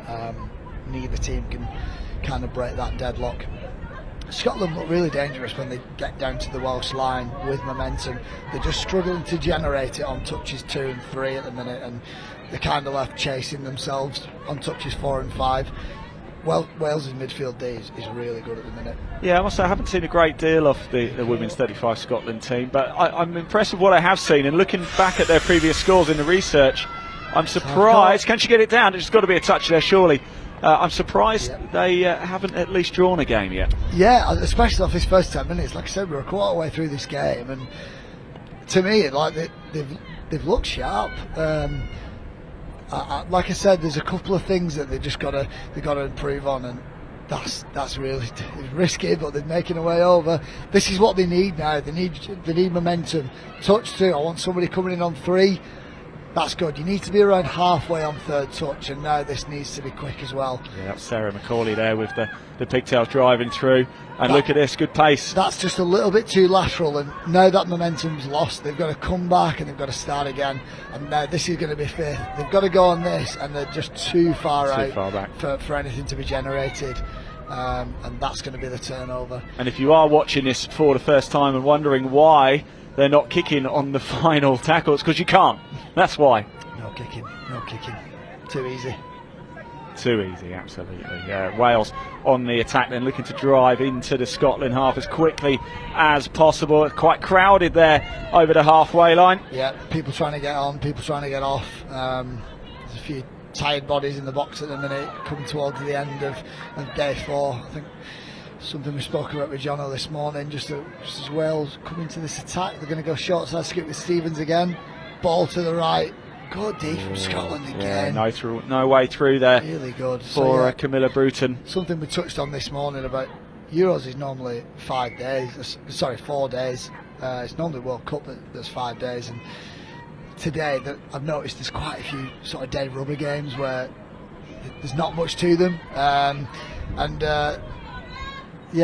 hard to kind of get yourself up for, because tomorrow, day 5, even though you're sore and you're tired, you've got a bit of adrenaline and you're playing in those finals, you can kind of get through them even if you're sore. I think you're going to see quite a few sore, tired bodies knocking around the campus tonight. Do you think then, based on what we've seen so far in the results between the two of these sides that have already been, are Wales just taking it a bit easy? I'm not sure, because it seems like they're digging into their playbook a little bit. Or are we doing Scotland a discredit here? That's good, Hans. That's great, Hans. But again, like Scotland are just reading everything Wales are throwing at them. It seems to me like that they're just reading things well. Like it definitely could be a case of them just learning from those previous games. Here we go, Scotland. They're just finding it just tough to generate anything off their subbing at the minute. That's third, fourth, so 5's coming and they're still in they're their not own even half. at the halfway line, are they? There they go now. It's so tough to get anything from it. So it's good defence got by something. Wales. I've got Oh, no, something no. from it. Oh. I tell you, once again, for Scotland, that's Fiona McKenna. That's twice now. She's almost got through. She's a very quick... In fact, she did get through once, didn't she? Just couldn't quite... Well, she offloaded, but there was a touch along the way. So, it's certainly a player to watch. Fiona McKenna with the red cap on. She's danger for Scotland. And it's very similar to when Rachel Stevens comes on for Wales. She's their strike player. And... Both of them causing damage. It'd be great if Scotland could give her that platform to get through. Yeah, absolutely. Rachel Stevens, don't stop, never give up, and through they go. Brilliant. You've been dying to get that in. I didn't think you picked it up. Stop. If anybody knows any more S Club 7 songs, please comment them. I was thinking. I'm struggling here. That is the only one, isn't it? I'm sure that's it. 32 short on the right hand side. Good completion. One-handed dive as well. Yeah, Bethan going over there. Bethan van Scholwick. Very Welsh name, that. And Scotland get us back underway here. It's Scotland 1, Wales 2. So Wales get their noses in front for the first time in this game. There is still just over 5 minutes to go until the break. What does Scotland do here? I think they've just got to be a little bit more patient. It's quite frantic, and they've gone into so the hip, that sort of signal from the referee means the hips weren't square on the touch. Your hips have got to be facing your attacking goal line when you're driving down the field or when you're running those plays, and they were facing the touch line on that one. 5 minutes to go till half time. I think it'd be great if Scotland could just generate something off their subbing, even if it's just a repeat set. Like, it'd be great to see them get a full set of 6 on the Welsh line. Here we go, Wales driving forward again. Number 13, that is Rachel Stevens, just offloading the ball there. And here we go at 7. Can Wales make it a 2-point game? Back into those 2-man plays now, so actually going into a 32 short, so they're changing it up a little bit. Stevens off her right hand, she's got the wing free, but great D from Scotland again, unbelievable. Like, that there is just attitude and chasing your opposite number down. That was really good. Perseverance at its finest, isn't it? So Scotland survived that one, still right in this game. It's a 1-score game at the minute. Scotland 1, Wales 2. Less than 4 minutes to go until the break. And this is Siler Clark absolutely motoring along. She's joint top scorer. Oh, hang on, no, it's not Siler. Is it Siler Clark? It is Siler Clark, yes. So apologies, it is Siler Clark, yes. That's much better from Scotland. It started on touch 1. That's going to go hard, straight in. 5th, let's play off that. It's not able to. If they could have got to the middle on that play. So this is what we wanted. If you drive hard, you're going to get rewarded for it. They've got a full set of 6 on the Welsh line now. If they could have got through to a middle scoop on that last play, they might have got a score from it. Either way, full set of 6. Let's see what Scotland have got. Yeah, big advantage now for Scotland. Can they capitalise on this? The half's not there. Don't panic, don't panic. You've got plenty of touches. Chill, roll it back, roll it back, roll it back. Now we can break into it. Okay, Ruth Cameron with the ball. I think she's dummy half, but the refs have missed it. Oh, was there an opportunity left there? Potentially, yeah. I think I'd like them to see to run that short on the left-hand side. That was touch pass. Oh. And again, a big opportunity for Scotland. Kind of goes to waste a little bit. 2.5 minutes on the clock. We're heading to the break so far. Wales leading it 2-1, but it has been a very tight game in the midfield.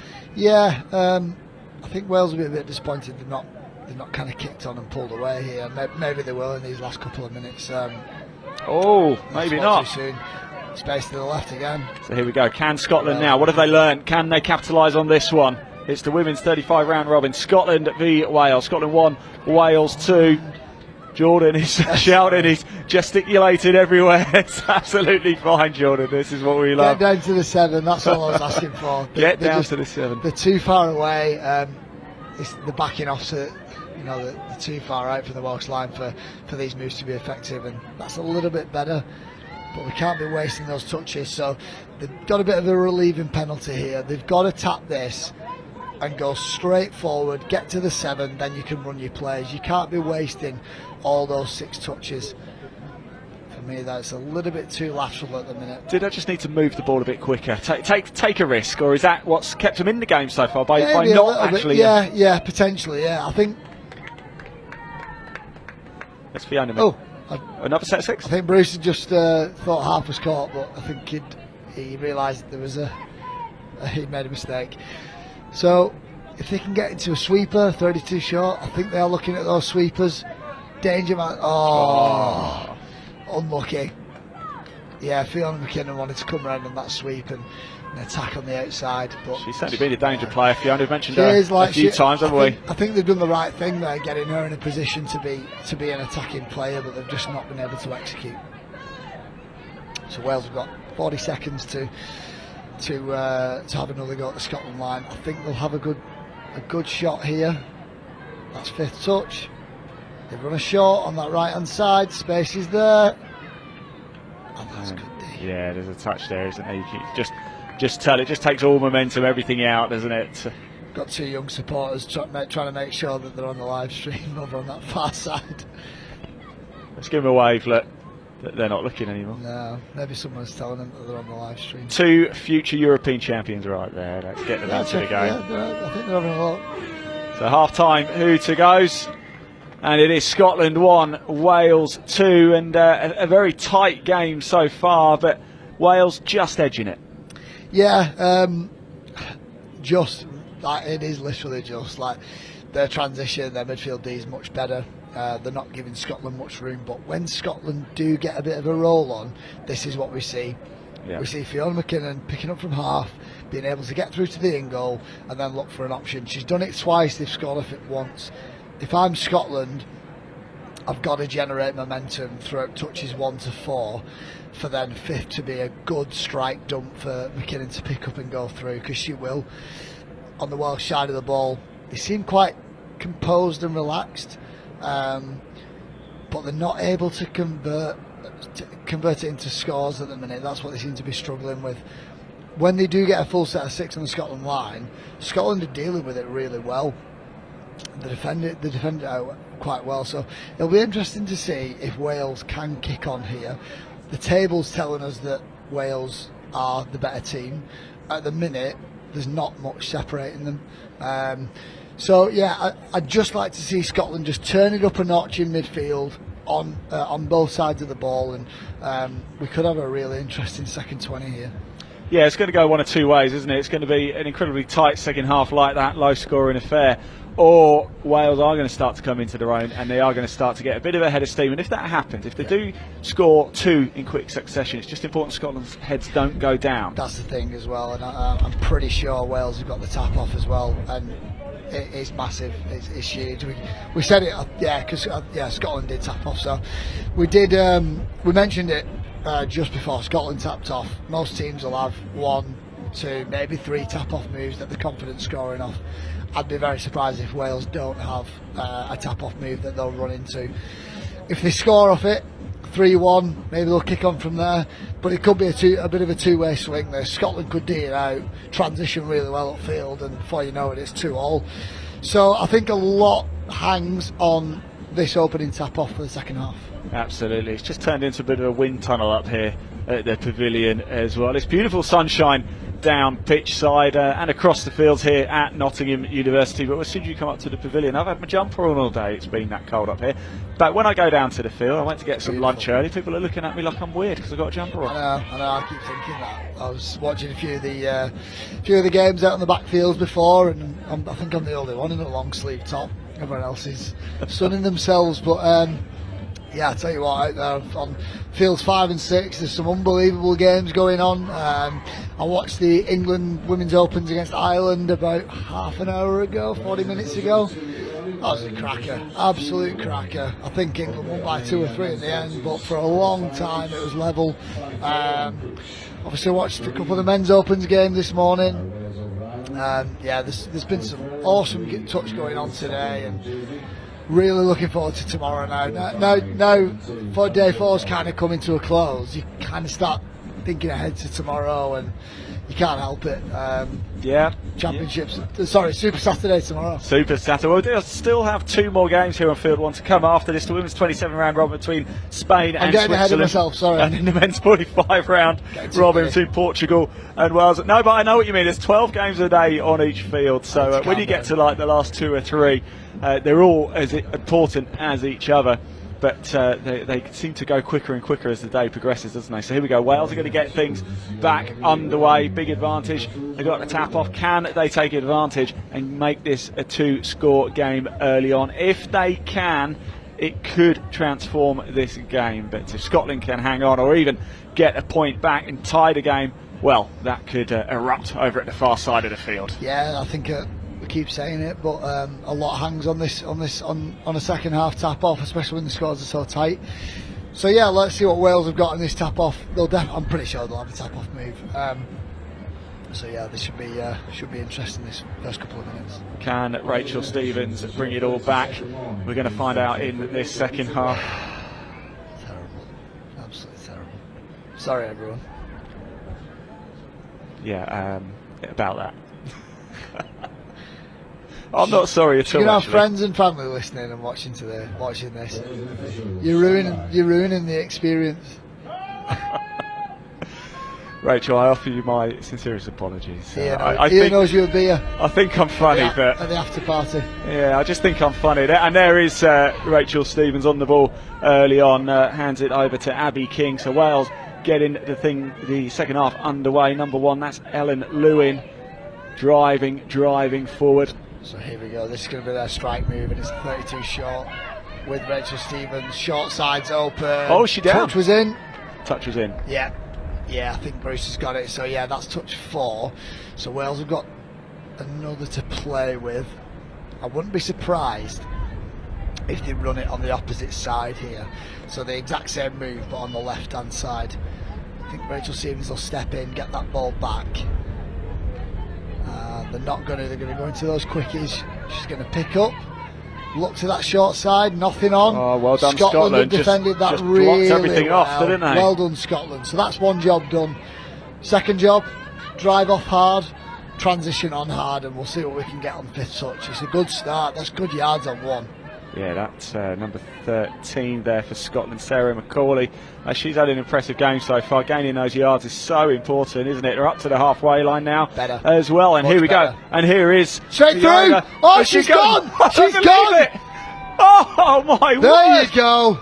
She's threatened that a few times. Yep, she has. And now she's absolutely nailed it. Fiona McKinnon, take a bow, doff your cap. Fiona McKinnon has just absolutely blitzed the Welsh defence. Ripped them to shreds. I tell you what, there's a couple of times in the first half where Scotland were driving hard, but then they'd get caught on the back and have to bring the ball back, start that momentum all over again.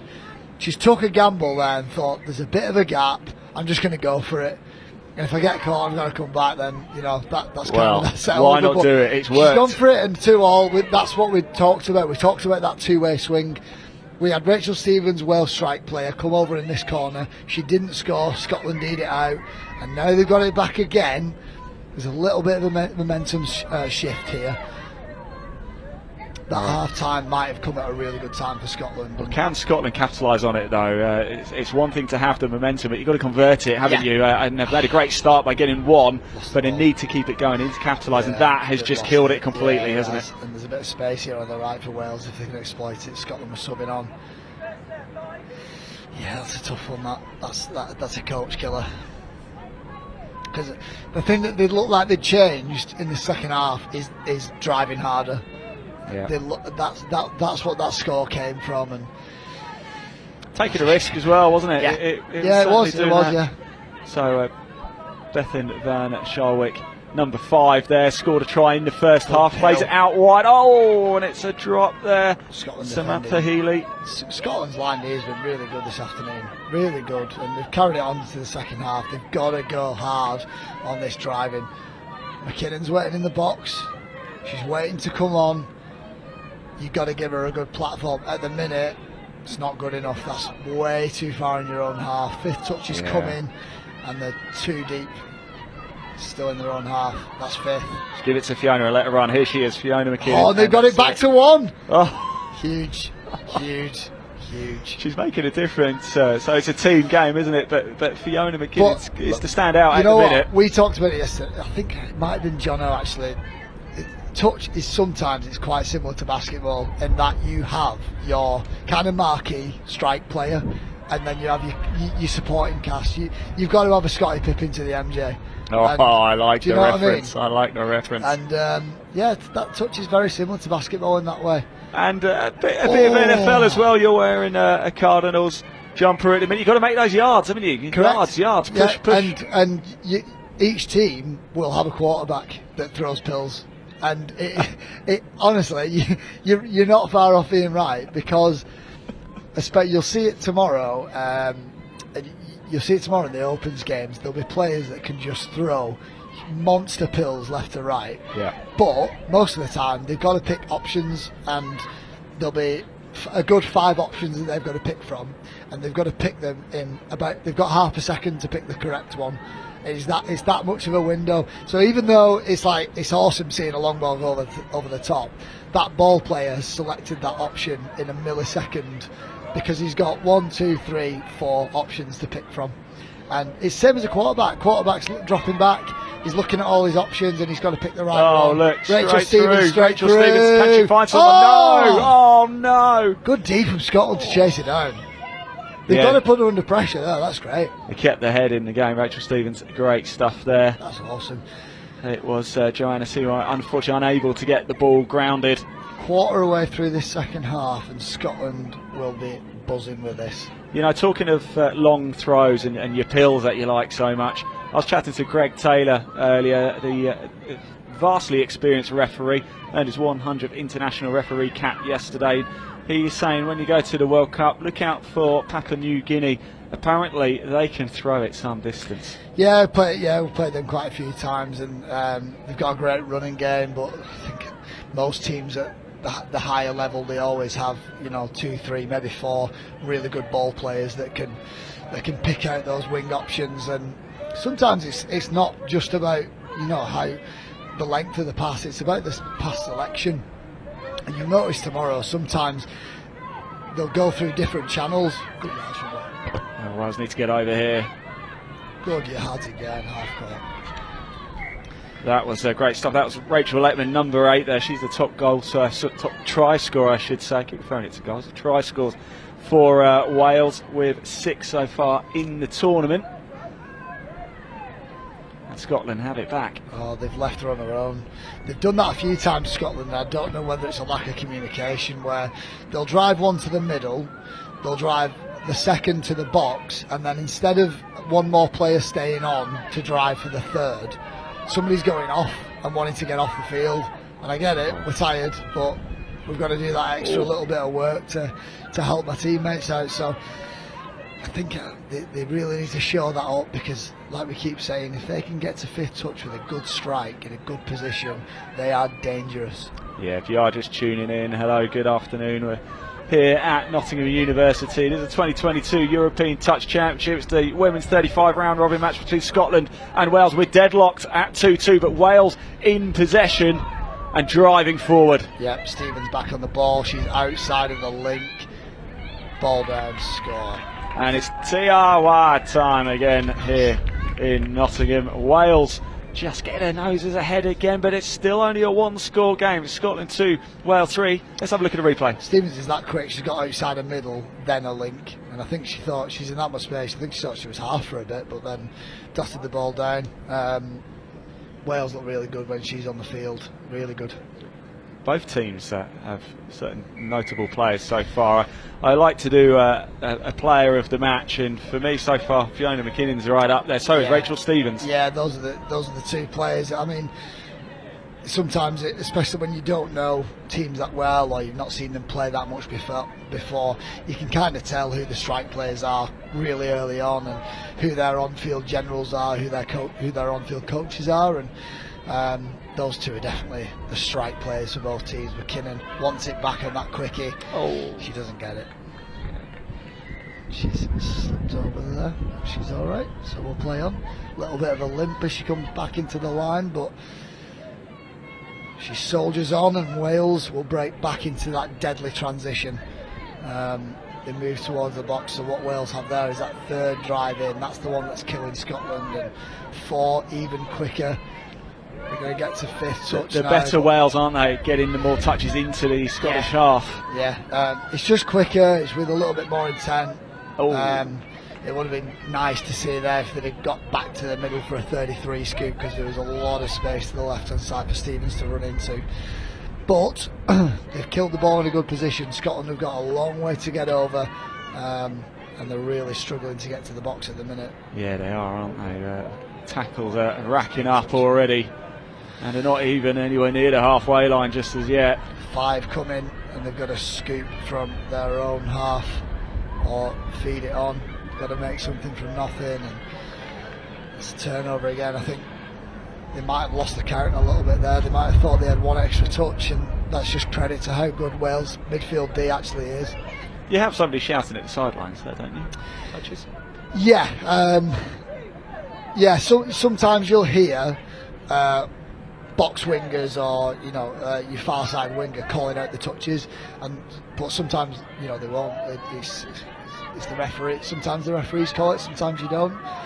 Sometimes it's going that quick and you just kind of lose the count, and especially when you're being put under that much pressure. Like when Wales get this midfield D right, they're not letting Scotland breathe, and I think that's the reason they're 1 up at the minute. We've got 10 minutes to go, and Wales will look to start to close this one out if they can. I've seen for Wales, number 4 Natasha Matthews and number 8 Rachel Letman. They've been teaming up quite well in this game so far, and they're both right in the heart of the midfield, and it seems to be getting the ball off to each other well. Yeah, so that's a great pill, right to left, and oh, down they go. Well. I think he's given forward. Oh, he has. Oh, a let off for Scotland. Exciting stuff. It's Scotland 2, Wales 3. It's the women's 35 round robin, day 4 of the 2022 European Touch Championship. I'll tell you what's even more exciting. Ben Meakin has just offered to take me for a takeaway tonight. No. Take me for a takeaway. Offered me take you for a takeaway. Yeah, take me for a takeaway. He was going to make you stand in a queue, wasn't it? Oh. What it means is he's going to send you out to go get it. Yeah. He's going getting it. Here's a question for you then. Chinese or Indian? Tonight? Well, just in general. Which is your favourite? It's hard, isn't it? Depends on mood, I suppose. That's too hard. I might ask that for my next interview. How about... There's the touch there. How about your last meal? What's your last meal? My last meal, I'm instinctively going pizza. Pizza? Okay. But I do like a good steak. Like a really nice steak. Yeah. Nice fillet steak. That's really tough. That I'm going sirloin. So okay, fair enough. Yeah. Nice and bloody. Some really nice chips. Some really nice chips, absolutely. But yeah, I do like a good pizza. Right, back to the game because we're getting hungry now. And Fiona McKinnon on the ball again for Scotland, trying to drive forward, but it's now time for Wales get back onto the attack, and Scotland managed to push a bit further up that time, but they haven't really troubled the Welsh half a great deal in the last 5 minutes or so. No.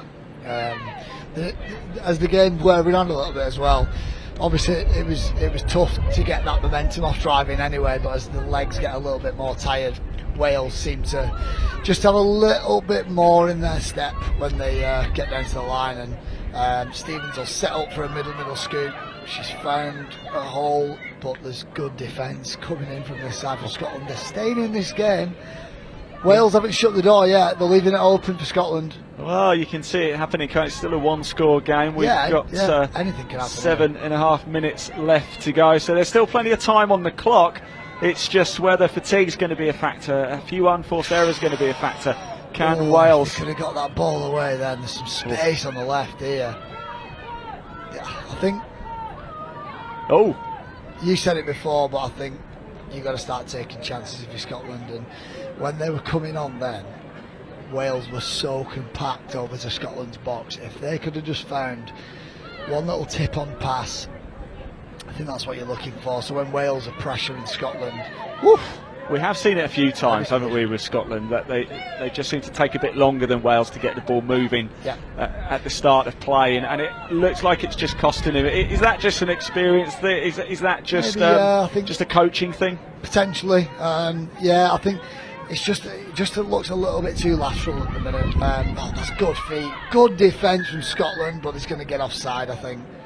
But we saw there the speed of Wales then, okay, got pulled for offside and there was a touch, but they were going for it. They were actively looking for the gaps. They were pushing hard, whereas sometimes with Scotland it feels like they just stop, bring the ball back a bit, wait to see what's going on around, and it's always going to be 6 on 6, so you're going to have to make a move at some point, although not to discredit them because they have scored a couple of excellent tries as well. It's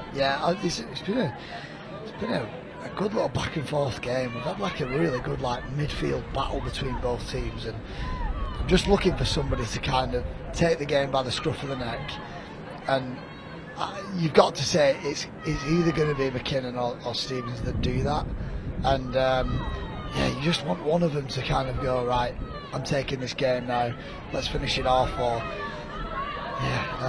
no one seems to want to finish this game at the minute. It's out there for somebody, isn't it? 100%, it really is. 100%. Wales could have shut the door 5-10 minutes ago if they wanted to, and they've not been able to do it yet. They might be able to on this set. Stevens is coming on. They're going to get back to the middle. She's going to set herself for a scoop if she can. There's a little bit of space to the left, but they're going to save it till 5th. And there is Stevens. She's got one more touch to play with. Back to the middle. She's going to drive straight back into a quickie. Bit of space to the right. Scotland remaining nice and calm, and that's the turnover. Well done, Scotland. Yeah, they just kept the calm, they kept the composure. Just shut the door on Wales. 100%. They did so well to recover there because Wales had so much momentum. They bent the line out of shape, and I was expecting Wales to put the game on ice then, but door's still open. Yeah, 4.5 minutes to go. It's certainly the lowest scoring game I've seen this week. I don't think it has been the lowest. I think there was a 2-1 somewhere out on one of the outer fields at some point this week, but 3-2. Bit of space to the left. McKinnon through, maybe? No, there's the touch, but we know she's got the pace. I thought she'd done it again. She could just break that gap. You talk about players taking a scruff of the neck. You mentioned Fiona, and she almost did it then. Yeah, we keep saying it, but they're kind of left chasing the tails on touches 4 and 5. They're leaving themselves a little bit too much work to do, and Wales have got already approaching the Scotland line. Yeah, they have. Wales, you can tell they are slightly the better side. Great touch. What a touch. Great touch. Great recovery. It was Samantha Healy for Wales, almost going over the line, but not quite getting the ball grounded before a touch comes in, but it's still Wales on the ball. Another opportunity here. Can they make this a 2-score game? Can they? There is space. Oh no, can't quite get that hands on it. We're still on. Still again. You know, I can see Scotland in the very last second of just getting over know what? It's made for it, isn't it? I can. I can see Fiona McKinnon breaking the defence and legging it from the halfway line all the way over. Yeah, but the way Wales are defending in midfield, it's just tenacious. That's much better from Scotland. They can go off that, and there's a bit of space in the middle. They might play through. That's back to 1. Oh, sir. Ambitious play from Scotland. Unless they've given the touch there, that's back to 1 for me. I think Scotland will feel hard done to. Yeah, that is a shame for Scotland. Of course, I have to sit on the fence, but Jordan can say whatever he wants. I can say what I want. It's always past the watershed. Here we go, Wales back into the Scotland half. It's finally poised here in the women's 35 round robin. Scotland 2, Wales 3. Time is ticking on, just over 2 minutes to go. This game is still up for grabs. Play through. Is this it? Boy, she's got, I think she's got it at the back of the in goal. Oh. Yeah. So her feet were out the back of the dead ball before she could get it down. Oh, I want to have a look at this because I thought she grounded it in the through, right that's place. Play on. Pass to the wing, and the feet are just out before she gets it down. Oh no.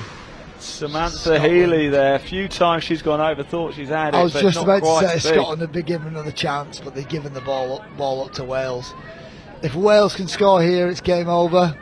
If Scotland can get the ball back in the next 30 seconds or so, they've got a chance to level it before we hit the hooter. 32 short from Wales. Is this it? This is going right down to the wire. Can Wales kill the game? Beat. Is that ball down? No decision from the refs. And she looks a bit hurt, unfortunately. I hope she's actually getting onto her feet. That's a good sign. Was that number 12? It is. It's Abby King. I think she took a bit of a hard fall. Looks her knee strapped up as well. Hopefully she's okay. Yeah, I hope she's all right. But Wales have the ball. The time is ticking. We've got less than a minute on the clock now. That's the thing with injuries. You know, the clock can't be stopped. You know, and that's taking up some time for Wales. And time is against Scotland here, but that's a great There you score. go, and that Great wins the score, game. That's your game. And it was the play that they ran on the right-hand side a couple of minutes earlier. She scooped through, she skirted the in goal, and this time they can dot the ball down and finish it off. On the in this pod of players, like you said, Rachel Letman's the one that's the strike player in that pod of players, and we've bigged up 2 players for Wales and Scotland all the way through. Rachel Stevens on one side of the ball, Fiona McKinnon on the other side, but it's actually Rachel Letman that's put the game on ice for Wales, and I think they deserve that one. They had the noses just ahead throughout, and I wouldn't say they never felt they always felt uncomfortable, or sorry, they never felt comfortable, but yeah, they deserve that win. Based on previous results, though, Scotland have got to be happy. I'd be really happy with that. At the same time, you'll kind of feel a bit disappointed because I think that was there to win, or at least to draw. And I think they had the time, they had the chances to get something from that game. So yeah, they will take stuff from it. Like we said, it's all a learning experience, but at the same time, there'll be that in the back of your head that thinks, oh, we could have got a win there. And yeah, but no, that was an entertaining game, and it's great to see all the players coming together for 3 cheers at the end. Always good to see. Just off camera to the left, but yeah. Joint photo it looks like as well. What could have been for Scotland, but it was still an impressive performance anyway. It ends your women's 35 round robin match between Scotland and Wales. Wales 4, Scotland 2. Almost time for our next game. It's going to be the women's 27 round robin match between Spain and Switzerland. Jordan, thanks so much for joining me on comms on that one, and we're going to hand back to John soon.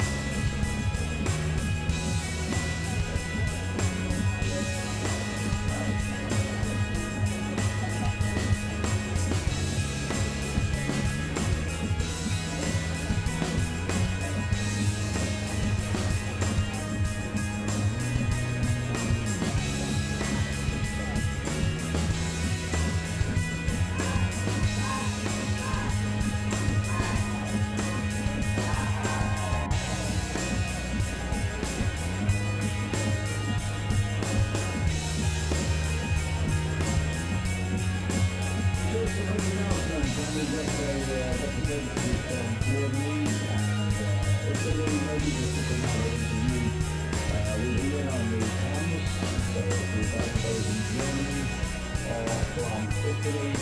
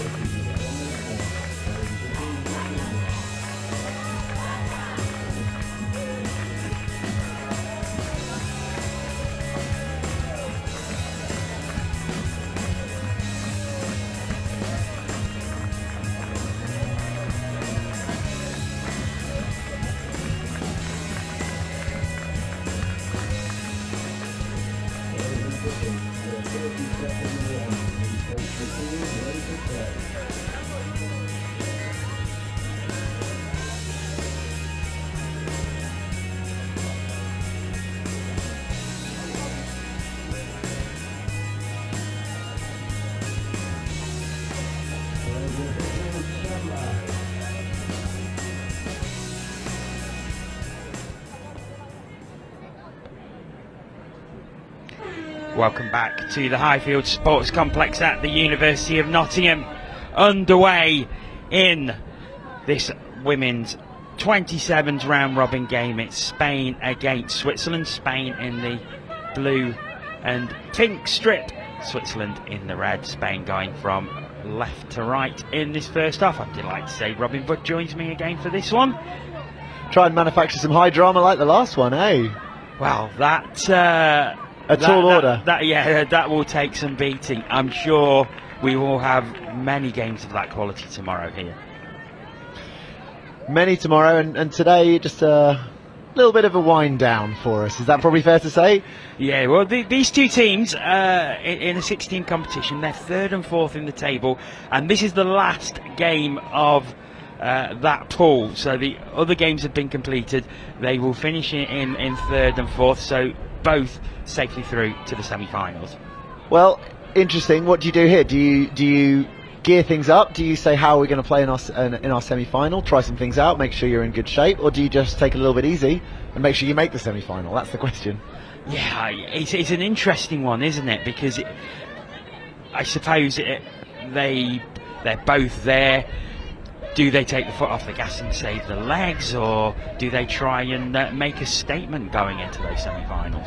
Yeah, exactly. Well, I guess we'll find out pretty soon. Spain have been an interesting little surprise package in this tournament, I think. They've finished higher than some of the home nations, if I'm not wrong, who you'd maybe expect to be stronger. Yeah, higher than Wales and Ireland, with 15 points from their 9 games so far. So they won't catch Switzerland because Switzerland have 20 points. So Switzerland will finish third, Spain will finish fourth. Spain will play England in the semi-final tomorrow. Scotland will play Switzerland in the second semi-final. I see. Well, I think Spain are very athletic. They've got some good ball skills, which has sort of stood them in good stead in this tournament so far. So I think they're going to be really strong on that. Yeah, what do you take into the semi-final? Hopefully your body in working order. That's always the priority. And a nice little opportunity here, and I think she's got it down. Yes, she has. Yeah, so it is Switzerland who take the lead early in this one. And I suppose the positions in the table will sort of point to Switzerland being the favourites for this game as we see this one again. Just a quick pass into the hole, and down it goes by Claudia Watford. Well, Watford who put that down. You were locked into Irish name mode, and you had to revert to Switzerland name mode there, weren't you? Yeah. Good finish, good touch. I think Switzerland are a more structured team, and actually do have some decent athletes in there as well. Spain, they'll run around, they'll generate chances through that. So this can go either way. What's the head-to-head? Head-to-head, they played each other once before on a Wednesday, and Switzerland won 6-4. 6-4 isn't a huge margin, no. So you could spring a surprise here. Who knows? They could indeed. Switzerland do have the ball as the pitch one is bathed in sunshine. It's probably the warmest it's been all day about now, because we've had a really cold breeze blowing most of the day across this balcony. The sun does hit it at this time, so it's warmed up nicely. Unfortunately, it's only hitting my legs, so I'm warm at the bottom. I'm gonna hang you off the edge of the balcony like a gangster just to warm you up. It's cold in the shade and it's warm in the sun. It's a very English summer day. Because I was up here with you earlier, I went out for a stroll around the grounds and warmed up nicely, and now I'm back up here, and send help, send thermals. I just realised we've got Anya Tomazuska, who I think is about to award that try as the on-field referee, refereeing her countrywoman. Oh, well, country of residence, because I think she's Polish. But yeah, Anya Tomazuska just gave that try. She's based in Switzerland, so they'll be her clubmates, they'll be some of her friends on this team. But we're all good, we're all neutral when we come to ref, So 2-0 Switzerland lead. Two really well executed scores. There's not much to be said. I think if you're playing good, open, aggressive kind of structured touch like they are, I think Spain are going to struggle with that. They don't seem to have that same structure to their game. Yeah, it's Spain who looking to get one back from the tap off. Good defence so far by Switzerland, and the ball just put down a little too hard, which means it rolls, and that means Switzerland will have possession back. Yeah, lost in the roll ball there, wasn't it? Not too good. They got up to the line, they had a little chance they might have struck off the back off, so there's always options, but now we're driving to the middle. We are indeed in Switzerland. Going through, good drive so far. Picked up in the middle and looking to go to the middle outside, but it's too many touches, and Spain have possession once again. So what can Spain give us here? What can Spain try out? I think if you've got a semi-final, you've got a team like England, I think, you know what I'd say? I think, do you want to try and play the way that the teams you're up against play? If they're athletes, if they've got the ball skills, maybe they should look to play a bit more expansively. There's a little opportunity here on the outside. I wanted us to straighten and try for the 2-on-1, but she scooped, and there might be an option here. I didn't think back inside was the option. Just to let everyone know that the Switzerland, who will be playing Scotland in the semi-final, that will be on this pitch tomorrow. And then we will have the women's 27 final. I think that is at 2:50. So nothing but knockout touch tomorrow, I think. Or maybe the last dribble drabble of we've games. got a men's open round robin to open the day. I think that's Belgium against Scotland, but then it's knockout all the way from there. It's quite funny that the way it works with the format. So we're going to have a touch and pass in the middle over here. It's quite funny how it works with the format that you've got teams still finishing off games against each other before the finals, and in a few cases, I know I was speaking to Dan Powell, who's the England senior mixed player. He was saying that they're playing France in a round robin game in the morning, and they're playing France in the final in the afternoon. So yeah, it's another little dynamic, isn't it? You're up against the exact same team later that day. How hard do you go? What can you put in their heads? That's a really difficult one, isn't it? Because if you play the game you're planning to play in the knockout, are you giving too much away? It's a really difficult one, and that must be a real quandary if you're a coach. I know I've spoken to... So look, I'm a very one-dimensional man, I'm a very simplistic man, so I think I can operate on multiple levels. I've spoken to coaches who do say they keep some of their playbook back early in tournaments. A lot of the more the teams with a bit more support staff, or the teams who've sort of got the countries who've got multiple teams at the tournament, might send someone over and say, right, you know, we're playing our men's open game over here, you're playing our next opposition over there, let's have a look, let's see what we can do, and that does sort of justify maybe keeping some things in reserve. The only other thing though is, I don't want to sound like I don't want to be wrong. I never want to be wrong, and often am, but never mind. It's not a huge game of subterfuge. It's not a massive game where you can completely... Your advantage from concealing what you're going to do is much less than your advantage from being drilled in what you're going to do. And the only way you get drilled in it is by doing it in a game. The majority of scores, you can tell the opposition what's going to happen, and they'd struggle to defend it much better if you execute it well. So, you know, I think there's an element of that. I think you can overthink this idea of, like, what do we keep in the bank? What's our sort of dynamite, you know, finals only firecracker play? Kick left and there's an overlap that's gone the other way. There's a space in the middle as well. But long hair, I've been saying, you wanna play touch? No long hair. Right, we're just going to take a break here for a second, and let's head over to Ian in the studio. Over to you, Ian.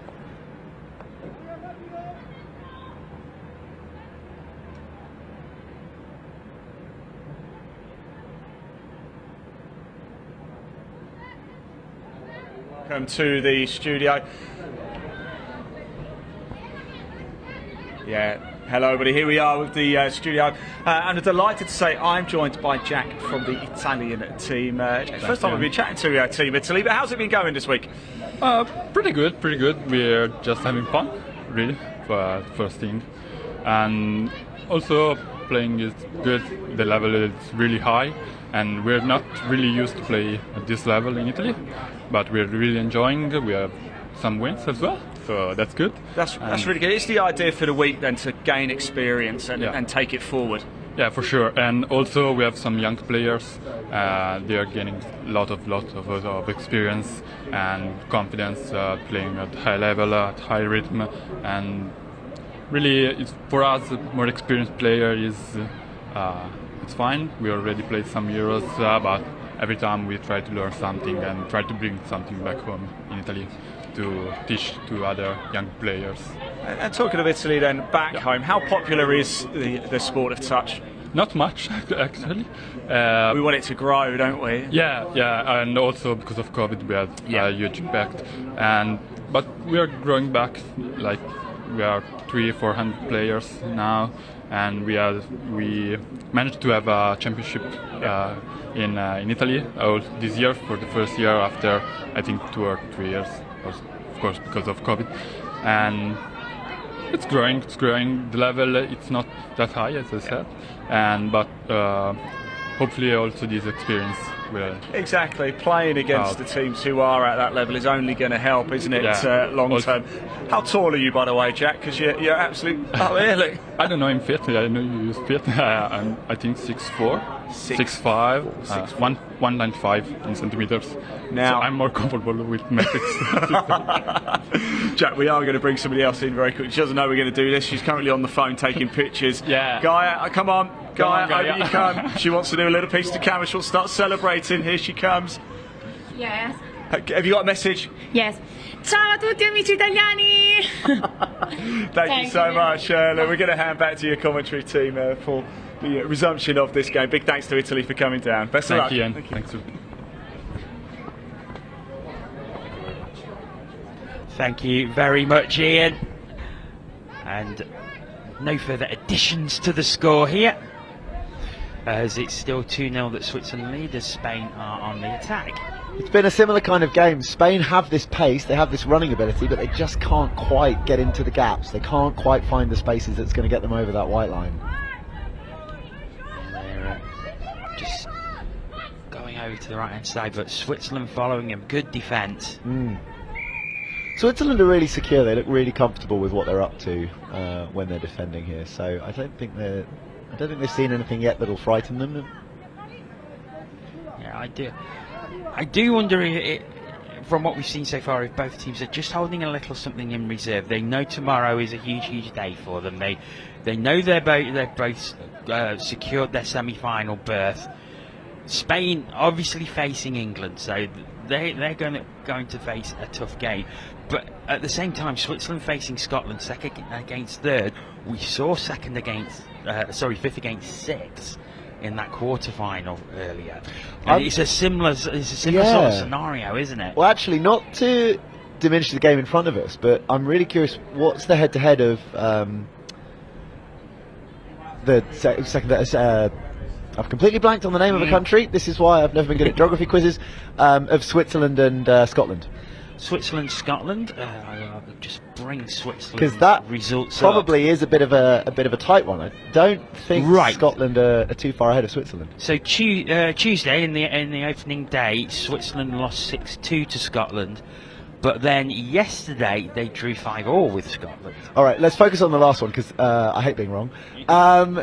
That makes it very saucy, doesn't it? So it does indeed. I think if you've got potentially, let's look at that in the light of you've got a Switzerland team who struggled to find themselves on the first day and then got there. Then you're in an interesting situation. You've got two very even teams, which is funny, really. There's something liberating for Spain. They know that they're not really necessarily going to have a lot of luck against that England 35s team. I should declare an interest here. If you want to do the head-to-head there, so Tuesday England beat Spain 10-0, then yesterday England beat Spain 12-1. So it's knockout rugby. Anything can happen. And listen, but you've got to say England go into that game heavy favourites. Yes, the heaviest of favourites. You need a forklift to. Oh, nice little check in from the Switzer. Oh, and it's off again, but it's down. As is a player as well. Actually, I don't think there's any malice in it. I think they're just making sure she's okay. Yeah, just back up. She's fine. So that's good to see. That's number 10 is Irene Welty. Always strong opinions on the refereeing. She does a little bit of it herself and likes to give us an idea of where we're going wrong. So she might have had her own opinions on that touch. And there's an over the mark there. Anya Tomazusi is going to give that one. So can we get top scorers in the division? I'd love to know. So we've got an England team that should go into that heavy favourite. It's an England team that probably will go into that with one eye on the final. But equally, that creates its own risks. That creates its own situations where are you fully geared into that game? Are you fully in the right place to give yourself the best chance? I can probably give you top scorers for each individual team, but let's do top scorers for England and see what we've got. For England? And then give me a second. While we've got you doing Bill Frindle, what's Spain's highest margin of what? I'll let you do the first one before I stack you up. Anna Wilson is the top scorer for England, 19. Yeah, fantastic. So very strong players in that 27s team. So they've got, and Anna Wilson's a link, I think, in that team, and really able to find those gaps. And I think that the Swiss defence, which isn't, the Spanish defence, which has already been found wanting a couple of times by Switzerland, is going to really struggle to deal with that threat from England. Spain have 2 victories in the competition so far, both against Ireland, 7-2 and 3-2. And then they had a 6-all draw against Wales, and another 5-all draw against Wales. So I think that's what's taken them up into 4th place, is that slight superiority in points that they've got over Wales and Ireland. So that's put them into the semi-final. If you look at them against Scotland, for example, 8-0 and 11-2 losses. We've already mentioned 10-0 and 12-1 losses to England. And then they had a 6-4 loss to Switzerland in the previous time that they played. So their narrowest loss margin is 6-4 against Switzerland. So what's interesting for me in that is they are putting scores down. You know, we're a long way into this first half and they've not got over the whitewash, but they can. So what can they show us? That's my thing. What can they give us in this half to get themselves over the line, get themselves on the scoreboard? Yeah, the 28 scores they've made in this competition so far, but they have the 4th best defensive record, and that's probably what's seen them through. Yeah, I think that, and actually that's where athleticism helps you out. structure is all well and good, but actually if you can just chase real hard, you can probably keep out an awful lot of attacks, and I think it's done them reasonably well here. If you think about the Swiss scores, I don't know why I found that hard to say. If you think about the Swiss scores, they've mostly involved little checkbacks, little touch-specific things, whereas when they just try and beat someone on the outside, Spain are more than equal to it. That's something for England to think about, I think. But equally, that's a very capable women's 27s team that will probably have that in the locker and definitely have ways to protect themselves.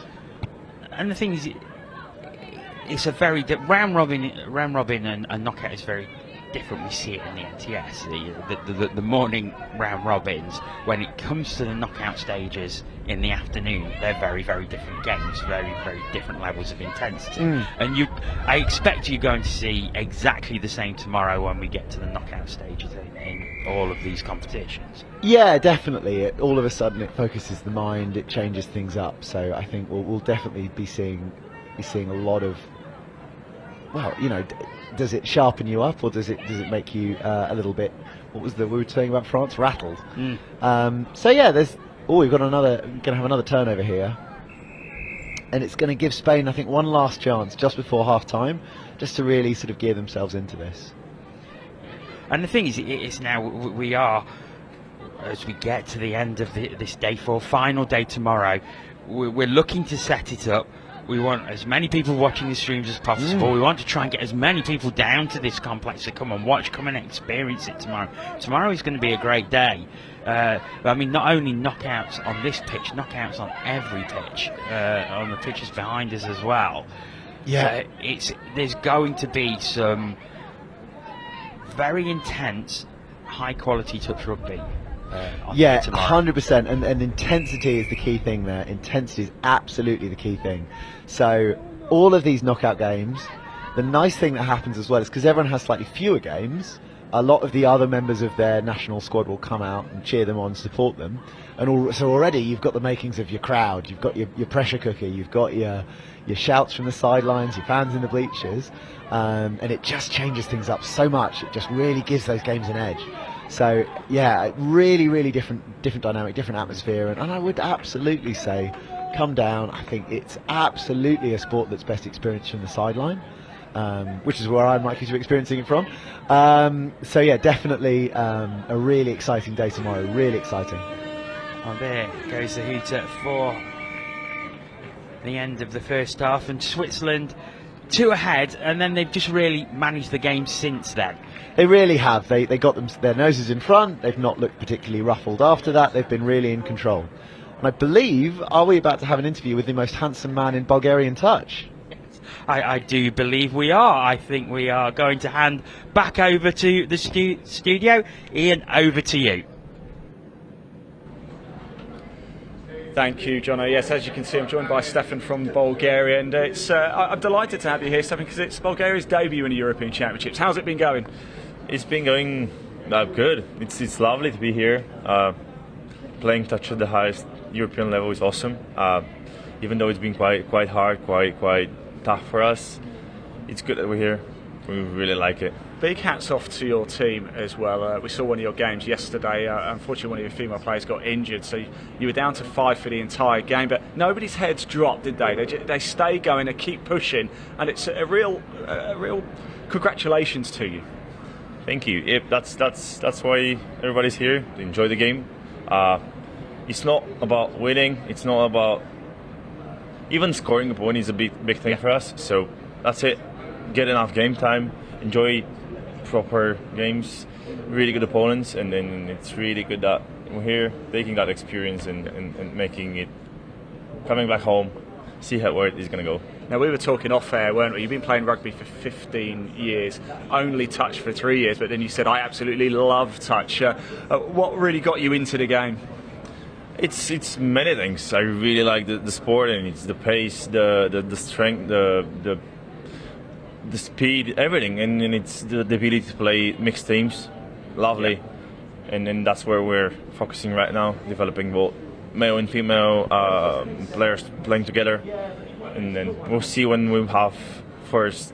Yeah, men only maybe is going to be first, so that's a huge thing for us. Get involved a bit more female players into the game, and then see. Is that the target for, say, the next Euros then, to maybe have that full men's squad and maybe a mix too? I guess we'll still be going for the mixed divisions for a few more years now. Yeah. We definitely saw that we need more female players. Coming with 5 girls is definitely hard, and maybe that's the goal for the next one. Attract a few more female players. Yeah. Make a good sync with the male players and go and make. First of all, it's going to be score a bit more points. Then it's going to be play some more competitive games against higher. It's a better time teams. thing, but having the experience of playing in these tournaments, you learn from the opposition too, don't you? And then you can take it back home. How popular is touch in Bulgaria? Is it a player pool problem that you just have? Definitely, like touch is really young. We've started. We said 2019. The growth was affected by many different reasons, but getting more players into the sport will definitely help us grow, and this is a great reason for one of the many reasons why we're here. Expose that you can play the level, the game at the highest level. Hopefully, it's going to attract more people, and then those people that would bring even more people, and then getting a bigger pool of people to be representing the country. That's going to be. So if you are watching this in Bulgaria right now, get in touch with this man and start playing the game of touch, because it is brilliant, isn't it, Stefan? It is. It's an awesome game. Right, I'm going to let you get back. I really appreciate you coming to join us, and it's a real pleasure to have Bulgaria here at the European Championships. I'm going to hand back to your commentators for the second half. Thank you.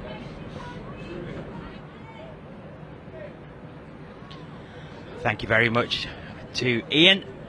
We are back here in the commentary box. We're awaiting the second half of this game. Switzerland 2-0 ahead, and it's fair to say, Robin, they've looked very comfortable in this game. Yeah, Spain have really struggled to put them under threat. It might be that that's because they're deciding to just go a little easy. It might be that they're eyeing up that England game and saying, well, let's give that 100%. Let's make sure we're in a position to do that. Or it might just be that Spain are very structured in their defence and not really giving Spain much to use. Either way, it's a pretty difficult one for Spain to get themselves into right now. Let's see what they've got for us next. It's, Switzerland do have the tap off here. I wouldn't be surprised if they do a similar game plan to what they had in the first half. They might try and get a couple of scores early and then just manage the game. Sorry, I was laughing because the Spanish player did the classic hands up, I've done nothing wrong, even as the ball was kicking around her feet. So that's being caught with the murder weapon and denying that you're on the crime scene, really. Yeah, I think both sides will keep with the plan. I think Switzerland are playing touch in a bit more of a structured way. It's given them some advantages. Looking for phase here. Oh, it's zero touch. Yeah, zero touch it is. But it's an offside. So it'll be one of those where she was only there because she wasn't onside. I would like to see Spain try and use the width. There's some tired bodies out there. There are a couple of Swiss players who maybe are very good technical touch players, not quite as sort of quick on their feet as these Spanish players. Like, try that.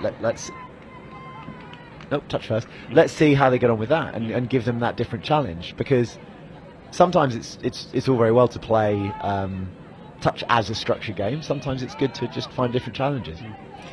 We've seen Spain on this pitch a couple of times so far in this tournament, and often been on commentary with Mal, and a player we both picked out is Elena Lopez Cañara, number 11 for Spain, who has played very well when we've seen.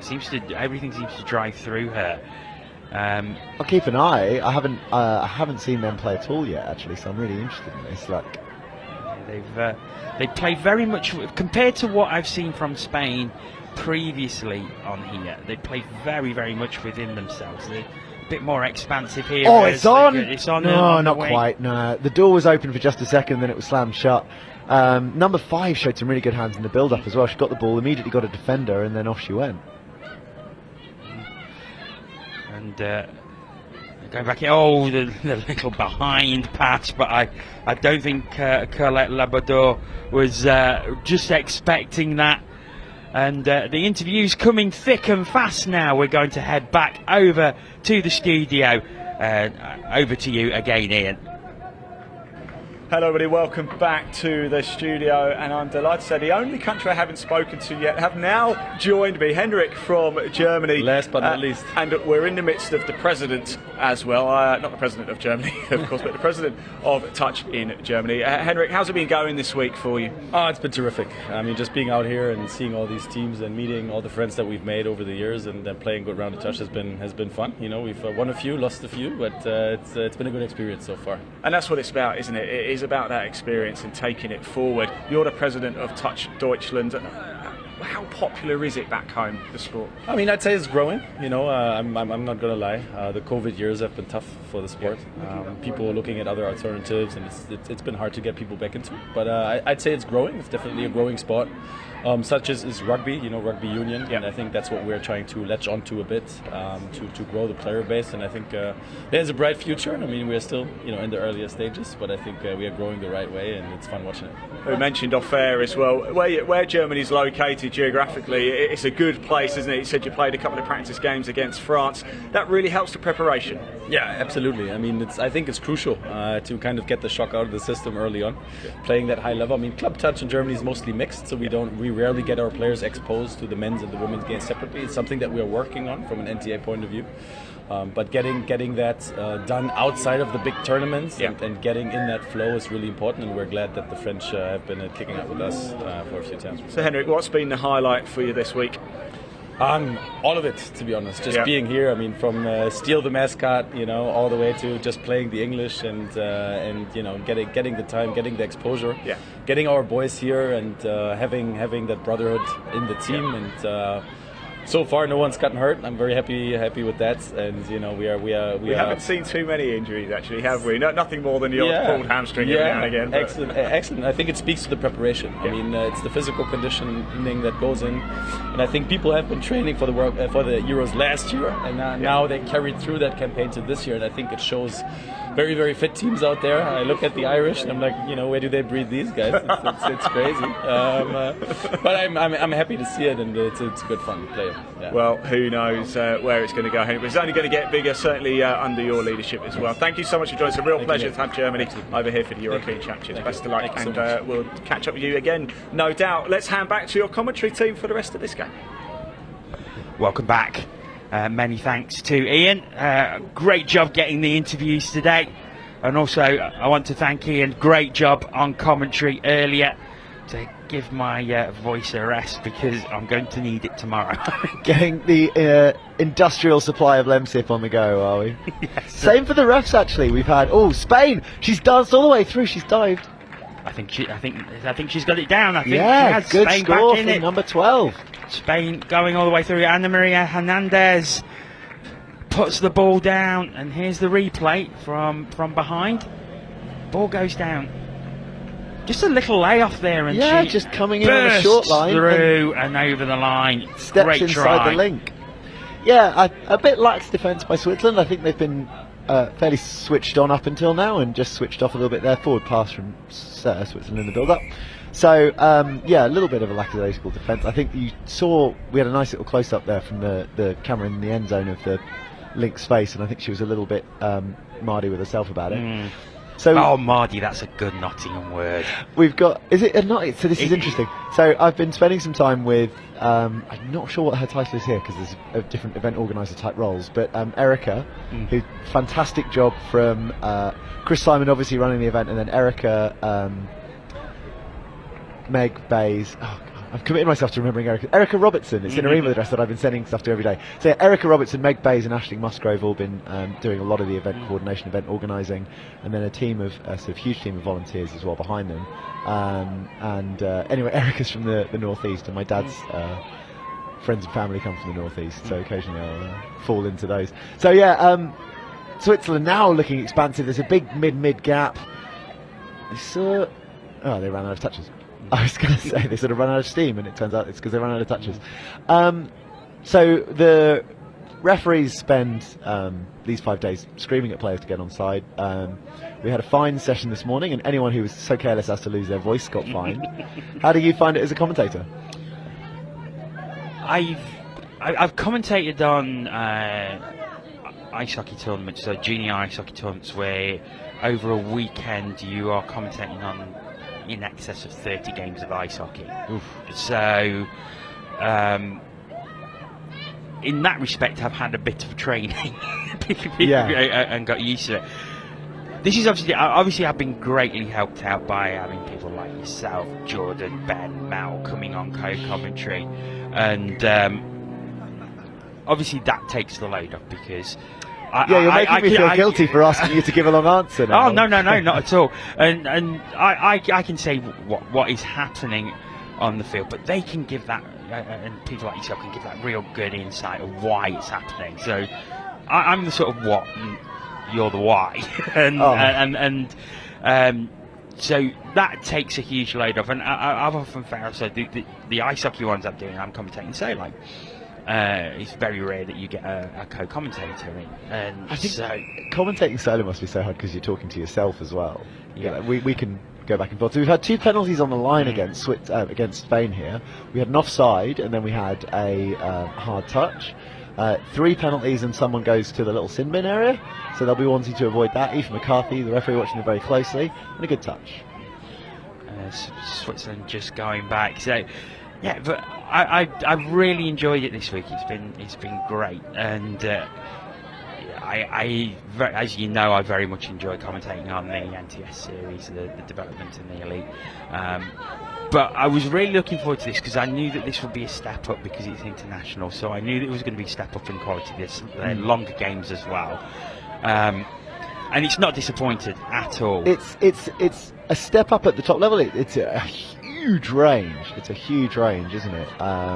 But yeah, some of these games, I think we also forget that even some of the nations that aren't thought of as the stronger touch nations, when they actually get all of their resources together, they're very strong. They have some real players in those teams. So, yeah. I think what was nice from my point of view is seeing a lot of the players who I've seen in the elite and the development series. A great example: John Weston Stanley, Louis Treyers, and Camille Shepardine from Galaxy, then coming in to play on the same England team. I'm really interested to see how the way they play together at Galaxy, is it going to be a similar way that they play together here for England? Well, it's an interesting example that because John Weston Stanley he's playing in a different pod to the other two, I think. Oh no, he wasn't before. Is he now? I haven't seen him. He was on the game I was watching. We've only seen actually England's men's open once on here. As Switzerland score again. I'm so sorry. It looked to me like it was nice little sort of just run through the middle, and so she scooped and then she's given, and it's Irene Welty, who I did shout out earlier for never being backwards and coming forwards, and she's got herself over the line there. So 3-1 Switzerland lead, and they restore their 2-2 advantage. I think it's an interesting one actually, in a way that some countries, the bigger countries, almost have a structural disadvantage. These Swiss players, I think there's 2 or 3 big touch. Oh, it's good hands, and it doesn't quite come off. Spain generated the overlap, and the link just couldn't get the ball out to the wing for that final pass. I think she would have been in if she had. Switzerland, they have geezers, at least one other that I forgot the name of, and maybe a third. So actually, a lot of these players might know each other a fair bit better. They might play together a fair bit more. It's something that we find with the junior competitions, is that sometimes actually if a country's national team in the juniors is pretty much based around one city, they come into that tournament stronger than the England one, because the England one's sort of often taken from everywhere. Switzerland are through, really good hands, not quite got the pace down the line to finish.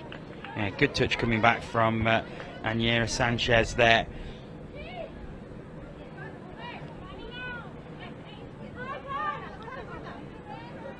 Spain are really full of running. They are really keeping that pressure on, keeping that hammer down. So, you know, it's a 1-3 game. It's not by any means a done and dusted game, and they will keep that pressure going.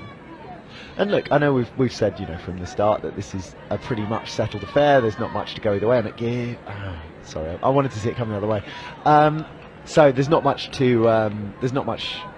riding on it. But equally, if you are Spain and you want to sort of really go at England, a little result like this flipping your way starts that little glimmer of confidence, that little glimmer of, maybe we can do this. So they'll be thinking about that. Switzerland coming into the midfield with real intensity there, really good, and then we just scooped a little potential opportunity, but not quite. Hands away, and the winger stepped in to make the touch, but again we just couldn't get that last pass off. Joanna White was completely free on the right hand side there. I think if the ball had come to her, it was a quite straightforward trot in for another try. I love nothing more than a straightforward trot in for a try. I think we always the old sort of 5 metre stroll. I always think the fun ones are, you know, when you get a really long ball, so the defence are banked all the way on one side of the pitch and it goes all the way the other way, and someone stands there and catching it with all the time in the world and just dots it down whenever they desire. So yeah, it's none of this running and somersaulting over defenders. None of that ridiculousness for me. Thank you very much. So yeah, it's been an interesting one for Spain to see that they have kept their effort up, and number 12 there slammed up in defence. So you know that it's not dead to them. This game, they are putting their backs into it now, I think.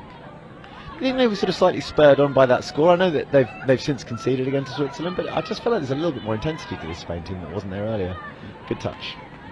So, touch as she went through. Goes back to the 7.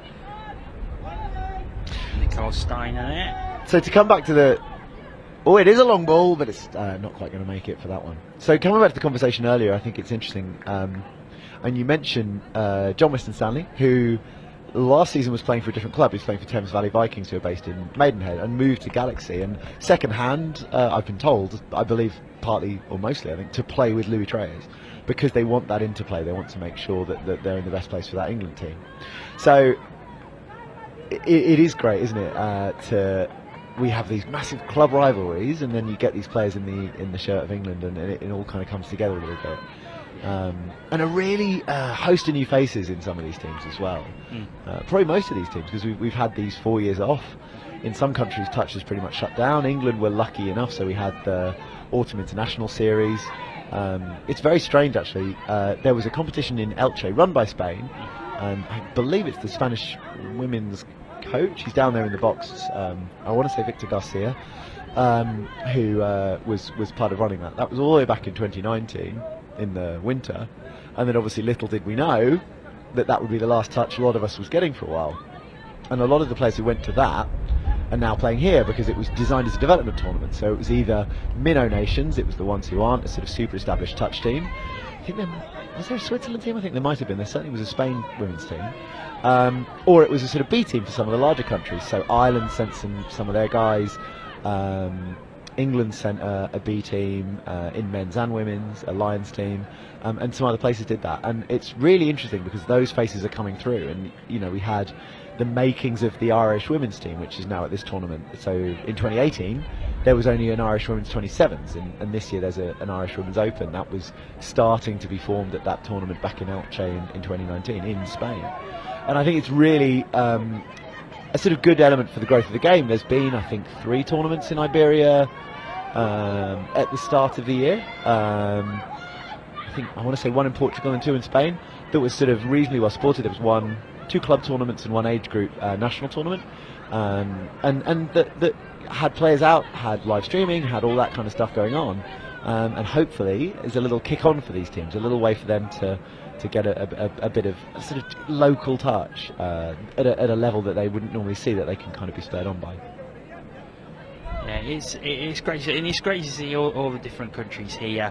Obviously, Bulgaria coming into the mixed open, their first appearance. Bulgaria are everyone's favourite second team, I think. I've refed them twice, and they're a really nice bunch. They're raw, as you would expect. I think they're raw and becoming less raw in terms of experience and more raw in terms of physical well-being, I think, as the tournament goes on. You know, yesterday was middle point of the tournament, and I think they only had 3 fit female players, so you know, it would have been hard yards for them, but what an experience. Yeah, I think there's a novel in there somewhere about the Bulgaria team turning up to the European Touch Championships and sort of the little cobbled together group they had. And there is for everyone. I think it's so great. You know, you think this Spain team, the majority of them, I'd love to know whether they've even picked up touch. There's a few clubs, so I know Jen Lee, one of the referees, also plays. She's sitting down there. She plays in Valencia, I think. There's some touch in Elche, there's some touch in some other places. To get to a point where there's 16 of you in an age group team to get on a plane together and come and play is fantastic. Yeah, definitely. And I think it's worth pointing out this is all self-funded as well. There's no. Yeah. It's all amateur. There's no. There's no massive sponsor or anything like that. It's all pretty much out of their own pocket. No, very much so. There's very little money that comes in that isn't from the players themselves, and the organisers are very mindful of that to make sure that everyone's sort of costs are managed as much as possible and as best experience as possible is delivered. But it's so relevant for the players when they make their plans to come to these kind of things, because you just can't. You don't put your life on hold and spend all that money not to give it your all. And giving it their all right now is Switzerland. They're driving really hard up to the line. Just run out of puff just a little on that last touch, but going to have a penalty against them, I think, for a touch and pass. 3-1 Switzerland lead. We're 2 minutes away from the final heater, and I think that they've both teams have really taken the options to take it a bit easy and save themselves for tomorrow, which is perfectly understandable. Very understandable. I think it's. I think they'll both come away from this pretty happy. From Spain, they've really shown some pace and intensity, and they did it again there. They almost had an overlap actually out on that wing. They did it again there. They really showed a bit of pace and intensity and showed what they're about. And for Switzerland, I think they'll have run through their playbook a bit. I think they'll have made sure they didn't take too much out of their muscles, and they'll be set up nicely for tomorrow as well. And that's the crunch game for me. I think take nothing away from Spain. I think they've got some ingredients that could be a bit of a surprise for England women's 27s, but really we should be, you should be expecting the 27s to finish that one off fairly comfortably. Whereas Switzerland, a bit of a tougher test in a really interesting game. Spain have the ball back. We're into the final minutes, so maybe a chance of a final drive if they can get it to within one at the final whistle. I'm sure they'll be delighted with that. Yeah, I really want to see them just throw it around a bit. I really want to see them back their speed a bit more. I think they're running a sub play. They've got this fresh pod on, and with the last 30 seconds, let's see what these folks can do. 12 nearly dancing through, but going over the mark there. The over the mark is much more about timing than positioning. It's much more about the fact that you didn't anticipate and didn't sort of prepare yourself to roll the ball than it is about any kind of structure or gaining an advantage by being a metre forward, and that was definitely what happened there. I suppose that's a slight difference as the heater goes from rugby league. Rugby league, they have to physically roll the ball back, whereas here in touch, it's straight down and pick up. Yeah, the main difference, and I think it's telling here. So the Spanish players, I believe, a lot more of them come from a rugby background than the Switzerland players. If you play contact rugby, I don't know, have you ever played any kind of rugby of... Not since I was at school, a very long time ago. So they always talk about aim through the contact, because you want to hopefully break tackles or at least push teams back. And at touch you need to aim at the contact, because you gain nothing by ramming through, you just go over the mark. And I think that was something that Spain struggled with a couple of times. So, penultimate game of the day is over. Both these teams heading to the semi-finals tomorrow. We will see Switzerland again tomorrow in their semi-final against Scotland. Robin, thank you so much for coming to join me once again. It really is appreciated. Thank you. Always a pleasure. We have one game left today, and that is the men's 45 clash. We've seen Portugal once again. They are taking on Wales. Do stay around for that one. Men's 45.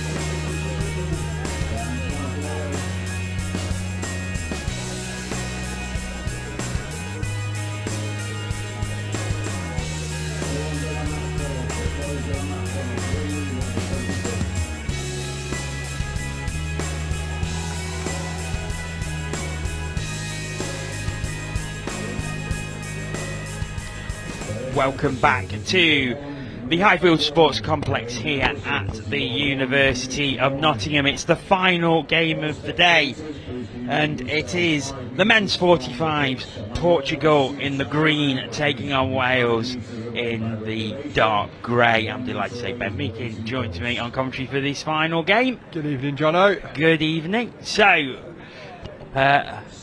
last game before tomorrow.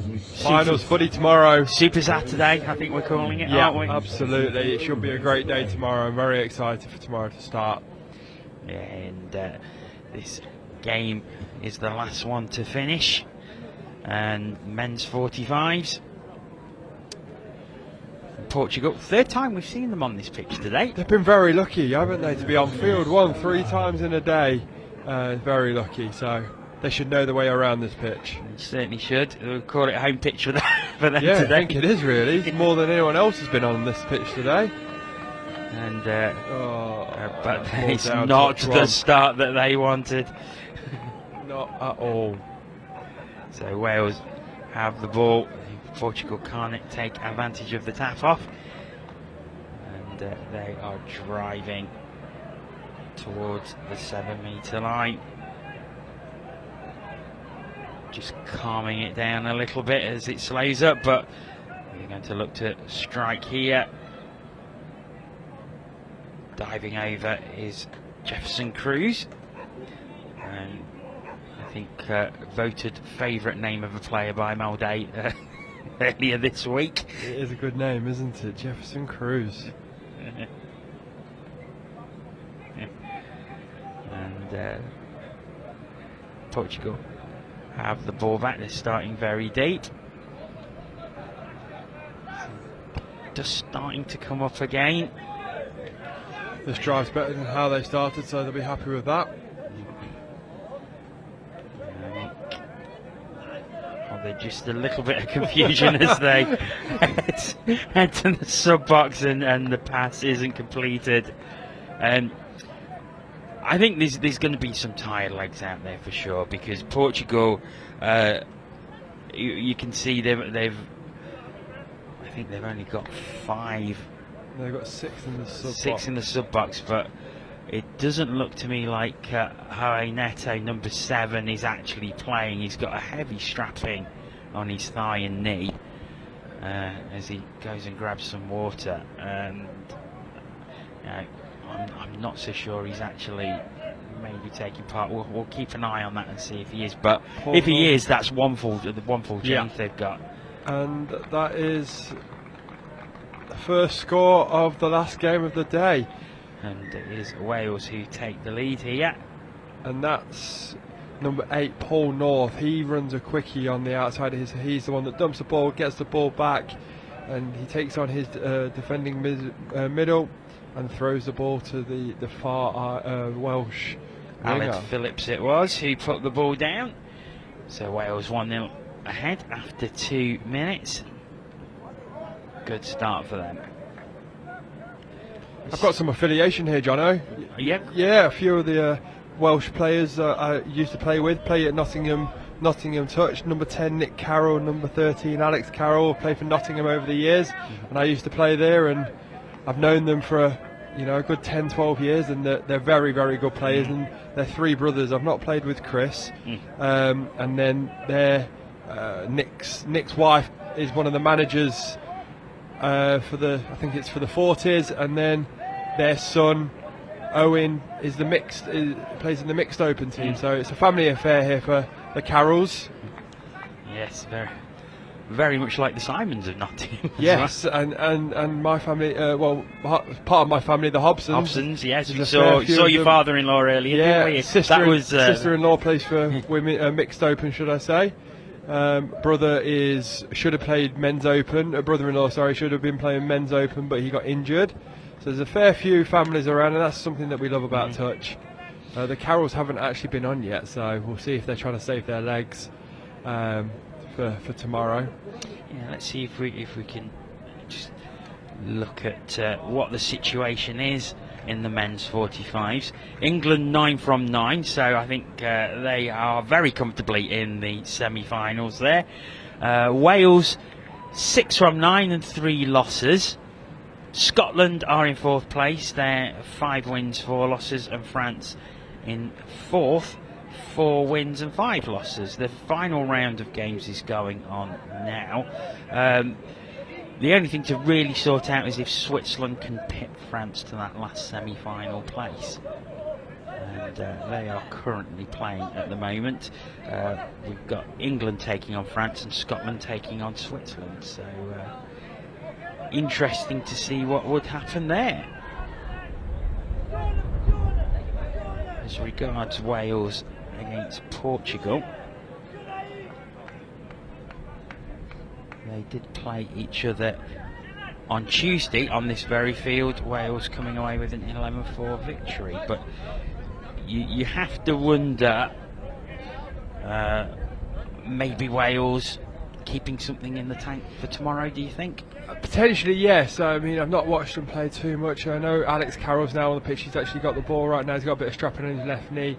I can see over in the Welsh sub box that Nick Carroll's not playing this game, so I'm a bit gutted about that, because I've known Nick a fair long time and it would have been good to commentate on that one, but I'm saying they're holding him back. I'm saying he's a key player in that team and they're going to hold him back in this game. He's walking around with no shoes on. I've never seen him with shoes on before, apart from touch footy boots, so he's walking around in there, probably doing a bit of coaching as Portugal come up the pitch, but referees called him over the mark, so Wales will look to get number 2 on the board here.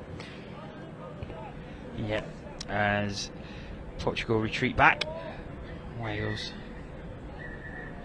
will look to go 2 ahead, and let's set up tomorrow, because yes, that's what we need to do. It's going to be awesome, isn't it? Yeah, if you played in a 4 or 5 day tournament, you know, the first 4 days, especially when you've got semi-finals like we do, where your top 4 are making those semi-finals, as long as you cement your place into those top 4 finals day, means anything can change. As Wales just set up a quickie here on the outside. If they go in hole 1, does he make the touch? He does. Yeah, if you make that top 4 semi-finals, it's going to be so much fun. You're going to wake up tomorrow. Today's a tough day to wake up for. You're sore. You know, you don't really want to be warming up and cooling down as many times as you do. But touch claimed. Touch claim. Alex Carroll is shouting, is he onside? Yes, it is. No, he wasn't, but the referee hasn't given the score. He's allowed the new set of 6. Yeah, on the 4th day you don't want to be warming up, but tomorrow you'll be waking up, you'll be buzzing, you'll be very excited for the day, and you know there's nothing better than being in that semi-final and then final and then winning. Yeah, I think Jordan said before, if you go back to the changing room with your mates that are winning and have a beer, it's one of the best feelings. If not, it's one of the best feelings I've ever had, and you know they'll all be looking to do that. As Wales just set that up, the opportunity was there, couldn't go to hands. So close, going out over onto the right wing, but just a little too high. So we're 7.5 minutes in, Wales with that slender 1-0 lead.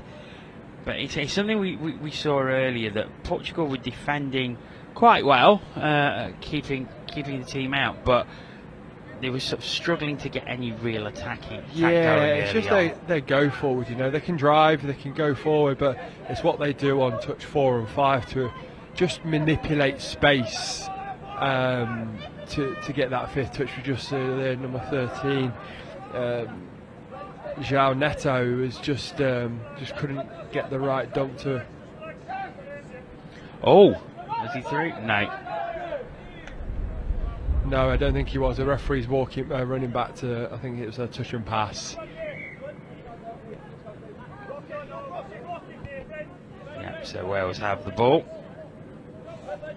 So, just looking ahead to tomorrow again, what are you expecting from tomorrow? I mean, some great spectacles and some really close games. We've not seen a drop-off yet. I don't believe you had a drop-off in the quarter-final. We didn't, and I think for anybody who's watching now who was watching that game, the Belgium-Switzerland, which was an absolute great game. You saw another level of intensity because it was knockout. Because a place in the semi-final at stake.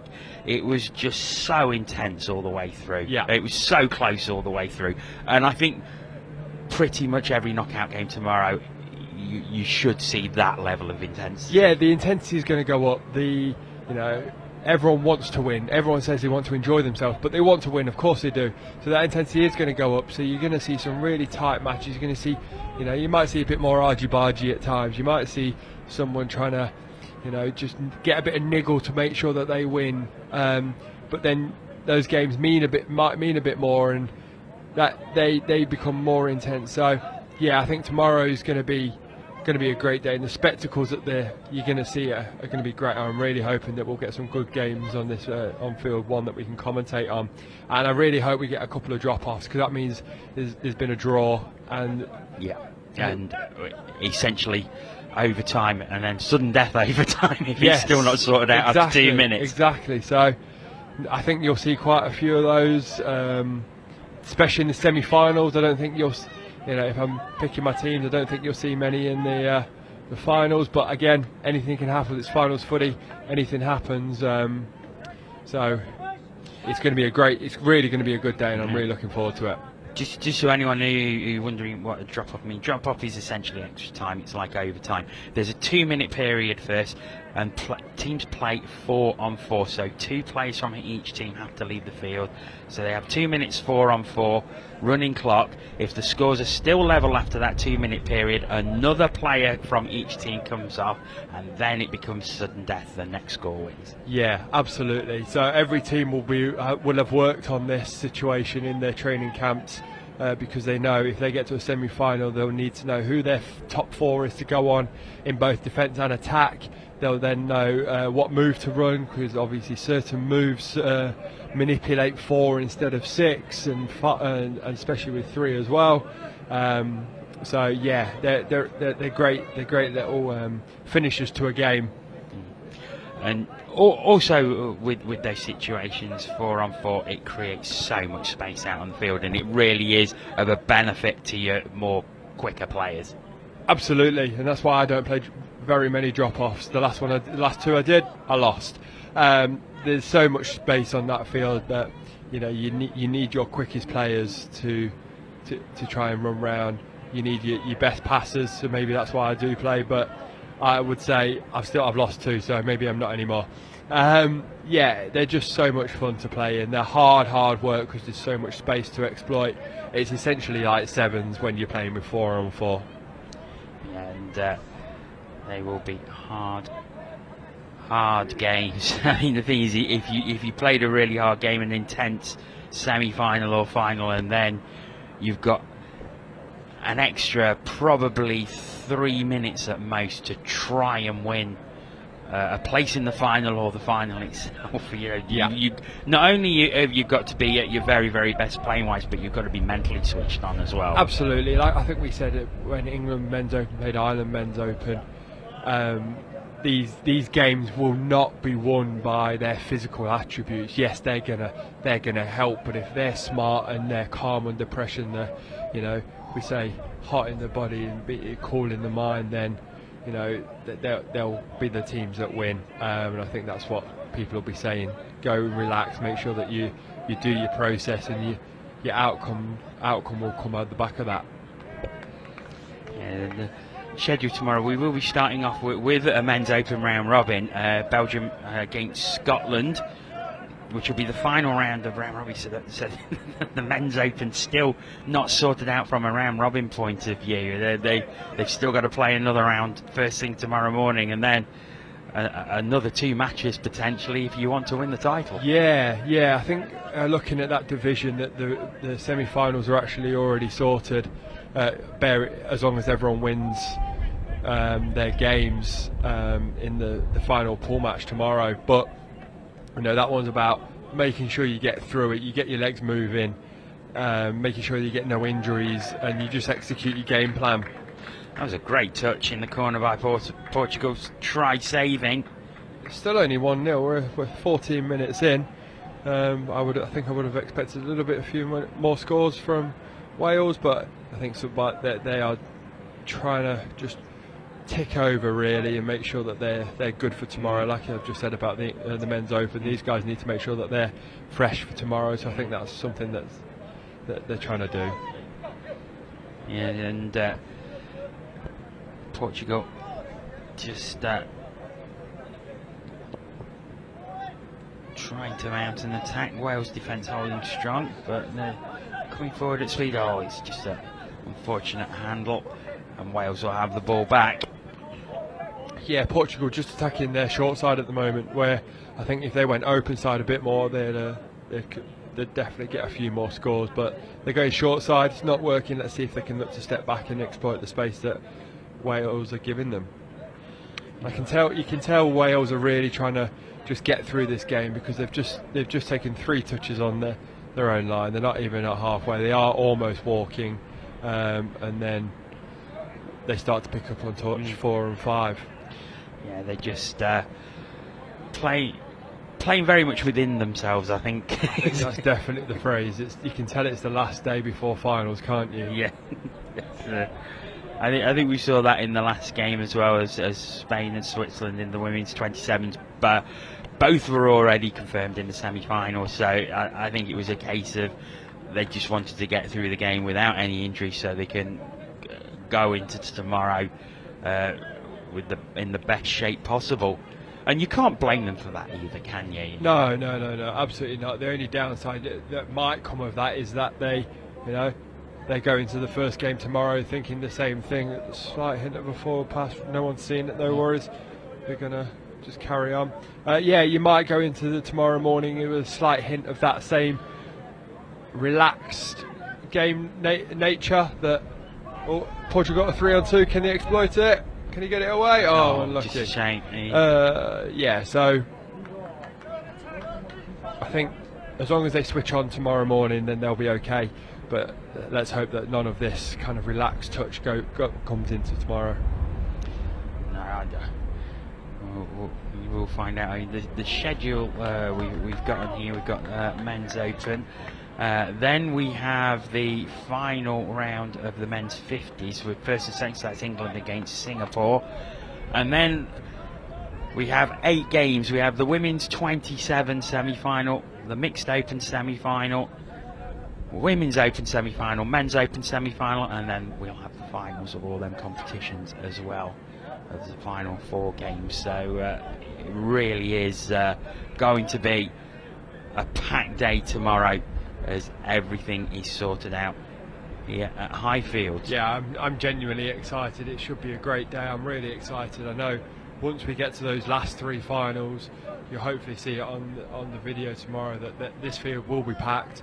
You know, we've got a few stands, but I think there'll be loads and loads of people standing behind each try line and sitting behind each try line, as they will be, let's say, well lubricated after having a few beers after 5 days of touch. Yeah, the beer tent has opened today, yes, hasn't it? It has, and I've already seen a fair few mums and dads that have come down to support their kids and having a beer already today. And that last game I was watching on pitch 2 between France and Wales Women's Open. So yeah, I think if the crowds are anything to go by from today, that they'll be even bigger tomorrow. It certainly will. And we encourage anyone who's watching, if you're in the area, can get down to Nottingham. It's free entry. You don't have to pay a penny to get in here. And if you want to see what it's all about, what you're actually watching on YouTube at the moment, get down here and come and see it live. Absolutely, it's even quicker on live. As number 5 here goes through, Nick Wythe goes through, and Wales have their second. Nice dummy by Nick Wythe there, and he just sprints through, and Wales double their advantage as we come to the closing embers of this first half. We'll see it from behind here. Yeah, just dummies the pass and sprints through. No one around him. An easy job to put the ball down and give Wales another score. Yeah, and it's probably on reflection. I know it's a very chilled out game, and I think Wales are very much trying to look after their bodies, but I think that's definitely the right result so far. I mean, Portugal have had a couple of looks at the Wales line. Certainly not been sitting back, but have they got one there, or was the touch in? I think the touch has been called. And that was when I watched Portugal earlier today. That was exactly the same play that they scored off twice. It was João Neto that would hit a 33 short line, and he would go at the line and step back, and then I think he dived for one, and then he passed for one as well. So they've been practicing that move. They've scored quite a few off it. They tried it again, but fortunately I think it was probably called a forward pass, because Wales have been given a penalty in the new set of 6. They have indeed. And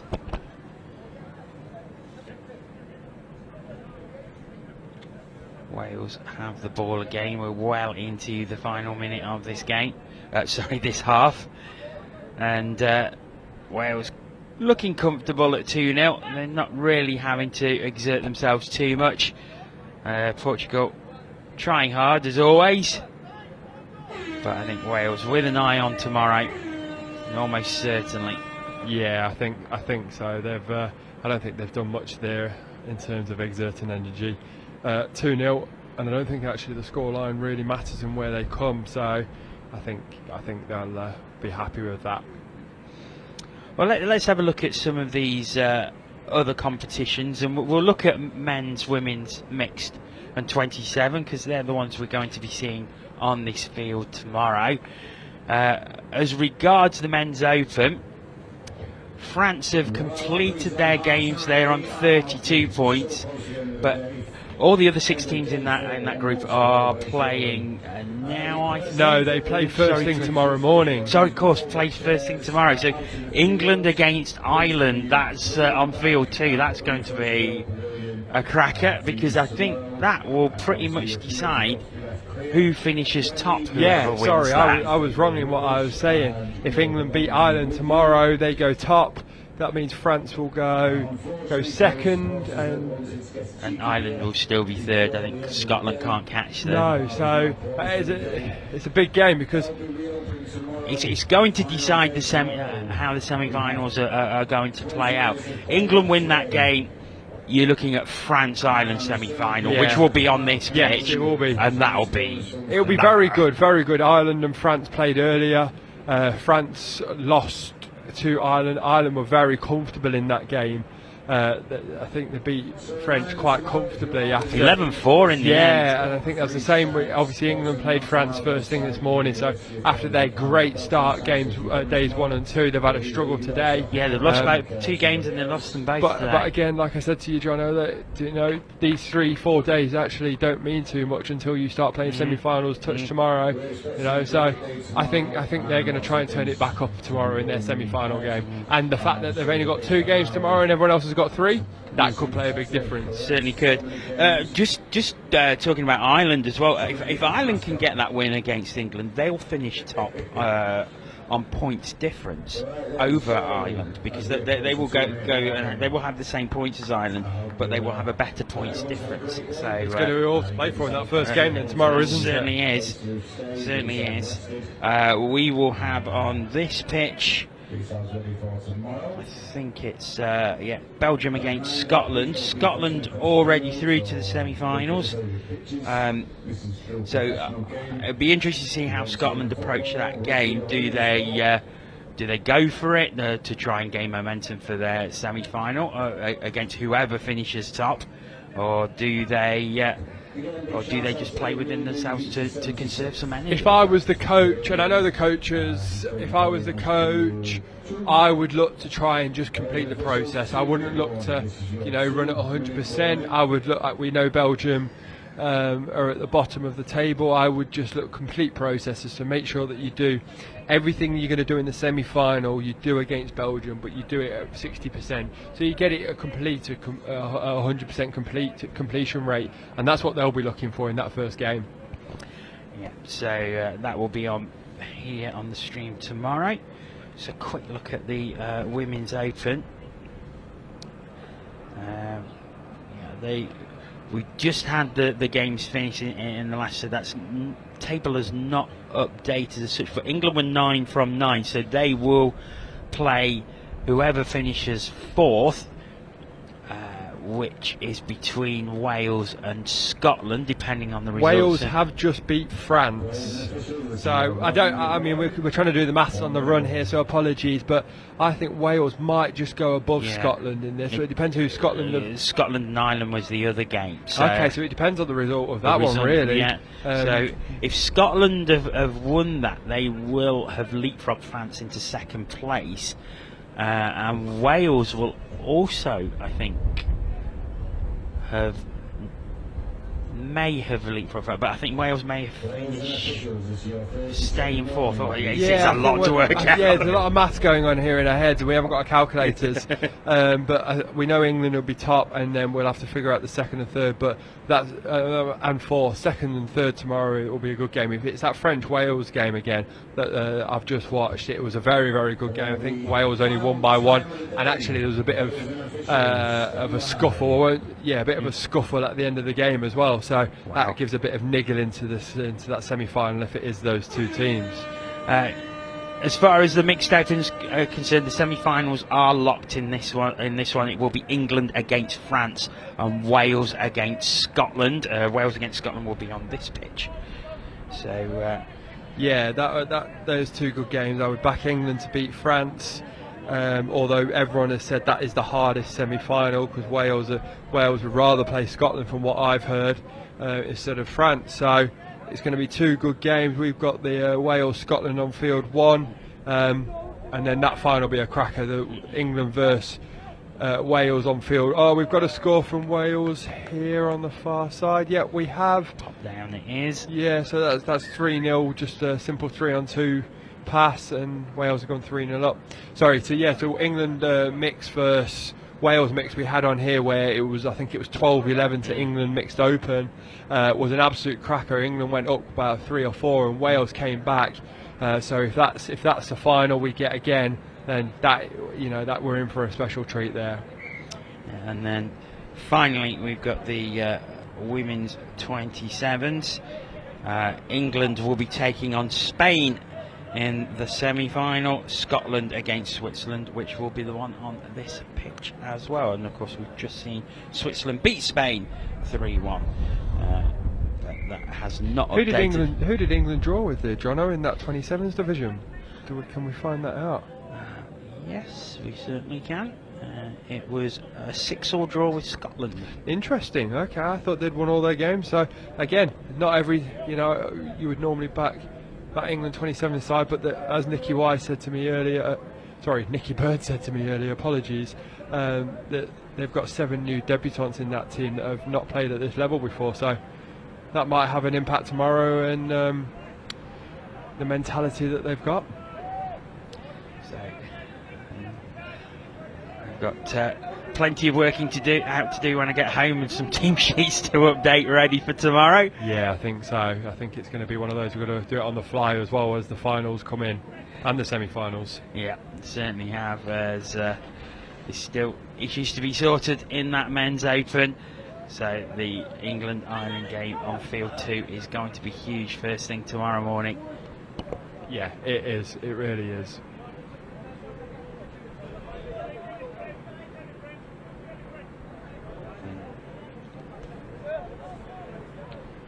We've got Wales again, who are in possession, and it is very much walking pace. It's a go slow touch. It really is. The sun is setting, and so are the Welsh legs. Well, they've put a bit of speed on here, out to the wing, and that is 4-0. Great try. Yeah, it is, and we've said that Wales are slowing it up, but as soon as they need to put that speed on, they get on the outside with this traditional split outward quickie dump, get on the outside, and it's just going through the hands. It's the 3-on-2, 2-2-on-1s, and they score on the far wing. Wales is sub-box side. Daryl Williams popping the ball down there.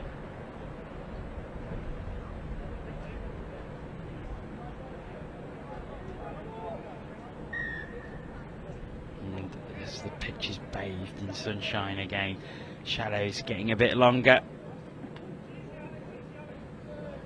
6:30 in the evening here, local time.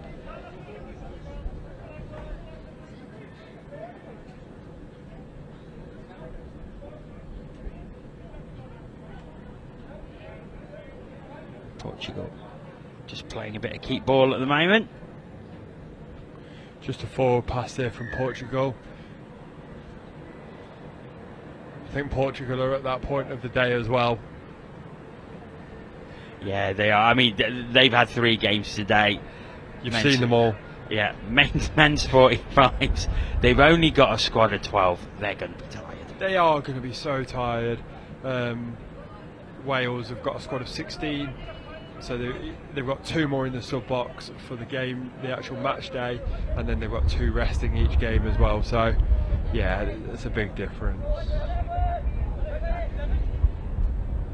Long pass, well taken. Comes back into the middle. Goes over to the left-hand side. Pass isn't completed, so Portugal will have the ball again. 4-0 Wales lead. 15 minutes to go. Breeze has just picked up here, hasn't it? You can see really the flags has. there. You can see the flag in your background there. It's really starting to pick up, and it's still cold on this gantry, isn't it? Today it's been like it all day. Yeah, now the gantry is a little bit of sun. Then sun sort of come over to this side and dipped a little bit. We are getting a little sun, so I am probably the warmest I've been all day studying. I'm still in my winter coat. I'll certainly be bringing a thicker jumper tomorrow, I know that much. I was just about to check the weather for tomorrow. I think it is going to be slightly warmer. It's forecast to be dry and sunny. Yeah. I think up to about 23 degrees, Yeah, I believe. like that. Hopefully that's great weather for finals day, and I'm sure that'll make sure that everyone's still out watching the finals by the end. By the time it's in 24 hours time, essentially it's 6 o'clock. This is the final, I believe. I can imagine the beer tent will do very brisk business tomorrow. Pardon? I imagine the beer tent will do very brisk business tomorrow. Absolutely. Especially in the afternoon. Yeah. So, I think we've got to pay credit to the organiser here. There's some great catering here, some really good concessions bought in, coffee, smoothies, some lovely barbecue as well. Yeah, there is. Oh, we've got a bit of a belly flop again. Yes, no, it's been a great setup here. England Touch have done a great job of hosting the second European Championships here at Highfields. I would say it's definitely better than 2018 in terms of facilities, and this time they've allowed a beer tent as well, so that must add to the experience. Yeah, it certainly will. I mentioned a few times on commentary, unfortunately I live in the city. The tram that goes straight past actually does go to the town I live in Nottingham. Unfortunately there's works going on the track, so I would have to get a replacement bus service at this point, which would make my usual 25-minute journey from home in the car an hour and a half journey on the tram. So unfortunately that has not been an option this week. No, not for me. Well, I have one night where I'm in the accommodation halls here, so it's quite lucky. If, the fields are on one side of the road and the university's on the other side. So it's a great place to stay touch for a European Touch Championship. Nice stroll across the road in the morning, especially when the weather's like this. Yeah. So it's Wales who have the ball. We've got 12 minutes left, and it's not being played at breakneck speed, which you can perfectly understand. Wales got to keep something in the tank for tomorrow. Portugal will have games as well for positional playoffs, and Wales pulling off a great move, and Andrew Harrison puts the ball down, and that is 5-0 the Welsh lead. Yeah, so Wales have done the same thing, but on the right side. He wanted his number being called. That was number 2, Andrew Harrison. You did say that, didn't you, Joanna? Sorry, I did see him turn round, so maybe he just wanted his number being shouted out again, so I've given him that. Wales did the same thing they did on the left side to the right side. They've just done they've split outwards on a quickie play, and then they've just thrown the ball on a 3-on-2 missed pass to the winger. So Portugal little bit of speed in the Portuguese legs now as they look to get something on the board in this game. They'll not want to be shut out in their final round robin game. They come out to this left hand side. Oh, nice pass, but the touch is made. Telegraphed well again by Andrew Harrison, because it was a nice little pass behind the back there. It was a good disguise, but Andrew Harrison managed to figure it out and make the touch on both players. Portugal still have it though. Oh, it's an interception, Bog. Harrison, I think he was about to put the burners on and run the entire length of the pitch. Everyone in the Welsh box said, no, don't stay there, just relax, look after those calves and legs for tomorrow. I think the referees are at that point as well. If you can see them just strolling down the sideline, ensuring that they get their recovery as well. They're on and off very quickly to ensure that they're not doing too much work either.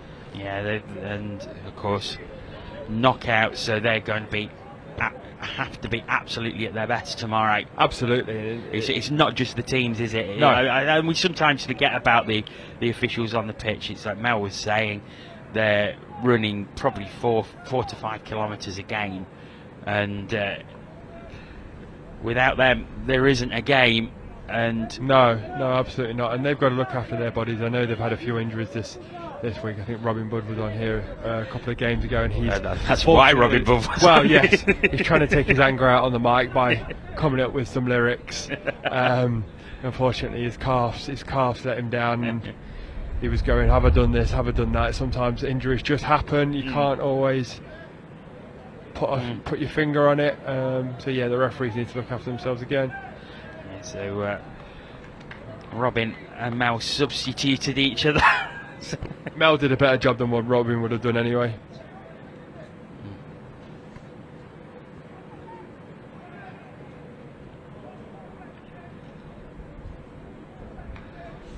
And Wales again just taking their time.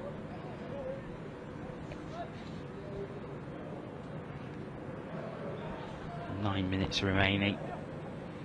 Can't come quick enough for Wales, can it? No, they do. You can tell they're just going through the motions of it. Outside. Apologies, Jono. So yeah, as you say, they're going through the motions a little bit, aren't they? And they're just preserving their bodies as much as they can. You know, they've had a busy day, probably 3 matches as well. Probably visualising getting in the ice bath when they get back over to the university. Yes, absolutely. I think the recovery is going to be key. You know, they want to win that gold medal tomorrow, so they've got to do everything that they can to get there.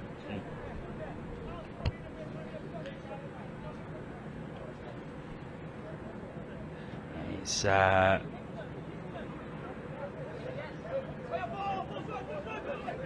Portugal having the ball, and they get to halfway. Again, still looking to get something from this game, even if it's just the one score. How about you, Johnny? Are you ready for tomorrow? How's the voice after how many games have you done in the last 4 days? Oh, now you're asking me. I've actually done the least amount of games today than I think. I did 9 yesterday. I've done 9 today. So you did 10, so that's 10, 8. 9, I did 11 on Tuesday. So that's 29. 29, sorry. 29 and 10 on Wednesday. So 39 so far. We've got 10 tomorrow. Are you doing them all? I think I'm definitely doing 9. I may be doing 10, but we'll see. There's longer gaps as well. Yeah. But no, doing a fantastic job. Gargle that honey and lemon tonight. Thank you. Yeah, I think I'll be going down to chug a jar of honey. I know Jordan Melling's struggling. His hoarse voice is being around. You can hear him coughing and spluttering. But the ladies are loving it. They absolutely are.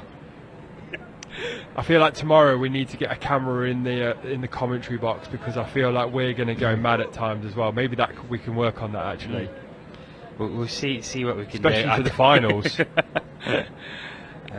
It'll be I don't know. Do they want to see us jumping? They do, jumping around they with do. headphones on?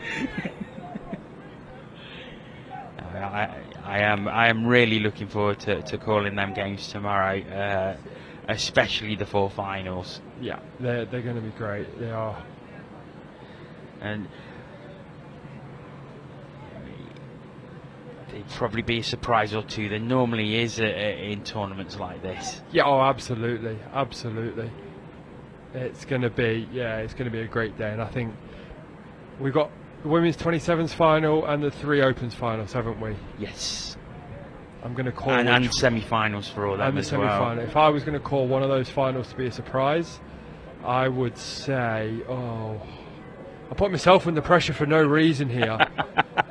I'm going to say, and I don't think it would be a surprise, but I think England maybe in the mix. I would say that's probably the closest division.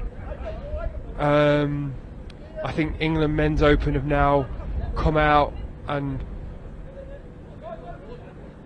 put on, built through their tournament, and I think they will be firing on all cylinders tomorrow. They've worked to peak at the right time. I believe they have, yeah. So although that game against Ireland is a potential banana skin, because as we can see from this game here, it's a prime example of both teams taking it easy. Neither England or Ireland can take it easy in that game because of what's at stake and who they may play in the semi-final. No, exactly. So it's going to be interesting, but like I say, the closest final I can see currently is definitely that mixed open final. If it is England versus Wales, as we suspect it will be, it's going to be a cracker, and it's one to watch. The females in both teams are just so they're built just to be as good as the males. They do so well, and they don't let the males score on them and everything. Oh, Wales are through here. Oh, it's Andrew Harrison again. Oh no, he dummied it, and he goes the length of the field and puts the ball down. Andrew Harrison makes it 6-0 to Wales. Here's the replay. Watch it. Just watch it here as he just does it just falls. The Portuguese number 8, incredible stuff. So 3.5 minutes left in the game.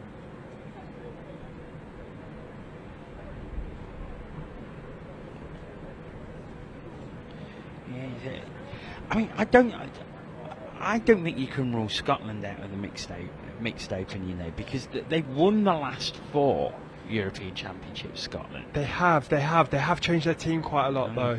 I know we've said that throughout the week, but you never know, do you? In that sort of knockout. Oh, Portugal have got one here. Sorry to interrupt you there. No They've problem. just got on the outside, and actually they've got a score. They'll be happy with that to finish their day. Yeah, 3 minutes to go, and they'll be glad that they've for got one down. They've not been shut out. They've got one over the line.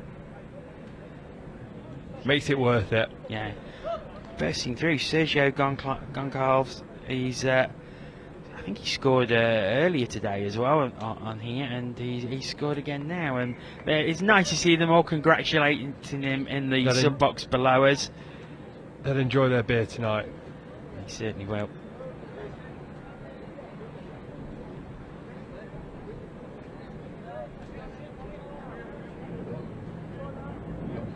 It's tomorrow is really set up to be the great conclusion that this tournament deserves. Yeah, I think it's going to be.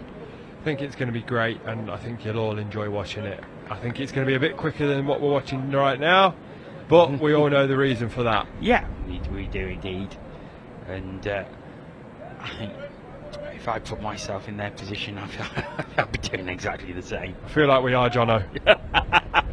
Feel like we are.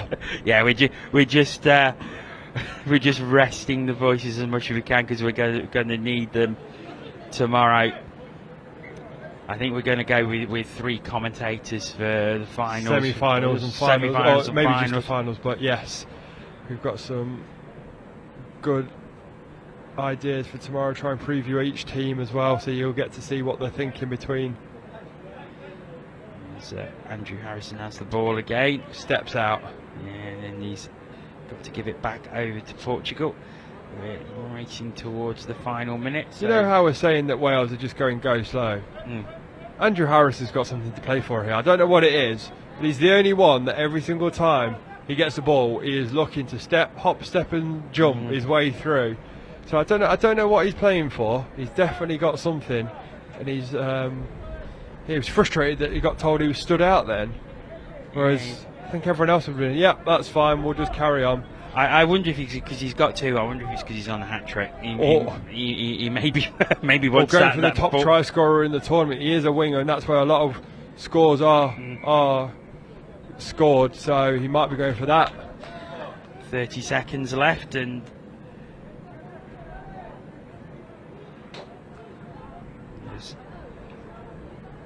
Ben goes into the website. I'm going digging for how many scores he's got. He's got 13. He's got 13. I don't know how up to date that is. He's the top try scorer in the team. They do get updated. Let's have a look at England. And just before, as the hooter goes, I'll just tell you if he is the top try scorer. So currently he is the top try scorer in the men's 45 division. So potentially that's what he's going for. Right. The match is over. Great to see Portugal get one on the board. And Wales with a 6-1 victory. Ben is going to head over to the studio. He is going to be with Ian and Jordan. Thank you very much for watching today. I hope you've enjoyed all the coverage from here on Pitch 1. I'll be back tomorrow. Tomorrow is going to be Sunday, Super Saturday. Let's look ahead to it with Ian, Jordan and Ben. Well, there we go, yes. Tomorrow is Super Saturday, where these glorious trophies are going to be picked up. And gentlemen, you both got big smiles on your faces. It's going to be quite a big day. You've been involved in finals day before. What are we expecting? I'd expect, especially in the last 3 games, the best level touch that you'll see over the last 5 days. I think we've seen some cracking games, and I'm hoping for a few repeats, to be honest. I think we saw England-Wales in the mixed open, in the women's open. I really hope we get a repeat of those 2 games in the final tomorrow. Out on the backfields, we saw some unbelievable games today, and I hope it skyrockets tomorrow. I'm sure it will, Ben. There's certainly no sitting on the fence from Jordan there. How about yourself? Yeah, exactly the same. The touch, it's going to be more intense. Tomorrow's going to be really intense, and people are going to be, you're either going to lose it because you're worried, or it depends what you do with that fear, right? So either you're going to lose it or win it because you can overcome that fear. And I just think tomorrow's just going to, skyrocket is probably the right word, to be fair. Talking about overcoming fear as well, we've seen decent amounts of people scattering around watching the games, but tomorrow's going to be different for those final 3, isn't it? How are the players going to cope with actually having to deal with rowdy crowds around them? I think they'll love it. That's what we're here for. We don't get to play in front of big crowds all the time. It's only a couple of times a year where we have players finishing their days and then they watch the final. So tomorrow we watched France versus Wales Women's Open, and they were in a big crowd. We watched some of the men's games, and we watched the France versus England game out on the field too, and there was already a big crowd. Tomorrow, the final 3 games, no one else is playing, so you're going to have everyone else sat around that field. They'll have a beer in hand, they will be rowdy, they will be shouting. What a two, mate. Absolutely, yeah. So they're going to be all over that as well. Superb. Well, look, chaps, thanks so much for all your work this week. Day 4 draws too close. Tomorrow it's the final day. It's Super Saturday. Have a safe and nice evening, everyone. We'll see you bright and early in the morning.